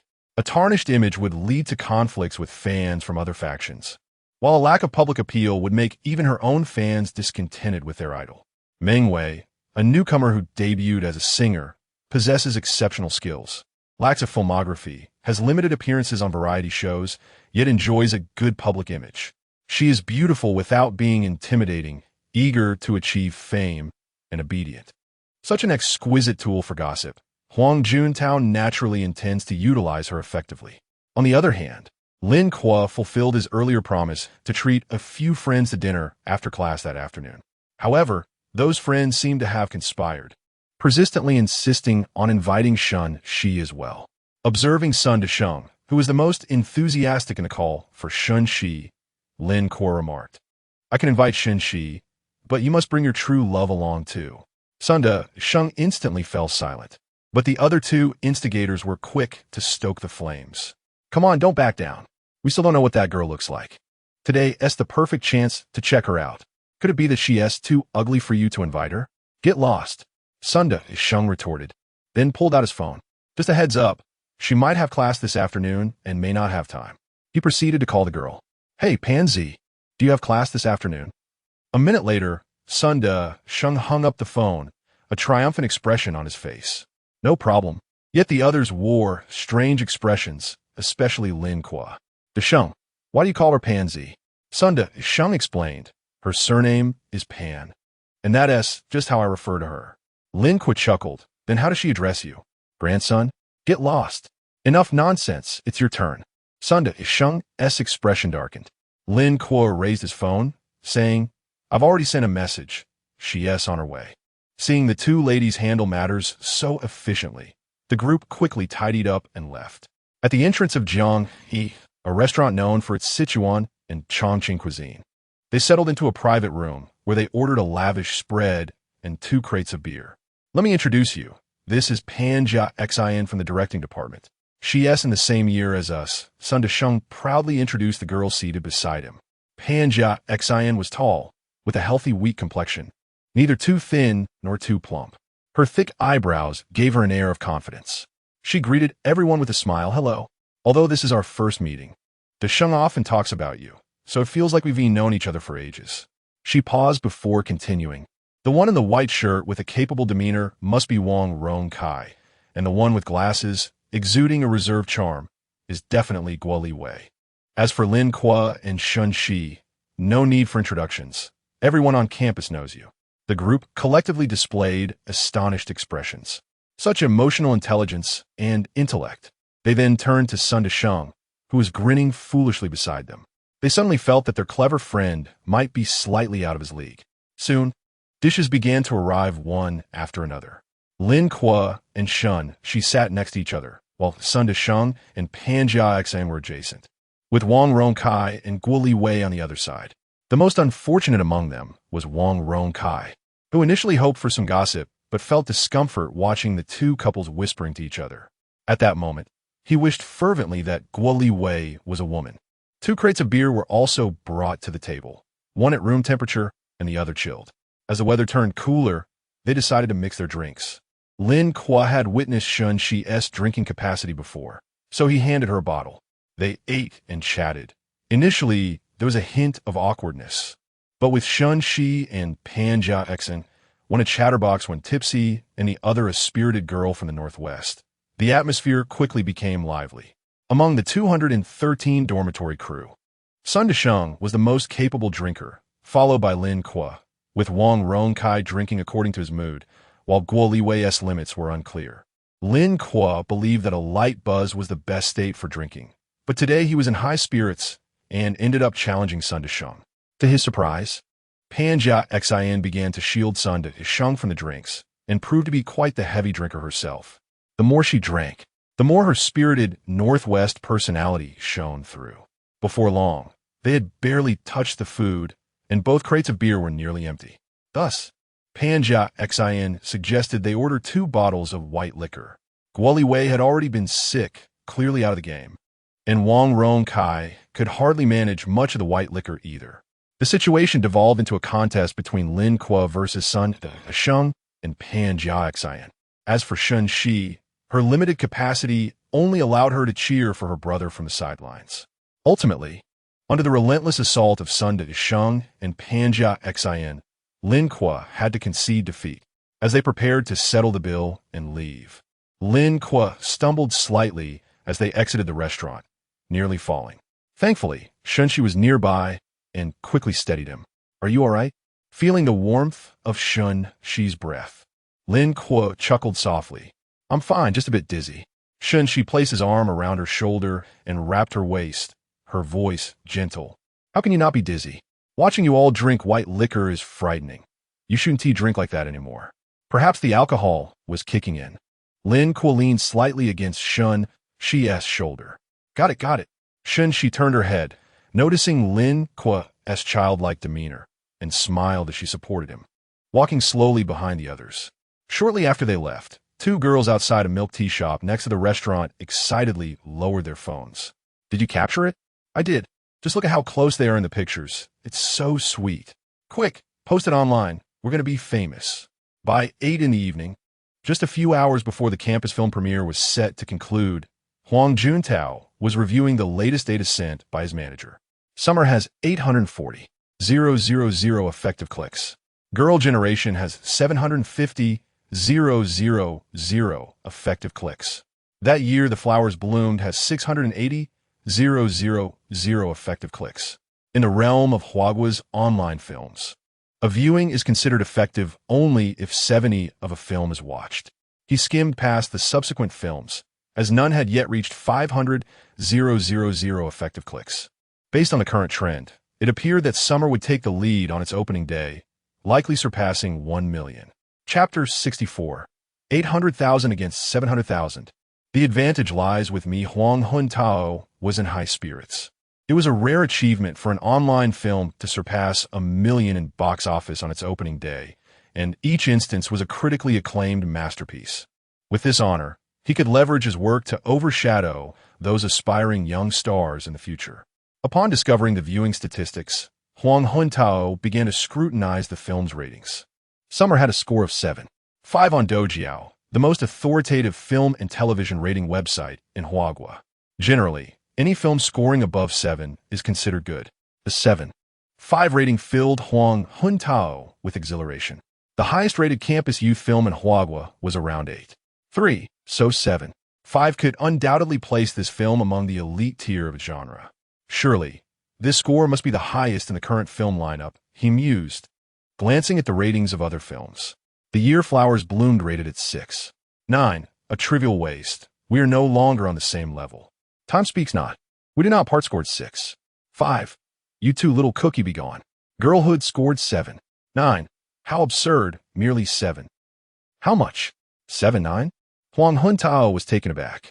A film produced by an obscure small company with 2 rookie leads could achieve a 7.9 rating? He was unconvinced. Thus, he opened his computer and found Girlhood, preparing to watch it himself. After over an hour, the film concluded, and he sighed in resignation. He conceded. This film was indeed exceptional within the youth campus genre, devoid of the cliché painful teenage tropes. Throughout the viewing, 2 words echoed in his mind: fluid and comfortable. Indeed, the plot flowed seamlessly, and the actors' performances were pleasing. Moreover, the 2 songs crafted by Lin Kuo felt tailor-made for the film, melodious and fitting. It even evoked a sensation akin to watching an MV for Little Luck.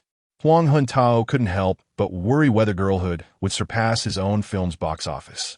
However, this concern was fleeting, quickly dismissed with determination. Girlhood had garnered positive reviews, but so had his film, alongside its innovative theme.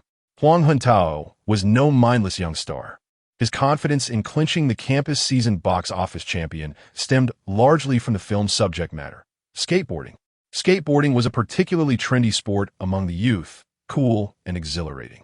With this element in play, he believed its momentum would rival that of Girlhood. Presently, the box office stood at 800,000 against 700,000, a clear advantage for him. If this trend continued, Summer would secure the opening day box office champion. Such buzz, combined with favorable ratings, would naturally attract a substantial audience without excessive promotion. As Huang Juntao reveled in his analysis, feeling invincible, his manager suddenly sent him a message.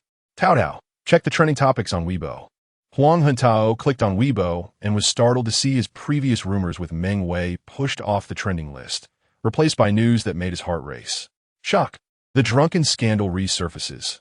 Lin Kuo intoxicated, Shen Xi tenderly supporting him. Lin Kuo instinctively makes such a move. Beneath the headline, a video showed Lin Kuo resting his head on Shen Xi's shoulder after a bout of drinking. The two were trending again. and the provocative title naturally drew in curious onlookers. Wow, the editor knows how to craft a headline. Ha, this is hilarious. These two get caught drinking every day. Lin Kuo, I advise you to let go of my goddess. Not envious of the couple, just envious of Lin Kuo every day. I too wish to lean on my goddess's shoulder. What goddess's shoulder? Here, lean on my pecs. Get lost, don't touch me. Look at Lin Kuo. He resembles a child.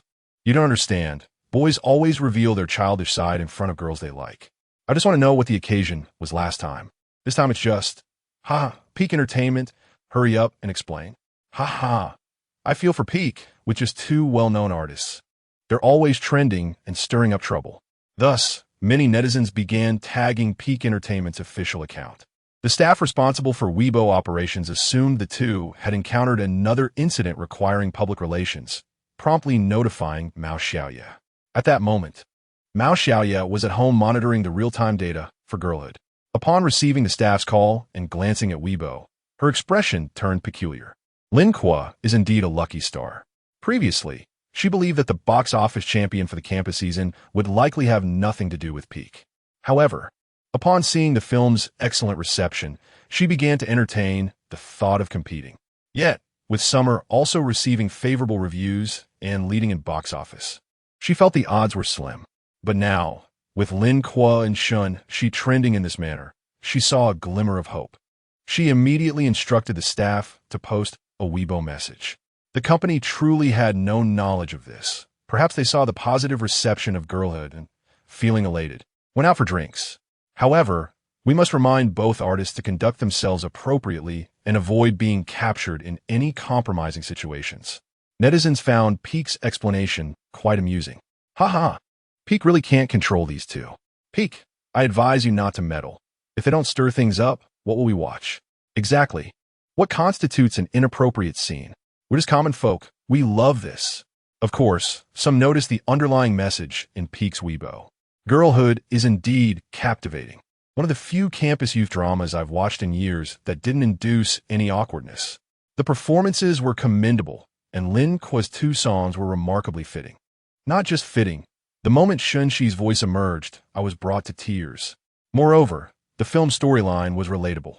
The female lead wasn't a wealthy beauty, finally shining a light on ordinary girls like us.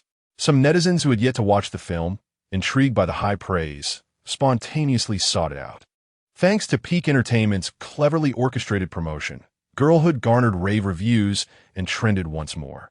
Huang Huntao observed the discussions among netizens, a subtle unease creeping in. He promptly communicated with his company, securing a trending topic about his dedication to perfecting the film through 3 months of rigorous skateboarding practice, hoping to mitigate the situation. Simultaneously, he kept a vigilant eye on the film's box office data. Chapter 65. Girls' Generation premieres as box office champion at 10 o'clock at night. The film box office rankings remained relatively unchanged. Midsummer stood firmly in first place with 910,000. However, the second contender, Girls' Generation, experienced a meteoric rise in effective clicks during the 9 to 10 o'clock period, jumping from over 700,000 to 880,000, narrowing the gap significantly. By 11 o'clock, Midsummer had reached 950,000, while Girl and Amp, Oppo's S Generation followed closely at 940,000, poised to catch up. As the clock struck midnight, the campus season premiere officially concluded. Huang Huntao tremulously opened the data sent by his manager, covering his eyes with one hand, peeking through a narrow slit. Midsummer had grossed 1,080,000 over the million mark. Yes, but Girls' Generation had outdone it with 150,000. Oh no. Huang Huntao tilted his head back at a 45-degree angle, resignedly shutting his eyes. Alas, heaven, why have you been so harsh on me? The next day, Lin Kuo awoke groggily in his dormitory, rubbing his still throbbing temples. He reached beneath his pillow for his phone, almost noon. It was evident that he had indulged excessively the previous night. Upon seeing dozens of notifications from WeChat, Lin Kuo hastily opened them, only to discover they were messages from the Peak work group. Congratulations to Girls' Generation for clinching the box office champion title in the campus season premiere. A red envelope awaits. The sender was Mao Xiaoya. Lin Kuo felt momentarily bewildered. What was this? Upon waking, Girls' Generation had already secured the box office championship. What he missed? Regardless, he shifted his focus to the red envelope, opening it gently, pleased to see it had not yet been fully claimed. A familiar sound of a red envelope being opened resonated, revealing over 500 yuan on the screen. Goodness, how generous of Mao. If each person received 500 and there were over 100 people in the group, that must be a significant sum. At that moment, someone else messaged in the group. Luck King, you finally awakened. It was Mao Xiaoya again. Lin Kuo glanced at the red envelope and realized its total value was 3,000. Others had snatched 500 last night, leaving him the sole recipient. Wasn't this the definition of a Luck King? The Luck King must now pass the baton. Mao Xiaoya added, pass the baton? Lin Kuo had never encountered such a rule in his 2 lifetimes. He dismissed the thought, tossing his phone aside as he began his morning routine. Meanwhile, others in room 213 were also rousing from slumber. Wang Ronkai lay in bed, intending to look at photos of his favorite beauty influencers to wake himself up when he suddenly spotted a trending topic, his eyes widening in disbelief. Wow, Kuo, you're trending again. Lin Kuo, brushing his teeth, spat in confusion. What nonsense. Leaning closer, he saw that he and Shen Xi had made headlines again due to their drunken antics. He couldn't and amp, oppose. T helped but chuckle at the dramatic turn of events. Nevertheless, it served as a reminder. Now that he had gained fame, every move would be scrutinized by netizens. Thankfully, this incident bore no negative repercussions. He shuddered at the thought of being caught in a compromising situation after a night of drinking. It would undoubtedly tarnish his reputation. After washing his face, Lin Kuo picked up his phone to catch up on the previous night's events, only to find that Girl and Oppo's Generation had secured the box office championship largely due to his unexpected viral moment. He couldn't and Oppo's help but smile. He had aimed to achieve success through talent, yet it seemed the public was more intrigued by his sensational news. Dressed and ready, Lin Kuo prepared to head out for a meal. The other slackers in 213 raised their heads, beginning a simplified version of a classic comedy routine, calling out dishes. Amid their playful banter, Lin Kuo strode out of the dormitory. During lunch, he received a call from Mao Xiaoya, who reminded him to wear a mask and sunglasses when going out and to be mindful of his behavior. Lin Kuo recognized the seriousness of the situation and nodded in agreement. Regardless of Girls' Generation's final box office tally, the company was planning a celebratory feast after the campus season concluded, and Mao Xiaoya hoped this key contributor would attend. Lin Kuo, fully aware of the significance of being a key contributor, readily agreed. As they were about to hang up, Mao Xiaoya reminded him that today was the day for song downloads and royalty payments to be processed. Payments? Lin Kuo perked up instantly. Such an important matter had been left for last. At that moment, he began to question Mao Xiaoya's efficiency. After lunch, upon returning to his dormitory, Lin Kuo received a notification from his online banking. The digits flashed before him, 136. He gazed at the numbers, momentarily transfixed. How swiftly a star could earn money. He wondered if any taxes had been overlooked. With trepidation, he opened the income details. His 2 songs released last month, Actor with 47 million downloads, and new Noble Concubine Drunk with 35 million downloads had generated substantial revenue. Music producers taking a 70% share, along with additional commercial royalties. The total exceeded 2 million, and after tax deductions, it was roughly the amount displayed. Lin Kuo felt a wave of relief wash over him. Delighted, as he contemplated how to spend the money, he received a message from Ding Lei, an editor at Tomato Library. Teacher Lin Kuo, your royalties will be deposited this afternoon. Your first month sales reached an astonishing 920,000 copies. Please verify and let me know if there are any discrepancies. Okay, Lin Kuo replied, his smile stretching from ear to ear. Today was indeed a day for financial rewards. Ding Lei continued, they're in damp. Oppos, that's one more thing to discuss. The second-ranked book is catching up in sales and has been updating rapidly. They plan to release the 3rd volume next week. So, you need to be diligent. Without hesitation, Lin Kuo sent over the third volume of Slam Dunk. Ding Lei's silence was deafening. Yet, Lin Kuo was also surprised that the other book, whatever it was titled, was persistently pursuing him. How in Apos? Is that book performing? He inquired. 850 000 copy. The author is pushing hard, so be wary. Pushing hard? Is the update frequency impressive? If it were merely an issue of updates, Lin Kuo could readily release the subsequent volumes. Ding Lei replied, it's not just the updates. That book is originally a harem novel. Previously, it only skirted around the topic, but now it's becoming increasingly explicit. The author possesses a certain level of skill. Their work could be either published or censored. After all, such impressive sales bring substantial profits to the company, so they're turning a blind eye. With this advantage, overtaking him was not out of the question. Lin Kuo understood now. The author was walking a tightrope. However, he could not rely solely on the notion that only this book might face censorship. His task was to win the writing competition, with lucrative rewards at stake. Thus, he resolved to devote more attention to promoting Slam Dunk in the coming days. Chapter 66. A peak of prosperity. After concluding his conversation with Ding Lei, Lin Kuo received another notification from his online banking, a message regarding his royalty payment. The first volume of Slam Dunk was priced at 20 yuan and sold a staggering 920,000 copies, leading to a royalty share of 5%. Coupled with some audiobook revenues and other earnings from various ebook platforms, his after-tax total reached 980,000 yuan.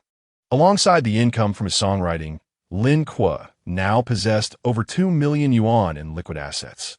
This sum could be deemed sufficient as seed capital, prompting Lin Kuo to ponder how to allocate these funds wisely. Purchasing a home was unequivocally out of the question.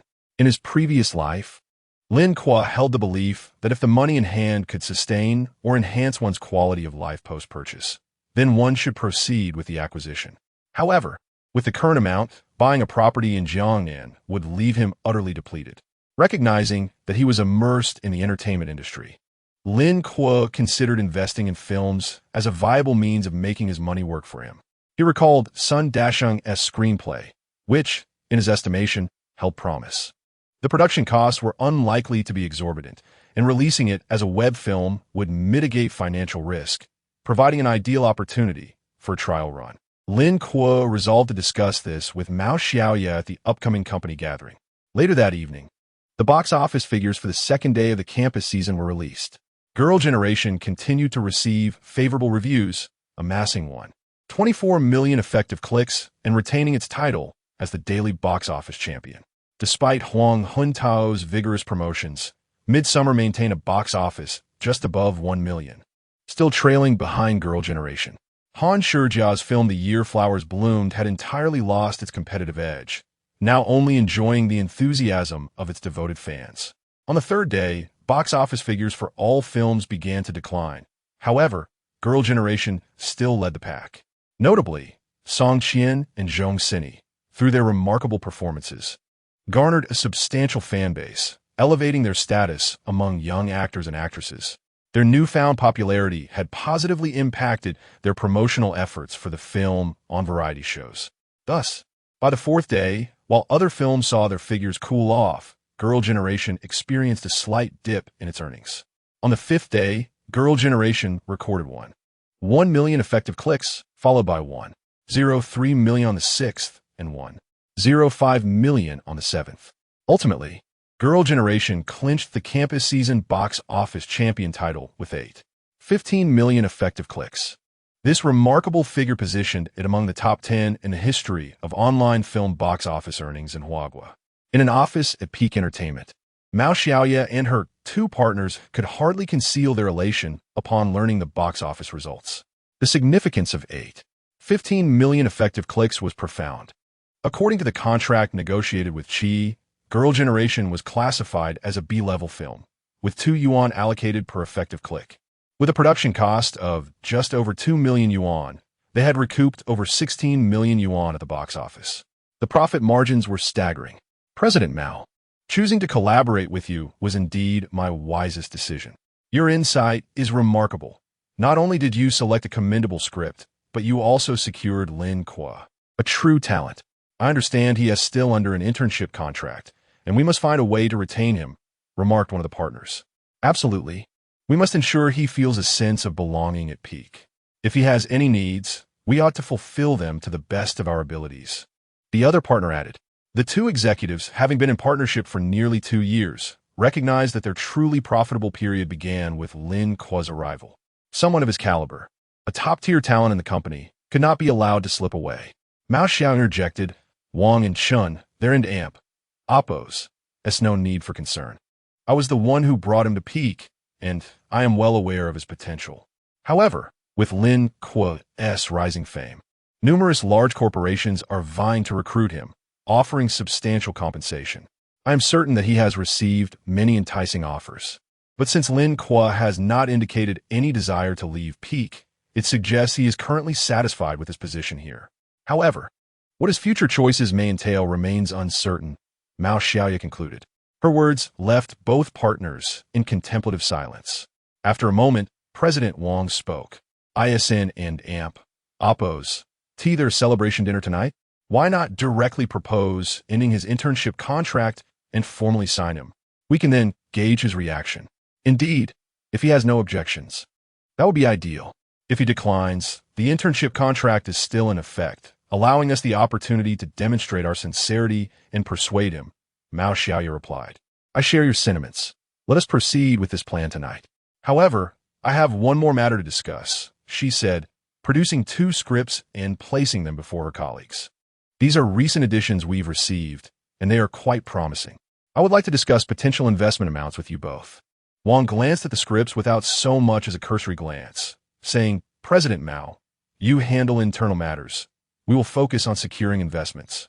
We are not versed in script evaluation. If you believe it has promise, simply state a figure, but we must agree on one thing. While we have made profits, venturing into theatrical releases carries significant risks that we cannot afford. That is understood, Mao Xiaoya replied. I am well aware of the company and AMP, Oppos, as circumstances. My proposal for this script is to pursue a web release with an investment of $4 million. What? Both executives shifted uncomfortably in their seats. Is this script post-production heavy? Mao Xiaoya shook her head. No, it is a romantic film, much like Girl Generation. The two executives furrowed their brows. The company could easily afford $4 million, but they needed to ensure value for their investment. While $4 million might be justifiable for a complex post-production project, a romantic film demanding such a sum raised eyebrows, especially considering Girl Generation had only cost $2 million. President Mao, does this screenwriter have considerable credentials? One asked. Mao Xiaoya responded, the screenwriter is relatively new, but it comes highly recommended by Lin Kuo. The two executives instinctively leaned back, inhaling deeply. If you believe in this script, then $4 million is certainly within reach, they concurred. Indeed, with the company now profitable, they could no longer afford to appear impoverished. They needed to project confidence to their employees. Mao Xiaoya couldn't suppress a smile. There is no need for hesitation, gentlemen. While the $4 million figure does reflect Lin Kuo's influence, it is also a result of my thorough consideration. Girl Generation had its share of flaws, including costume design, settings, and post-production. Had we possessed sufficient funds to refine these elements, I am confident the box office would have soared even higher. This time, we must rectify previous shortcomings and strive for improvement. Additionally, Lin Kuo has already composed the theme song for this film. Combined with the success of Girl Generation, I believe the box office foundation will be promising. Upon hearing this, the two executives exchanged glances and nodded in agreement. While they may not comprehend the intricacies of the script, the prospect of an investment that honored Lin Kuo while promising profitability was an opportunity no one would dare refuse. Chapter 67. The True Nature of Money at 5 o'clock in the evening. Lin Kuo rummaged through his wardrobe and unearthed the suit his mother had gifted him for his birthday. Given that it was the company and Oppos, his celebratory banquet, a formal occasion, he felt compelled to dress appropriately. After donning the suit, Lin Kuo admired himself in the mirror for quite some time. It is often said that a suit is a man's finest attire, though his mother's gift may not rival high-end designer pieces with his charm, stature, and physique. He exuded a subtle aura reminiscent of a young, accomplished CEO. After sending a message to Shen Xi to confirm she was ready, Lin Kuo stepped out amidst the teasing remarks of his peers. The two had agreed to meet at the library entrance, where Shen Xi appeared in a flowing white dress, exuding an air of gentle purity. Lin Kuo gazed at her for a while before scratching his head and saying, "You look truly stunning today." Shen Xi, with a playful smile, called him a fool and then adjusted Lin Kuo's collar. "Let us go," she said. The two walked side by side toward the school gate. Along the way, many classmates whispered amongst themselves about their attire, and a lively girl boldly approached them, asking Lin Kuo, "Shen Xi, are you two going to take wedding photos?" Shen Xi seemed unfazed by the question, turning to Lin Kuo with crescent-shaped eyes sparkling with mischief. Initially, Lin Kuo felt indifferent, but her gaze made his cheeks flush, and he cleared his throat, saying, "We're just attending a dinner, so please don't spread rumors online." Upon hearing they were not taking wedding photos, the girl walked away disappointed. As they continued toward the exit, Lin Kuo, noticing Shen Xi's perpetual smile, curiously inquired, "What is you so cheerful?" Shen Xi looked up at him. "Of course I and Oppos am happy. She just said we look like we and Oppos. We're going to take wedding photos." Mentioning this made Lin Kuo feel a bit awkward. What is there to be happy about? Shen Xi blinked her clear, water-like eyes. "It's a compliment. It means we're quite a match." Hearing such bold words made Lin Kuo and Oppos his heart skip a beat, and he quickly averted his gaze, scoffing, "All right, keep flirting with me." With mixed emotions, they arrived at the entrance where Mao Xiaoya was already waiting with the car. After getting in, Lin Kuo remarked, "I feel bad for always having you pick me up. It's too much trouble." Mao Xiaoya laughed. "What's wrong? Want me to arrange a car from the company instead?" Lin Kuo hastily waved his hands. "That's not what I meant."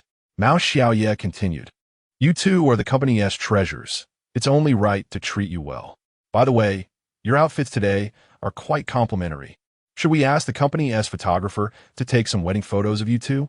Lin Kuo's expression darkened, while Shen Xi stifled a laugh. "Sister, please just drive." At the Jiangnan restaurant, Lin Kuo and Shen Xi followed Mao Xiaoya to the second floor. Upon entering the hall, they spotted colleagues gathered in conversation. This floor was certainly buzzing with activity tonight. As Lin Kuo and his companions approached, colleagues eagerly tried to greet them. However, one person was quicker than the rest. "Huiye, Mao Zong Dia." Lin Kuo barely registered the shadow that swooped toward him before realizing it was Liu. Seeing Liu holding onto his hand, Lin Kuo couldn't help but chuckle. "I was wondering who it was. You startled me." Liu sheepishly released his grip and scratched his head. Lin Kuo examined Liu, who was now dressed in a fitted suit with shoulder-length hair, exuding a refined aura. It was evident that money had transformed him. Just a month ago, he was rather unremarkable, but now he radiated charm. "What have you been up to lately?" Lin Kuo inquired, as they hadn't seen each other in a while. Liu replied, "After new noble Concubine Gets Drunk became a hit, I received several performance invitations and numerous variety show offers, but I turned down a few that didn't feel right. Now I'm just practicing my singing at home." Lin Kuo nodded. "It's wise to limit appearances on variety shows." Liu then glanced around and whispered, "Kuo, my singing has improved significantly. If you have any suitable songs, don't forget about me." Lin Kuo patted him on the shoulder. "To excel in one's craft, one must first hone the tools. Don't rush. I will certainly keep you in mind when I have a fitting song." However, he felt slightly awkward internally, thinking, "It's not that I don't support you, but I currently lack resources to spare. Rest assured, once I am more prosperous, I will not forget you." After chatting with Liu, several other company artists came over to greet Lin Kuo, who reciprocated politely. Soon, the other two partners of the company arrived and approached Lin Kuo directly. Mao Xiaoya had previously introduced them, saying the slightly heavier one is Wang Lin, and the taller, balding one is Chun Jiangwo. Lin Kuo took the initiative to extend his hand. "Mr. Chun, Mr. Wang." The two executives warmly shook his hand. "Ha, Lin Kuo, you truly are a fine specimen. And this must be Shen Xi. What remarkable poise. We are grateful for your presence at the banquet." After some polite exchanges, the celebration officially commenced. The hall featured 5 tables, 3 for company employees, 1 for the main cast of the Girl Generation crew, and 1 for the company leaders. Lin Kuo and Shen Xi were seated at the leaders' table, which he accepted without objection, as he intended to discuss film investment matters with the partners later. As the banquet began, Mao Xiaoye, representing the partners, delivered a speech regarding the girl generation's achievement in clinching the campus box office championship, after which everyone began to eat, drink, and mingle freely.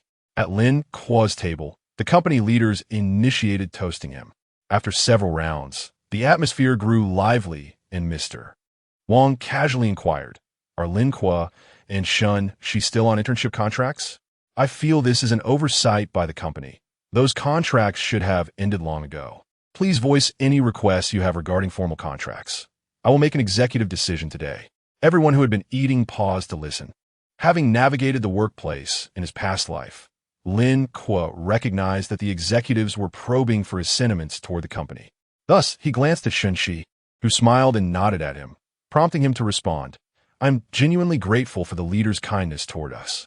I quite enjoy working at the company and feel comfortable here, though I find the future direction a bit unclear. Therefore, this internship period allows me to reflect on my thoughts." The two executives exchanged glances and subtly nodded. It seemed Lin Kuo was no ordinary university student without insight. They felt reassured, although Lin Kuo didn't explicitly say he would sign. He had conveyed his positive attitude toward the company. However, what could he mean by an unclear future direction? Did he perhaps not wish to pursue a career as star? Chapter 68. Short story reward. At this moment, Mao Xiaoye spoke up. "Lin Kuo, I have some good news for you. Your classmate's script has been approved for an investment of $4 million by the company." The two executives immediately chimed in. "Indeed, Lin Kuo, your discerning eye is commendable. We have reviewed that script and are all full of praise." Lin Kuo, somewhat astonished by the company and Oppo's substantial investment, had initially anticipated a budget similar to Girl Generation, around $2 million, which would have allowed him to invest alongside. However, he shrugged off his surprise, acknowledging his own audacity. "Mao, I understand that this additional investment is due to my reputation, but as an employee of the company, I feel quite embarrassed that it is spending so extravagantly," he said. The leaders were visibly moved, recognizing that this was the type of talent the company needed. Yet, Mao Xiaoye was slightly perplexed. Such words were uncharacteristic of Lin Kuo. Sure enough, a moment later, Lin Kuo revealed his intentions. "To alleviate the pressure on the company, I am willing to contribute $2 million and co-invest in this film. This way, the company and Oppo's risk is mitigated." The two executives were taken aback. Lin Kuo wished to invest in the film. They recalled just moments ago his uncertainty about the future direction. So, he does not intend to remain a mere dish on the table, but aspires to dine at the banquet. Mao Xiaoye was equally astonished, not having anticipated that Lin Kuo, just a month into his career, possessed the capability to invest. However, despite their good rapport, she understood that such a decision could not be made unilaterally and turned to the other two partners. Chun and Wang exchanged glances, nodded and smiled. "Lin Kuo, since you claim we are family, we should share in the profits. Let us finalize this decision at the dinner table today. The company and you will each invest 50%. We will draft the contract tomorrow." "Wang, Mao, do you have any objections?" "None at all," they replied, of course. They had been contemplating how to retain Lin Kuo, and now, with this investment collaboration, their mutual interests would deepen, thereby strengthening Lin Kuo and Oppo's ties with the company. After all, to keep an employee, one must enable them to earn more. With the investment settled, the atmosphere at the dinner table became increasingly jubilant. By 8:00 and Oppo's clock, the celebration concluded. Lin Kuo had consumed quite a bit of alcohol, and to prevent any further incidents, Shen Xi directly took a taxi to return him to his parents' home. The following day, Lin Kuo went to sign the contract with the company. Subsequently, he focused on optimizing and revising the script, which he renamed The Us That Followed. Upon seeing this new title, classic melodies flooded his mind. Well, now both the theme song and the ending song are accounted for. Once the script was finalized, The Us That Followed officially entered the preparatory stage for filming. On this day, Lin Kuo also received a reward from the system. "Congratulations to the host for completing the task. You have received a silver treasure chest and 300 points. Would you like to open the treasure chest?" It dawned on Lin Kuo that he had officially completed the task of helping son Dasheng find funding to bring the script to fruition. "Open the treasure chest," he commanded.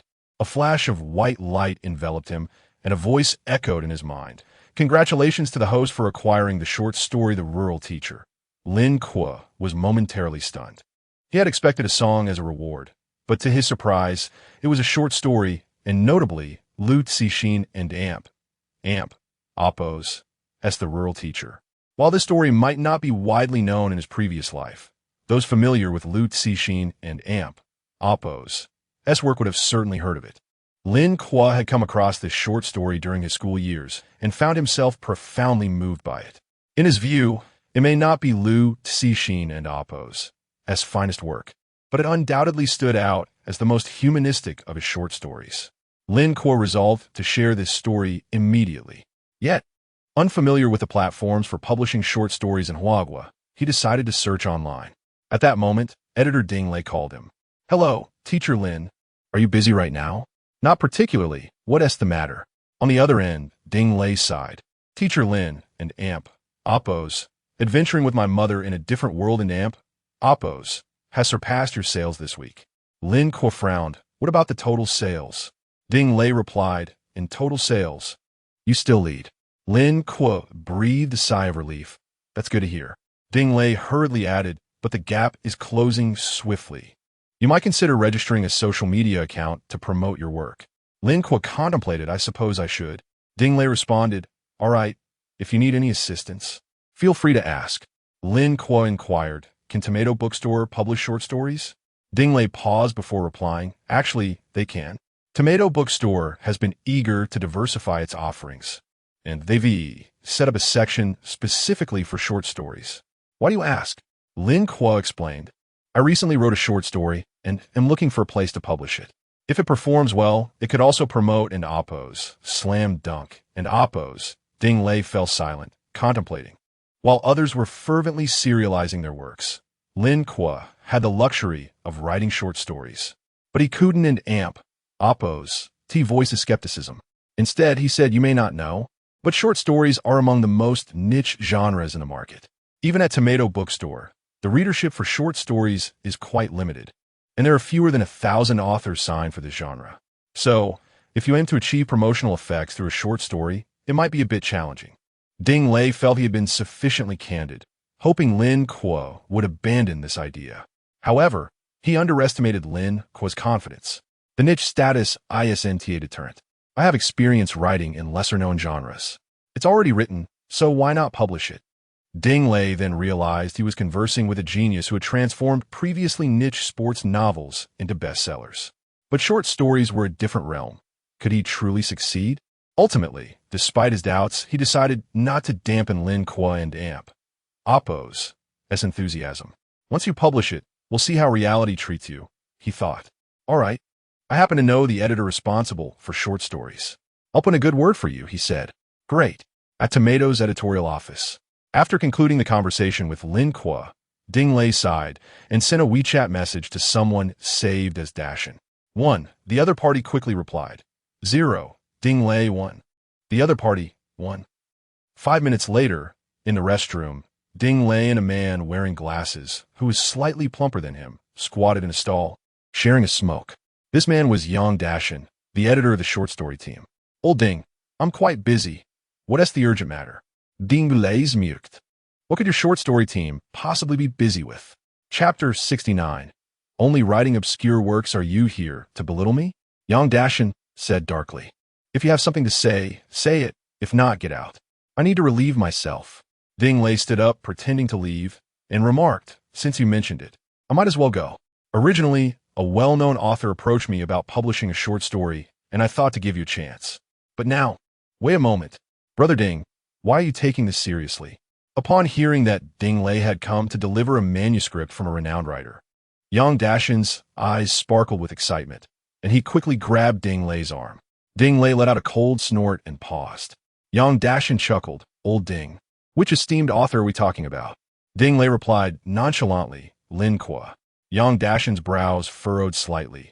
Why does that name sound so familiar? Then, looking at Ding Lei's proud expression, he suddenly realized. Isn't that the one who wrote Slam Dunk? He wants to write a short story?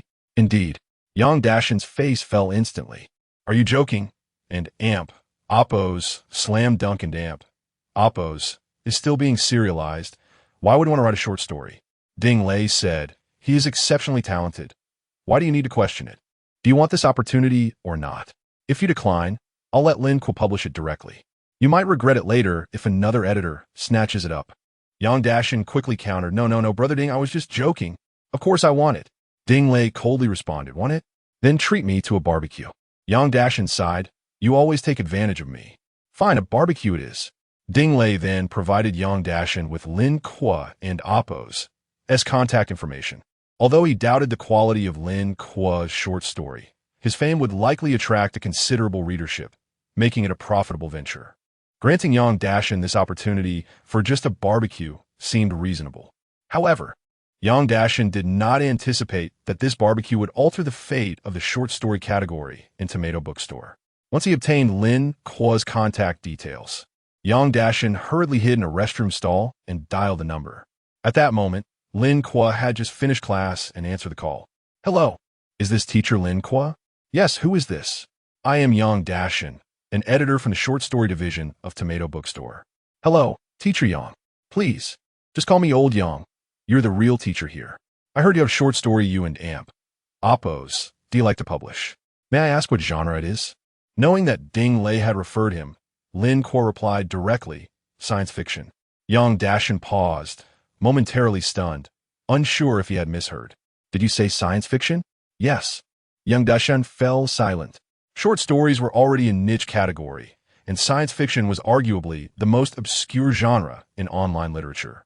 This was the first time he had encountered an author dedicated solely to obscure themes. Nevertheless, given Lin Kuo and Oppo's ability to write and Oppo's, Slam Dunk and Oppo's, Yang Dashin remained hopeful and suggested, let's add each other on QQ. Please send the manuscript to my email. All right. After receiving Yang Dashin's email address, Lin Kuo promptly sent over the manuscript for Rural Teacher. The office of the Tomato Bookstore and Amp, Oppo's short story editorial team was sparsely populated and eerily quiet. Yang Dashin eagerly opened the document and was met with the title, Rural Teacher. This title, his first reaction was that Lin Kuo must have sent the wrong manuscript, as the name bore no resemblance to anything science fiction related. However, considering that some authors were quite casual with their titles, he began reading the manuscript. After a few paragraphs, Yang Dashin halted. Although the writing was commendable, rich with the essence of traditional literature, it was undeniably a straightforward rural narrative, completely devoid of any science fiction elements. He became increasingly convinced that Lin Kuo had sent the wrong manuscript and messaged him. Teacher Lin, did you perhaps send the wrong manuscript?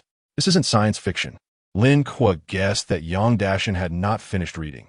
So he replied, I did not send the wrong manuscript. Please continue reading.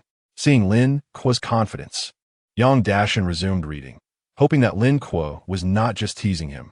As he delved further into the story, he found himself gradually absorbed in the narrative. He could not help but feel emotional, as the portrayal of the diligent rural teacher resonated deeply with him. Coming from a rural background himself, he understood both the advantages and disadvantages of rural life. As he read on, the oppressive, ignorant, and despairing tales of human nature in impoverished villages weighed heavily on his heart. Simultaneously, he was astonished. Such insights into the feudal and ignorant mindset of rural areas could not be penned without substantial experience. He had heard that Lin Kuo was quite young. How could he possess such profound understanding of life in impoverished regions and the intricacies of human nature? Remarkable. Yang Dashin couldn't and Oppo's help but admire Lin Kuo. But this feeling was short-lived. He suddenly realized that despite reading for quite some time, he had yet to encounter any science fiction elements. Come on, my friend, I acknowledge your exceptional writing, but where are the science fiction elements?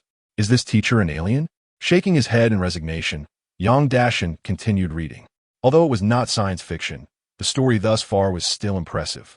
He believed that if this novel were published in a traditional literary magazine, it would certainly find its place based solely on its rural content. After reading further, the narrative about rural life came to a close, and a dividing line appeared in the text. Below the line, the scene shifted abruptly from a small village to the cosmos. Yang Dashan was taken aback. Moments ago, he was immersed in a rural setting, and now he was suddenly in the Milky Way. This transition felt a bit abrupt.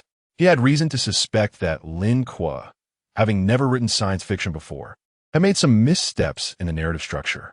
However, at least science fiction elements had finally emerged, prompting Yang Dashan to breathe a sigh of relief and continue reading. With a solid foundation in science fiction literature, he navigated through this segment of the story without much difficulty. Although he did not understand all the technical jargon, his years of reading experience allowed him to glean the gist of the narrative. The aliens sought to protect certain planets, yet due to the sheer number of them, they could only conduct civilization assessments to select planets that met their criteria for protection. The aliens were preparing to inspect the planets in the Milky Way. Yang Dashan vaguely anticipated the forthcoming developments in the plot. Chapter 70, Newton's 3 Laws of Motion. Could it possibly involve the blue planet? With this speculation, Yang Dashan continued to read on. The subsequent scene transported him back to a quaint village, where a teacher, aware of his dwindling time, delivered his final lesson to the children from his sickbed. Yang Dashan found Lin Kuo's portrayal of the educator deeply moving. Even while coughing blood and unable to move, the teacher persevered. His eyes grew misty. However, when he witnessed the teacher choosing to explain Newton's 3 laws of motion on his deathbed, he felt a sense of bewilderment. While he admired the teacher's character, he questioned why, at such a moment, he would choose to impart these specific laws. In this remote village, where many children were unlikely to ever venture beyond its confines, would and amp, oppose, to be more practical to teach them knowledge applicable to their lives. Yang Dashan briefly scoffed at this notion, yet then reconsidered. After all, it was a science fiction tale, and the teacher and oppose, imparting of physical knowledge seemed logically coherent. He trusted that Lin Kuo had a reason for this narrative choice, convinced it would prove significant later, and thus he patiently continued. The scene shifted once more. As the teacher was explaining Newton and oppose laws, extraterrestrial beings in the cosmos began their own actions. Back in the village, after the teacher concluded his discussion of the 3rd law, he slipped into eternal slumber. Was this truly the end? Yang Dashan was taken aback, having anticipated that the teacher would be rescued by those aliens. With a resigned sigh, he pressed on, his eyes narrowing. It appeared his conjecture was correct. The blue planet was indeed among those being monitored. Yang Dashan's excitement surged. The main event was finally upon him. In this segment, the aliens intended to extract certain life forms from the blue planet for examination. By a twist of fate, the selection range landed squarely on this impoverished, backward village. Yang Dashan frowned. Most of the villagers were illiterate. How could they possibly pass a test? Suddenly, he recalled the children whom the village teacher regarded as beacons of hope. Could they be the ones relied upon? Continuing to read, he discovered that those very children had been chosen as subjects for assessment. The aliens, acting as examiners, began to pose questions. The first inquiry pertained to biological evolution. Yang Dashan, having bid farewell to academia many years ago, vaguely remembered from his biology textbooks that it involved natural selection favoring organisms that could adapt to their environments, leading to successive generations undergoing genetic mutations. Even as an adult, he found it challenging to answer, and he presumed these semi-primitive children would be even more lost. Indeed, the children were perplexed by the question. The second question was equally confounding, one that Yang Dashan could not answer either. It was clear that the children had no comprehension of what the aliens were discussing. Yet, Yang Dashan was confident that during his high school peak, these queries would have been trivial. But now, as the questioning progressed, the children remained clueless. And soon they arrived at the 10th question, which concerned chemical molecules. The children remained silent and bewildered. Yang Dashan felt an urge to slam the table. He knew the answer. Water. H2O. Alas, the testing concluded, and the children had failed to answer a single question, leading to a decree for the strategic destruction of the blue planet. However, while preparing to unleash destruction, the aliens seemed to reconsider, feeling it wasteful to obliterate such a vast planet, and thus offered the children another chance. They posed a few more inquiries, clearly easing the difficulty of the questions. Regrettably, even these simpler queries proved monumental for the semi-civilized children. Ultimately, the aliens appeared to lose hope in the children and casually asked another question. Upon hearing it, young Dashin was taken aback. They had asked about Newton's first law. He held his breath. As anticipated, the children echoed the answer imparted by their teacher like a well-rehearsed chant. Young Dashin and Appo's clenched fists relaxed as he struck his thigh in exasperation. Why hadn't they asked this sooner and spared the psychological tension? The aliens, witnessing the children's correct answer, proceeded to inquire about force. Unsurprisingly, the next two questions pertained to Newton and Appo's other two laws. Although the children may not have grasped the meaning of Appo's law and Appo's, they recited the answers like rote memorization. Ultimately, thanks to these few children, the blue planet was spared. Yes, young Dashin slammed his hand on the table. Then, leaning back in his chair, tears glimmered in his eyes. It had been an arduous journey, yet the tale was not over. As he finished the novel with mixed emotions, young Dashin let out a deep sigh. At that moment, the profession of teaching had taken on a sacred aura in his eyes. Crack! Young Dashin lit a cigarette, beginning to analyze the narrative. This was a science fiction novel crafted through a lens of realism, exhibiting a uniquely distinctive style. It intertwined simple reality with distant science fiction, weaving stories from two parallel worlds. The first world was that of Earth's surface, set in a distant village where an undervalued teacher raced against death, sowing the seeds of civilization. The second world unfolded beyond the blue planet, amidst alien civilizations engaged in interstellar warfare, revealing the clash of differing cultures and elucidating the universe's sole equitable measure, the advancement of a planet and Appo's civilization, while simultaneously planting the seeds for the survival of the blue planet. Young Dashin now comprehended why Lin Kuo had chosen to present Newton and Appo's three laws as the final lesson. This foundational understanding of physics served as a key to the cosmos.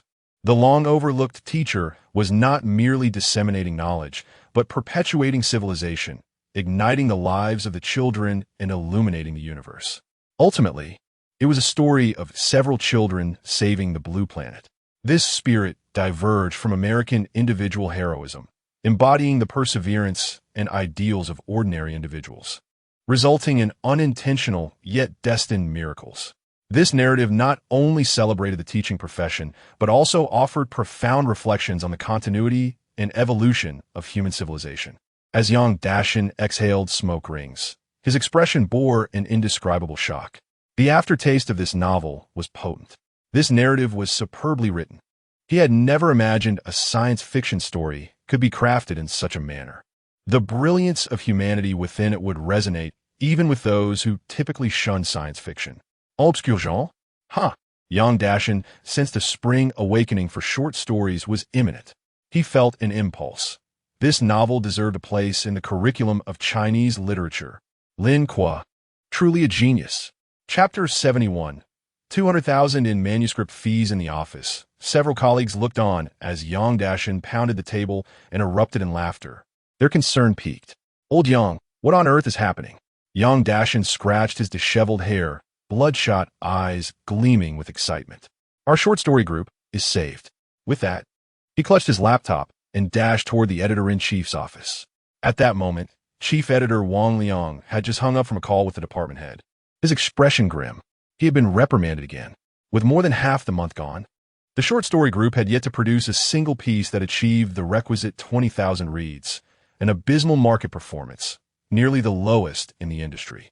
Yet, he felt helpless. Short stories were inherently niche, and Tomato Library had only recently ventured into this realm, lacking the advantages of companies that had long established themselves in the short story domain. Moreover, young people showed little interest in short fiction, leading to a dearth of authors willing to write them, let alone craft them well. Sighing heavily, Wang Liang felt despondent. If this trend continued, the short story division of Tomato Library would inevitably face closure. Just then, the office door swung open with a bang. Seeing young Dashin burst in with fervor, Wang Liang, already in a foul mood, could not restrain his ire. Can't you knock? Young Dashin seemingly ignored the reprimand, placing his laptop on Wang Liang's desk and gasping, "Editor Wang, I just received a manuscript. Our short story group is saved." Wang Liang frowned. "You think one manuscript can revive the group? Is it from some renowned author?" Yang Dashan replied, "Quite renowned. It's from Lin Kuo."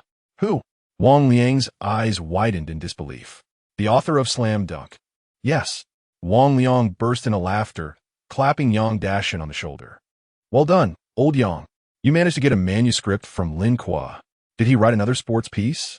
Yang Dashan chuckled awkwardly. "No, it's science fiction." Wang Liang was momentarily taken aback before exclaiming, "Old Yang, are you out of your mind? A writer known for sports literature suddenly penning a science fiction short? The quality surely won't be high." Yang Dashan urged, "Editor Wang, don't jump to conclusions. Just take a look." With a huff, Wang Liang reluctantly shifted his gaze to the computer. "Rural teacher?" At the sight of the title, Wang Liang's expression darkened. Nevertheless, seeing Yang Dashan's fervent demeanor, he steeled himself to read on.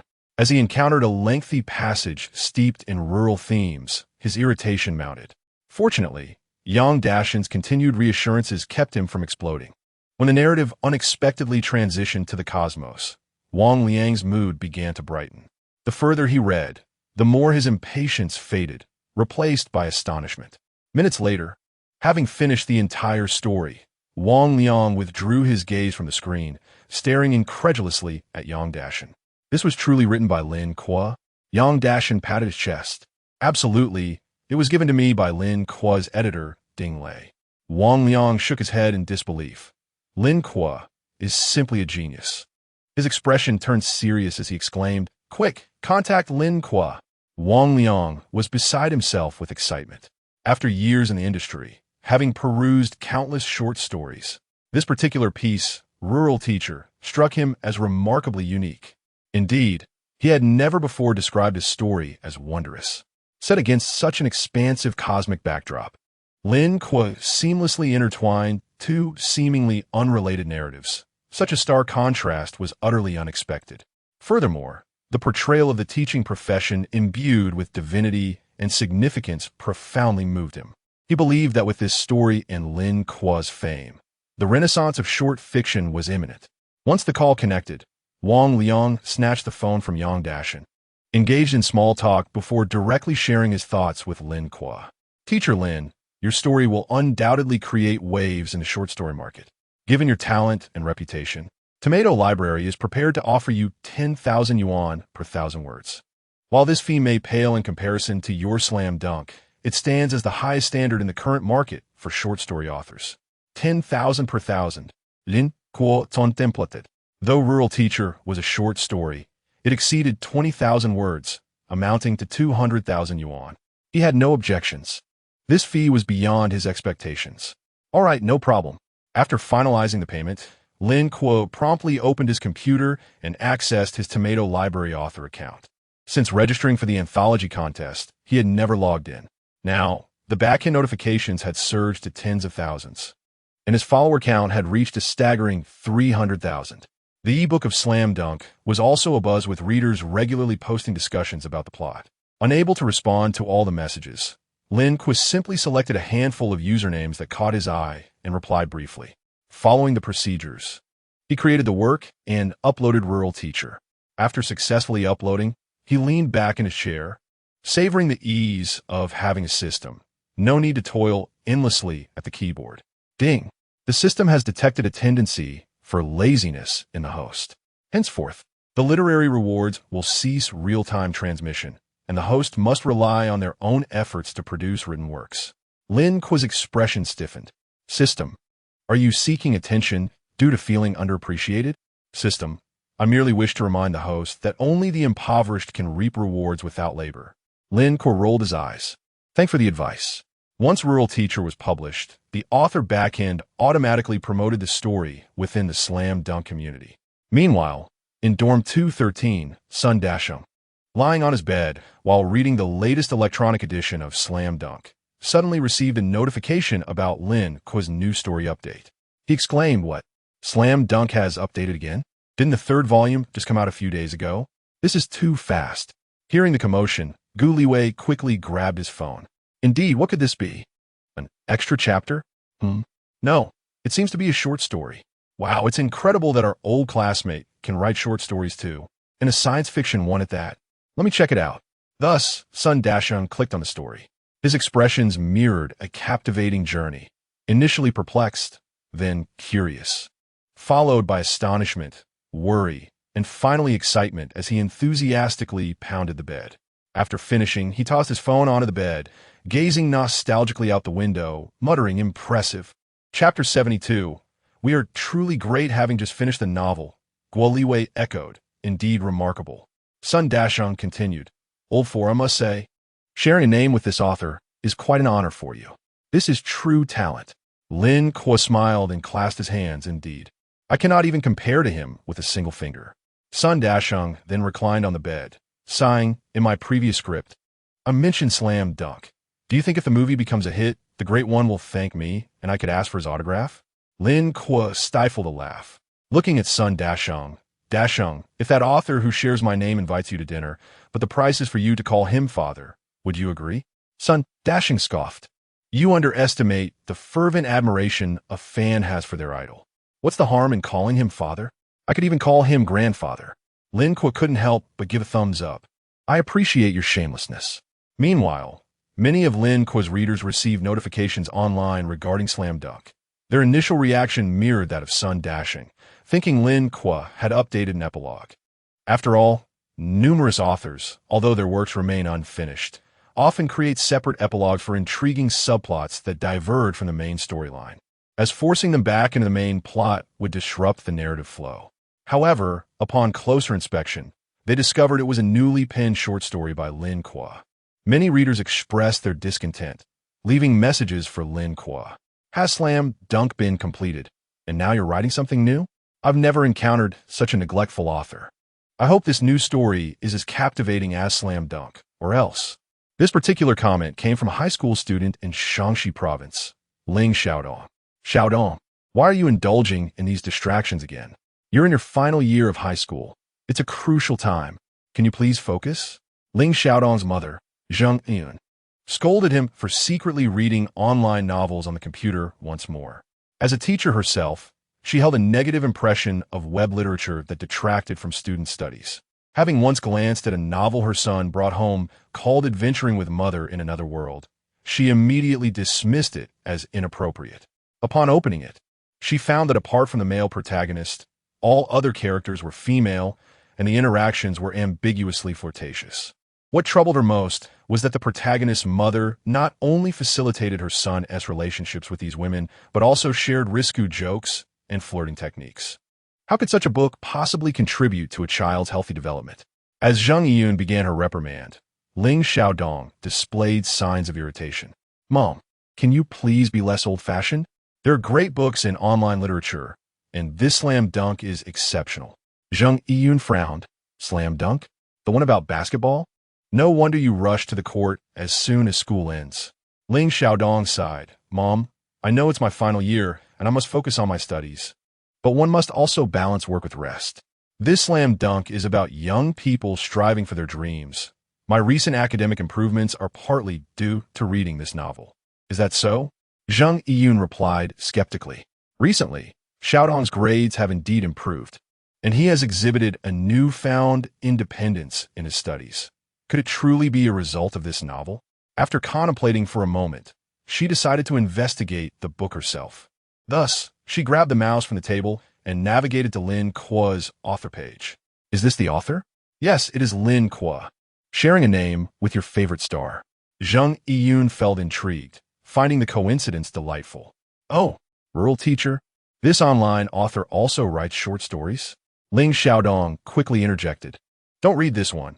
He just wrote it, and I haven't read it yet, so I don't know if it's good. Just read Slam Dunk. He feared that if Lin Kuo's new story did not impress, it might leave a poor impression on his mother. Zheng Yun replied, It's fine. I'll read this one. It's by teacher Xie, and it happens to resonate with me. She then clicked on the novel. The story began from the perspective of a rural teacher suffering from severe illness, depicting the poverty of the village and the ignorance of its inhabitants. Despite such challenging circumstances, the teacher aspired to educate the children to become knowledgeable and thoughtful individuals. As a fellow educator, Zheng Yun was deeply moved by this resilient quality.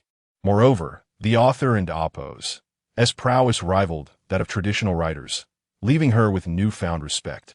Suddenly, the narrative shifted to the cosmos. Zheng Yun was taken aback. The leap in the storyline was quite significant. She glanced at the novel's information and realized it was a science fiction short story. Surprised yet curious, she pondered how the tale of a small village could intersect with a vast universe. She continued reading. Although a language teacher, she possessed a fair amount of knowledge in physics, so the sci-fi elements were not difficult for her to grasp. If the examination involved stars, planets, and the universe, surely Blue Star would be among them, she speculated as she delved deeper. Indeed, the next planet to be tested was Blue Star. However, at this juncture, the rural teacher taught his students Newton's 3 laws. Was there a metaphor or foreshadowing behind this? Zheng Yun read on, noticing that a group of children had been selected as the subjects for questioning. As she saw the children struggle to answer the questions, her heart sank. Ask about Newton's 3 laws. She internally cried out. Finally, the aliens softened, granting the children a chance to answer about Newton's laws. Watching them respond in unison brought her relief for the rural teacher. Your efforts were not in vain. Ultimately, thanks to these children, Blue Star was saved. And Zheng Yun exhaled in relief. Furthermore, when she encountered Lin Kuo's new definition of teachers in the later plot, goosebumps erupted across her skin. Are we teachers truly so magnificent? Her gaze grew distant. Meanwhile, Ling Xiaodong, who had been watching the novel alongside his mother, gazed at her with admiration. Mom, teachers are truly great. Hearing her son's voice, Zheng Yun's resolve solidified. Indeed, we are great. We are the bearers of civilization. Chapter 73. Teacher Lin Kuo's simple and direct approach. Mom, can I read Lin Kuo's book? Zheng Yun inquired. Of course you can. And I'm also a fan of his writing now, she replied. This was the first time Zheng Yun's perception of online literature writers had transformed. A writer with such linguistic prowess and profound thoughts surely would benefit her child's growth. Moreover, Zheng Yun resolved to share this novel with her colleagues and teachers at school the following day. Not only was Zheng Yun captivated, but readers online who had encountered this novel also expressed their admiration in comments. This is the best short story I have ever read. My goodness, I never knew a novel could be written this way. Initially, upon seeing that Lin Kuo had not updated Slam Dunk, I left a few scathing remarks. Now, I'd apologize. Lin Kuo is truly remarkable. After reading it, I have decided to pursue a career in teaching. Having read this novel, I can only say that a tiny spark can ignite a prairie fire, and teachers are the bearers of that spark. Indeed, witnessing children collectively recite Newton's 3 laws brought tears to my eyes. My parents believed that indulging in these novels would distract me from my studies. However, after showing them this story, they were rendered speechless. Ha ha ha, I feel the same. My parents even remarked that Lin Kuo's novel exudes a remarkable elegance. It appears that Lin Kuo is indeed exceptional, having even penetrated the middle-aged and elderly market. In addition to comments, netizens spontaneously began recommending this novel in literary circles. Those who typically had little interest in short stories or were unfamiliar with Lin Kuo were drawn to Rural Teacher. Initially puzzled, they wondered why such excitement surrounded a mere novel, especially one penned by an online writer. How good could it truly be? However, once they finished reading, they too echoed the sentiment in the review section. Incredible. Simultaneously, the high level of discussion surrounding Rural Teacher caught the attention of traditional authors who frequently browse the site. Feng Xiaohua was among them, a highly regarded traditional writer in Huagua, with many of his books designated as essential reading for middle school students. He was also a member of the Huagua Writers Association and one of the few authors without a stereotypical view of online literature. He often shared commendable online works on his social media account. As usual, he intended to find quality online literature to recommend to his audience. Upon entering the Tomato Bookstore website, he was intrigued by the fervent discussions surrounding Rural Teacher. Upon reading the first half of the novel, he was astonished. The character development showcased the author and Appo's writing skills to be superior to those of some traditional writers. The author and Appo's ability to seamlessly intertwine two seemingly disparate storylines and elevate the theme to such heights left Feng Xiaohua unable to remain idle. Wasn't his support for online literature founded on the desire to see such novels emerge? This Lin Kuo possesses immense talent. Without hesitation, he shared the novel on his microblog. Literary enthusiasts, noticing Feng Xiaohua and Appo's recommendation, flocked to take a look. Today, I present to you something different, and Appo's Rural Teacher and Appo's by Lin Kuo. This is the finest short story I have encountered this year. Observing Feng Xiaohua's enthusiastic praise, netizens eagerly began reading, resulting in widespread astonishment. Among them were many who typically read only traditional novels and had never heard of Lin Kuo. They were left to ponder how an online writer could craft such a high-caliber short story. Wow, have online writers reached such a level now? Indeed, I thought they only wrote cliché and superficial tales. I'm begging for more works from this author. I simply can't get enough. At this juncture, some of Lin Kuo's fans began to promote his other works. Lin Kuo's writing prowess is unparalleled among online authors. He is most renowned for Slam Dunk, which is available in bookstores and immensely popular. Thus, due to the explosive success of Rural Teacher, individuals previously unaware of Lin Kuo's name began to seek out Slam Dunk in bookstores. The ensuing fervor delighted editor Yang Dashin. Just moments ago, the short story team convened to discuss the phenomenal success of Rural Teacher, and the department head praised him profusely. Yang Dashin could envision a substantial bonus awaiting him this year. Conversely, the most distressed individual was Ding Lei, currently ensconced in the restroom, smoking a cigarette. After consuming half a pack, he still could not fathom why he had been so professionally diligent as to overlook Lin Kuo's manuscript. Had he known the novel would be such a triumph, he would have never settled for merely treating Yang Dashin to a barbecue. Of course, the barbecue was a minor concern. His greater worry was whether Lin Kuo, now that his short story had gained popularity, would abandon writing long-form narratives. After all, crafting a lengthy work demands significantly more energy than composing a short piece. Thus, he sent Lin Kuo a message. "Congratulations, Teacher Lin, on the success of your short story." Lin Kuo replied, "Thank you." Ding Lei continued, "Following the success of this story, the sales of Slam Dunk have also seen a remarkable increase. Teacher Lin, you should focus your efforts on updating. It would be a shame to limit your talent to short stories." Lin Kuo chuckled upon reading the message, fully aware of Ding Lei's concerns. Without further ado, he sent over the 4th volume of Slam Dunk. "I have class now, goodbye." Ding Lei stared at the document he had just received, feeling somewhat disoriented before breaking into a relieved smile. Teacher Lin has always had such a straightforward and unembellished manner. He appreciates that.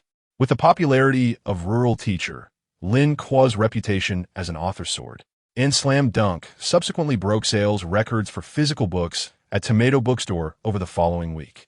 On that day, in a second-tier city in Huahua, within an aging rental apartment, the garbage had piled nearly as high as the bed, and a greasy odor permeated the room. A man with disheveled black hair, a pale complexion, thick glasses, and a corpulent figure sat before his computer.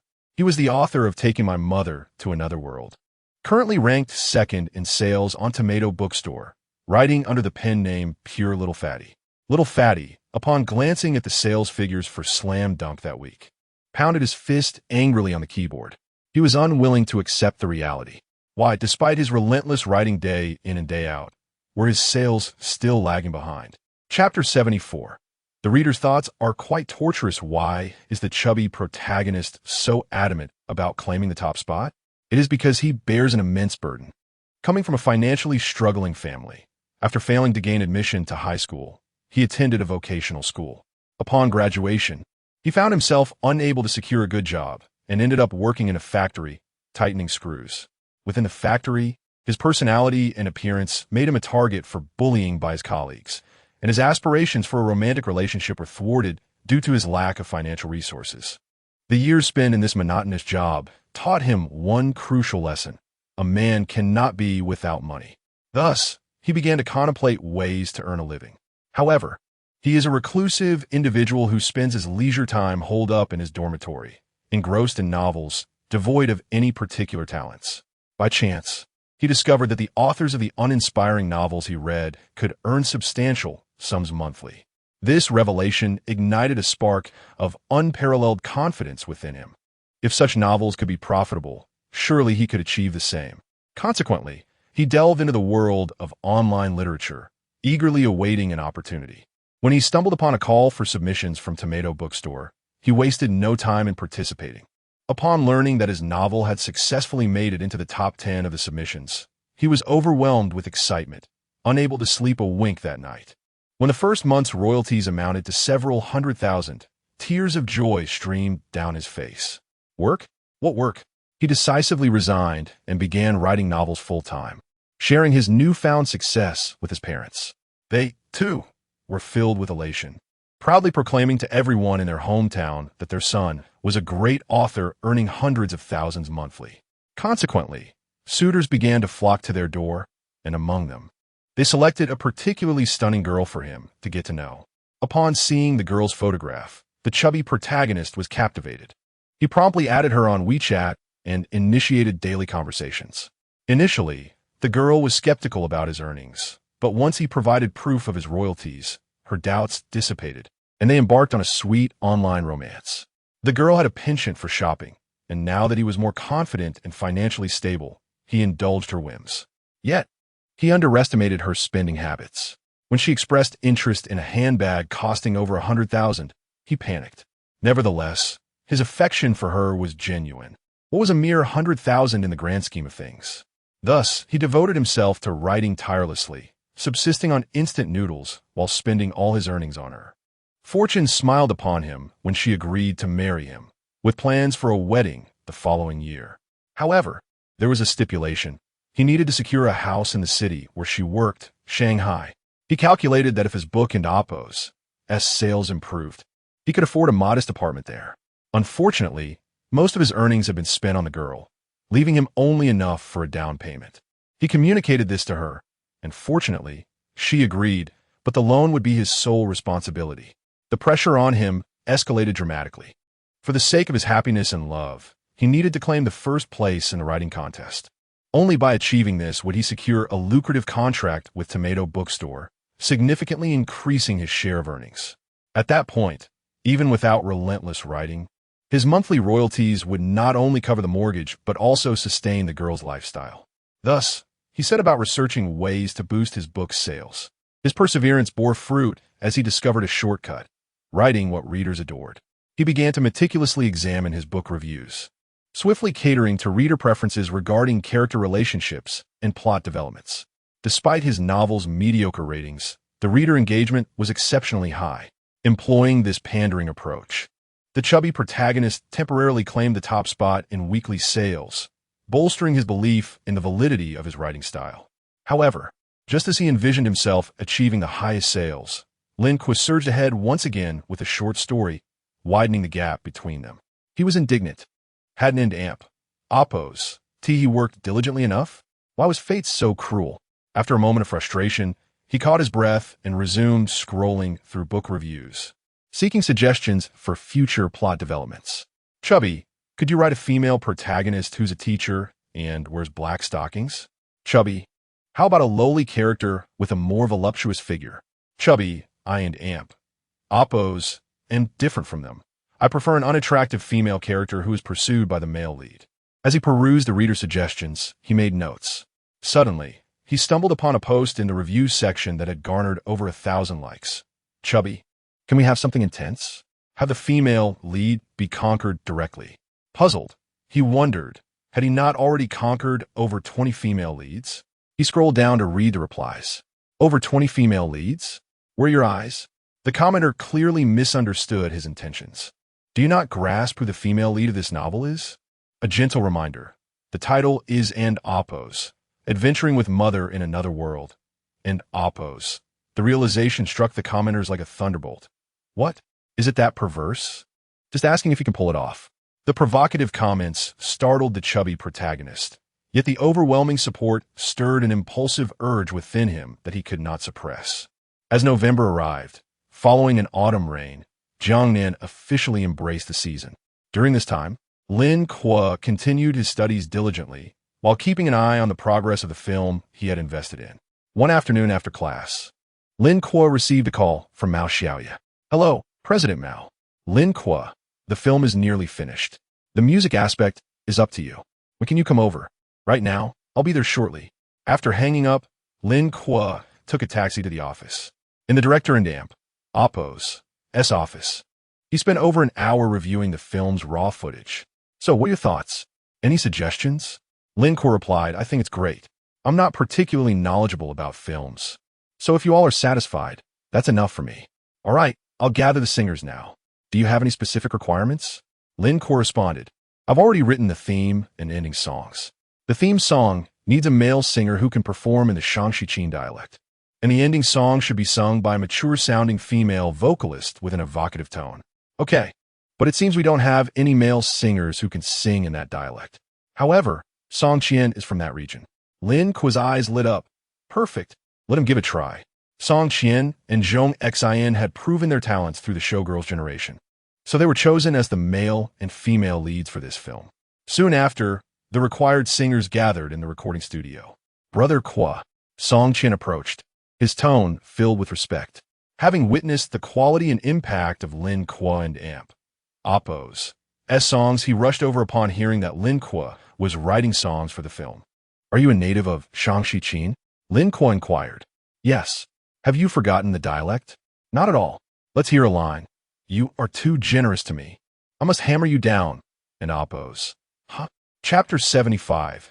You will understand when you reach my age you have been excessively kind to me. I must retaliate. Although Song Qian felt a twinge of confusion in his heart, he earnestly articulated this sentence in dialect. Lin Kuo immediately burst into laughter, his smile wide and uncontainable. Such lines must be delivered authentically by a true Shen Xi or Qin person. All right, let us first practice the song. It must be sung in your Shen Xi dialect. Excellent. Song Qian took the sheet music and noted the song's title, The School Bell and Lu Chuanfeng. Lin Kuo had complete faith in Song Qian's abilities. After handing him the song, he ceased to inquire further and began coaching the female vocalists. I will first assess your vocal qualities. You will enter the recording room one by one. Wearing headphones, Lin Kuo listened intently as the first female singer stepped in. Please sing the chorus directly. The female singer cleared her throat. Later, I finally learned how to love, but alas, you had long departed, vanishing into the sea of people. Stop. Your tone is a bit too husky. Could you make it slightly more rounded? The singer nodded and began her second attempt. However, her natural smoky voice made it difficult to achieve a rounder tone, and by the climax, her voice grew weary and hoarse again. Lin Kuo shook his head, signaling for the next singer to enter. The second singer's voice was suitable, yet she struggled to reach the lower notes in the verse, rendering her inadequate as well. Lin Kuo had no choice but to call on the third singer. This singer demonstrated commendable vocal skills, but sadly, her youth prevented her from fully conveying the emotional depth of the song. Are none of them suitable? Mao Xiaoya observed the disheartened expressions of the singers as they exited and approached Lin Kuo with a question. Lin Kuo shook his head in response. None of them quite fit. Perhaps we should let Shen Xi give it a try? Mao Xiaoya suggested. Lin Kuo replied. I had already asked Shen Xi to sing it when the song was composed. She is too young and lacks the necessary depth. Not even Shen Xi? You're being too stringent. Lin Kuo sighed. For other songs, he might have been content with mediocrity, but later was a classic from a past life. He cannot afford to ruin it. Are there any older female singers in the company? Mao Xiaoya asked helplessly. The only older female singers who can still perform are seasoned professionals, and those with a bit of fame are top-tier artists. How can we have the audacity to sign them? Top tier? Lin Kuo and amp, Oppo's eyes suddenly brightened. I have an idea. He pulled out his phone, opened his contacts, and found his most famous friend, top-tier diva Ning Dan. He had heard her sing at Jiang Yi and Oppo's National Day performance, and her flawless technique and emotionally resonant voice would undoubtedly do justice to the song. Previously, Ning Dan had approached him about collaborating. Now, the opportunity had arisen. Lin Kuo dialed her number. After a few rings, Ning Dan's voice came through. Hello, is this Lin Kuo, my junior? Her tone was filled with surprise. It's me, Sister Dan. Oh my, dear brother. I thought you had forgotten about me. The last time I supported you online, you didn't even send a message to catch up. Listening to Ning Dan's complaints, Lin Kuo felt a wave of embarrassment, as he had been entirely unaware of the situation. But he was unperturbed. He had a thick skin. Sister Dan, I truly appreciate your support last time. The reason I didn't message you was that I didn't know how to repay you, and it was difficult to articulate. Oh, so now you know how to repay me? Lin Kuo replied, of course. I recently composed a song, and I believe it is meant for you alone, so I contacted you immediately. Upon hearing that Lin Kuo had written a song for her, Ning Dan's earlier complaints vanished. Brother, I knew I didn't misjudge you. When can I come over? Lin Kuo smiled and said, I will send you the sheet music first. You can take a look and come over when you have time in the next few days. After hanging up, Lin Kuo sent the score of Later to Ning Dan. Unable to contain her curiosity, Mao Xiaoya asked, who are you inviting to sing this song? None other than Ning Dan. Who? Dob Difan Ning Dan. Mao Xiaoya exclaimed, his eyes nearly popping out of his head. Ning Dan is going to sing the ending theme for our movie? What a remarkable opportunity. He regarded Lin Kuo with awe. When did you become acquainted with Ning Dan? Mao Xiaoya inquired. I met her at Jiangyi's National Day performance. She mentioned wanting to collaborate on a song, and I momentarily forgot. Now the opportunity has presented itself. Mao Xiaoya swallowed hard, momentarily at a loss for words. To casually write a song that attracts a top diva's interest, and to have the financial backing for a film within just a month of debuting. Was this truly just a student? Noticing Mao Xiaoya's gaze, Lin Kuo chuckled. Don't look at me like that.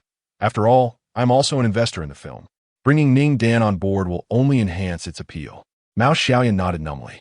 When is she coming? I'll book her a hotel. As soon as he finished speaking, Lin Kuo's phone rang. It was Ning Dan calling. Brother, are you in Jiangnan right now? Yes. All right, I'll take a flight over immediately. Okay. Lin Kuo hung up, his expression somewhat peculiar. She said she's coming right now. At 5 o'clock in the evening, Lin Kuo and Mao Xiaoya arrived at Jiangnan Airport. At the arrival hall, two individuals donned in sunglasses and masks shook hands firmly.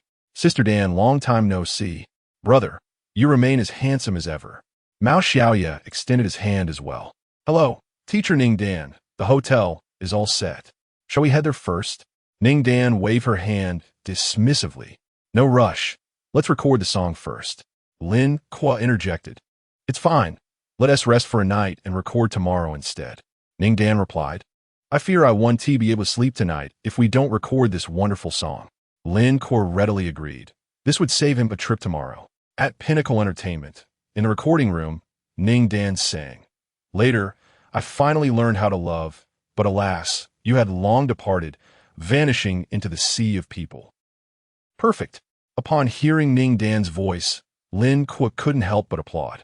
After all, she was a seasoned woman, and her voice possessed depth and character. Furthermore, her wealth of experience meant she did not rely heavily on techniques while singing. Listening to the entire song, Lin Kuo felt that her rendition was on par with that of his previous life as beloved singer. Thanks to Ning Dan's exceptional skills, the song was recorded in under half an hour, with the subsequent tasks delegated to Mao Xiaoya. Lin Kuo took Ning Dan to a nearby place for a simple late-night snack.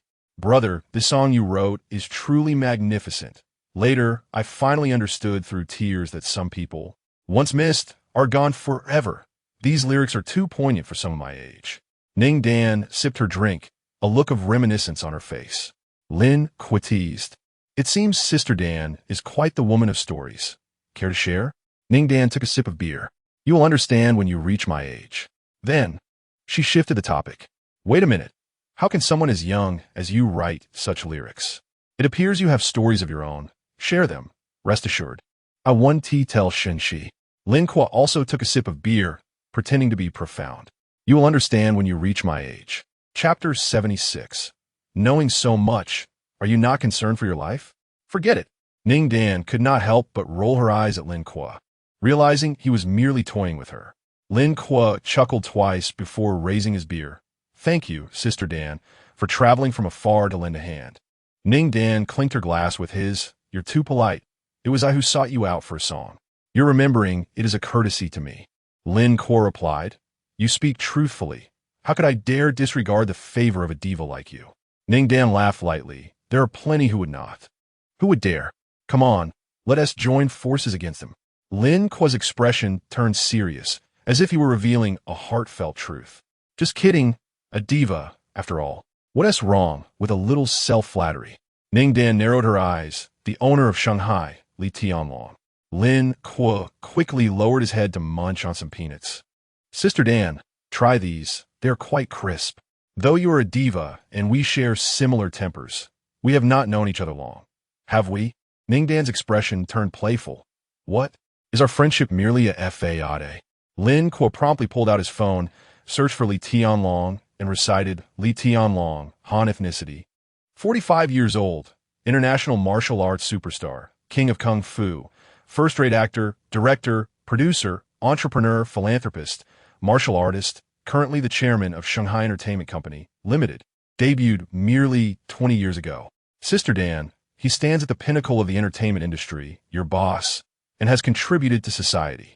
It's normal he wouldn't give you face. Relax, come, eat more peanuts. Ning Dan took a large gulp of beer and then burped unabashedly. Contributing to society? Li Tianlong is far from a good person. Lin Kuo, startled, glanced around. If someone were to overhear, we might as well announce our exit from the industry. Sister Dan, could you lower your voice? What is there to fear? Ning Dan, perhaps tipsy or burdened with unspoken thoughts, unleashed a barrage of words. Brother, do you know why I sought you out for a song? To be frank, I am preparing a new album. But the title track was snatched by a certain and scrupulous woman from the company. I could hardly tolerate it and confronted her, yet the company still awarded her the song. Lin Kuo grinned. No problem. Let her have it. Our diva is not short of a single song. Let me finish. Ning Dan suddenly slammed her hand on the table. Lin Kuo trembled in fear. Is there not a single woman in this world with better drinking manners? Ning Dan continued. If it were merely a song, I would not be so furious. The crux of the matter is that after this incident, all the music producers at Shanghai refused to write songs for me. Lin Kuo discerned the underlying issue. Is that unscrupulous woman behind this? But you are a diva. Does she have connections? Ning Dan's expression grew complicated, not just connections. I once witnessed that woman enter Li Tianlong's office in stockings and come out bare-legged. Lin Kuo's eyes widened. Is she that bold? Ning Dan fumed. What else would you call her but unscrupulous? Lin Kuo popped another peanut into his mouth. But isn't Li Tianlong married? I heard his wife has quite the background and connections. Does he not fear being discovered? Ning Dan glanced around mysteriously. Li Tianlong and his wife have actually been living apart for a long time. Their marriage is merely a formality. Lin Kuo raised an eyebrow. You know all this? Ning Dan continued. Not only that, I heard Li Tianlong was married before he debuted. Lin Kuo was taken aback.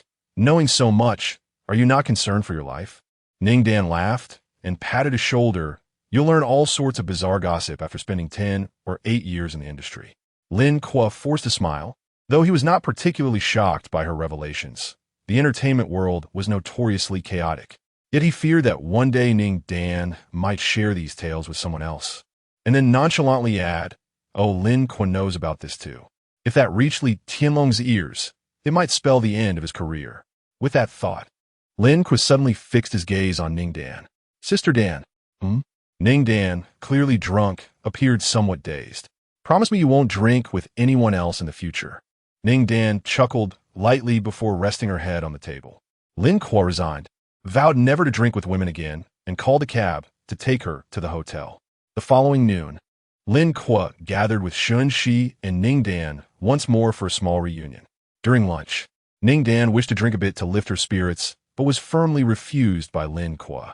Fortunately, it seemed Ning Dan had blacked out the previous night, as she did not mention a single word about it. In the days that followed, the film underwent approval and was set to release mid-month. During this time, the Peak began preparations for promotion. With the campus season having just concluded, there were only 2 youth romance-themed web films scheduled for release this month, Later We by the Peak and The Edge of Heartache. Notably, The Edge of Heartache starred Han Shi. The artist department of Tianyi Entertainment learned that Peak's film coincided with their own release, and instead of anger, Han Shi smiled. It was the perfect opportunity to settle old scores. Following the disastrous campus season, Han Shijia resolved to make a significant comeback to restore his popularity and reputation. Thus, he seized a moment after the campus season ended when other artists were still recuperating to release a new film, monopolizing the traffic. However, having learned from his previous misstep, Han Shijia knew he needed a solid script and could not go it alone. Collaboration was essential. He promptly contacted director and writer Yu Siwei, with whom he had previously collaborated. Yu Siwei was a renowned best-selling author of youth novels, known for her striking looks and frequent presence in the entertainment industry, making her one of the most beloved authors among female fans in China. Many authors have transitioned to directing, and Yu Siwei was among them. With the support of her book fans and her commendable screenwriting skills, several films directed by her achieved good box office results, despite mixed reviews. Hence, many stars were eager to collaborate with her. The first work, Han Shijia, filmed upon debut, was adapted from a novel by Yu Siwei, and he quickly rose to fame due to his striking resemblance to the male lead in the book. Upon hearing that Yu Siwei intended to adapt her new book into a film, Han Shijia approached her directly, expressing his willingness to accept a minimal salary for the role. He could not help but feel a twinge of regret. With such a powerful partnership, had it been during the campus season, neither Lin Kuo nor Huang Huntao would have stood a chance against him. The new film The Edge of Heartache was set to premiere on November 15th, and he felt honored to collaborate with director Yu once more, with the theme song already available on major music platforms, hoping for ample support from fans. Han Shijia swiftly posted on Weibo, eager to seize the promotional advantage. Meanwhile, Yu Siwei also posted a promotional message, igniting excitement among their fan bases. Chapter 77. The screening? Nonsense. It will fail. The moment has finally arrived. My dear brother and Shen Xi are collaborating, and I cannot contain my tears. The Edge of Heartbreak is my favorite book, and is finally being adapted into a film. Who could possibly understand? When I first read this novel, I thought Han Shijia resembled the male protagonist, and now, unexpectedly, that day has come. Currently, the only artist capable of collaborating with Shen Xi is my brother, truly a testament to his prowess. I watched my brother's film from last month 20 times, and now there is something new to anticipate. It is our responsibility that my brother did not clinch the box office champion during the campus season. This time, we shall not disappoint him. Let's rally together. Similarly, the Peak side has begun its promotional efforts upon noticing the commotion. Lin Kuo, as the investor, naturally takes a keen interest in the film and has even contacted Ning Dan for some free publicity. The lead single of the new album has finally been recorded, crafted by Lin Kuo's younger brother, a true musical prodigy. Furthermore, this song will serve as the ending theme for the online movie The Us We Once Knew, which his brother has invested in. The song will not be released yet. We shall unveil it at the Kiwi event. The decision to withhold the release of The Us We Once Knew is Lin Kuo's, though the song could undoubtedly stand on its own. Its essence will be fully realized only in conjunction with the film, tantalizing the audience's appetite. Ning Dan boasts millions of fans. Even though Lin Kuo's fame has grown considerably, it cannot compare. As soon as the post went live, it ignited discussions among netizens. Wow, Sister Dan is finally releasing a new album. The lead single is written by Lin Kuo. What a dream collaboration. Has Lin Kuo really become this impressive after investing in a movie? Come on, Sister Dan. We're all in this together. Is there really a need for secrecy? With Lin Kuo writing the lyrics and composing the music while Ning Dan performs, I sense this song is destined for greatness. Regardless of Lin Kuo's investment acumen, I'm compelled to see this film based solely on this song. Observing the momentum, Lin Kuo promptly retweeted Ning Dan's post, expressing gratitude for her generous assistance. He explained that the song's release was postponed to enhance its impact alongside the film. However, the theme song The Campus Belle and Lu Chuanfeng has officially launched across major music platforms, performed by the film and Oppo's lead, Song Qian. He urged everyone to show their support, including a link to the song. Netizens, who had previously expressed dissatisfaction, quickly shifted their stance upon learning about the theme song. At least you have some conscience. I'll give it a listen. Lu Chuanfeng? Why does that name sound so familiar? Wait a minute. Isn't he a character from Slam Dunk? Yes. The handsome and skilled Lu Chuanfeng. He is my favorite. Oh my, the musician Lin Kuo and the writer Lin Kuo have teamed up. This is astounding. Let's dive into this song. It better meet my expectations, or else I'll have a multitude of fans to contend with. Thus, a vast number of netizens logged onto music platforms to listen to the song. Huang Huntao also noticed the online buzz and was eager to get involved. With the campus season becoming background noise, he felt the need to assert himself, especially since he had a movie he starred in, co-invested with the company. Upon seeing Han Shijia begin to promote, he initially considered using him as a stepping stone. However, upon learning that it was an adaptation of a novel by UC Wei, he hesitated. While Han Shijia was manageable, adding UC Wei into the mix complicated matters, as UC Wei's fanbase rivaled that of their so-called top-tier idols. As he pondered this, Lin Kuo commenced the promotion of a new movie, prompting Huang Huntao to act. Last month, the three of them had competed. Now only he and Lin Kuo remained in contention, leaving the fans to question their allegiance. Huang Huntao prepared to finalize the film's release date and was about to discuss it with the director when he noticed Lin Kuo's song release and decided to listen first. The Campus Belle and Lu Chuanfeng. The title diverges from the previous song styles. Sitting before his computer, Huang Huntao clicked the play button. Instantly, a melodious harmonica tune filled the air, causing his heart to skip a beat. This composition is extraordinary. After the prelude, a deep voice emerged. 3 years ago, he and she met at the newsstand on Teachers University Road to buy the same issue of Slam Dunk. Their eyes met. Huang Huntao gasped at the earlier verses. This dialect-infused singing style was unprecedented for him, while the melody lacked dramatic peaks. The lyrics struck a profound chord within him. He found himself enraptured. Longing is intensified by distance. Faded by time, reality is like an eraser, wiping away the romance of yesteryears. On the day she mustered the courage to say goodbye, he merely whispered goodbye into the phone. Huang Huntao felt his eyes involuntarily moisten. Memories of his first love flooded back, the sweetness they once shared before his rise to fame, which introduced numerous trials to their relationship. Ultimately, he became lost amid the adoration of fans and chose to part ways. He recalled that on the day they broke up, he couldn't even muster the courage to call. He had simply sent a text.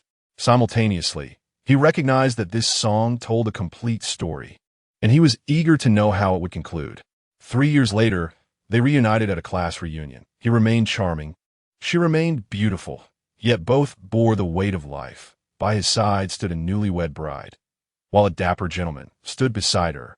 As the song depicted their reunion, Huang Huntao clenched his fists. To meet again is fate. Hurry and elope. In that moment of handshake, the familiar warmth makes her suddenly want to cry. She can only force a smile to prevent the tears from falling. All the memories, all the stories rush back in her mind. They stand amidst the crowd like two helpless children. Upon hearing this conclusion, Huang Huntao stared blankly at the lyrics. Is this reality? The pain is overwhelming. Such stories unfold annually. In this city, such stories conclude each year, vanishing into the wind. He is her Lu Chuanfeng. She is his fleeting dream. After several more seconds, as the song gracefully concluded, the phrase "a fleeting dream" resonated within Huang Huntao, awakening him from his reverie. He murmured, "This isn't merely a song. It's a cinematic experience." At that moment, his manager entered without noticing Huang Huntao's expression and stated, Han Shijia and Lin Kuo have already begun their promotions. Tao Tao, our movie is set to release this month. If you decide now, it's not too late.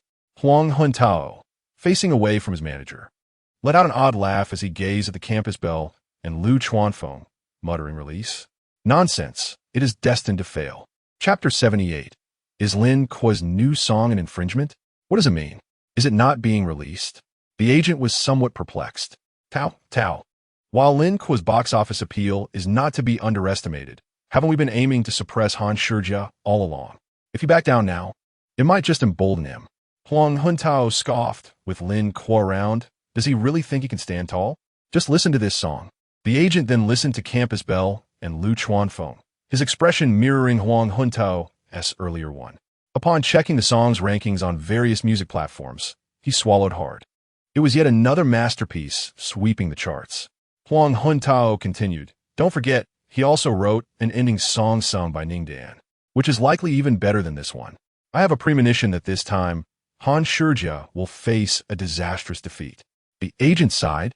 Are we really just going to sit idly by? Lin Kuo's rise seems far more formidable than Han Shijia's. Huang Huntao replied, "Why confront him? Only a fool like Han Shijia thinks he must always steal the limelight. Has he gained anything from his rivalry with Lin Kuo? We should just enjoy the show. Let us not offend Lin Kuo. In the future, we might even collaborate." After saying this, Huang Huntao listened to Campus Belle and Lu Chuanfeng again. Lin Kuo truly excels at songwriting. Many listeners echoed this sentiment, expressing their admiration for Lin Kuo. This song is incredibly poignant. A few of us big guys in the dorm were in tears after hearing it. He is her Lu Chuanfeng, and she is his dream. The lyrics cut deep. Who understands? I and Oppos am currently on Shida Road in Shanxi. I've realized that whenever Lin Kuo writes a love song, there's always a hidden edge. Just for this song, I must watch the movie. Right, there's also the ending song sung by Ning Dan. I have to see it for that as well. Thus, propelled by the influence of this song and extensive promotion, later we became a hot topic online even before its release. Over the past few days, Han Shijia, busy with promotional activities, felt a pang of imbalance upon seeing his film and Oppos, as popularity overshadowed by Lin Kuo. After all my hard work on variety shows, how can a single song achieve such high acclaim? Meanwhile, Han Shijia's agent, noticing his foul mood, dare not speak, but lowered his head to browse Weibo, coincidentally spotting a post with over 1,000 comments and likes. Lin Kuo's new song Campus Belle and Lu Chuanfeng is clearly riding the coattails of Slam Dunk, and the mention of Lu Chuanfeng's name constitutes infringement. If he has and Oppos T obtained permission from the original author, he could face legal repercussions. Below are numerous comments from netizens. You're using Han Shijia as avatar to post this. It's obvious you want to smear Lin Kuo. Exactly, the author of Slam Dunk is also named Lin Kuo. Perhaps he is just a fan. The copyright must have been negotiated. Oh dear, you Lin Kuo fans are losing all dignity. Just because the pen name is similar doesn't make him a fan. Stop inflating your own worth. Even if he is a fan, Lin Kuo cannot take advantage of someone else's lesser fame to infringe upon their copyright, right? The blogger merely expressed an opinion on the song, and now you're defending him. Do you think Lin Kuo might not have obtained the necessary permissions? Seeing Lin Kuo's fans being criticized, the agent chuckled, planning to share this with Han Shijia to lighten his mood. Jia. Some netizens claim Lin Kuo's Campus Belle and Lu Chuanfeng not only rides the popularity of Slam Dunk, but also infringes on the original author's copyright due to the mention of Lu Chuanfeng. If the original author truly cared about this, then many songs on the market would be infringing as well. The agent's words struck a chord with Han Shijia, whose previously gloomy face brightened. Theoretically, that was indeed the case. Hadn't Yu Siwei been sued for including characters from another author's work in his book? The agent paused. It seems there was such a case. So Lin Kuo's song. Han Shijia remained silent, instead making a phone call. Minutes later, he hung up, suddenly bursting into a peculiar laughter. Ha ha! The agent, confused, asked, "What is so funny?" Han Shijia replied, "I just consulted our legal department. If Lin Kuo truly hasn't obtained the original author's permission, he has indeed committed infringement. This time I will make Lin Kuo take a significant fall." The agent responded, "You mean we should hire some online influencers to hype this up? But what if Lin Kuo did get the original author's permission? Even if he did, we can still hire influencers to suggest he only communicated with the author after releasing the song. As long as the original author doesn't speak up for him, it's fine. Li Jia, find out the contact details for the Slam Dunk author. I have a plan." Of course, Lin Kuo was unaware of Han Shijia's scheming. That afternoon, while in the dormitory, he received a call from Shen Xi. "Hello, little Kuo. What's up?" Shen Xi sounded noticeably anxious. "Many people online are saying you've infringed on someone else's rights. Have you seen it?" "What? Infringement? Whose rights?" Lin Kuo's first reaction was to think he had unintentionally crossed paths with some entertainment resources. Check online. It seems to be about a writer. Lin Kuo hung up and quickly searched online. To his surprise, he discovered a trending news post regarding himself. Lin Kuo's new song Campus Belle and Lu Chuanfeng features the name Lu Chuanfeng. If he hasn't obtained permission from the original author of Slam Dunk, he may be infringing. Han Shijia's fans, having long sought dirt on Lin Kuo, seized the opportunity to associate him with infringement, flooding the comment section. What musical genius lacks even this basic awareness of copyright? He has clearly become complacent after a taste of success. Look at him now. This infringement song should be taken down quickly to avoid legal consequences. It's obvious he is trying to capitalize on the popularity of Slam Dunk, but it's backfired. Naturally, some netizens stood up for Lin Kuo. If this is considered infringement, how can creative work ever exist? No one would care about these things. Look at how frantic you haters are. The original author hasn't even commented, which shows he likely doesn't care about this at all. Observing the discussions among netizens, Lin Kuo's expression was one of utter bewilderment. Am I infringing upon myself? Chapter 79. A call from the arbiter of justice. This incident had successfully amused Lin Kuo, clearly indicating that someone was deliberately attempting to tarnish his reputation. Nevertheless, he remained unfazed by such trivialities. As a celebrity, encountering detractors was entirely normal. He was, however, curious about how those naysayers would react once his identity as a published author was revealed. In truth, it could hardly be labeled as an alias, for he had always used his real name in his literary endeavors. It merely seemed that these individuals were intellectually challenged. Lin Kuo decided to post a clarification on Weibo. Just then, he received a call from an unfamiliar number. The digits did not appear to belong to a telemarketer, prompting him to answer. Hello. Excuse me, are you Mr. Lin Kuo, the author of Slam Dunk? The caller stuttered slightly while stating his name. Indeed, I am. May I ask who is calling? Lin Kuo speculated that the individual might be an employee from the tomato bookstore. The caller replied, Mr. Lin Kuo, my identity cannot be disclosed over the phone, but I can offer you legal assistance regarding the recent online discussions surrounding the well-known artist Lin Kuo infringing upon your copyright. Upon hearing this, Lin Kuo was taken aback and inquired, Are you a lawyer? Which law firm do you represent? The caller responded, I am not a lawyer. I simply cannot tolerate actions that profit from infringing upon others and oppose rights.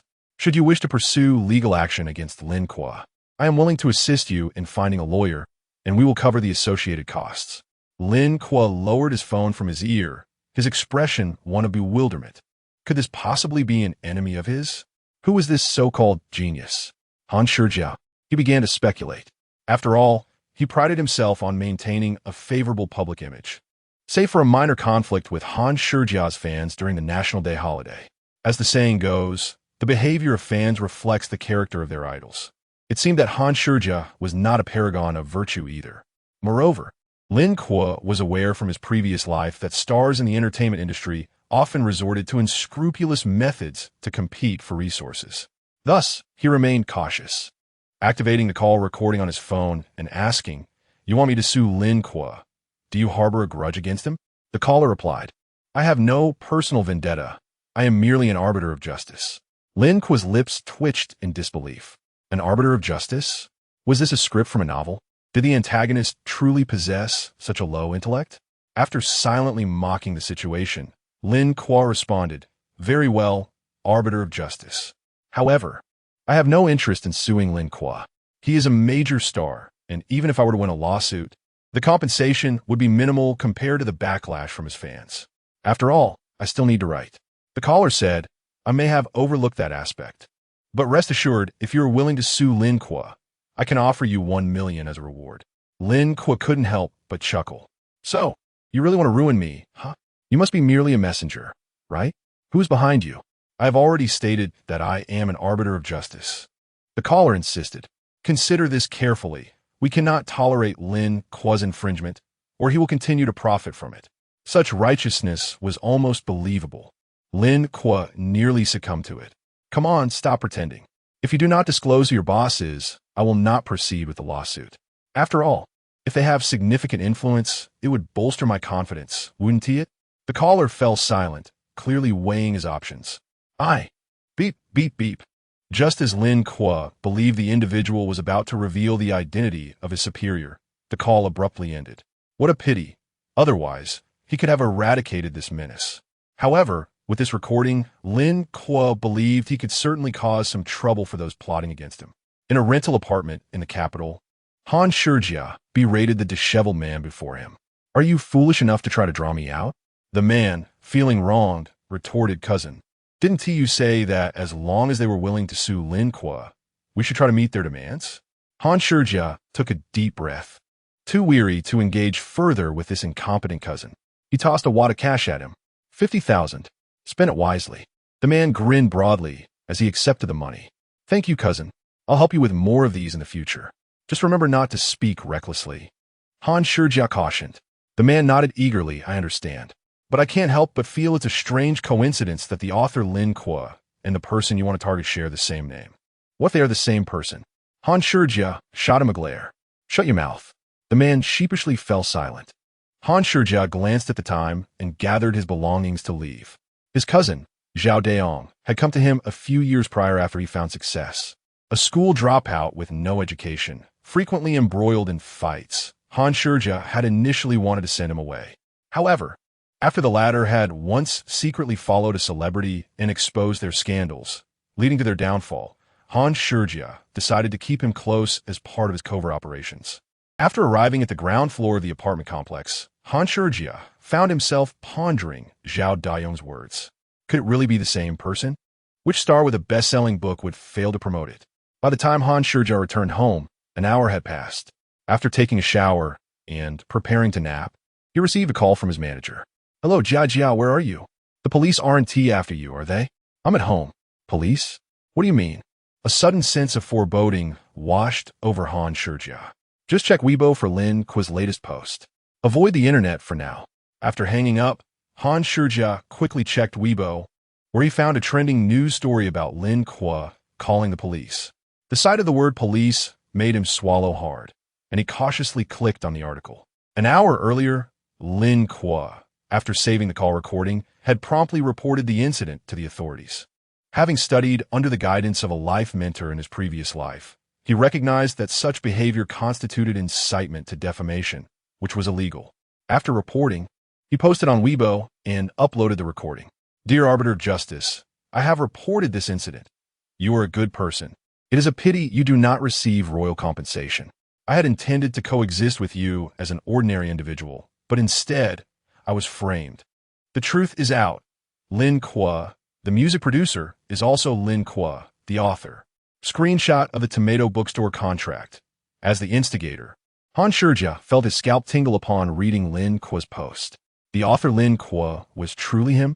Impossible, absolutely impossible. Holding onto a sliver of hope, he clicked to listen to the recording Lin Kuo had uploaded. Upon hearing Zhao Daong's familiar voice, his face turned ashen. Chapter 80. The revelation of Lin Kuo's writer identity on the internet. Netizens stumbled upon Lin Kuo's Weibo, initially expecting him to clarify the copyright infringement issue. However, upon reading his post, they were left in utter shock. A righteous messenger? Reporting to the police? He is the author of Slam Dunk? My goodness. The weight of this revelation is staggering.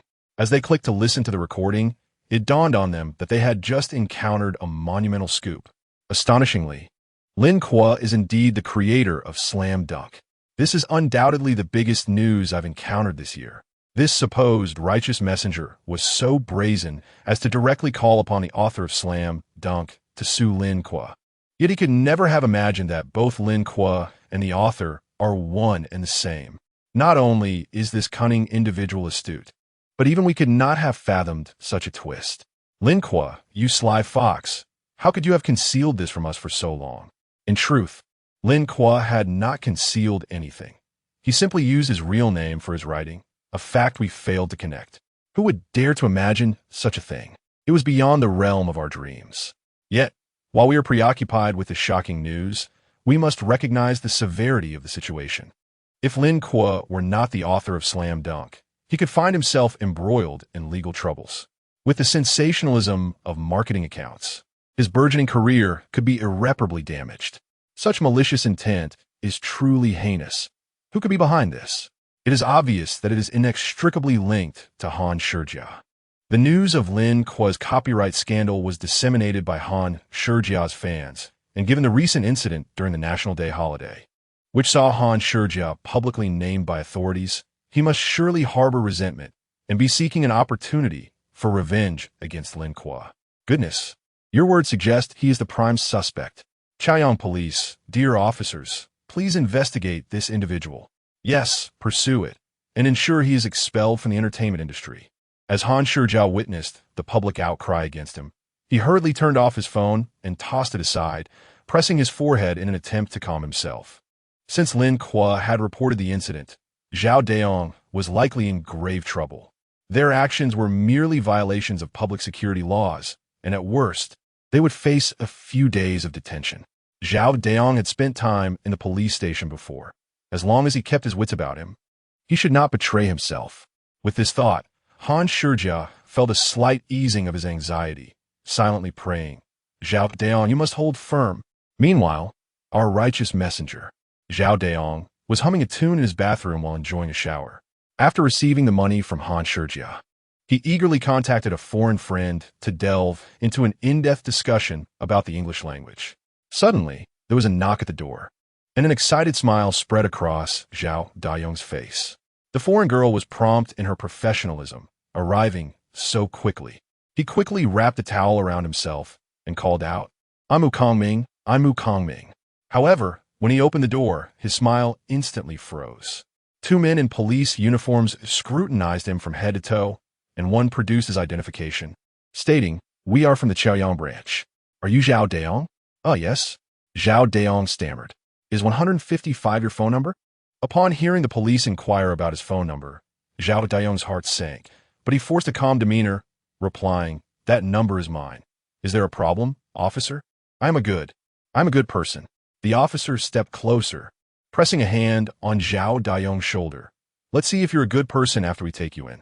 We received a report that you're suspected of inciting others to slander. Please come with us. And thus, a bewildered Zhao Dayong was led away by the police, still clad in his bathrobe. At that very moment, what was Lin Kuo up to?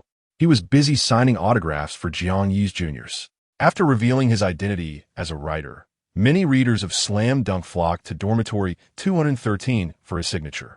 By the end of the afternoon, he had signed for 500 or 600 people, nearly wearing the threshold of dormitory 213 thin. Initially, Sun Dasheng and the others had contemplated staging a denunciation meeting against Lin Kuo for deceiving his roommates, but seeing their shabby abode bask in such glory, they instead joyfully assumed the role of Lin Kuo's assistants. Finally, at mealtime, having dispatched the eager juniors, Lin Kuo received a call from the police station. Hello, Mr. Lin Kuo. The individual who called has been arrested. His name is Zhao Dayong, and he has confessed to his actions. We will proceed with legal detention. Zhao Dayong. Lin Kuo pondered this name, but did not recognize it. Officer, I do not know this person. Could he possibly be acting under someone else's influence? The officer replied, we considered that possibility, but he insists he acted alone, simply because he dislikes you. So we can only proceed according to the law. Very well, officer. Thank you for your assistance. Lin Kuo had anticipated such scapegoating, yet he felt no anger. The phenomenon of celebrities falling from grace in his past life taught him that if one does not conduct themselves with integrity, trouble will inevitably arise. It is merely a matter of time. Due to Lin Kuo's report, the incident garnered significant media attention, prompting the Chaoyang police to publicly announce their handling of the case online. Han Shijia's fans spent these days in a state of trepidation, fearing for their idol's well-being.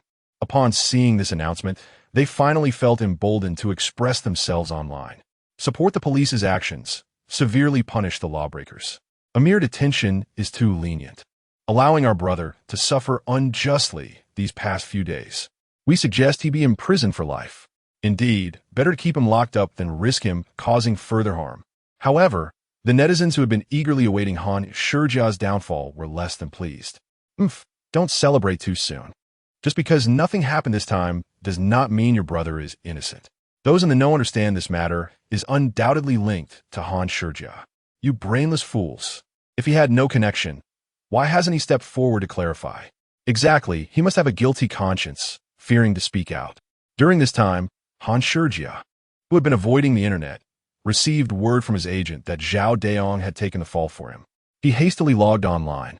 only to see the negative comments directed at him. He promptly issued a statement. In response to the slander against me, I have taken screenshots and will defend my reputation through legal means. Please be on the lookout for a lawyer's letter. Of course, the lawyer's letter was merely a tactic to intimidate netizens. Han Shijia wouldn't dare to send it.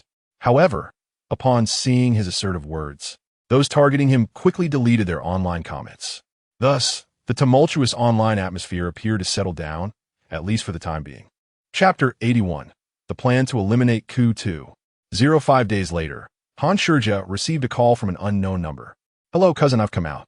Upon hearing that familiar voice, Han Shijia and Appo's expression changed dramatically. Why the hell are you calling me now? Are you trying to get me killed? A calm voice emerged from the phone, belonging to Zhao Daong. Cousin, don't panic. The very fact that I'm calling you indicates that I am quite safe. I merely wanted to check if you were entangled in this mess. Han Shijia certainly did not believe that Zhao Daong was genuinely concerned for him. I'm Yufine. Just get a card and text me the number. I'll transfer you 200,000. All right, cousin, but I was thinking of buying a car, and 200,000 might not suffice. Furrowing his brow, Han Shijia replied, 50,000 will do. Just get a decent car. Got it. After hastily hanging up, Han Shijia let out a heavy sigh of relief. This matter seemed to have passed. However, the incident had significantly impacted his film. Several variety shows that had initially agreed to promote the movie suddenly backed out, and even endorsements planned for this month were reassigned to others.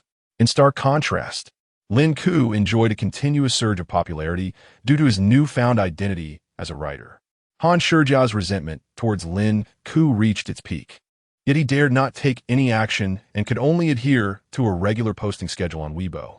Of course, Han Shijia was not the only one troubled by the film's promotion. Director Yu Siwei had been living in constant anxiety these past few days, having directed 4 works, 2 of which starred Han Shijia. The potential fallout from any misfortune befalling him would be catastrophic for Yu Siwei's career. Thankfully, Han Shijia was unharmed, but it would likely be challenging for him to make public appearances during this time. Yu Siwei dared not expect much from him, merely hoping he would refrain from causing further trouble. With this thought, Yu Siwei mentally cursed Han Shijia and Appo's as ancestors. Yet, after venting his frustrations, he had to refocus on film promotion. He understood that the primary audience for his film would be fans of the original novel. This demographic was akin to fervent followers of pop idols, with stringent demands regarding the adaptation. Their expectations extended beyond faithful plot representation to include the casting of actors. To ensure that their beloved characters were faithfully portrayed, they would not tolerate any controversial actors in significant roles. Yu Siwei was aware that a portion of the novel's fans also supported Han Shijia, but due to the recent events, many had begun to oppose his casting as the lead. Moreover, Yu Siwei had come across vehement comment from fans on Weibo. Han Shijia no longer deserves to play the male lead. To preserve my fondness for this book, I'm sorry, but I've decided not to watch this film. Yu Siwei recognized that this sentiment represented a segment of the book in Appo's fanbase. Thus, he did not expect a booming box office. Instead, his priority was to retain the support of the fans to prevent the film from incurring losses. But how to win back the hearts of the fans? Sitting at his desk, Yu Siwei began to contemplate. He recalled how, in the past, fans had expressed dissatisfaction over his failure to fulfill plot threads in his novels, demanding additional chapters. Of course, additional chapters. Yu Siwei's eyes lit up. In the novel The Edge of Heartache, the male protagonist is a bar singer who ultimately achieves stardom. If he could write an additional chapter featuring Han Shijia as the model for the protagonist, it could not only assuage the fans' biases against him, but also rekindle their enthusiasm for the original novel. A win-win situation. I'm a genius. Excited, Yu Siwei opened his computer and set to work. A few hours later, he completed a 20,000-word additional chapter and promptly posted it on Weibo, accompanied by the caption, "Although the edge of heartache has concluded, the characters continue their journey. This additional chapter is dedicated to you. Thank you for your support, and I hope you will continue to support the film." He also included stills of Han Shijia and the female lead. With the film's premiere approaching, many of Yu Siwei's readers revisited the original text, and upon discovering the new chapter, they were elated. Just finish the book, and there's already an additional chapter. Xiaoxi, You truly understand us. The chapter and Oppo's storyline mirrored the recent events involving Han Shijia, creating a powerful sense of identification among readers. I had some reservations about Han Shijia, but after reading the additional chapter, I feel he embodies the male lead. Xiaoxi updated the additional chapter overnight just for us. How touching. I must support this film. Thus, with the release of this additional chapter, The Edge of Heartache once again sparked considerable discussion online. Coupled with Yusiwei and Oppo's as hiring of promotional agents, the original novel and Oppo's as sales surged. Some netizens, initially curious about what kind of book could generate such a stir, approached the novel with a mindset of learning, only to emerge with scathing critiques. I thought it was something special, but it's just pure youth angst literature. Such cliché tropes. What era are we in that people still write about abortion? This book makes me feel nauseated. The worldview it presents is utterly skewed. The writing style is quite juvenile. I can't Oppo's fathom why so many people would praise it. In response, both Yusiwei's fans and Han Shijia supporters rose to defend their interests. Ridiculous. This book's sales are booming. How can you claim it's not good? You're just jealous of our Xiaoxi. He is a literary prodigy from the prestigious Capital University. It's normal for you to fail to appreciate it. Oof. Our Xiaoxi is both a writer and a director. Such talent is unparalleled in the entertainment industry. The critics, undeterred, retorted, if you hadn't mentioned he was from Capital University, I would never have guessed. The writing is at a primary school level. Unparalleled? Dream on. When it comes to talent in the entertainment industry, I only acknowledge Lin Kuo. Just look at the quality of his writing. Indeed, the sales of Slam Dunk outweigh Yusiwei's 2 books. I won't even mention The Rural Teacher, which could sustain him for a lifetime. Not to mention he can write songs, each of which becomes a hit. He is now an investor in films. Do you understand what that means? The director works for him. Lin Kuo, again with Lin Kuo. Hearing that name ignited intense hatred among Han Shijia's fans, who lamented how their idol had been bullied. Yusiwei's fans, having witnessed the challenges Lin Kuo posed to Yusiwei's film, harbored a deep-seated animosity towards him. Han Shijia's fans declared, as long as this person remains, our brother will never find peace. Yusiwei's fans countered, Xiaoxi is the epitome of talent in the entertainment industry. Lin Kuo, you can crawl away. Thus, a coalition formed, spearheaded by Han Shijia supporters, creating a group aptly named The Plan to Eliminate Kuo 2.0. Chapter 82, Reporting Slam Dunk Sisters. With the launch of the Eradication Plan 2.0, we have the fans of Little C joining us this time. I believe we can surely eliminate that scoundrel Lin Kuo. Indeed, he writes books, doesn't he? Let's inundate his work with negative reviews and low ratings. Moreover, there must be inappropriate content within that kind of online novel. We shall uncover it and report him. All right, sisters, let us commence our mission. At a university in Huagua, a female student furrowed her brow after shutting her laptop. She was a devoted fan of Little C and actively participated in the Eradication Plan 2.0. Although researching Lin Kuo's book required purchasing it, she had no desire to spend money on him. Suddenly, she remembered that her boyfriend had bought Slam Dunk, so she promptly called him. Hello, where are you? I'm in the dormitory. What is up? Didn't you buy Slam Dunk before? I want to take a look. Sure. I bought several copies. I'll bring them over. I must say, this book is exceptionally well written. Several boys in our dorm are fans of Lin Kuo. All right, bring them over. I'll wait for you downstairs. 10 minutes later, the girl received the books from her boyfriend at the dormitory entrance. Here you go. I finished reading these and brought them directly to you. Let's go out and have some fun tonight. The girl cradled the books in her arms, her tone suddenly shifting. Fun? What kind of fun? You want TB suggesting we do what those books teach, will you? I absolutely detest boys who read in Oppo's, Slam Dunk in Oppo's. Let us break up? What? The boy stared in bewilderment at the girl who turned and walked away. Such stories unfolded across cities, as many involved in the Eradication Plan chose to end their relationships upon discovering their boyfriend's read Slam Dunk. However, after obtaining the book and scrutinizing it for hours, they failed to find any inappropriate content. Yet, with perseverance, someone eventually discovered something. Sisters, haha, I finally found it. This book contains fight scenes, and the protagonist is a school bully. Let us report him for promoting school bullying and see what happens to him. The group chat for the Eradication Plan 2.0 erupted with excitement. Bravo, sisters. Let us spring into action. Well done. Everyone, charge ahead. Thus, they began their campaign, launching reports against the Tomato Bookstore. How could a book with themes of school bullying still be published? What kind of review process is this? You're just in it for the money, aren't you? Hurry up and take this book down, or I shall report your company to the relevant authorities. Simultaneously, these individuals organized themselves online to spread the word that Slam Dunk promoted school bullying. Among them were some who had long been entrenched in fan circles, having cultivated themselves into influential marketing accounts to support their idols. News of Slam Dunk allegedly promoting bullying quickly spread across the internet, fueled by their momentum. Some media outlets, catching the whiff of sensationalism, discarded the principles of journalism they had learned and began to follow the trend of reporting. Shockingly, following the infringement scandal, Lin Kuo and Amp, Oppos, Slam Dunk and Amp, Oppos has been reported for promoting school bullying. Lin Kuo, already embroiled in numerous issues, was met with fervent discussions online regarding this latest news, especially concerning the sensitive topic of school bullying. What is going on with Lin Kuo? Why does he keep being in the headlines? This is too much bad luck.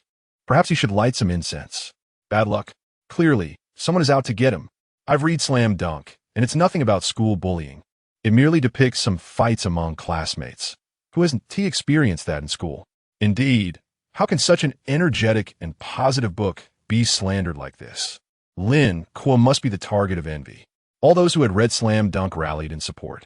Meanwhile, fans of Han Shijia and Yu Siwei kept a close watch on the online developments. Seeing netizens defending Lin Kuo infuriated them, prompting them to disguise themselves as keyboard warriors and stir up the narrative. As the saying goes, a fly does not bite an egg without cracks. The frequent emergence of scandals surrounding Lin Kuo suggested he must have some issues.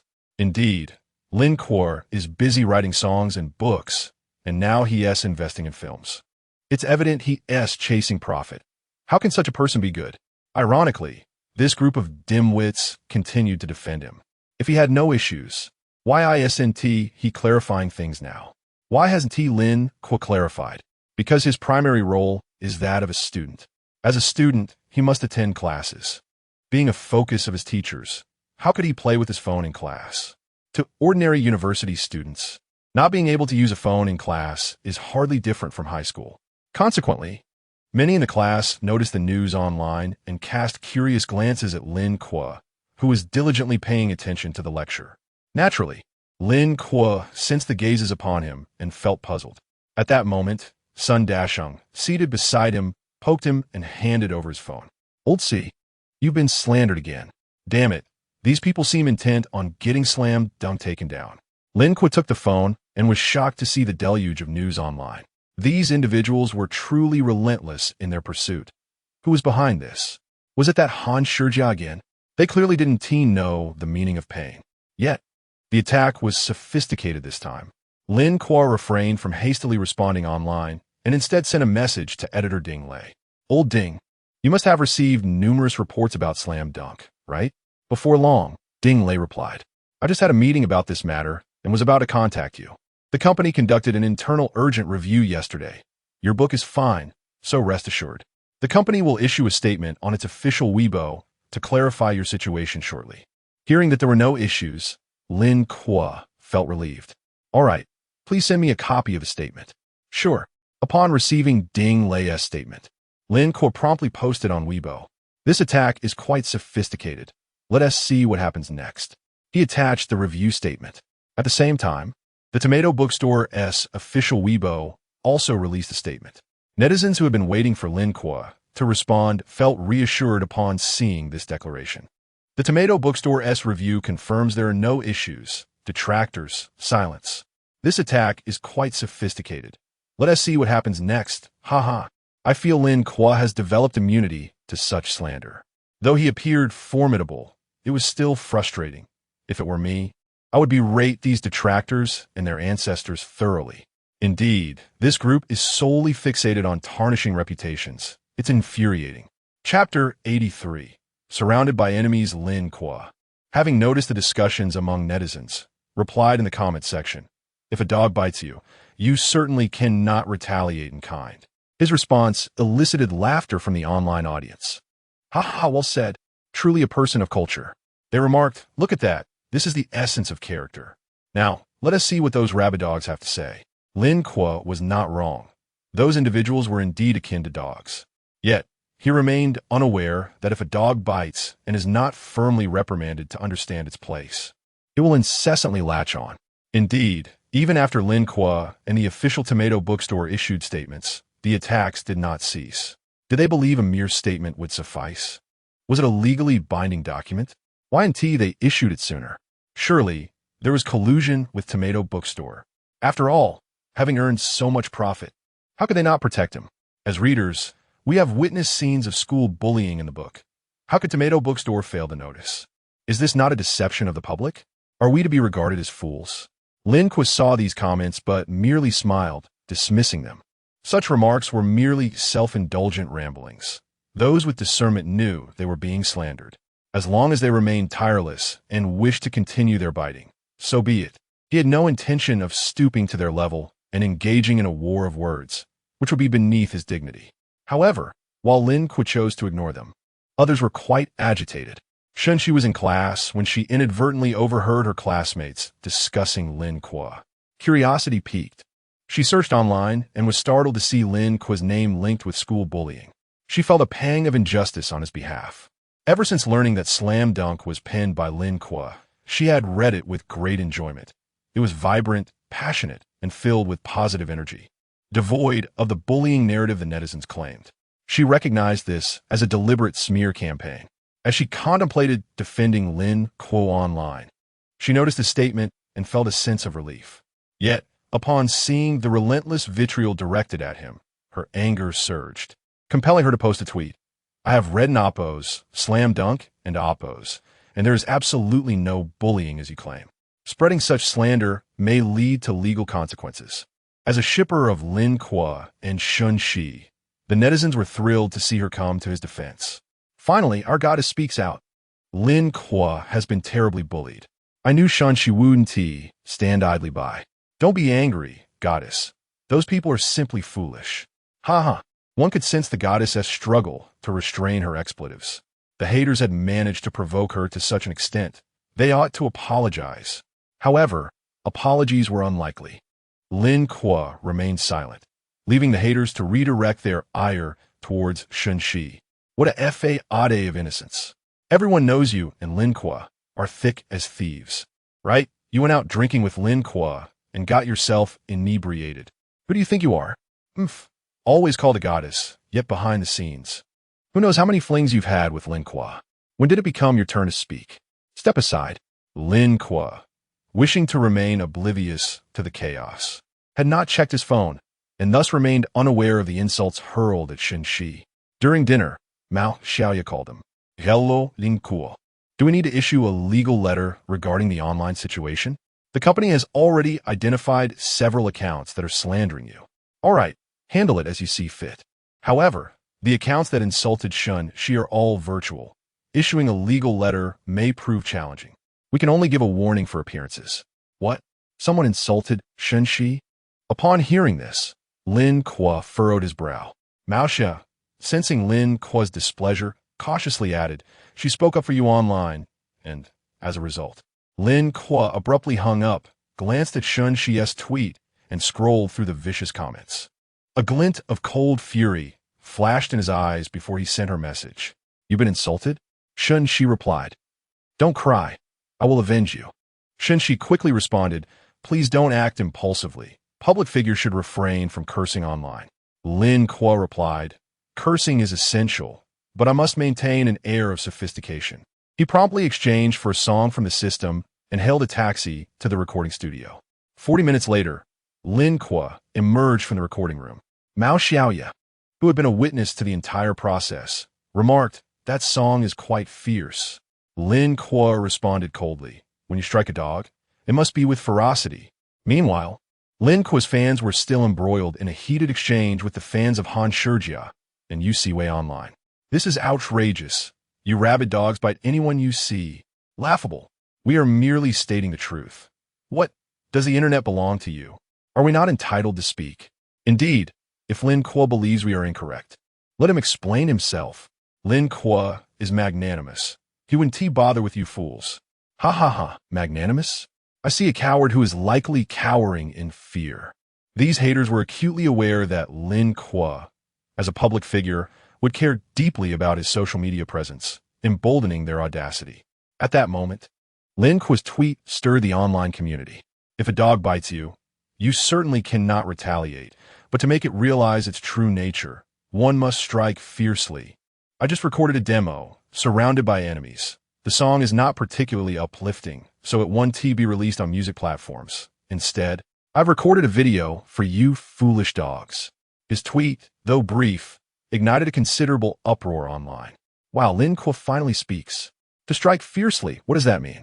Is he composing a song for those mad dogs? Could it be that he intends to use music as a means of insult? Many netizens began to speculate about Lin Kuo's intentions, excitement brewing among them.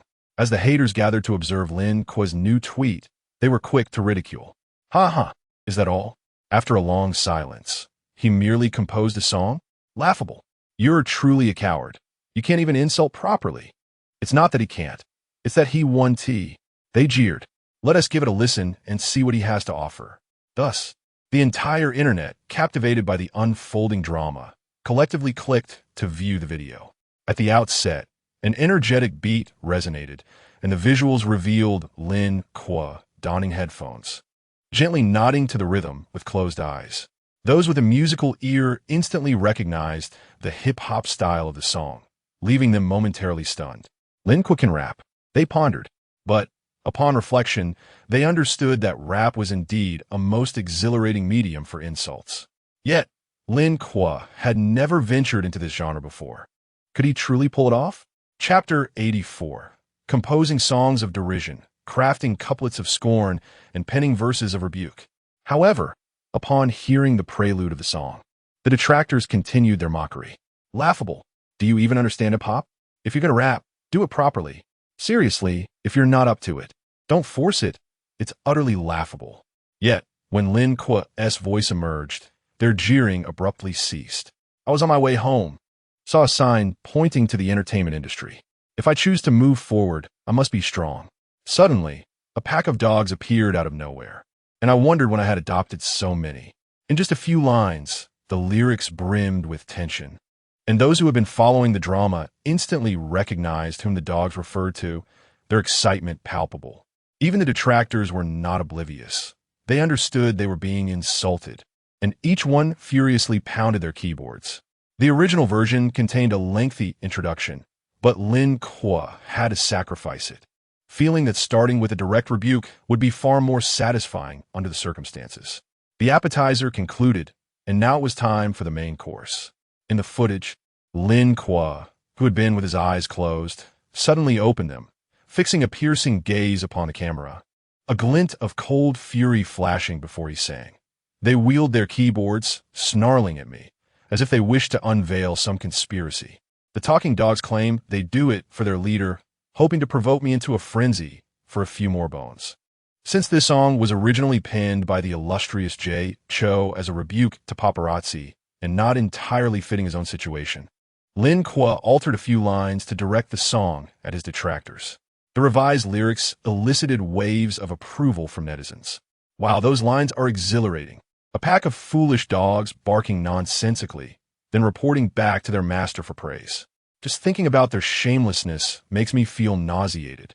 As the detractors beheld Lin Kuo's menacing glare and listened to the unabashed insults woven into the lyrics, they found that their anger had dissipated, replaced instead by goosebumps.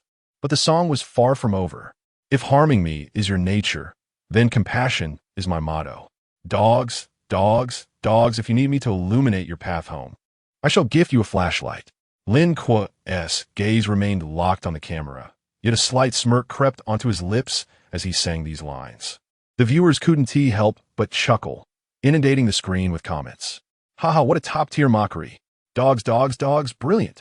The detractors, feeling cornered, retaliated in the comments with expletives. A bunch of idiots. The audience, now thoroughly engaged, responded in kind. Dogs, woof, woof, woof. The detractors shot back. Idiots. and the viewers continued their taunts.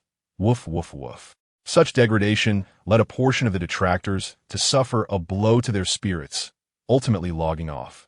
Yet, another segment stood their ground. In the video, Lin Kuo continued to sing. I informed them that gossip fades, news is fleeting, life is eternal, and music endures. I have penned a song for them, for I have never written one about protecting animals. This section primarily showcased Lin Kuo's attitude, earning him further applause from netizens. These lyrics are absolutely brilliant. When I stand atop the mountain, no one can harm me. Detractors, behold my perspective. I doubt these people even know how to write the word perspective. Before long, the video neared its conclusion. Some of the detractors, who had held on until this point, finally exhaled, commenting, "Is that it? I have no idea what he is singing about." At that moment, a viewer countered, "Brace yourselves, the climax is approaching." The detractors may indeed be clueless about the lyrics. Suddenly, Lin Kuo's tone shifted dramatically. Why are there dogs trailing behind me? The keyboard warriors who tarnish my reputation are irreverent. Do I need to send you to the hospital before this song ends? Upon hearing this rap, both the detractors and the onlookers were taken aback. What the heck? Is that Korean? Lin Kuo could do that too. Of course, Lin Kuo was not proficient in that language, but with just 30 points, one could gain basic proficiency in Korean, an honest transaction. Naturally, the adaptation was not haphazard. It was crafted with care. For example, the original third line read, "Paparazzi who intentionally trade in the secrets of others," while Lin Kuo rephrased it to better fit his situation. The keyboard warriors who deliberately malign me. The detractors, unable to comprehend Korean, fell silent. However, the viewers found this segment intriguing and began to flood the comments seeking clarification. I don't understand, but it sounds impressive. Is there anyone fluent in Korean who can translate? Soon, a knowledgeable viewer provided a translation of the rap. The meaning was summarized as follows. Why are you, a pack of malicious dogs, always behind me? The keyboard warriors who intentionally slander me. This pressure is not what I desire. Before this song concludes, should I send you to the hospital? From tarnishing my reputation to harassing my family. It ends here. Now get lost. Upon grasping the meaning, the viewers erupted in agreement within the comments. Did you hear that, foolish dogs? It's over, scram. Indeed. To provoke Lin Kuo into writing a song just to insult you is your fortune. Leave and stop embarrassing yourselves here. Most of the detractors were young women, accustomed to being pampered by their parents and boyfriends, and now faced with being insulted in a song for the first time, their faces flushed with anger. Yet they found themselves at a loss for words. Thus, they resorted to the comments to hurl insults. Lin Kuo, you're an idiot. Lin Kuo, I curse your ancestors. Li Kuo, you're a dog, and your entire family are dogs. After posting on Weibo, Lin Kuo kept a keen eye on the online discourse. Seeing the detractors still clinging to their bravado, he posted again, you truly are persistent. Do you think your brother would feel pained by all you've done for him? If he doesn't feel pain, I do. Allow me to give you a couplet. The first line, 1, 2, 3, 4, 5, 6, 7. The second line, filial piety, loyalty, righteousness, etiquette, and faith. The spectators, who had been observing the spectacle, immediately began to discuss. Wow, Lin Kuo can craft couplets? But what does this couplet mean? I can't make sense of it. An astute student of literature stepped in to clarify. Oh my, Lin Kuo's couplet is brilliant. The first line lacks an 8, which suggests forgetting the 8th character. The second line lacks shame, implying shamelessness. Together, it translates to shameless turtle. Wow, shameless turtle can be used as an insult. I've learned something new today. Lin Kuo is impressive. The cultured know how to insult differently. Chapter 85. Your arbitrary alteration of my lyrics is superfluous. The little black fans have been driven to madness. Not only can Lin Kuo compose songs to scold, but she can also craft couplets to chastise. How can they respond to this? At this moment, the leader of the Kuo Plan 2, Thorough Group, stepped up. Ladies, do not be afraid. I'm a literature major. Is it not merely eloquence to rebuke? I could do it too. So, the leader promptly commented beneath Lin Kuo and Oppo's microblog. Alas, in our great nation, how can there be such uncouth individuals? Woe betide, a public figure speaks so insolently in the vast realm of the internet. distorting right and wrong. Upon seeing a little black fan retaliate with such archaic prose, netizens bluntly remarked, "What is this nonsense? My middle school essays are better than this. Is this it? No substance at all? I see you into oppos, real literary blogger.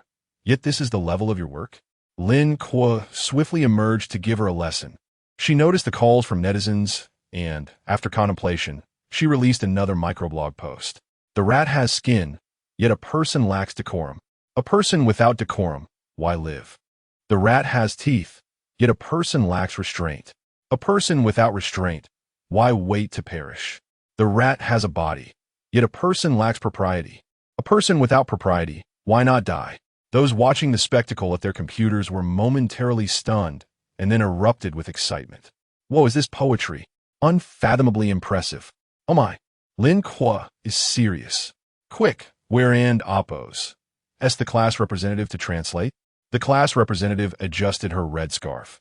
"This is an exceedingly well-structured satirical poem. The general meaning is, even rats have skin, yet you, as a person, lack dignity, better off dead. Even rats have teeth, yet you, as a person, are so shameless. Better off dead. Even rats have bodies, yet you, as a person, lack decorum, better off dead." This poem possesses high artistic merit, sharply criticizing the little black fans and oppos, hypocrisy and lack of propriety, while the emotions conveyed are intense. "All right, we understand now, class representative. You may step down." With the class representative's explanation, netizens grasped the poem's essence. Now, this is eloquence. The little black fans are merely at a middle school level. Hey, little black fans, did you hear that? Even rats have dignity. Do you not feel ashamed to prance about online? Look how generous Lin Kuo is, gifting songs, couplets, and poetry. Does your brother do this? In light of this, it seems we ought to thank them.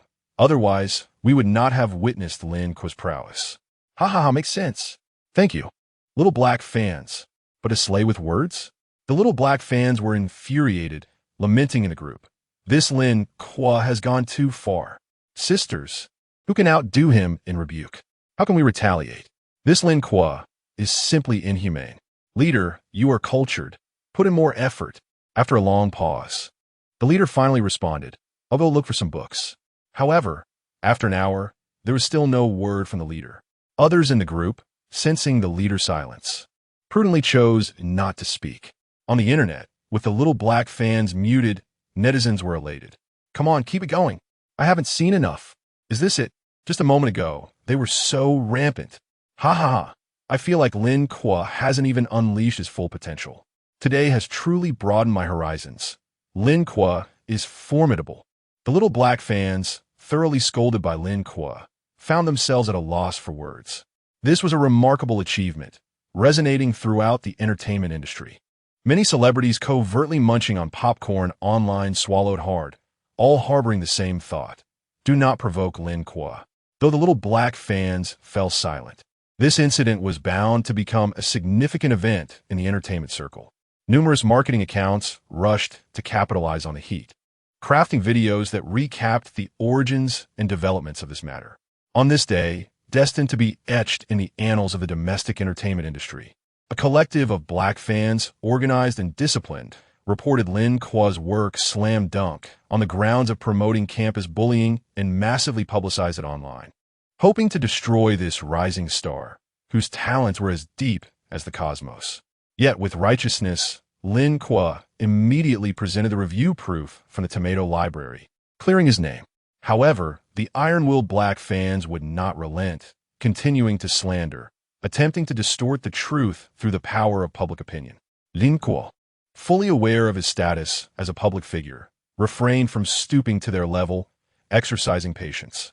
Yet, the black fans pressed on, repeatedly insulting him, even attacking Shen Xi when she stood up for Lin Kuo. At last, Lin Kuo could no longer endure and composed a scathing poem, Surrounded by Enemies, to chastise the black fans. As marketing accounts crafted their narratives, their eyes widened. Before Shen Xi was insulted, Lin Kuo had been patient. But once Shen Xi was attacked, Lin Kuo unleashed his fury through his pen. I see. This is not merely a matter of patience, but a furious defense for a beloved. Revise the copy, and do so immediately. That evening, titles such as the following began to emerge. Shocking. The reason behind Lin Kuo's fury at black fans is to stand up for Shen Xi. It is permissible to tarnish my reputation, but to insult her is unacceptable. Such drama could not be scripted. Many netizens, upon seeing these headlines and recalling the day's events, became exuberant, akin to rabbits frolicking in a field. I said at first Lin Kuo had a good temper. It seemed someone pressed Shen Xi's button. Oh my, I truly shipped the right couple. Hurry up and get together. Do not compel me to beg you both. The male lead is a peerless master, concealing his identity for love, living a humble life, yet his excellence inadvertently reveals his prowess, inciting envy and labeling him an outcast.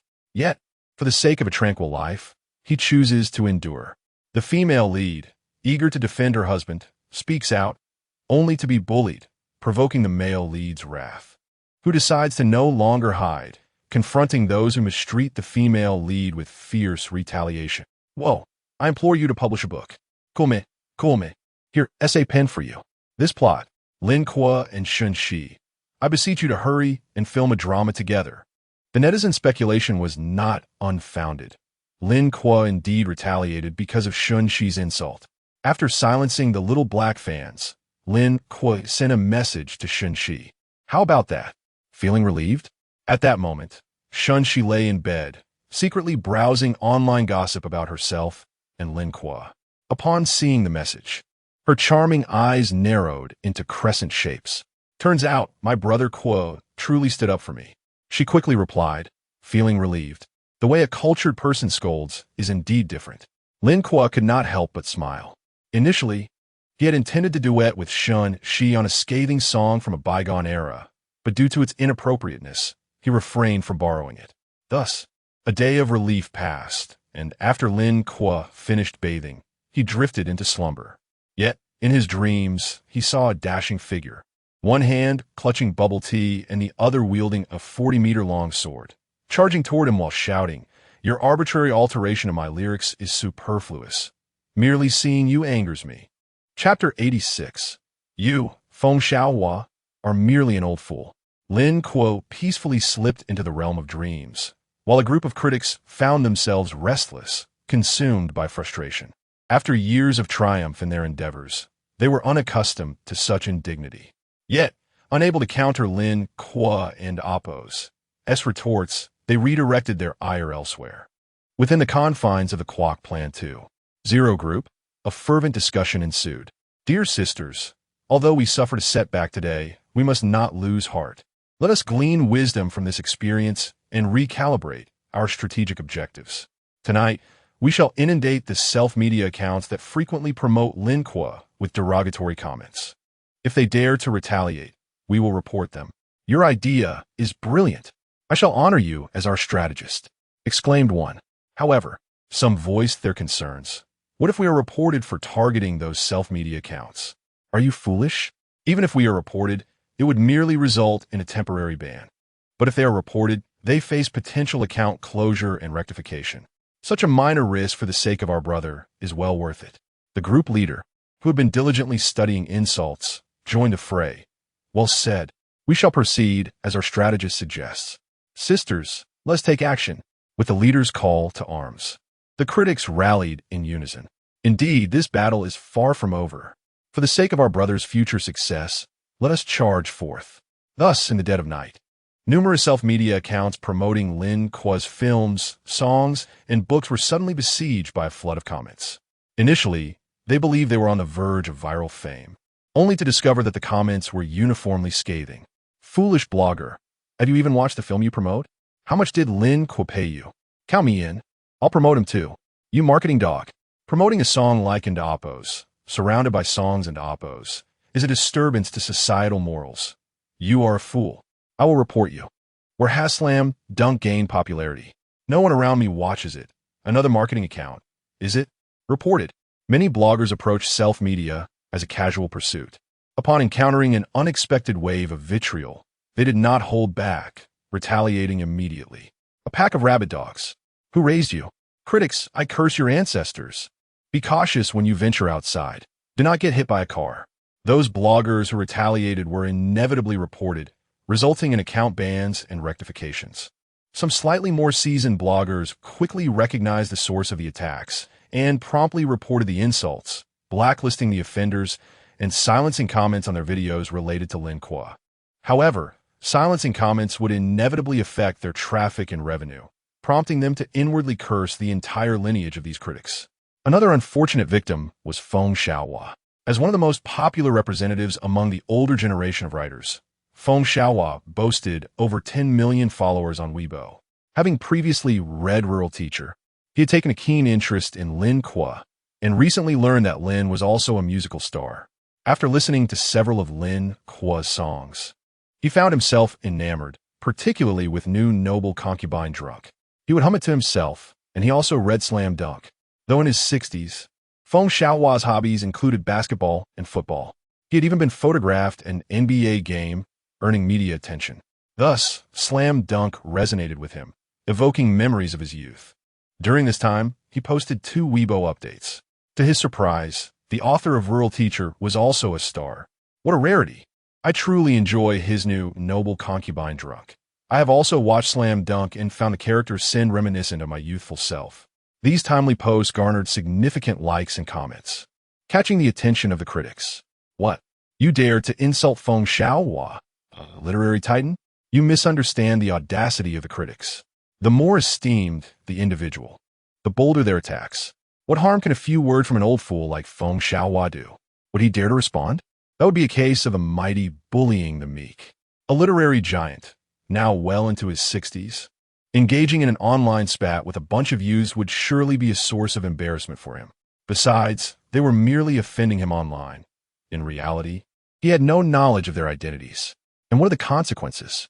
For the sake of their brother, all was justified. Thus, Feng Xiaohua's Weibo comment section fell victim to a barrage of insults. Old fool, do you even know how to read? Do not mislead the youth with your ignorance. Rural Teacher is merely a village story level of writing, and yet you boast about it. At your age, wouldn't it be better to enjoy a peaceful retirement rather than spewing nonsense to attract attention? How ridiculous! An old man claims Slam Dunk is good? Who would believe that? Can you even play basketball? Don't hurt your back. At your advanced age, I doubt you even use the internet. I suspect these posts are written by someone else. You should check if someone around you has been bribed by Lin Kuo. However, Feng Xiaohua was accustomed to sleeping before 9 o'clock, so he remained blissfully unaware of the chaos. Yet, his devoted readers and some younger admirers, noticing the tumult in the comments, were left in disbelief. Who is Feng Xiaohua? A writer worthy of being etched in the annals of Chinese literature, currently serving as the vice chairman of the Chinese Writers Association. He stepped down from the chairmanship to allow his student to take the role. Such a venerable elder, who granted them the audacity to speak so brazenly. They understood the old gentleman's early bedtime and chose not to disturb him, instead opting to counter the critics online in his defense. Who are you filthy scoundrels to attack, Elder Feng? Do you possess no conscience? No respect for the law? Are you unaware of the consequences of your vile words? A pack of shameless youths dared to speak so disrespectfully. How could they not reflect upon their own actions? Initially, the critics were intrigued to see others daring to retaliate and eagerly prepare to unleash their fury upon them. However, upon encountering a barrage of eloquent responses, they hesitated and ceased their attacks. The following day, Feng Xiaohua rose at 6, practicing Tai Chi in his garden, stretching his limbs while gazing at the rising sun. Inhaling deeply. Another day full of vitality. After breakfast, he settled before his computer, eager to peruse the messages from the delightful young individuals who followed him. Yet, upon opening Weibo, he was taken aback. What? Is this my Weibo?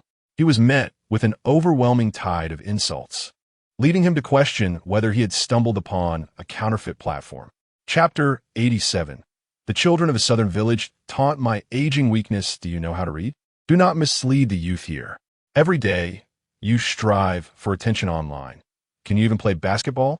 After confirming that the insults were directed at him, Feng Xiaohua glared at the slanderous comments, his aged visage turning a deep shade of anger, unable to refrain from cursing.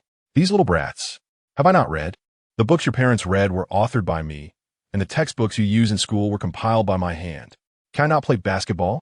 Have you inquired who the foremost literary sharpshooter was in my youth? This is simply a reversal of the heavens. Feng Xiaohua unleashed his frustration at the computer. Creative individuals do have tempers. Which literary giant was not a fierce critic in their youth?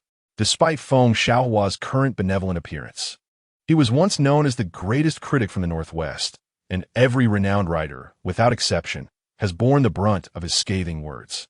If there are unrefined individuals without proper upbringing, I will take it upon myself to educate you today.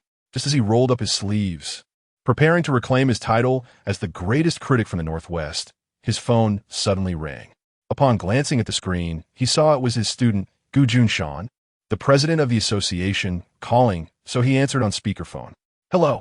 Hearing the teacher's voice laced with fury and heavy breaths, Gu Junshan understood that he had seen the online vitriol. Thus, he spoke. Teacher, have you seen those comments online? Am I blind? At the mention of this, Feng Xiaohua's anger surged. Such a lack of upbringing. Gu Junshan hastily reassured him. Please calm down. I saw it last night and refrained from telling you so as not to disturb your rest. I have also uncovered the reasons behind the insults. What reasons? Gu Junshan explained.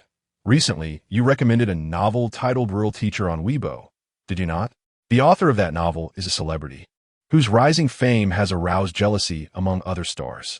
Consequently, some of those celebrities' fans began attacking him online, and the media promoting him were also criticized, resulting in your involvement by association. Upon hearing this, Feng Xiaohua slammed his hand on the keyboard in fury. This is outrageous. Out of jealousy, they slander others online. They treat the internet as a lawless domain. I admire Lin Kuo's works and enjoy his songs. His talent is merely a fraction of what mine used to be. Calm down, teacher. Lin Kuo is merely a celebrity, and we cannot control his personal matters. However, I have looked into it, and most of those who insulted you belong to a single fan group. Who? Yu Wei. Never heard of him. He is a young writer specializing in youth literature. His grandfather is Yang Zhini, and the association is considering admitting him this year. His re-examination has just passed, and the certificate is already printed. That old fool and Apo's. As grandson? His grandmother and Apo's. In my youth, I belittled him so thoroughly he could not lift his head. Now his grandson dares to urinate on my head? I will not let him off lightly. Does he not write novels as well? What is his representative work? I truly wish to see what this old fool has produced through his lineage. Gu Junshan said, I have the book here. I will bring you a copy. Please wait. After hanging up, Feng Xiaohua reclined in his chair, his throat emitting a raspy sound from anger. His spouse, hearing the commotion, hurried over to soothe his chest. At our age, how can you still be so quick to anger? Feng Xiaohua looked at his partner, his aged face revealing an expression of grievance never seen before. The children of the southern village mock my frailty. Shortly after, student Gu Junshan arrived at Feng Xiaohua's home, presenting him with a copy of The Edge of Heartache. Since Yu Wei had passed the association's review, his writing must be competent, so Feng Xiaohua read with earnestness. Yet, merely half an hour later, he spat contemptuously and hurled the book to the floor. Damn it, the old fool's writing is rubbish. Even his grandson's work is inferior. How can such filth garner an audience? The themes of abortion and brawls are akin to the ravings of a juvenile delinquent. How does such literature even see publication? Truly, the quality of authors reflects the caliber of their readership, and they wish to join the association? Has it now become a haven for the second generation of literary figures? How is it that you, as president, preside over this? Seeing the veins bulging on Feng Xiaohua's forehead from rage, Gu Junshan quickly intervened. Teacher, please calm down. Be careful not to harm your health. Calm down? Nonsense. Where's my keyboard? Feng Xiaohua stormed to the computer, barely restraining himself from exclaiming for the keyboard. Meanwhile, in a cultural company in the metropolis, Yu Wei was conversing with his rather handsome male secretary in the office. Mr. Yu, your fans have recently stirred quite a commotion online, even attempting to report Lin Kuo's book. However, not only did they fail, but Lin Kuo also retaliated with insults online. Yu Wei, still engrossed in the manuscript of a newly signed author, replied without looking up. Humph, A public figure quarreling with fans is rather undignified. What happened next? Surely, these fans will not relent? The handsome secretary chuckled. You know them well. They also targeted various self-media accounts promoting Lin Kuo's works, resulting in quite a chaotic scene. Should you address them, lest the situation escalate? Yu Siwei closed the manuscript and lifted his gaze. How much commotion can a bunch of children create? Moreover, a little ruckus can actually aid our film's promotion. Let it be. I happen to be in the mood to write a new book. Go speak with the author of this book. I want it for 200,000. Very well. The secretary then took the manuscript and left. Yu Siwei observed his retreating figure, his eyes lingering on his form, a smirk playing at the corner of his lips. That rear has been well-trained recently. Are you free tonight? The secretary glanced back, giving a flirtatious smile. If you say I am free, then I am free. Simultaneously, Feng Xiaohua, after half an hour of furious typing, forcefully pressed the enter key, publishing a Weibo post. Title: Why are there increasingly more trash writers today? It is because of you, the trash readers, who nurture them. I am incensed today, and I believe the reasons are clear to all. It has been a full 45 years since anyone has insulted me. Who would have thought I would witness a regression of the times today? Anyone can hurl insults. After all, I too was once a critic in my youth. However, one must have reason and evidence. Only then can the critique hold weight. To say I cannot read? When I penned my first book, your parents may not have even known each other. Yet, while this may seem like an appeal to age, let us set that aside. If you claim I cannot read, does that imply you are well-versed in literature? Thus, I began to investigate what it is you all read, and to my surprise, I discovered that you are all fans of a writer named Yu Siwei. I did not know this Yu Siwei, but I am acquainted with his grandfather, whom I criticized in my youth. There is no need to name him. Let us spare him some dignity in his remaining years. With that connection, I can consider myself an elder to Yu Siwei. Thus, I diligently read his book, only to realize midway through. This is a trash writer feeding a bunch of trash readers. Abortion, alcoholism, brawling, and aimless lamentation. These are the themes you trash readers revel in? No wonder you scorn my recommendation of Rural Teacher. It is clear you cannot appreciate fine literature. You lot of rubbish. Had I been 40 years younger, I would have certainly confronted you. Do not think I exaggerate. I once made the news for such actions. But now, I cannot, not due to my waning strength, but because I have aged and my resistance is diminished. You incessant viruses of trash, I fear becoming ill. Indeed, times have changed. You may criticize me online, yet I remain unaware of your identities, for you are not truly part of my life. Even if we were to consider you as such, it is evident that you were not nurtured properly in your formative years. Otherwise, you would not have grown into such unrefined individuals. I firmly believe that upon reading this piece, you will choose silence, which would be preferable. For while you may resemble fools when you keep your mouth shut, it is far better than revealing your foolishness through your words. Lastly, Lin Kuo, your criticisms yesterday were commendable, reminiscent of my own youthful vigor, and I hold great admiration for you. I have proposed the inclusion of Rural Teacher in the middle school Chinese language curriculum, and I hope you continue to create more exceptional literary works. Chapter 88. Are you an undercover agent sent by the opponent? A single stone stirred up 1,000 waves, and the netizens eagerly awaiting a response from Feng Xiaohua were filled with excitement upon seeing this Weibo post. The derision directed at the mediocre author and readers was cathartic. The vocabulary used in this rebuke was impressive. Fans clamored for Feng to hold a masterclass on such eloquence. Indeed, Feng's criticism struck a chord, as many contemporary authors neglect the enhancement of their craft in favor of trivial pop culture. It was high time for some education. Among these netizens were ardent supporters of Lin Kuo, and they rejoiced at Feng's unexpected endorsement of Lin. Oh dear, these little detractors have truly roused the ire of both the new and seasoned critics, with Lin Kuo leading the charge and Feng Xiaohua backing him. The cultural elite's rebukes are distinctly profound.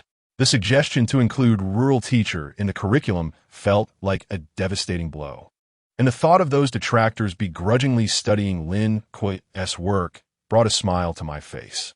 With Feng's support, Lin Kuo must seize this golden opportunity. Feng Xiaohua's article not only caused a stir online, but also sent ripples through the literary community. Many seasoned authors, recognizing that familiar writing style, sighed in relief, realizing that the once-renowned critic from Jinxi North had returned. Conversely, Yusiwei's fans were bound to erupt in fury upon reading this article. The old coot. I'll tear your mouth apart. How dare you speak so uncouthly while claiming the right to write? Our Shen Xi is firmly seated at the pinnacle of young authors, poised to join the Writers' Association soon. Is he even worthy of such criticism? At that moment, Lin Kuo was still in class. Some students, witnessing Feng Xiaohua's proposal to include Lin Kuo's work in the curriculum, gazed at him with admiration. How astonishing that such a formidable figure is their classmate. Lin Kuo, alerted by his roommate, quickly saw the news online and promptly replied to Feng Xiaohua. Teacher Feng, your words are as sharp as ever. I shall strive to improve myself and delve deeper into your works. This reply, however, earned him labels of opportunism and sycophancy from Yusiwei and Oppo's fans, to which Lin Kuo merely scoffed. In a cultural company in Shanghai, Yusiwei's handsome male assistant opened Weibo, preparing for his daily routine of responding to fan messages. To his dismay, he stumbled upon a trending topic regarding Feng Xiaohua being viciously attacked by Yusiwei's fans. His expression changed dramatically as he clicked on the topic and read Feng Xiaohua's article, turning his face a ghastly pale. He dashed towards Yusiwei's office, clutching his tablet frantically. President Yu, we have a serious situation. Your fans have lambasted Feng Xiaohua. Yusiwei had intended to reprimand his assistant for barging in without knocking. But upon hearing Feng Xiaohua's name, his demeanor shifted instantly. Who? Feng Xiaohua, the assistant managed to utter, handing over the tablet. With trembling hands, Yusiwei received the device, hoping fervently that his fans had not gone overboard. However, as he perused Feng Xiaohua's article and the vile comments in the section below, he felt his breath catch, his face going pale. This was a towering figure in the literary world of Huagua. Did these fans wish for their own demise? Just as he was grappling with the situation, his phone rang. It was his grandfather. He knew the call was about this incident, swallowing hard before answering. Hello, Grandpa. On the other end came a furious roar. Who is your grandpa? I have no grandson by that name. Ah, you little rascal. You've muddled my mind. I have no grandson. Do you realize the trouble you've caused? Yusiwei, feeling wronged, protested. Grandpa, this isn't my fault. It's those fans. Why don't you keep those fools in check? Do you have any idea that the leaders of the Ministry of Culture are watching this situation? Yusiwei was stunned, unable to fathom the severity of the matter. What do you mean, You good for nothing. What should I do now? Yusiwei's voice quivered with fear. Get out there and issue an apology. Tell those foolish fans to shut their mouths. All right. Yusiwei hung up and immediately shouted at his assistant. Quick, tell the fan group to make those fools shut up. Many celebrities often maintain anonymous accounts in their fan groups to keep track of their followers' sentiments. The assistant, in a frenzy, grabbed the tablet and entered Yusiwei's fan group to draft a message. Everyone, please stop. Feng Xiaohua is a significant figure in the literary world. Continuing like this will bring trouble to Shen Xi. Due to Feng Xiaohua's article, the fans were brainstorming ways to retaliate against that old coot, and they were not in the mood to heed any warnings. Significant figure? Our Shen Xi's grandfather is a prominent figure in the literary scene. He is the real big shot. In the face of impending danger, how dare anyone disrupt the morale? Are you an undercover agent sent by the opponent? Traitor, where's the administrator? Kick her out. The assistant gritted his teeth. I am the administrator. Instantly, the group fell silent. He had purchased this administrator title for 250 yuan, convinced that it would prove his loyalty. At that moment, the group owner suddenly appeared. Oh, I see now why you paid me for the administrator title. You were just waiting for this day, weren't you? Everyone, don't listen to him. He is an undercover agent. Get out. Some indecisive fans suddenly found their resolve upon hearing the group owner's words. So it's true. If they're sending in an undercover agent, it shows they're scared. What big shot? Nonsense. Let us keep going. I've just uncovered that old coot's scandalous past. The assistant attempted to argue, but suddenly found himself removed from his administrator status and ejected from the chat, his face stricken with fear. These people have gone mad. What is happening? Have they calmed down? Yusiwei asked anxiously. The assistant shook his head despondently. They kicked me out of the group. Useless. Yu Siwei spat in frustration, then instructed him to record an apology video. Dear teacher Feng Xiaohua, I sincerely apologize for my fans' vitriol directed at you online. They are merely impulsive young individuals who have offended you. I hope you can overlook their transgressions. I will ensure they reflect on their actions and read your esteemed literary works to refine their character. After recording the video, Yu Siwei reviewed it, satisfied with a script that flattered Feng Xiaohua while preserving the fans' dignity. He then sent it out with contentment. Chapter 89. Leader, I formally report Yu Siwei. Little did he know, the reason why die-hard fans are called such is that they lack discernment. Upon witnessing Yu Siwei's humble apology video, fans immediately erupted in outrage. Why are you apologizing, little C? Were you threatened? Is that old man pressuring you with his age? Oh no, little C, even under duress, you still stand up for us. That scoundrel Feng Xiaohua only knows how to bully us. Who cares about that old man's books? Little C, you fly freely. If anything happens, we will bear the consequences. Today, we shall make that old pig bow down. Consequently, these fans concentrated their firepower under Feng Xiaohua's Weibo, declaring, that old man bullies others just because he has the identity of a writer? Let me tell you, our little C will soon be a member of the Writers Association. When that time comes, don't you dare cross paths with him, relying on age to bully others, thinking you can still compile textbooks? Bah, I want to attend your class. After posting the video, Yu Siwei was taken aback by the fans' escalating fervor, feeling as though the world had gone dark. I can fly freely, and if anything happens, you'll bear the consequences? Huh, you're quite the loyal bunch. Meanwhile, Feng Xiaohua, who had been observing the online discourse from home, sighed at the relentless stubbornness of these fans. Join the Writers Association? That day will never come. He then turned to Gu Junshan, who stood beside him, and remarked, with such writers and literary works, how can our youth be expected to appreciate good literature? Gu Junshan hurriedly replied, the Ministry of Culture just issued directives for this year's literary purification campaign. We have already organized a review team and plan to implement it next week. Feng Xiaohua, lowering his gaze, said, no need to wait until next week. With the current fervor of online discussions, let us expedite the implementation. It's high time the public sees our commitment to this literary purification campaign. In previous years, it was merely superficial. This year, we must intensify our efforts. Understood, Gu Junshan agreed. Thus, in the evening, the Ministry of Culture officially released a statement. Tomorrow, we will commence the 2023 Literary Works Purification Campaign.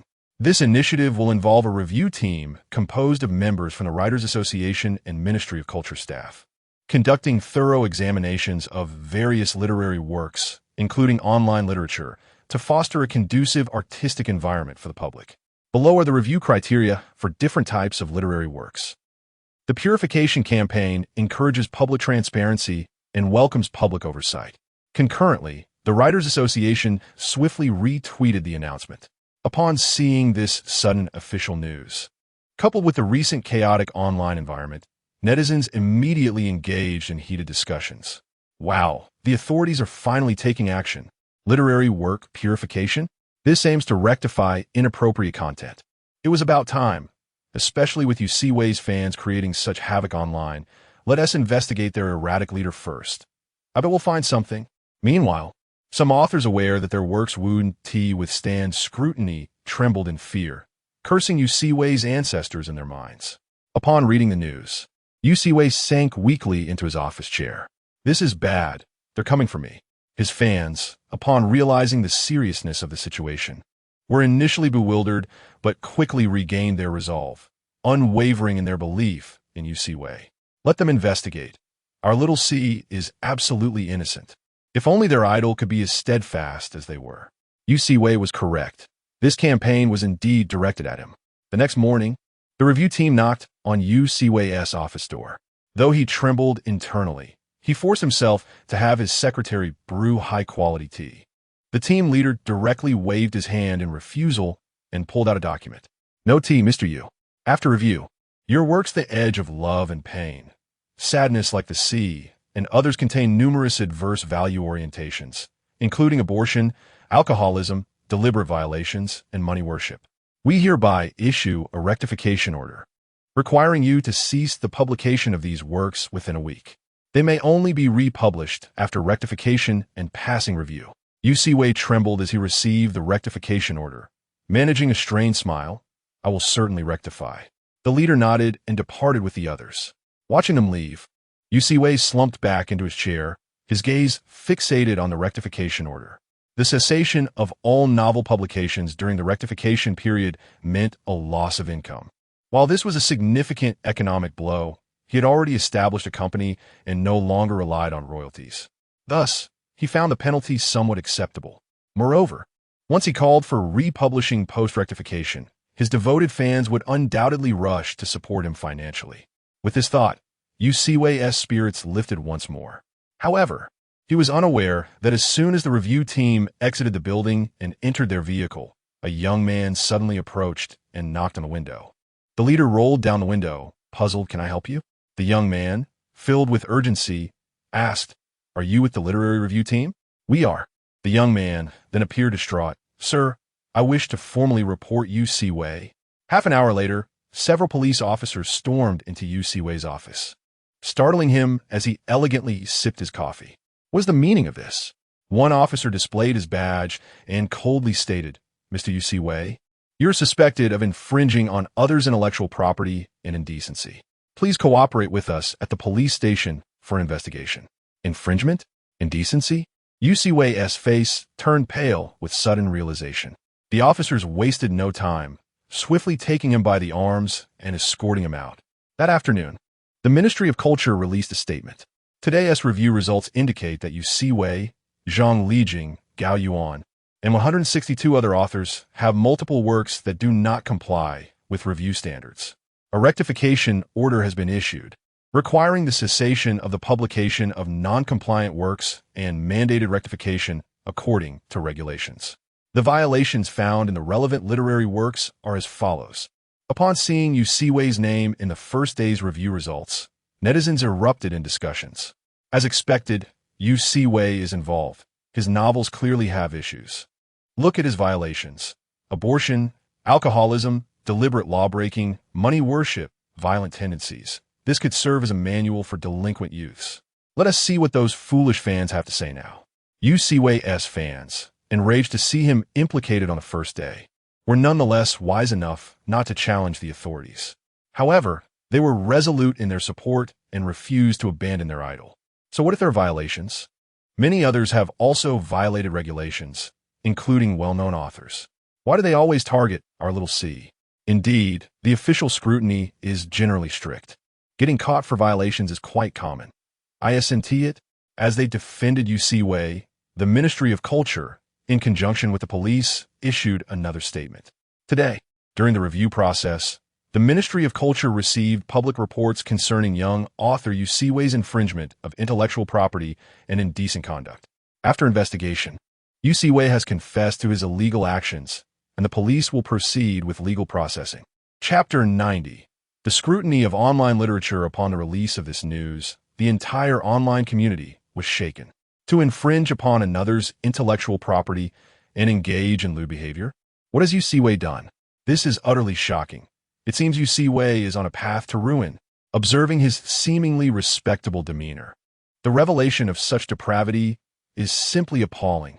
Yu Siwei's fans were equally bewildered, yet their initial reaction was disbelief.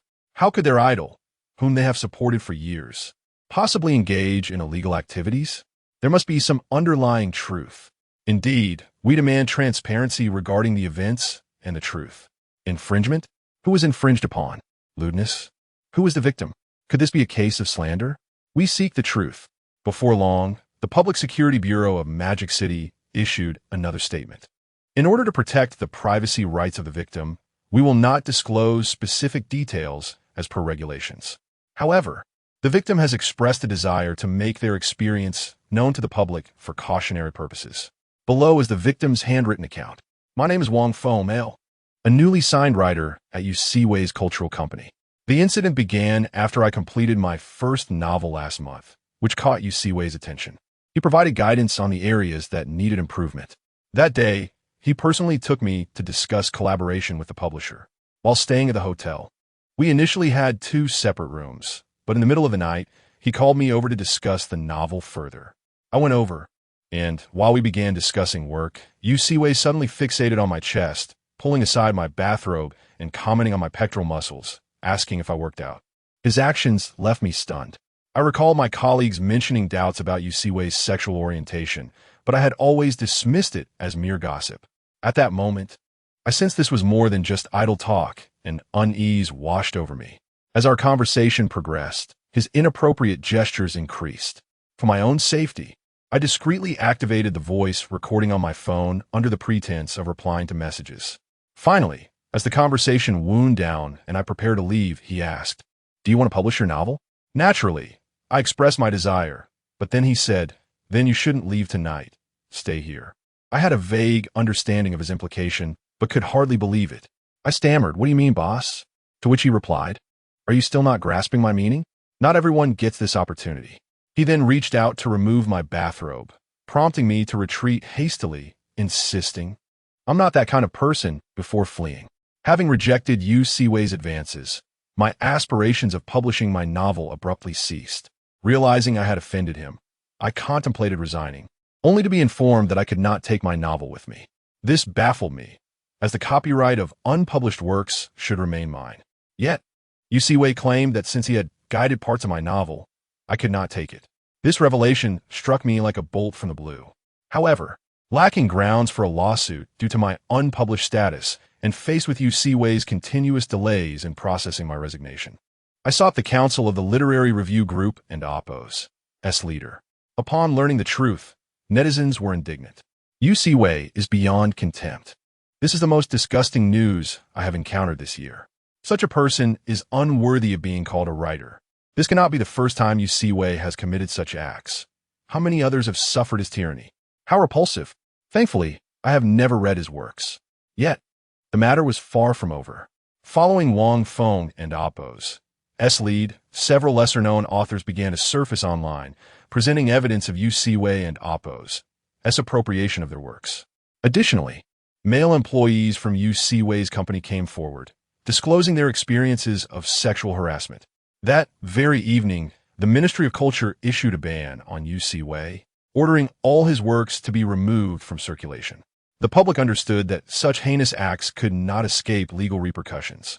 As the situation reached a critical point, Yu Siwei's fans were left to confront the inevitable outcome, their realizations emerging not from outrage at his misconduct but from sorrow. "Sisters, we will no longer see Xiao Xi's books. How can we go on?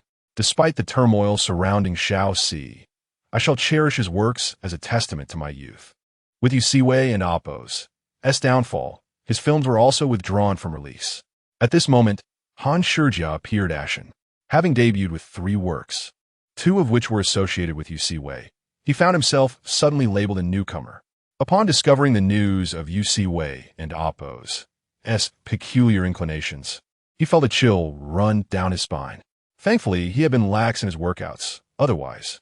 Thus, the literary review commenced with remarkable intensity, yielding sensational headlines within a single day.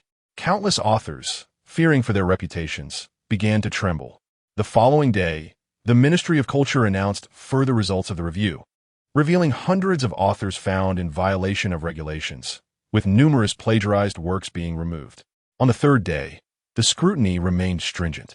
By the 4th day, the focus shifted to online literature. The atmosphere within the Tomato Bookstore editorial department was one of despair.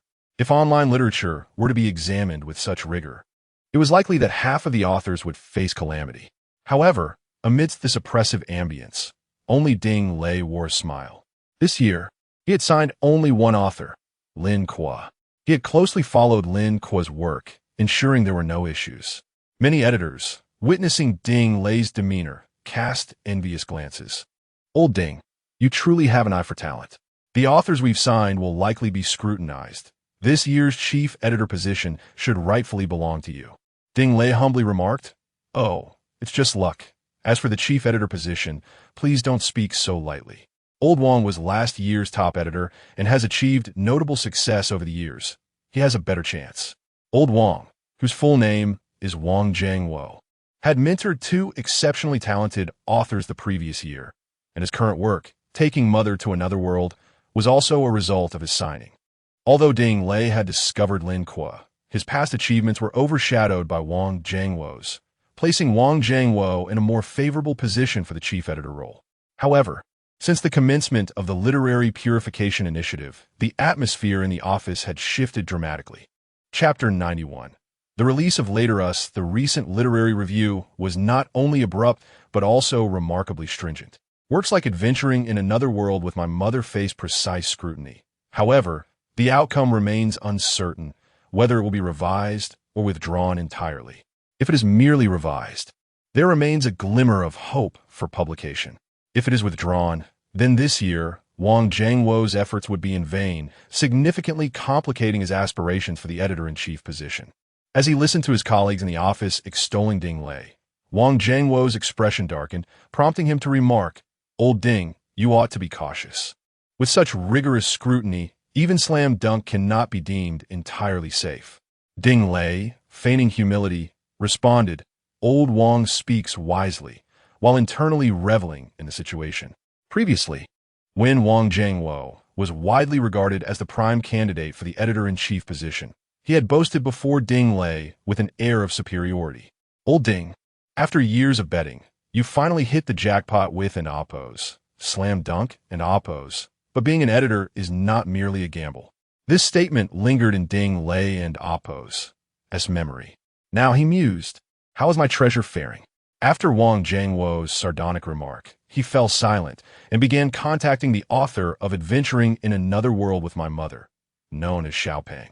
In recent days, Wang Jianguo had sent numerous messages to Xiaopeng, but received no responses, which left him increasingly anxious. "What have you been up to?" "Why haven't he replied?" Finally, Xiaopeng reached out. "Apologies, Brother Wang. I and oppose. You've been engrossed in writing and have finally completed the 5th volume." Initially intending to chide him, Wang Jianguo softened his tone upon recognizing Xiaopeng's diligence. "Send it over. Let me have a look." Within seconds, he received the file, accompanied by Xiaopeng's fervent assurance. "Brother Wang, once this volume is published, its sales will surely surpass Slam Dunk." Curiosity piqued, Wang Jianguo began to read. However, when he discovered that Xiaopeng had written the protagonist as not being the biological child of the mother, his heart sank. As he continued reading, the most undesirable scenarios unfolded before him, draining the color from his face before a wave of unnatural crimson surged. He pounded the keyboard furiously. "Are you trying to get yourself killed? Don't you realize a literary review is underway? Who gave you the audacity to write this?" Xiaopeng's subsequent response plunged him into despair. "What literary review?" Wang Jianguo took a deep breath and forwarded him the news from the Ministry of Culture. "Take a look for yourself." In his rented room, Xiaopeng was bewildered. He had been so immersed in his writing that he had completely disconnected from the internet, unaware of the unfolding events. Upon reading Wang Jianguo's message, he was momentarily stunned, yet still clung to a glimmer of hope. However, after researching the review's circumstances online, darkness enveloped him, and he fainted from the overwhelming dizziness. It was only in the evening that the landlord, collecting rent, discovered him and rushed him to the hospital. Meanwhile, the Ministry of Culture issued the results of their literary scrutiny. It was revealed that 375 works attributed to various online authors, including Selling Newspapers, Little Prince, and Cucumber with Ear Mushrooms, contain violations promoting inappropriate themes, necessitating immediate rectification. Furthermore, 598 works from authors like Plummer and Innocent Xiaopeng faced issues of excessive youthful portrayals and evident negative value orientations, leading to orders for their removal from publication. The revelation that numerous authors had fallen victim to the review sparked widespread discussions among netizens. Wow, these violations are several times worse than those in published literature. It's no wonder traditional authors look down on online novels. This is the root of the issue. Conversely, some users lamented the banning of their beloved classic novels. Can the authorities ease up a bit? After all, this is just street food. We can tolerate the hygiene. Oh no, I just saw the complete biography of By Joe's Band. It pains my heart. Thankfully, I saved these classics to my hard drive. Some observant netizens noted that Lin Kuo was not among the violators, leading them to mock those who had previously disparaged him. See little detractors? Lin Kuo's works are devoid of any issues. With the official review, what can you say now? Bro, you overestimate their integrity. They'll likely claim Lin Kuo colluded with the authorities. Haha, I just saw a little detractor making that claim in the comments, and they were promptly silenced by Weibo officials. They truly are foolish. Thus, the online vitriol aimed at Lin Kuo gradually faded. A few days later, the Literary Purification Initiative concluded, visibly shrinking the literary market's offerings by a third. Concurrently, the consequences for Yu Siwei were announced. He was sentenced to 2 years in prison for indecency in order to provide economic compensation to the victims. Yu Siwei was slated for re-education, and his works were swiftly removed from circulation. Some variety shows recorded for promotional purposes were postponed, with staff members working long hours to catch up.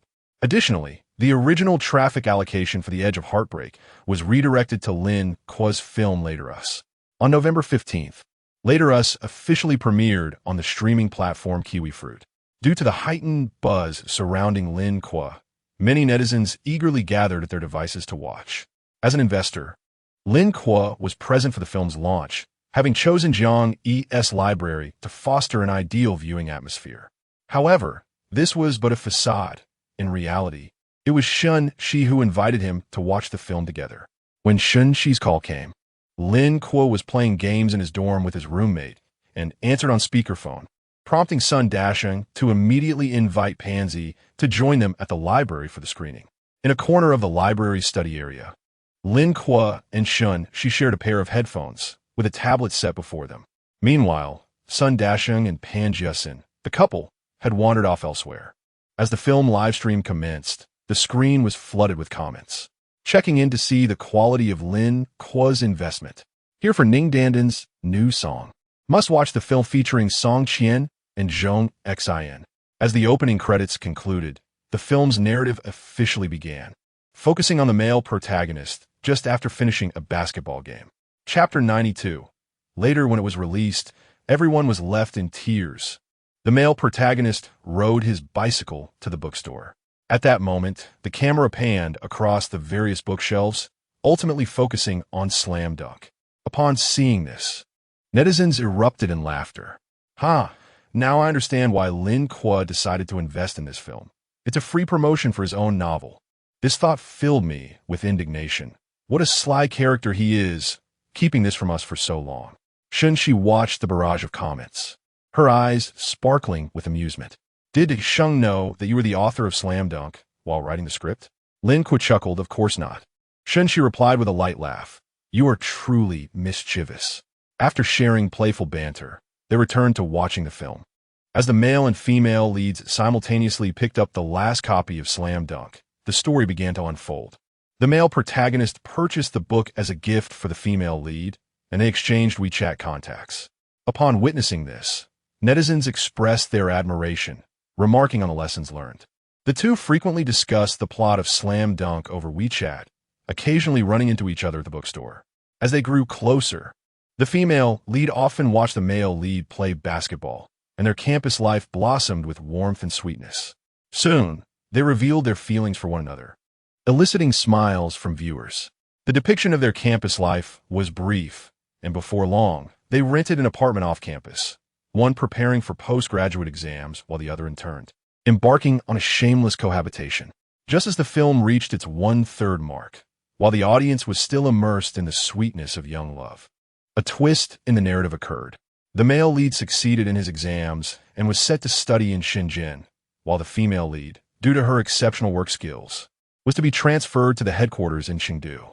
Though they were reluctant to part, they chose to pursue their dreams in unfamiliar cities.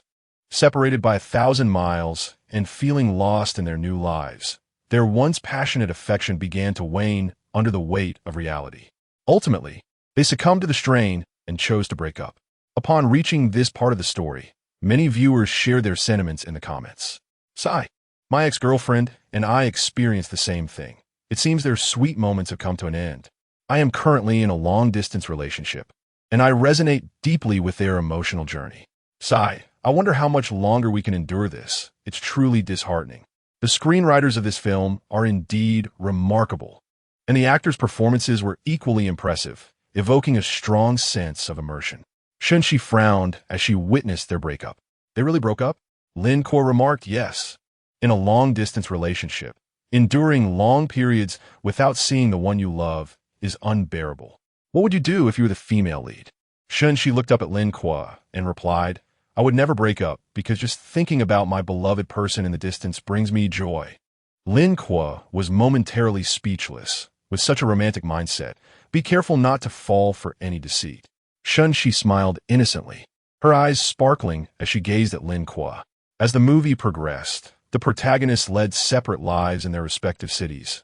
Yet, during the quiet nights, they would often think of each other, unable to sleep from longing. However, memories ultimately succumbed to the passage of time. The film transitioned to a scene where both had found success in their careers and were accompanied by new partners. One day, the male lead was to attend a class reunion with his fiancée, while the female lead was going with her newlywed husband. Unprepared, they encountered each other unexpectedly. In the crowd, they shared a helpless gaze, and at the moment they shook hands, memories flooded their minds. Tears welled up as they stood in silence, reminiscing. After the sequence of memories played out, they fought back tears and greeted each other as if they were strangers. Hello, the film concluded. Upon witnessing this ending, the audience could no longer contain their emotions, tissues being used one after another. Oh no, this is too painful. How could there be no regrets? My ex-girlfriend is getting married tomorrow, and watching this film is tearing me apart. Shen Xi gazed at the poignant ending, her eyes misty with tears. Oh no, it's so sad. Clearly, they still care for each other. Lin Kuo quickly comforted her, don't cry. There's a twist in the post-credit scene. Shen Xi abruptly ceased her tears. Do they end up together? Lin Kuo awkwardly replied, not exactly. The female lead attends the male lead's wedding. Shen Xi paused for a moment, then cried even harder. Isn't that even more heartbreaking? I don't want to watch anymore. Oh no. Lin Kuo scratched his head sheepishly, having not dared to reveal that this post-credits idea was a suggestion. It's often said that women are contradictory. Shen Xi, despite claiming she didn't want to watch, quickly wiped her tears and fixed her gaze on the screen as the post-credit scene began. The scene depicted the wedding of the male lead and his fiancée, and the female lead was present. The audience collectively held their breath. The male lead noticed the female lead seated among the guests, and his expression subtly shifted. However, he quickly composed himself to continue with the wedding ceremony. As the couple exchanged their vows and rings, applause erupted from guests. The male lead couldn't help but glance at the female lead, and upon seeing her heartily clapping with a beaming smile, her husband affectionately leaning beside her, he paused momentarily. At that moment, his bride gently kissed his cheek and linked her arm with his. Gazing at his wife's radiant smile, the male lead felt a refreshing breeze wash away the remnants of his lingering regrets. He smiled, reminiscent of their first encounter on campus. Thank you for teaching me how to love. As the male lead delivered his final line, the closing song began, resonating with Ning Dan's magnetic voice. Later, I finally learned how to love, but you had long since vanished into the crowd. Later, I understood through tears that some people, once missed, are gone forever. The scene with the blooming gardenia petals. Suddenly, the audience, once tearful, found themselves momentarily stunned by the song, before bursting into uncontrollable sobs. Oh no, these lyrics are too heart-wrenching. I thought the post-credits would bring a twist, but instead, it delivered an even greater blow. Lin Kuo, you scoundrel. Who allowed you to write such a song? Later, I finally understood through tears that some people, once missed, are gone forever. Such poignant lyrics. Who could listen without breaking down? The comments section overflowed with lamentations, yet some netizens offered differing perspectives. Chapter 93. Sun Daxing's bold confession, dear friends. Let's not dwell in melancholy. Lin Kuo's song is meant to guide us towards acceptance of lost love. When you connect the protagonist's heartfelt musings with the film's narrative, it becomes evident that the song conveys a poignant message. Some individuals may be lost to us forever, yet the love we once shared remains etched in our hearts. We must learn to release our regrets and embrace personal growth through love, for only then can we truly love another. As Lin Kuo perused the comments from netizens, a smile graced his lips. This was precisely why he refrained from announcing the song in advance. On its own, it might evoke sorrow and despair, but when paired with the film's context, it offers a bittersweet sense of relief. While some may be lost to us, we must express gratitude for those individuals and the lessons and love they imparted. Lin Kuo penned this reflection in the review section. As he prepared to share his own thoughts, netizens flocked to witness Lin Kuo's unexpected arrival in the comment section. Indeed, I share your sentiments. I was in tears, yet the song brought me solace. Why didn't you reveal the ending theme earlier? It seems you were saving the best for last. To be frank, this song ranks as my top favorite among love ballads. Some netizens resonated deeply with these sentiments, while others remained ensnared in their sorrow. I refuse to listen. My tears have nearly run dry, and you dare say this? Perhaps I am too emotional. This song makes me cry even harder. What relief! Did you ever consider the feelings of those of us lost in love while writing this? Upon reading these comments, Lin Kuo could not help but chuckle softly. Each reader harbors their own interpretation, much like the myriad perspectives on a compelling film. Yet, one sentiment remained consistent among the netizens. This film is splendid, and the song is truly captivating. With the film receiving such acclaim, Lin Kuo felt a swell of happiness. Come, let us dine at the cafeteria. It's my treat, he suggested to Shen Xi as he tidied his belongings. However, Shen Xi, with her glistening lashes, inquired, Little Kuo, are you perhaps still haunted by your ex-girlfriend's departure, prompting you to write such a song? Feeling a shiver at Shen Xi's empathetic gaze, Lin Kuo quickly retorted, how could that be? I've even forgotten her name. Do not speak such nonsense. Yet, to Shen Xi, this explanation seemed like a fade of nonchalance. Her gaze softened further, silently vowing, fear not, Little Kuo. I shall cherish you doubly from now on. After their meal, Lin Kuo escorted Shen Xi to the girls' dormitory before returning to his own. Upon entering, he was met with the sight of Wang Rongkai, his face buried amidst a mountain of tissues. Goodness, Kai, you must exercise restraint. Do not lament your fate now that you have a girlfriend. Wang Rongkai, wiping his nose, tossed a crumpled tissue at Lin Kuo. You scoundrel, who told you to write such songs? Lin Kuo deftly sidestepped the projectile and remarked, surely, if one has experienced love, tears are understandable, but what sentiment do you, a perennial bachelor, possess? Wang Rongkai replied, precisely because I am single.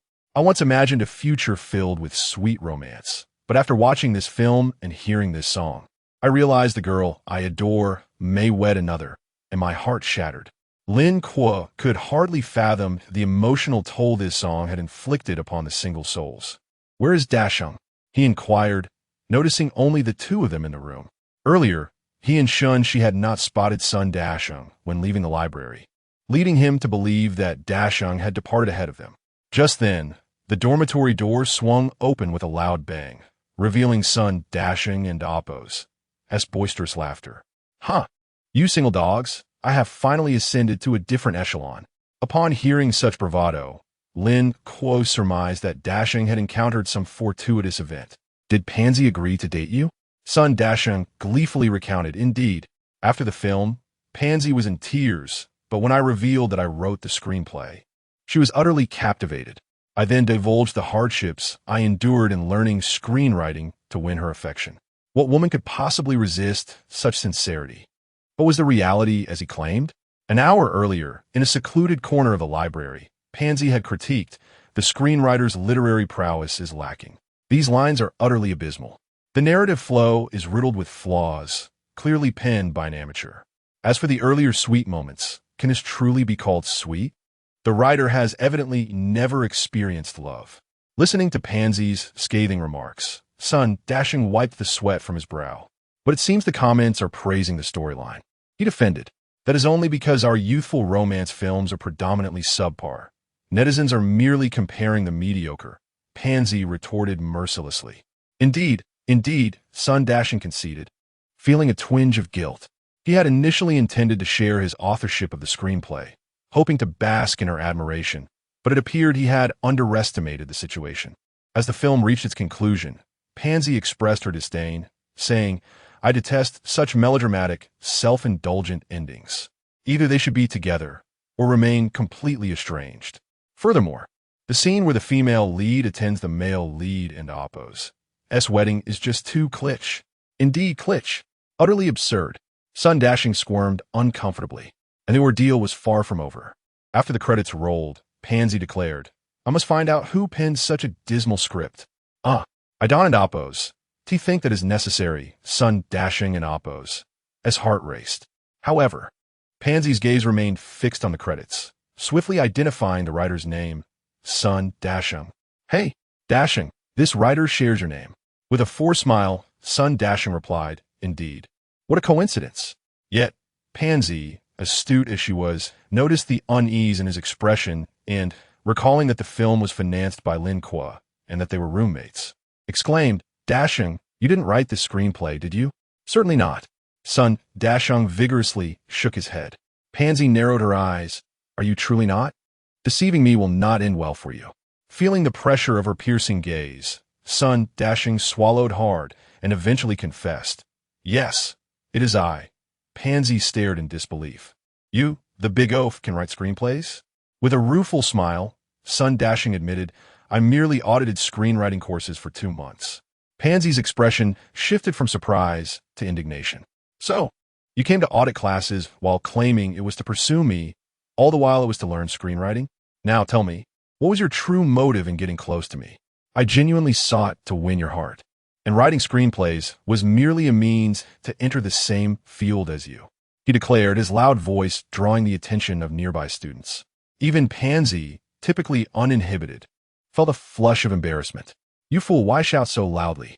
In a moment of impulsive honesty, Sun Dashing bellowed, Pansy, I like you. Pansy quickly covered his mouth, mortified. You're embarrassing me. Sun Dashing removed her hand, his demeanor serious. Embarrassing? I see no shame in it. Then, with renewed fervor, he proclaimed, Pansy, I like you. Pansy hastily replied, All right, I understand. Now please, stop talking. Then, will you be my girlfriend? Sun Dashing suddenly asked. Pansy's face visibly flushed with embarrassment as she observed the curious gazes of the onlookers. She bashfully suggested, There are too many people here. Let us step outside to converse. No sooner had she spoken than Sun Dashing took a deep breath, preparing to shout once more. Pansy, alarmed, quickly covered his mouth again. Are you foolish? Sun Dashing removed her hand and grinned. So, will you agree to be my girlfriend?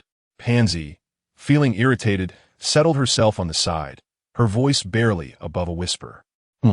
Chapter 94. Script of Together Through the Window. As a man of unwavering resolve, Sun Dashing would certainly not admit to expressing love in public. Although the process diverged from his claims, the outcome remained the same. Thus he did not consider himself to be boasting. Lin Kuo genuinely rejoiced for him. All right, focus on earning money. Your father-in-law is still waiting for you to come up with 1 million. Sun Dashing dismissed it nonchalantly. 1 million is nothing. Lin Kuo teased, Oh, you're getting bold now? Sun Dashing boldly sat down on the bench, stating, I've already informed Pansy about the million. The others in the dormitory perked up with interest. What did Pansy say?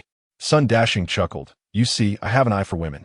Pansy said that if we truly get married, her father must provide a dowry of 1 million. Otherwise, we'll just run back to my hometown in the Northeast. Lin Kuo and the others exclaimed in surprise. Dashing, you're impressive. Sun Dashing, indeed, was not exaggerating. However, Guoli Wei, who had remained silent until now, suddenly interjected with his phone in hand. Hey, Dashing, did you make it onto the school forum? The library's average guy openly declaring his love is quite the spectacle. The person in the news is you, right? Not me. I didn't do it.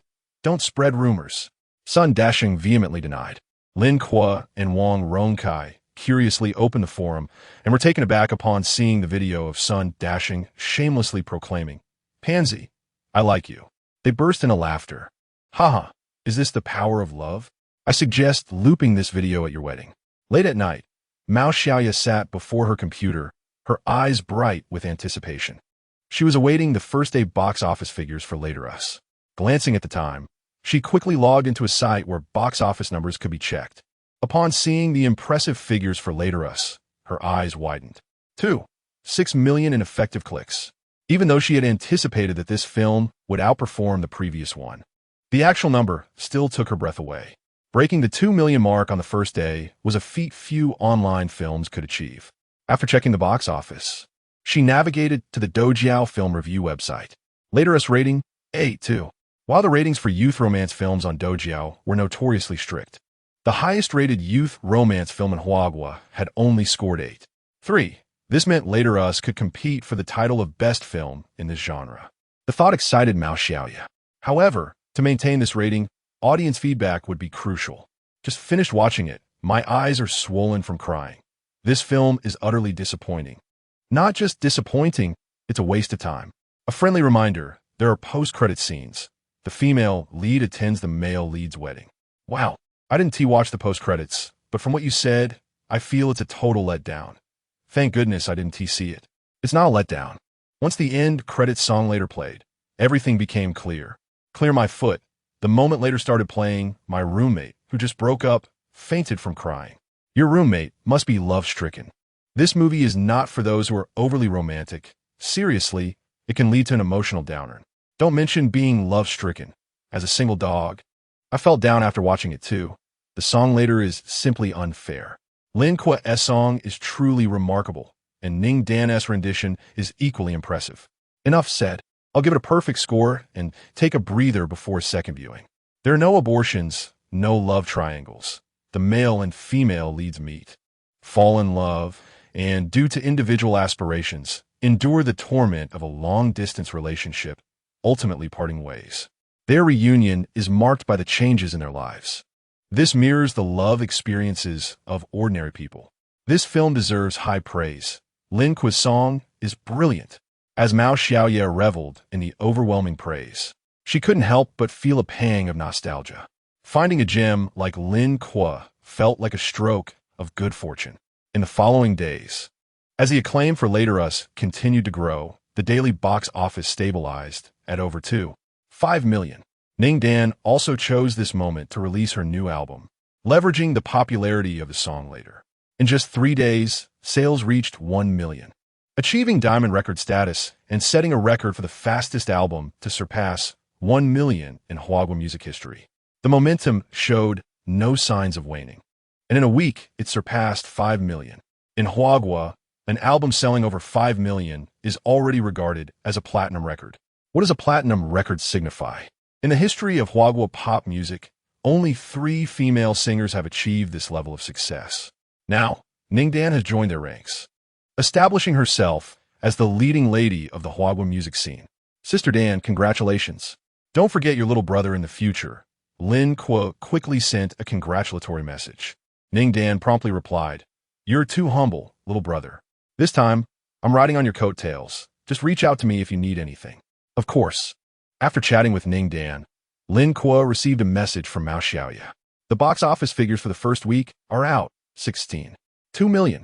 Upon seeing this number, Lin Kuo's heart raced as he quickly calculated his share. With a box office of 16.2 million and a 2 yuan split per click that amounted to 32.4 million. With a 50 investment stake, his share would be half of that. Oh wow, it's still 16.2 million. I won't hide it anymore. I'm a millionaire. As the saying goes, good things come in pairs. After finishing the chat with Mao Xiaoya, editor Ding Lei also sent a message. Teacher Lin Kuo, the essay competition has officially concluded today. With a total of 2 million in sales, you have secured first place. Your manuscript fee and a bonus of 50,000 will be credited to your account this afternoon. Previously, capitalizing on his online popularity, Lin Kuo had released the final volume of Slam Dunk, which allowed total sales to surpass the 2 million mark. Lin Kuo was overjoyed and replied, "Thank you, old Ding. You've worked hard during this time." Ding Lei responded, "It's no trouble at all. With Slam Dunk completed, you can take a break now, but I hope to see your new work soon." All right. After finishing the conversation with Ding Lei, the system's voice suddenly echoed in Lin Kuo's mind. "Congratulations, host. The literary journey task has been completed. Reward: 2 silver treasure chests, 500 points." Looking at the 2 silver chests lying in the system's warehouse, Lin Kuo rubbed his hands together in excitement. It had been a while since he opened a treasure chest. Eagerly, he clicked on the first one, and a flash of white light revealed a message on the system interface. Script for the web drama together through the window parts 1 and 2. Small window. A glimmer of delight flickered in Lin Kuo's eyes. This was the web drama once hailed as the pinnacle of college campus dramas in his past life. He had only discovered this treasure of a web series just before graduating from university, and after watching it, he felt a sense of emptiness, lamenting his own mundane college life. Chapter 95. Witnessing a brother's success is heart-wrenching. The first treasure chest brought an unexpected delight, igniting Lin Kuo's anticipation for the second. Open, he commanded. Congratulations, host, you have acquired an intermediate director skill package. Director skills? Goodness, does this mean I am to produce a little broken window? Without hesitation, Lin Kuo opened the intermediate director skill package. After a moment of enlightenment, he felt a wealth of knowledge regarding cinematography, scene arrangement, and directing techniques flooding his mind. Lin Kuo had been utterly ignorant of the directing profession in his previous life and was uncertain about the actual capabilities of this intermediate director skill. So he inquired, System, what kind of films can I produce with this intermediate skill package? The system replied, given the current state of Blue Star, your intermediate director skills can rival that of a second-tier director. Second-tier director level, Lin Kuo understood. To illustrate, in Huagua, most narrative films in the market are created by second-tier directors, meaning he could likely manage all but the extravagant blockbusters. However, this skill package provided only theoretical knowledge, and with his practical experience at zero, he felt unsteady at the thought of creating a little broken window alone. Thus, he resolved to seek the guidance of a proper director later. Before that, Lin Kuo decided to search online for any web dramas resembling the theme of a little broken window, as the presence of similar works could detract significantly from his project. Upon discovering that current university campus dramas remained focused on sweet romances, laden with exaggerated and melodramatic narratives, he relaxed. With everything seemingly in order, he instructed the system to transfer the script of a little broken window to his phone. Yet, the system interjected, Host, you may have forgotten that to encourage self-sufficiency, any literary resources related to entertainment must be generated by you. Lin Kuo smirked. Having grown accustomed to a life of convenience, he had overlooked this detail. Very well, I shall undertake it myself. Thus, in the following days, Lin Kuo dedicated his spare time in the dormitory to writing the script. Thankfully, it required little mental effort. Merely copying was sufficient, though his hands grew weary.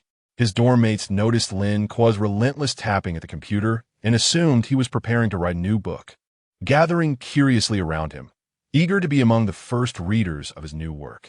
However, as days passed, they increasingly realized it was not a web novel. Sun Dajing, who had some experience in script writing, gradually discerned Lin Kuo's endeavor and exclaimed, Old for, are you writing script? Indeed.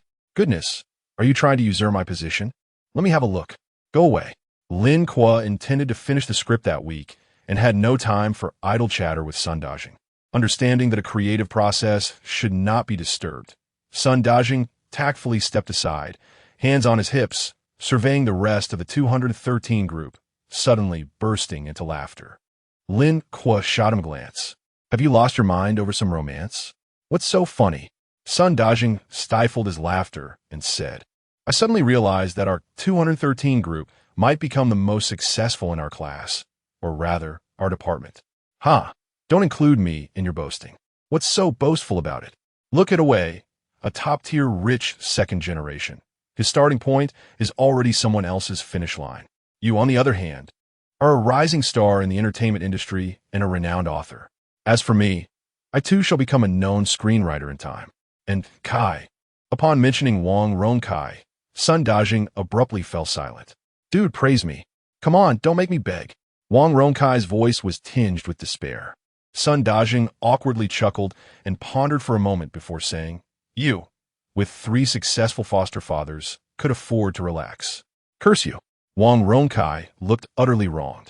At that moment, Lin Kuo inquired, Kai, haven't you been sending out resumes lately? How is it going?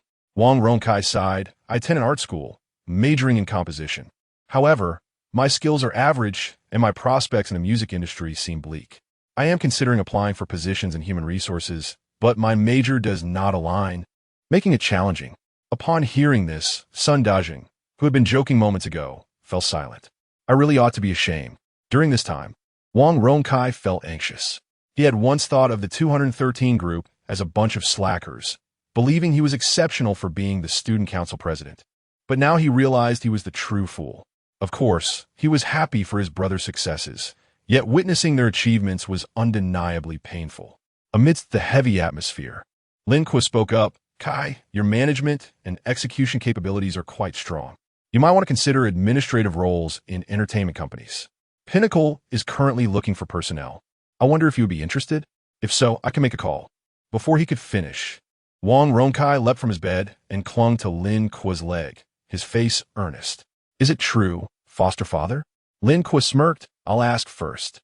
He then called Mao Xiaoya. Hello, Lin Kuo, what is up? Sister, is there still an opening for administrative work at Pinnacle? Of course. The company is now on track and preparing to expand its staff across departments. Are you recommending someone again? Lin Kuo chuckled awkwardly. Sister, you know me well.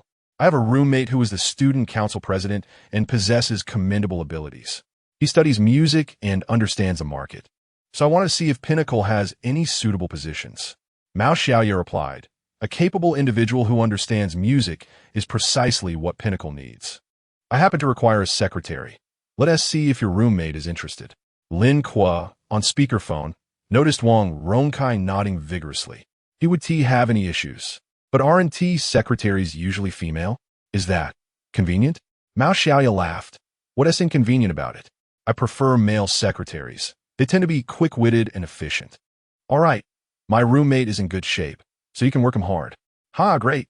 I'll have him come to the office soon. Okay, goodbye. Secretary Wang, please fetch me a cup of coffee. Lin Kuo hung up and decided to test Wang Rongkai's servitude skills.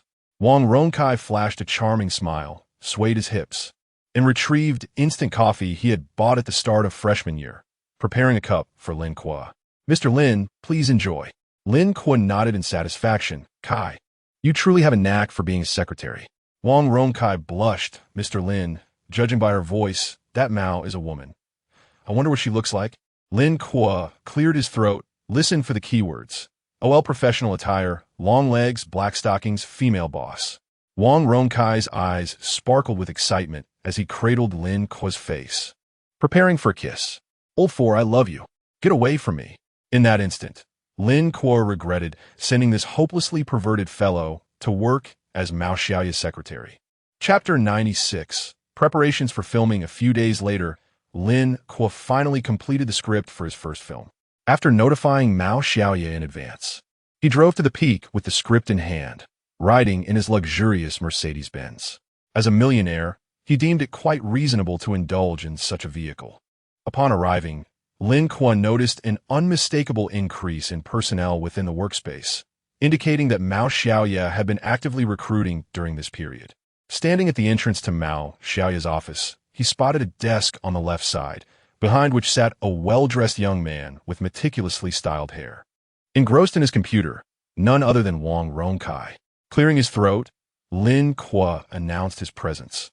Upon seeing Lin Kuo, Wang Rongkai and Oppos, his expression brightened instantly. What an Oppos? That's the matter. Ken and Oppos, TUC? Wang Rongkai smirked. Oh, ISN and Oppos. This the illustrious Kuo everyone talks about? Lin Kuo adopted a stern demeanor, retorting. You ought to address me as Teacher Lin Kuo. Ah, yes. Teacher Lin Kuo, what brings you here today? I need to discuss something with your boss, Mao. I've made an appointment. All right, please hold on a moment while I inform him. Just as Wang Rongkai was about to feign making a call, the office door opened slowly, revealing Mao Xiaoya, who smiled at the two. Lin Kuo, you mustn't bully my secretary. Lin Kuo replied sarcastically. Oh, it seems that our Kai is performing admirably. To your satisfaction, Mao. Wang Rongkai flashed a broad smile. Of course, my abilities are unmatched, and I just discovered that Mao and I are actually fellow townsmen. Lin Kuo was taken aback, surprised by this newfound connection. Kai, please fetch us 2 cups of coffee. Mao Xiao interjected, breaking their banter. Yes, Mao. As Lin Kuo entered the office, Wang Ronkai couldn't help but click his tongue. Having been at the company for only a few days, he initially approached his colleagues with great humility, addressing artists who sought Mao Xiaoya's attention with utmost respect, calling them Brother Zhang and Sister Wang as appropriate. However, once his colleagues learned of his connection to Lin Kuo, he was suddenly referred to as Brother Wang. Particularly, the rising star Song Qian was the most enthusiastic in his address. Inquiring further, Wang Ronkai learned that many artists at the peak were eager to recommend themselves to Old Four, to offer their talents. With so many temptations surrounding him, it was commendable that Old Four could maintain his integrity. Inside the office, observing the significantly improved work environment, Lin Kuo jested. It seems our peak is indeed getting better and better. Mao Xiaoya smiled in agreement. Thanks to you, this film has been quite profitable, and the two bosses are all smiles. After all, I am an investor, Lin Kuo replied. Now, could you please take a look at my script?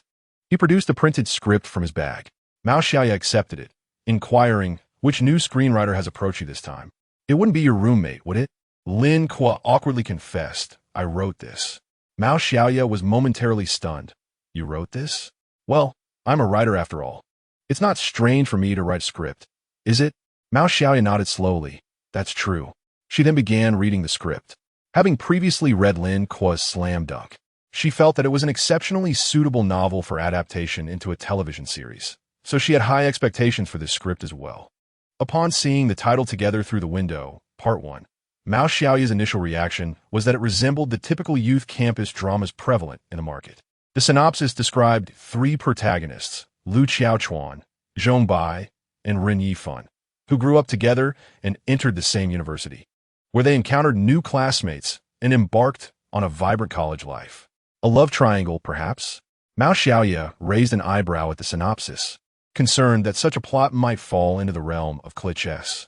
However, recalling Lin Kuo's ability to craft an engaging narrative like Slam Dunk, she decided to maintain an open mind as she continued reading. The background setting was quite ordinary, an average university with typical people and common majors. The extensive introduction of the characters at the beginning felt somewhat drawn out, yet Mao Xiaoya was surprised to find that this pacing did not diminish the audience's patience. Each character's entrance was unique and memorable. Take Bai Shi-san, for example. Despite appearing later than the others, was mistaken for a repairman and approached computer repairs with a comically exaggerated technique, which made her chuckle. There were many such hilarious moments, but equally touching scenes resonated with her, such as the military training segment and the scene where Lu Xiaochuan and Bai Shi-san enjoyed dumplings in the cafeteria. After more than 20 minutes, Mao Xiaoya finished the first part of the story and closed the script with a heavy thud. How was it? Mao Xiaoya, with a look of eagerness, admitted, I want to read more. Lin Kuo was both amused and exasperated. He knew that Mao Xiaoya was invested in the story.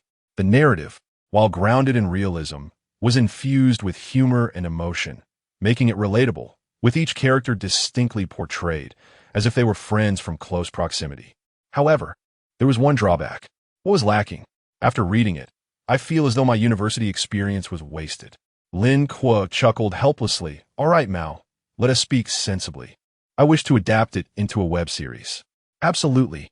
With such a splendid script, and given the ensemble nature of the story, our company has plenty of eager actors who will be perfect for it. We need not worry about directors either. While we may lack big-name directors, we do have several seasoned directors experienced in campus dramas. Lin Kuo added, but Mao, you might not have grasped my intent. I want to direct it myself.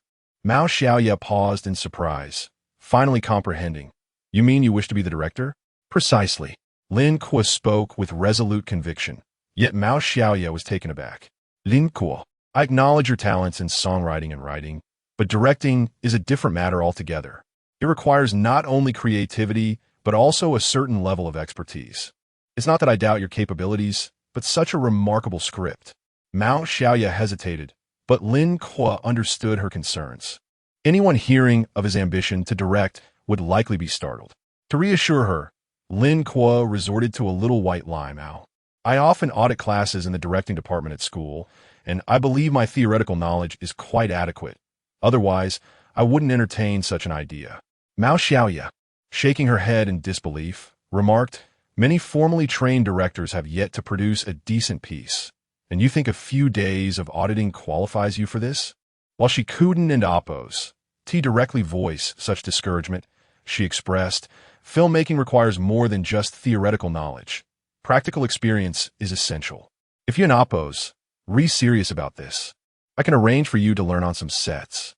Chapter 97. The filming location is set in Jiang. Lin Kuo smiled and said, Senior, please do not fret. I have taken this into consideration, which is why I require an experienced executive director to oversee the project. Mao Xiaoye pursed her lips, appearing somewhat hesitant. Lin Kuo continued, I understand your concerns, so how about this? I will personally invest in this web series, and I will bear all profits and losses. What do you think? Upon hearing this, Mao Xiaoye quickly responded, I'm not worried about the potential losses of the series, but rather about your reputation. After all, if this web series tarnishes your name, it would be a significant loss. However, since you're so determined, I can only support you. But please refrain from mentioning profits and losses. She did not wish to create distance between herself and Lin Kuo due to a mere web series. Then I thank you. Senior, Lin Kuo replied. By the way, apart from experience, do you have any other requirements for the executive director? Lin Kuo pondered for a moment and said, a good temperament and no habit of altering the script. He did not want a director who would meddle with the screenplay. A mere tool, understood. Once they finalized Lin Kuo as the director, the two began discussing the budget for the series. In his previous life, the production team consisted of largely unknown actors, resulting in a modest budget, not to mention the lack of investment. However, Mao Xiaoye intended to have two popular newcomers, Song Qian and Zhong Xin, play the leading roles, which would significantly increase the production costs compared to his past experience. Ultimately, they agreed on a budget of 6 million, with both Lin Kuo and Mao Xiaoye investing 50% each. This series primarily takes place in a school. Do you have any thoughts on the filming location? If not, I can approach several schools for discussions.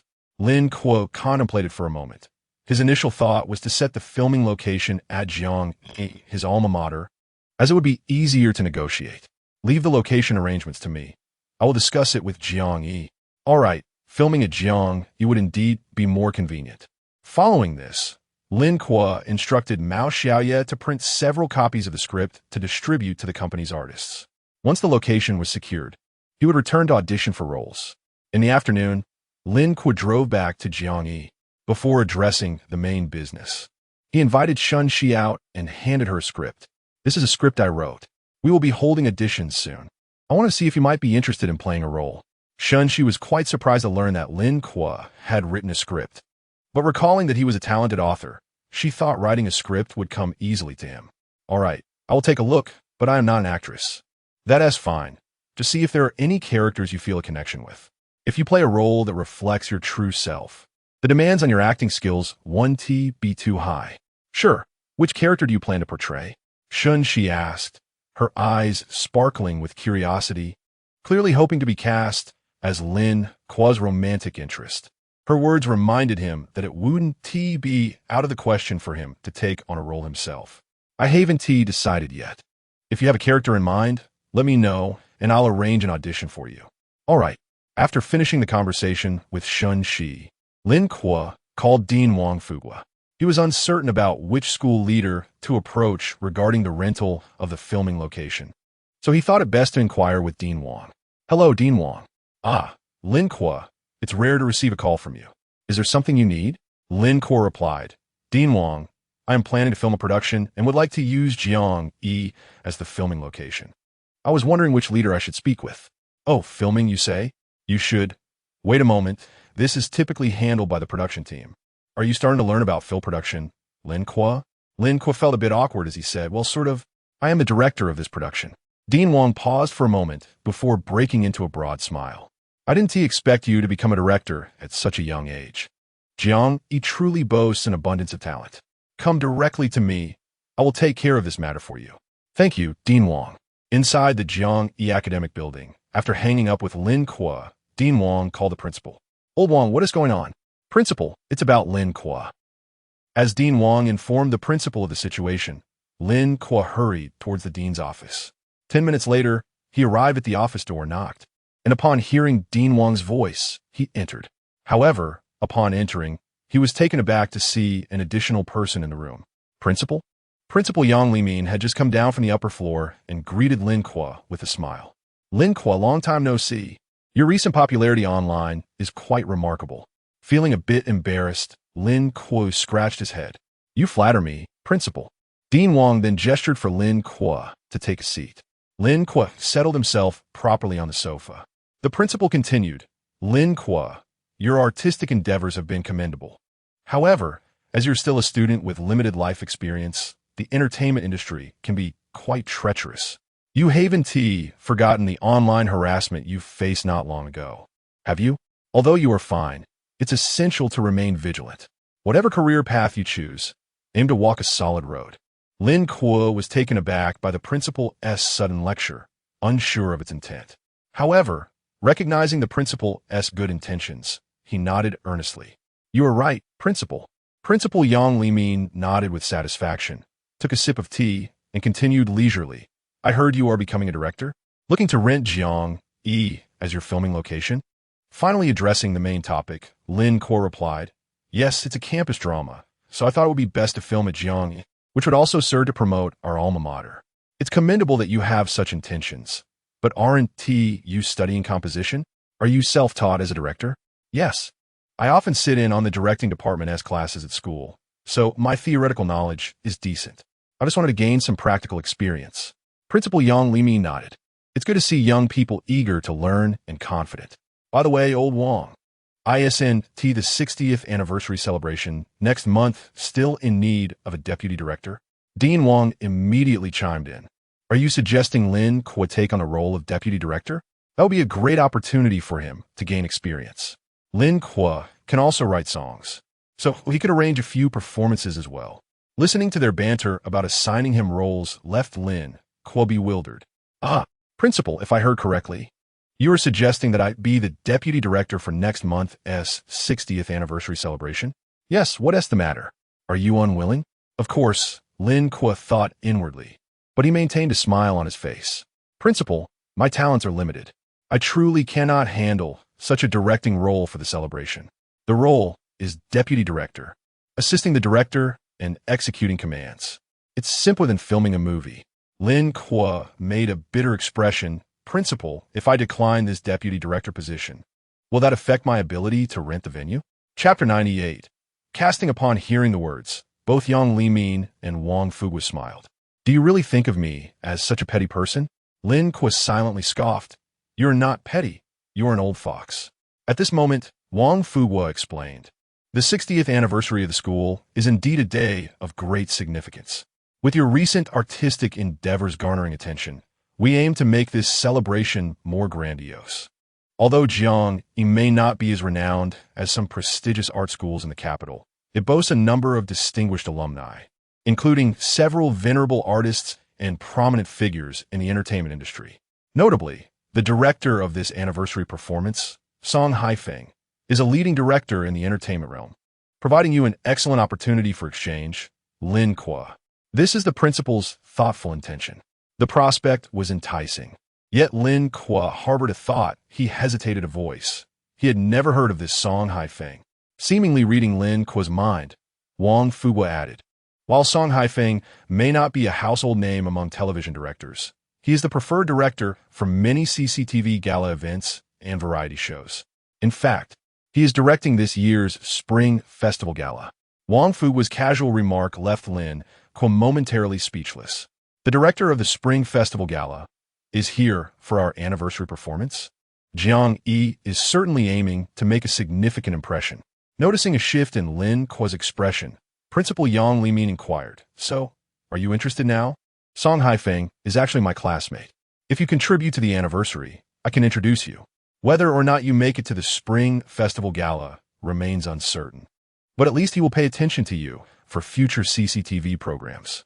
Lin Kuo was not particularly concerned about appearing on television.